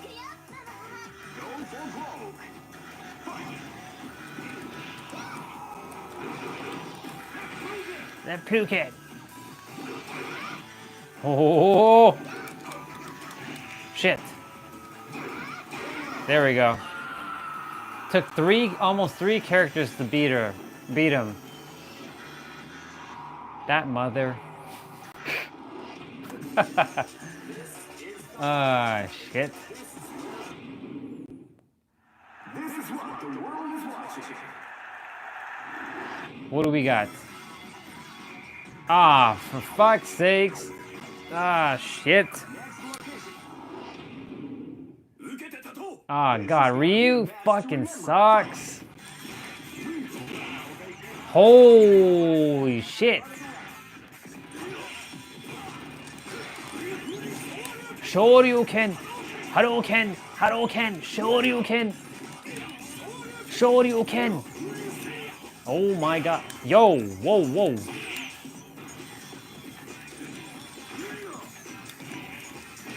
Yo, whoa. Okay. I might have to switch characters. Kuma's not. Oh my god. Hadouken! Yo, what's up with this parry, bro? No!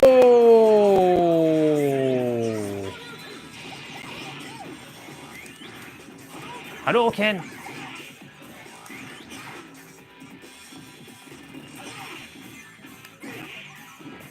Damn, he's... Shit, if he beats two of my characters, that's it, it's a wrap. Because, like... Oh my god. Oh my lord. Okay. No problem. Ikio. Aw, shit. Nakaru is really gonna have to put in that work. Oh my god. It's over. I gotta pick two. I have to pick some other characters. She has like no HP. Holy fuck. She has no HP right now, and I have to beat two other characters. Oh my! I have to like go ham on.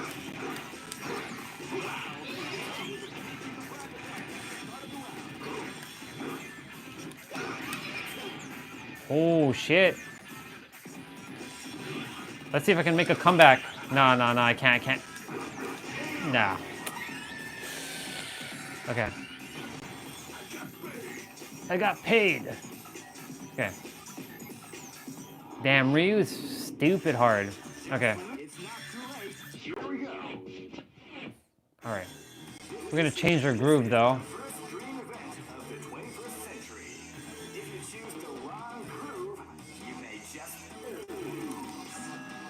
Yeah, basically Mike Tyson. We're gonna change characters to him.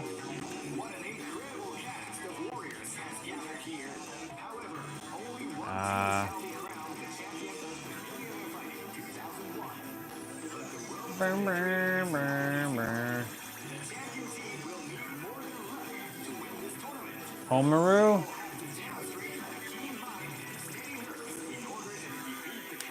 Yeah. Alright, let's see if I can win. Ryu is stupid. He's so stupidly hard in this. Koi, let's go. Hadouken.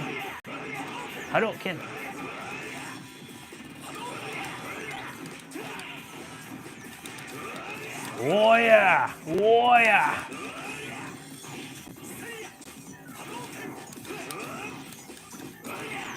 Oh shit! Do your little special. Do your little special. I'm ready for it.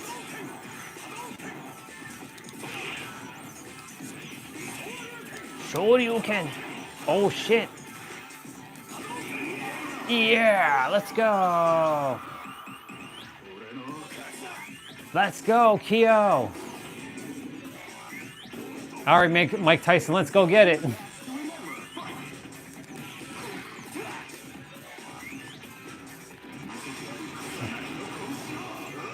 Oh yeah. I wish I hit him with all that special though.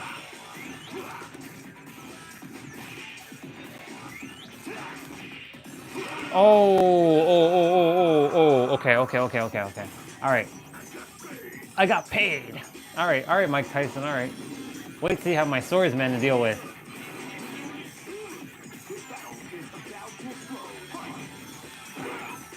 Oh my God.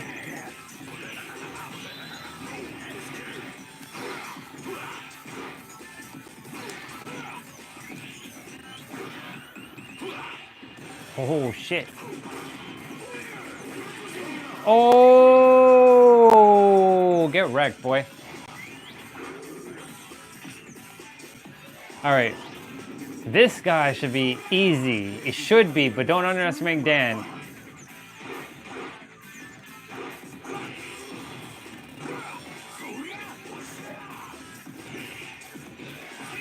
Oh my God. He's dancing over my character. Oh. Hadouken. Oh. Dan. Let's go, dude. Okay. We gotta finish it up. We gotta finish it up with her. We're gonna finish it up. We're gonna finish it up with her.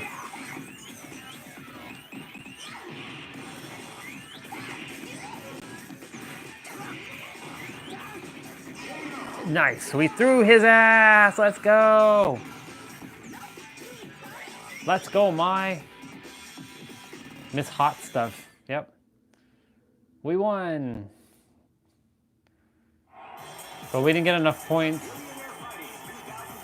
We didn't get enough points for the secret boss. Because the secret boss, you need over 1,000. Heart, heart, and heart.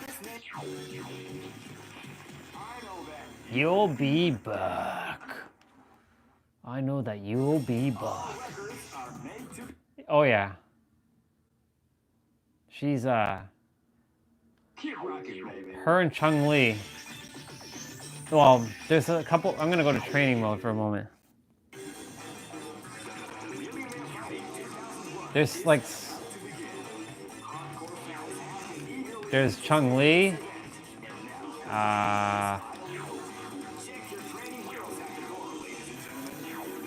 And then there's like Morgan. But Morgan, they made her pixelation. There's Hibiki. There's Athena. There's Mai. There's my girl, Nakaruru.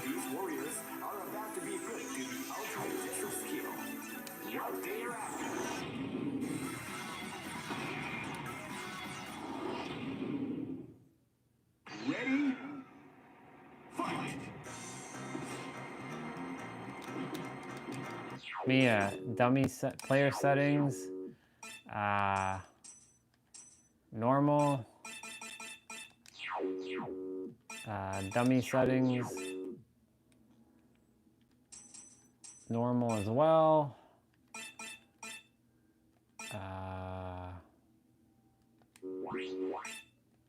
Training option.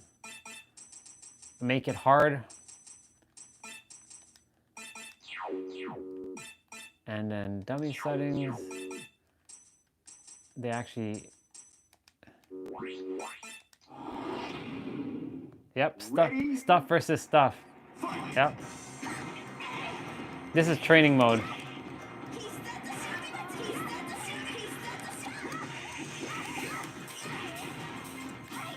The game is moving so much faster now.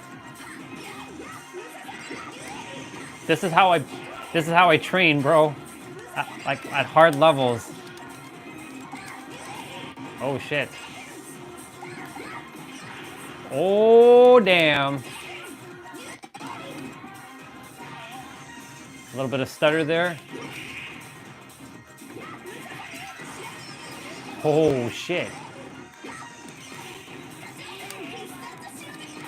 Damn, she whooping my butt right now.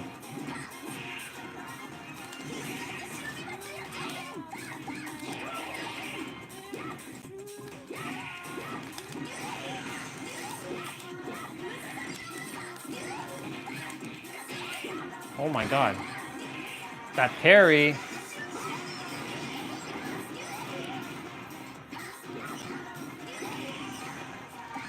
When you play at the hardest difficulty, it makes it easier to go and face like if you I basically so when I first played this game, I got my ass handed to me by a guy named Sean, and he talked a lot of shit. This is back when I was like 18, and I was not having that. So I was like, you know what, Sean? I'm gonna buy this game.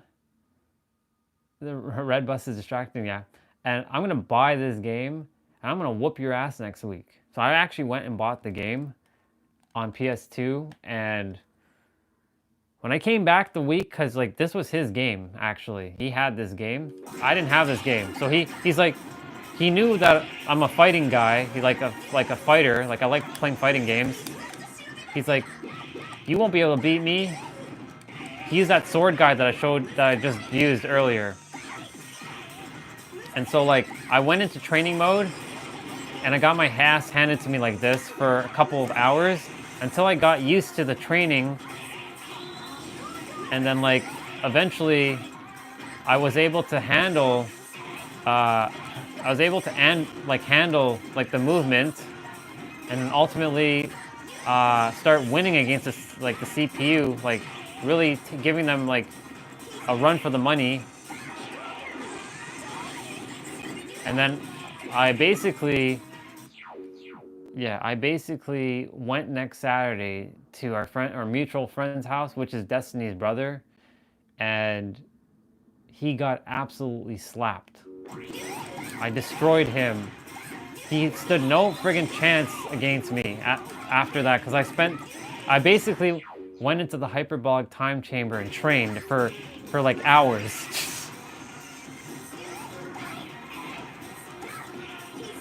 So anytime I play a game, I train for hours, depending on the game, like the fighting game, to then...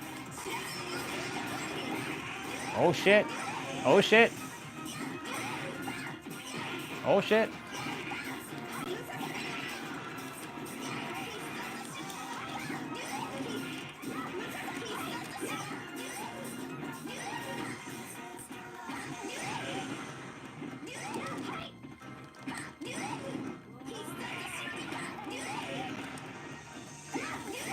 Oh my god.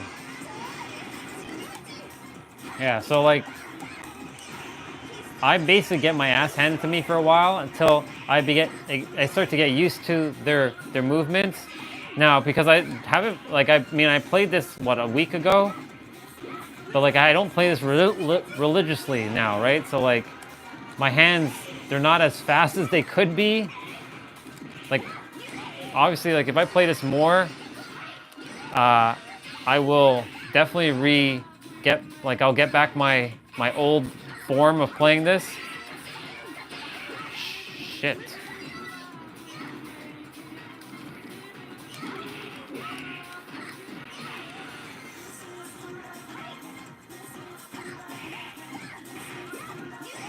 Oh my.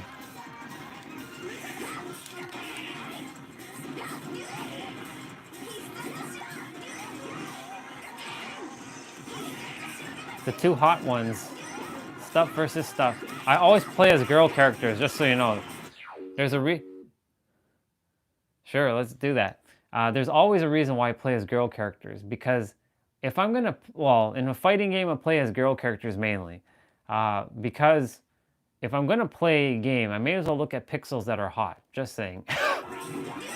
You know what I'm saying? Even though they're just pixels, I would rather look at a pixel that's hot than some crusty old dude. So that's why like all my characters when I'm playing, like when I play Dead by Daylight, it's always a female character. If I'm playing some other game, it's always going to be a female character unless I'm forced to be like set as a male character. So like for example, if I play like oops. Damn, I didn't desire to close that. I just desire to just shut that down, not do that. Like for example, I desire to play like some other game. Like here's Street Fighter. The problem with this one, there's lines on this one, which kind of sucks. Like the graphics, I have to find a better version of this. You're gonna see some lines. I either pick a guy, like Akuma. See the lines? So I pick her generally. I think it's triangle.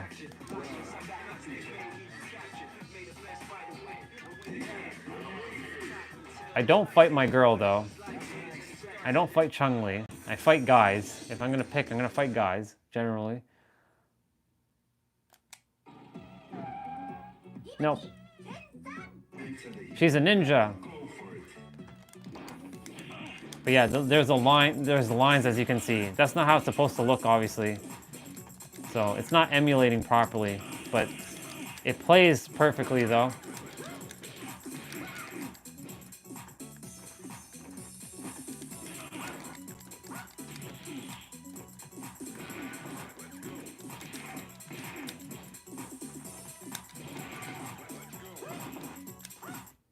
Which controller is best, Sony or Microsoft? That's debatable, man. Cause like, I'm using PlayStation 4 control on my Mac. So like, I like, the reason why I like PlayStation controllers is because I like joysticks that are here. I don't like joystick up here and joystick down here. I just don't like joysticks like one here, one here. But the thing is, GameCube controller, like the old school GameCube, has that. So like this controller is actually the best controller ever made by far. Like this one, because it has a lot of the, you see these like hexagon, like do you see the octagon? These are gates. So it's easier to perform moves. But like I prefer joysticks that are down together, but this is not a joystick, this is a D-pad. So this is still the best controller ever made. The problem is there's not that many buttons up here. But PlayStation, I mean, I have a PlayStation 5 controller as well. It's hiding underneath here. I have 4 different controllers. See, like, I like PlayStation 5 controller. This also can play on my Mac if I choose to, but it plays on the Red machine. I just prefer joysticks that are together like this. It's easier. You know what I'm saying? When I'm playing fighting games, I like that I don't have to use the D-pad down here, if that makes sense. I like the D-pad up here. Like on my actual PC controller, which looks like a PlayStation it looks like a PlayStation controller, but it's got the buttons of an Xbox controller. So it's, you can say, the best of both worlds. This controller has the PlayStation layout, but it makes clicky noise, but it has the Xbox buttons. I'm not a big fan of X, Y, B, A. I prefer X, circle, square, triangle, but I prefer the layout of, you know, of this. Also, this one has buttons on the back. Actually have extra buttons, and I have 2 buttons here too. So this controller has a bunch of buttons, and then the trigger can either go like that, or I can close it and faster. So this is good for first-person shooter. So you can say I have a little bit of an advantage if I'm playing first-person shooter. But I prefer controllers that look like PlayStation controllers. I had Xbox. I've had an Xbox 360 in the past, and I really enjoyed it. And I did play with an Xbox controller for years on my PC, though, only because PlayStation controllers were not compatible with Steam in the past. But when they finally allowed PlayStation controllers to be compatible with Steam, I was like, I'm definitely going to be using my PlayStation controller going forward.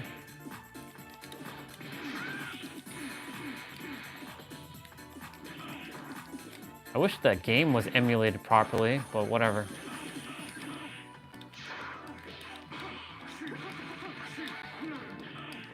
Got that trash.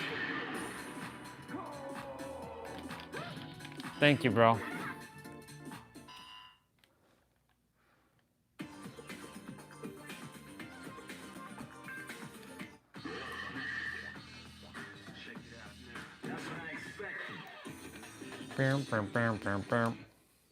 Ooh, the sky's... Whoa. The sky's like purple and like orange. Hold on, I gotta show you this. I'm like looking at the sky for a moment outside. Look at the sky outside, dude. Holy moly, look at that. That's beautiful. It's purple and orange. That's dope as shit. That's a beautiful sky right there. Cool beans. That's beautiful. Wow. That's pretty awesome. Wow. Yeah. The sky, and there's the sky out there with the clouds. Got like a cotton candy vibe. I just saw it. I was like, oh shit. I just realized the sky. Holy shit. That's dope. Yeah. That's dope as hell. All right, back to this. Now I gotta fix you back. There you go. There you go.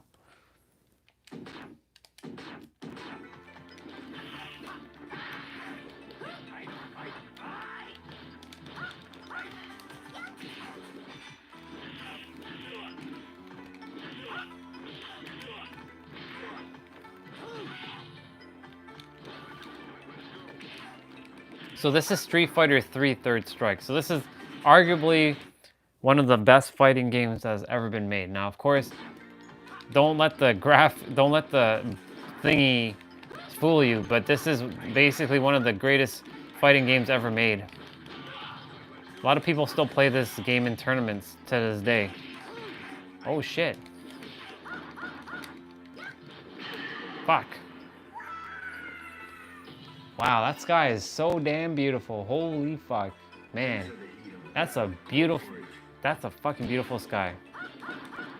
I am so lucky I get to see that.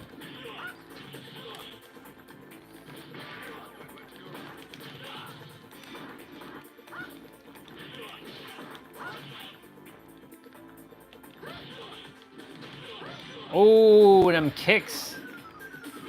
Boom. That should have killed them. Oh shit. Shit, he's beating me up. Yeah, I'm glad you got to see it too, dude. Yo, whoa, what? There we go. Yeah, it's quite something.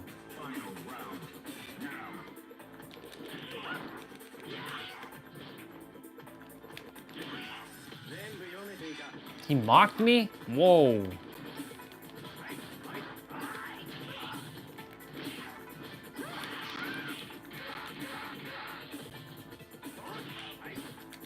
I used to actually go to the arcades to play this game and like put down quarters and spend hours in the arcade playing this game.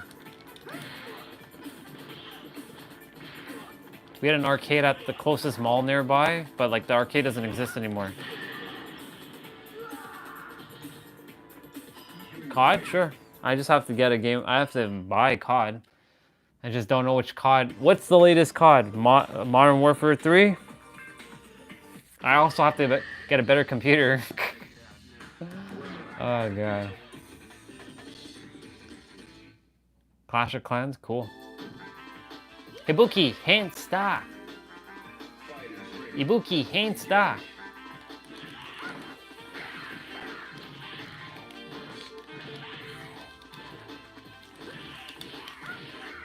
The live stream still has about what, 40 minutes, give or take.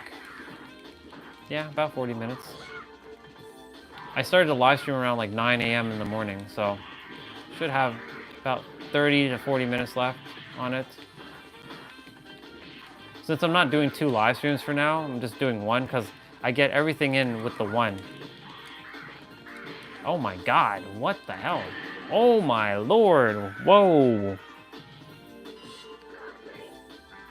Damn. The lines are kind of distracting, not gonna lie, but I gotta find a better way to emulate this game. Arr.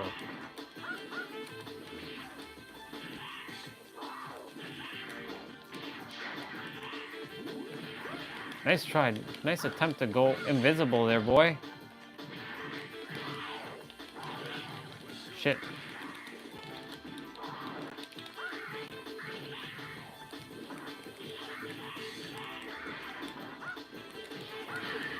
He still won? Whoa.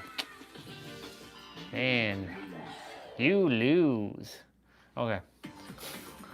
Alright, let's see. Next game. Dude. I hope it doesn't actually shut down the... Okay, good. I was actually in the process of playing this game. This is one of my favorite RPG games of all time. It's called Tales of the Abyss.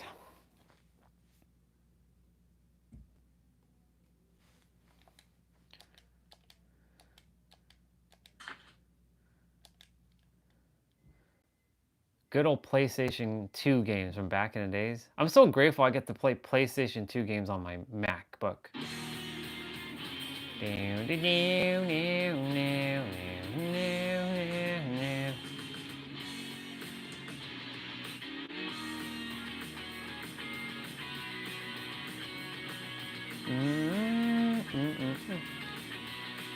The hero Luke.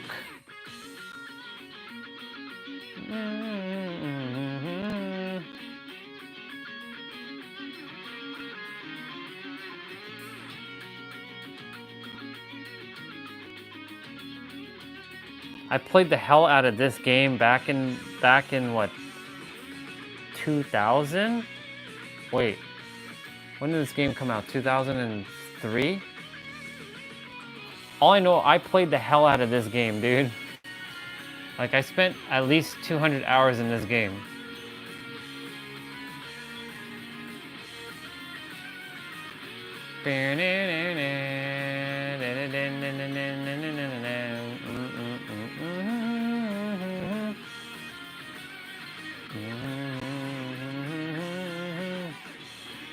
I like the fact that everything I can get digital now. Like, I used to love my collection, my physical collection, but there's my girl Tear Grants. Her name is Tear, like T-E-A-R, but her full name is Mysterica. I like her name. If I had a daughter, I would name my daughter her, Mysterica. Mysterica. I like Mysterica.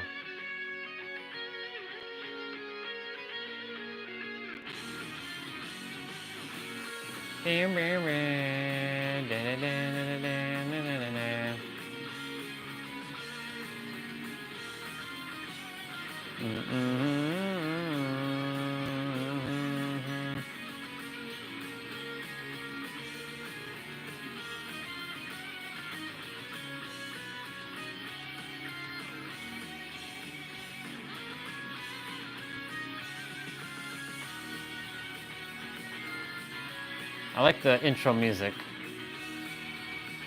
Well, I'm so grateful we got to see that sky because the sky started to get dark now. Like, there's still a little bit of like purple in the sky, but that was so cool. That was awesome. No 2 skies will ever be the same. Oh, this has lines too? Fuck. That's stupid. It's funny how it still has a loading process.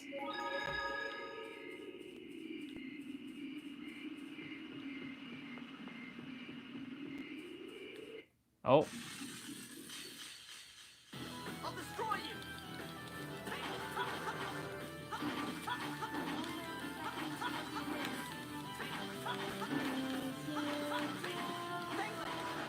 Nice. I just keep getting better. I just keep getting better.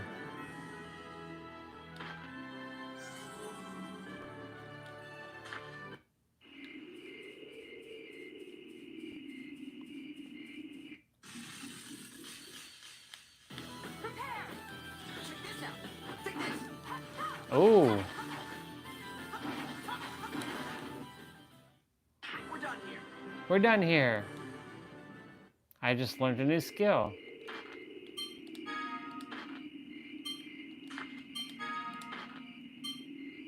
Havoc Strike. Fang Blade.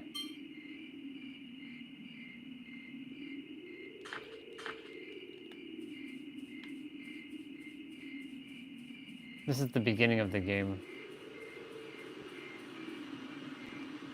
Boop, doo. Gotta love them graphics.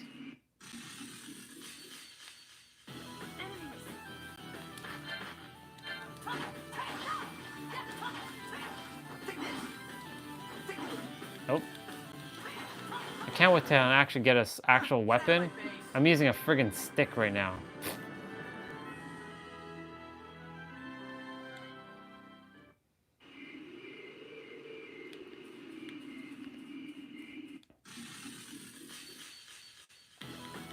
Let's go.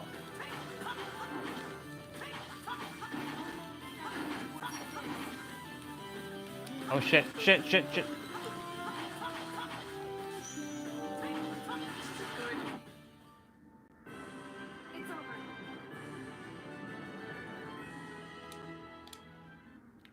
Thank you, Tyr, for killing that dude.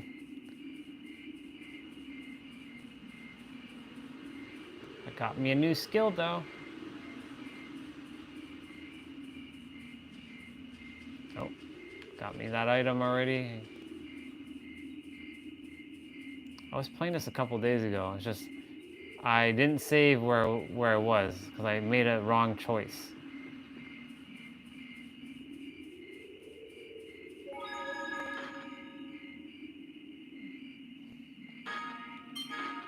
Do do do. Yep. Oh yeah.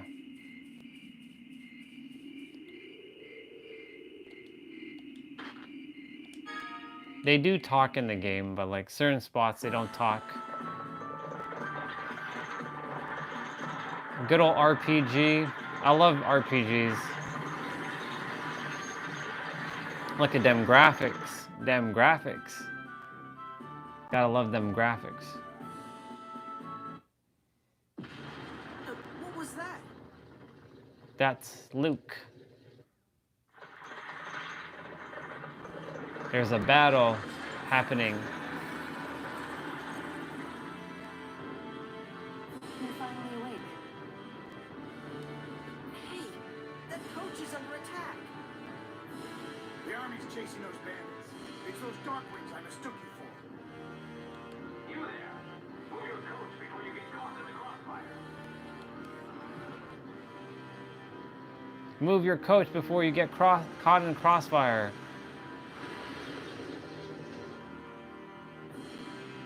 Commander, enemy is crossed Rotelro Bridge.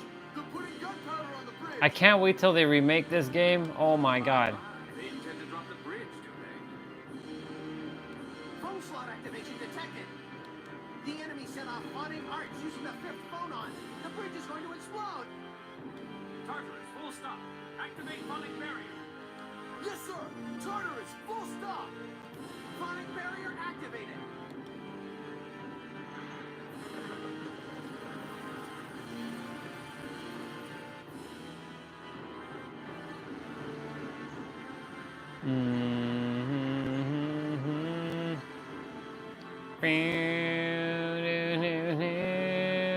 Whoa, that was cool. Wow. That's Malkuth's newest land dreadnought, the Tartarus. Malkuth? What's the Malkuth military doing hanging around here? What do you mean? Of course they're here. There's been no end to the rumors that Kimlaska is going to start a war any day now. They've tightened security in this area. Wait a minute. This isn't Kimlaska? What are you talking about? This is the Malkuth Empire, the West Rubnica Plains. Hang on. I thought this coach was headed for the capital, Batical. No, Grand Kokma, capital of Malkuth, and home to His Imperial Majesty Peony the Ninth. I was mistaken. How can you be so calm about it? How could you make a mistake like that? I didn't recognize the area. What's your excuse? Oh, that's a bar. When you say you know it, what do you mean by what you mean? Because I know you left a question mark.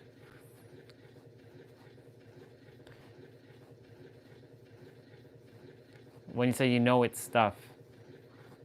I've been confined to the manor. I've never been outside. How the hell should I have known? But I was asking, what is the latest Call of Duty game? Is it Modern Warfare 3? You're sure acting strange. Are you two Kimlaskan? No, we're from Malkuth. We have business in Batical. We were on our way there. Talk about bald-faced.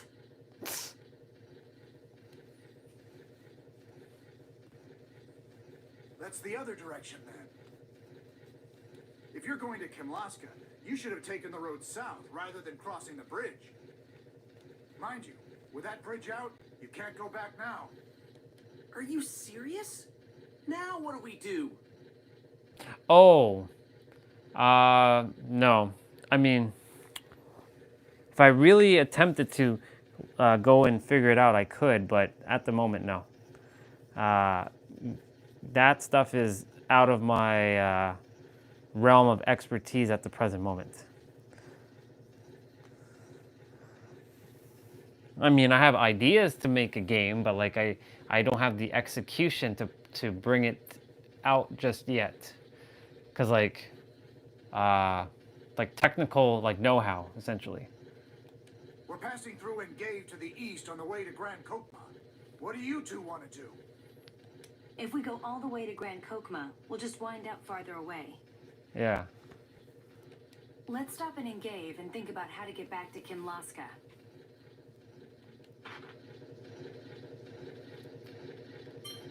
We'll walk to Engave and see the sights along the way. Engave is to the east of here. Take care now. Oh shit, I can actually walk there? I didn't realize I could walk there. Last time I chose take me to Engave.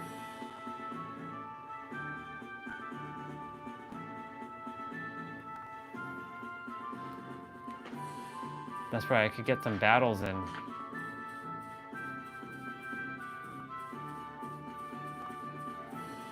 Burn, burn, burn, burn. Oh.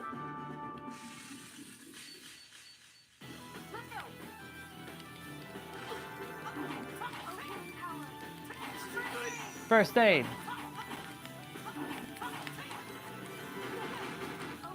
Holy shit.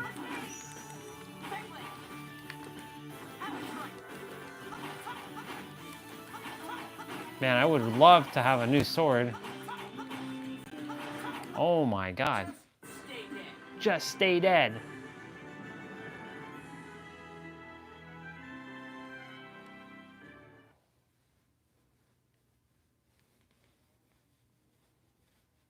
Damn, my legs are like itching because I had this 2 mosquito bites that got ransacked 2 days ago. All right, let me save, but not to that save file. I'll create a new save card. It's so cool to have a computer to play video games, or to play emulated games. You know what I'm saying? Then I have PSP. Let's see. Power Stone Collection. I have Super Nintendo. I can resume that. We'll resume that. Oop. Let me go to Is it picking keyboard? There we go.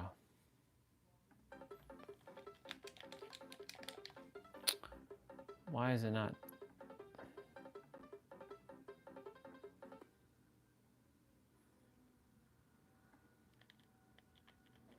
It's not detecting my controller. Not on this anyways. Gotta like reboot the controller. I know why it does that. Because it was in the other thing. Zoom.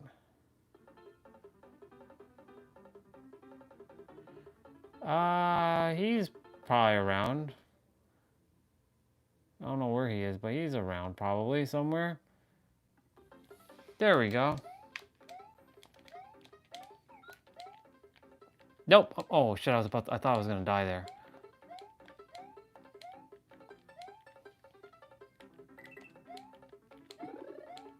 No, I didn't want to do that. Oh shit. Oh shit, I thought I was gonna die. Fuck. Damn.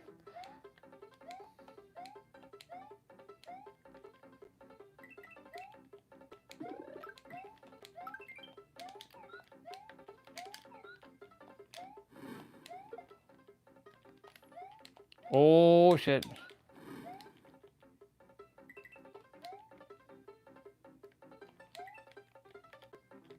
Nope, can't go down that.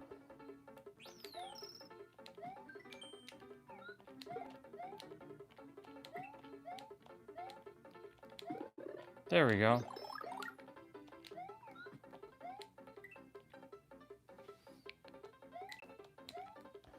Beep beep beep beep beep.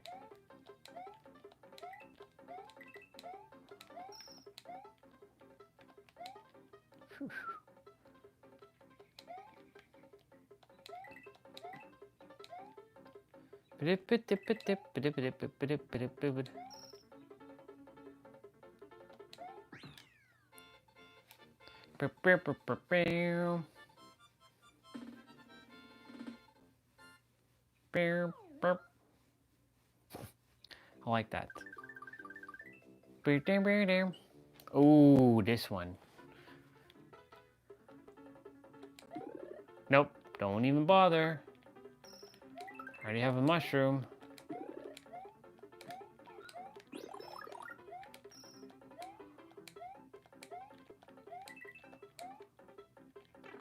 Burp, burp, burp.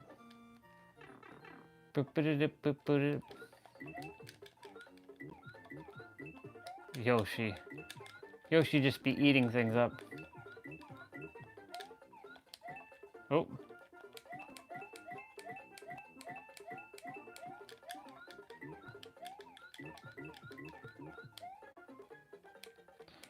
I don't know what the hell that purpose was of that stage, but whatever.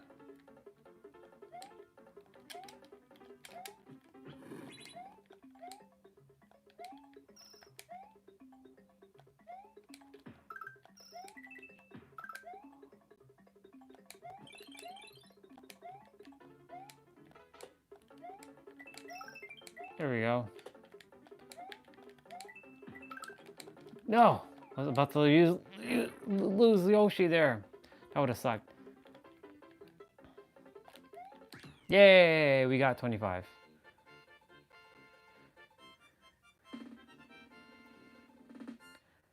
Beep, beep.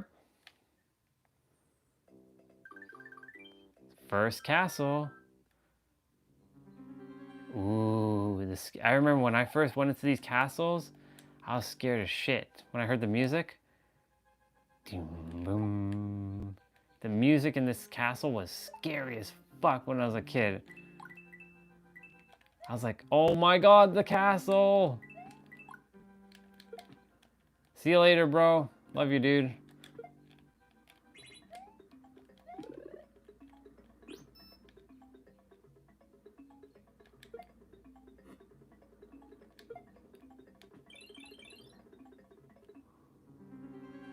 I remember when I saw this thing, it was such a cool experiment. When I saw this, damn, that shit was badass. Oh my god. Do.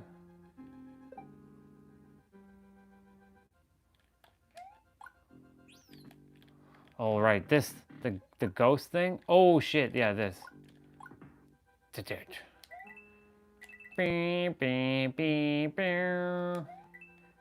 Yeah, I can pass that one, no problem.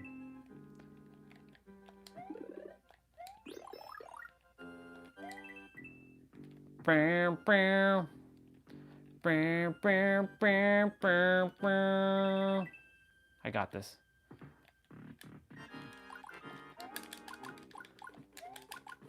Shit. No, fuck.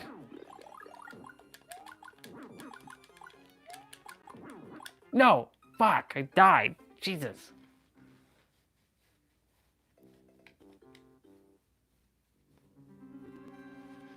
Shit, I gotta start from there. No.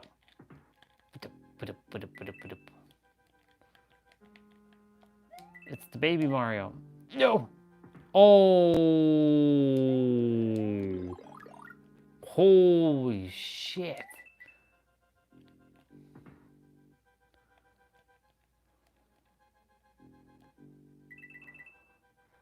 That one's easy enough.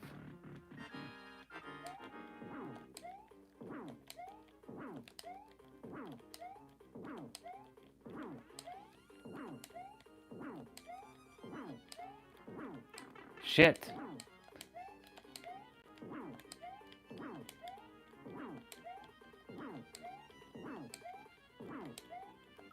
Damn it all. Ah. Fucking up. Okay.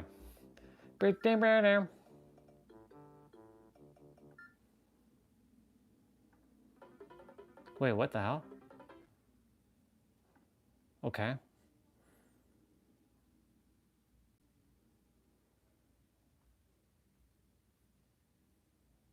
I have so many games. It's crazy. But the drive with all my emulators are on it, or all my all my like Super Nintendo games. I go to, I think it's this one, yeah.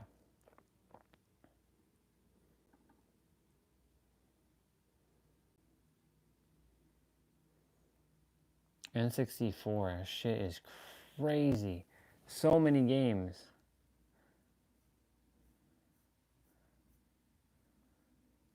There's Ocarina of Time,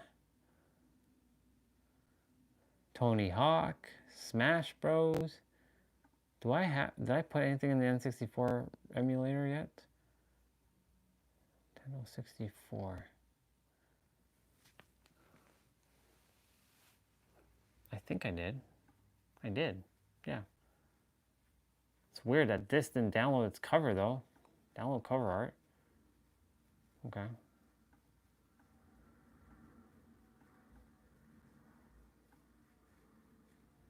You have to take out the...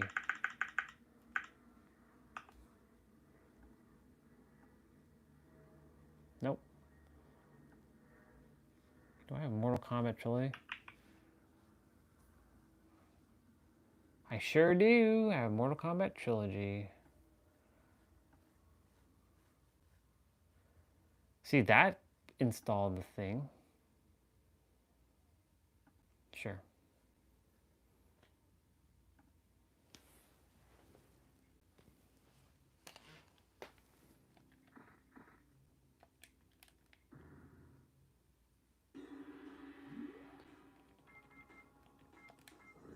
Raiden. Choose your destiny. Why is this shit so low? Where is the... Choose your destiny. I can't find it. Wait.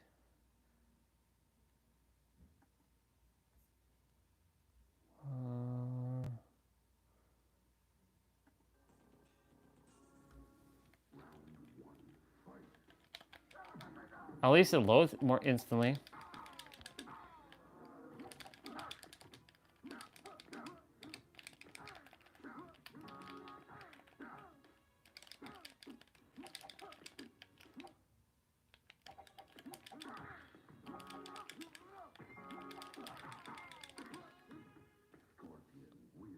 scorpion wind. It's so low though.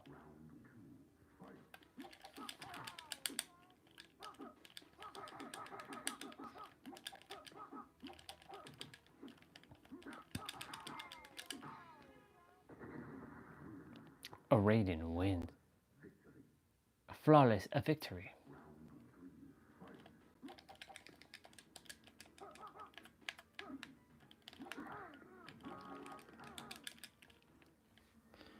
Hold on. What the fuck are... N64.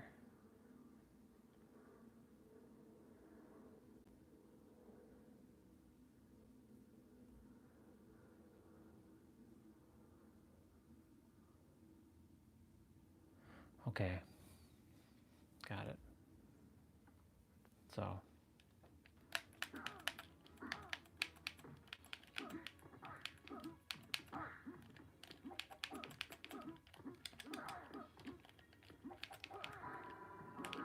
Oh shit.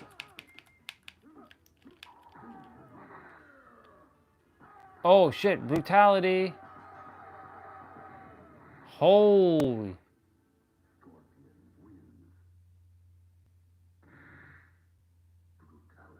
Brutality. Damn. Scorpion kicked my ass. Okay, that's good. Well, this game works. It works. Oh, Pokemon Stadium. Oh my god, Pokemon Stadium.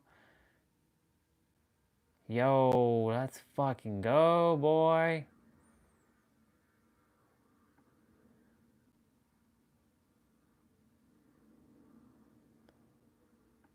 Oh my god. Pika! Holy shit. Haven't played a Pokemon game forever.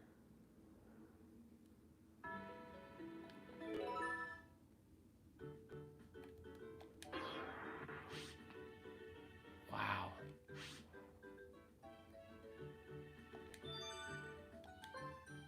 Let's just go easy for now. Damn.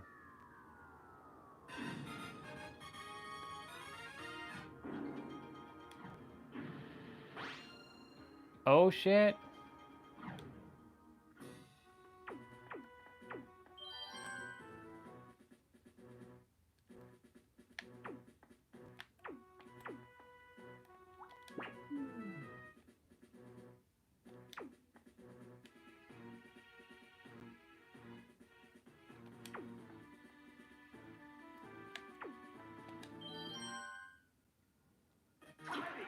This battle is for eager people who want to battle right away.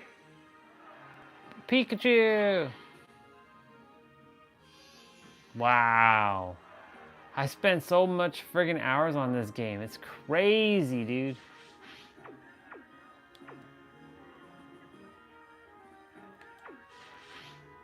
Pikachu?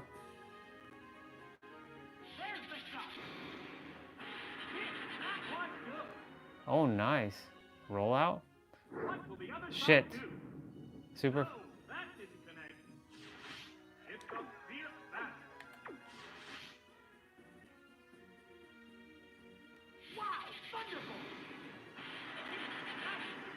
Nice.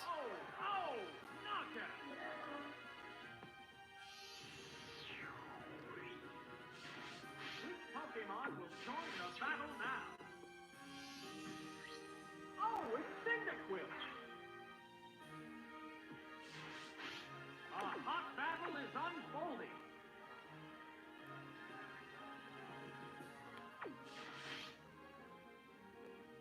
Mud slap? What's next? It withstood that easily. Accuracy is down. The smoke screen went up. Yes, it's working. They're both hanging tough.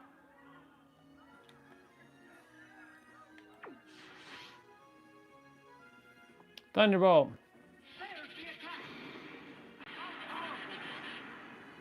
Holy shit, I killed him in one go.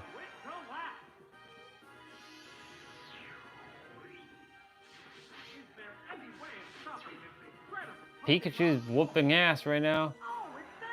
Oh, I can't win against Sandshrew. The white hot battle continues.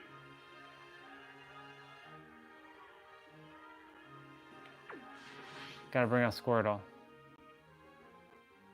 Here comes the Pokemon Switch. Oh, it's Squirtle! Squirtle.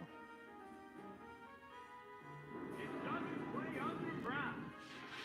What impact will this Pokemon Switch have on the battle?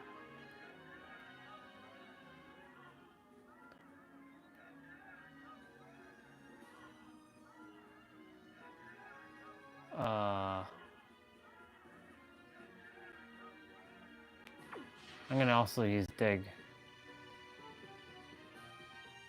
It doesn't play underground. I'm also gonna Dig. What now? Whoop, that missed. The heated action continues. How's that? The hit glanced right off. He's either gonna Dig again? It went underground again. It's a fierce battle. I'm gonna withdraw. It increased its defense. What'll it do? A light pack. Okay. Both battles still look fresh and ready for more. Waterfall, this should kill him. Waterfall attack. Drilled a weakness. Oh yeah, got him in one go. We got a Pokemon battle in. Very nice. There goes the battle. Nice.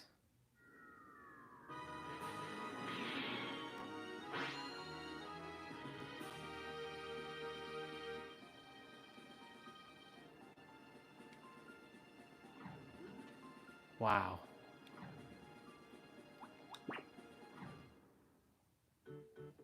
That was fun.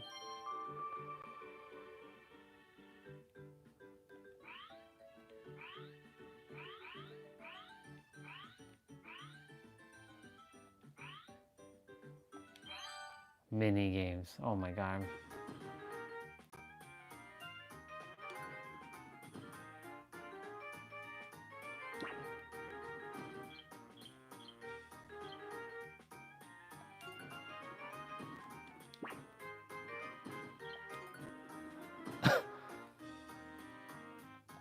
Let's see what we got for quiz.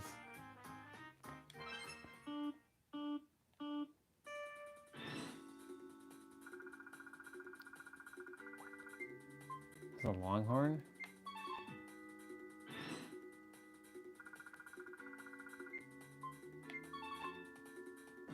It's easy enough. Venonat? I still.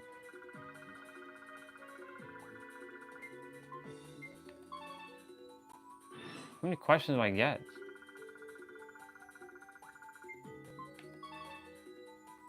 This is easy.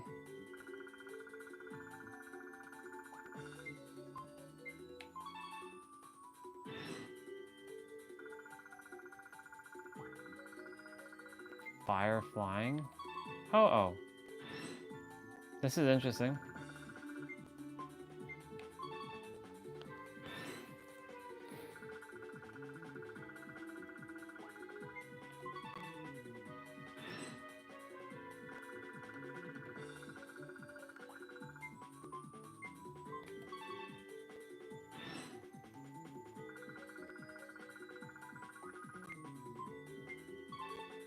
How many questions am I getting?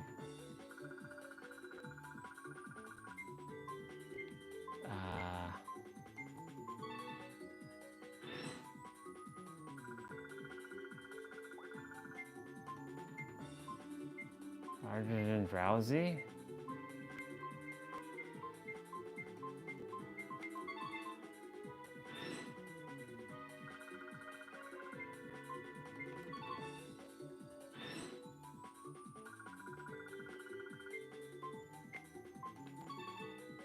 I was like, what the hell is going on?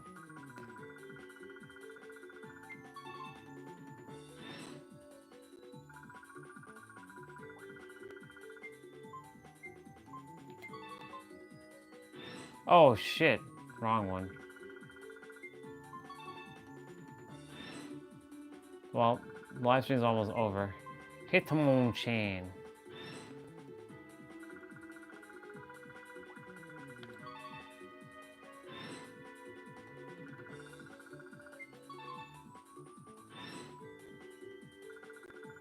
Psyduck?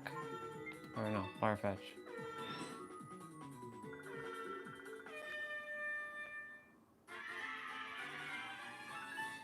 Nice, I got 22 questions right. Cool. We got 22 right. Ding, ding, ding, ding, ding, ding.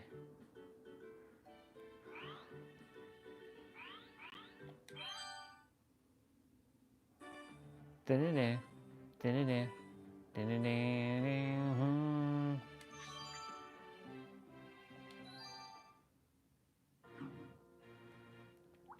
I wish I had my own registered set of Pokemon.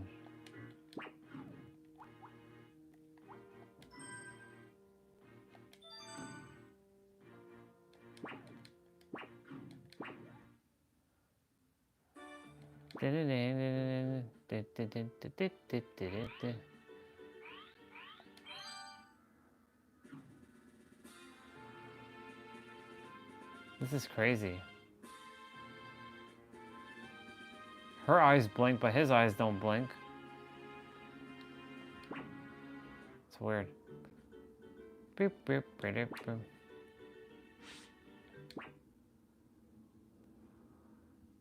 Cool. This is so cool. Damn. Have all my games. There's Pokemon Snap, Pokemon Snap Station, Puzzle League. There is NHL. Oh shit, NHL 99, bro. Oh damn, let's go. Holy shit. I spent hours on this. Anyways, y'all, before I bust open this game, actually, yeah, so we finished with the live stream, or with the steps of 11,720 steps today. EA Sports. It's in the game. It's EA Sports. It's in the game. Wow, look at the graphics. NHL 99. Oh, shit.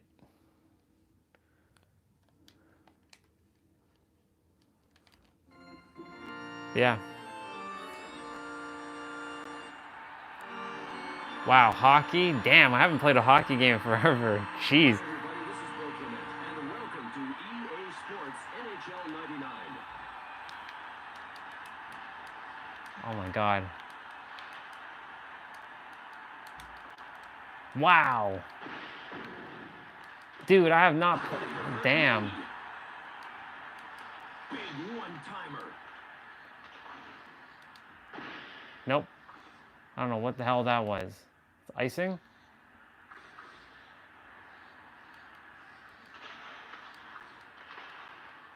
Wow, what the fuck is this?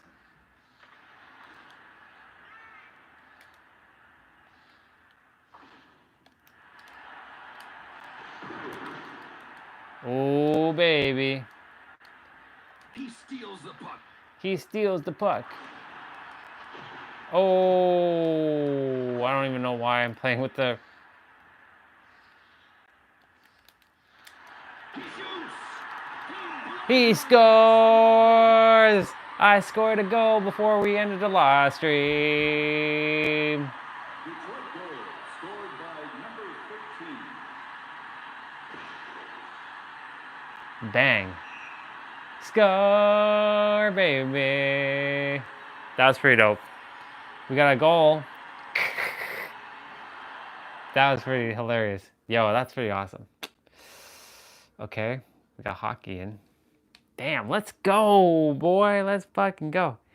That's great. All right, y'all. Today was an awesome day. like I said, 11,720 steps one more time for the live stream so y'all can see. 11,720 steps. Oh yeah. So we got that done. In any event, super grateful for the conversations. Super grateful to every Sunday seems to be like a day with Nero. Did laundry, spoke about frequency. So remember that, you know, frequency will defy rationality. Frequency makes shit that doesn't make sense make sense. And remember, your frequency speaks before you even speak, before you even open your mouth. So just remember those things. Remember that you are the ultimate revealer of your reality. Everything that you desire is truly in the now. I really love that I have this set up with the camera like right in front of me like this. This is pretty dope. I'm really happy. I'm grateful for all the experience today. Yeah, tomorrow's upper body play out, so we'll be doing and our main quest, side quest, and optional quests. I love you all very, very much, and may your heart be your guiding key, and enjoy the rest of your day, evening, night. Bye.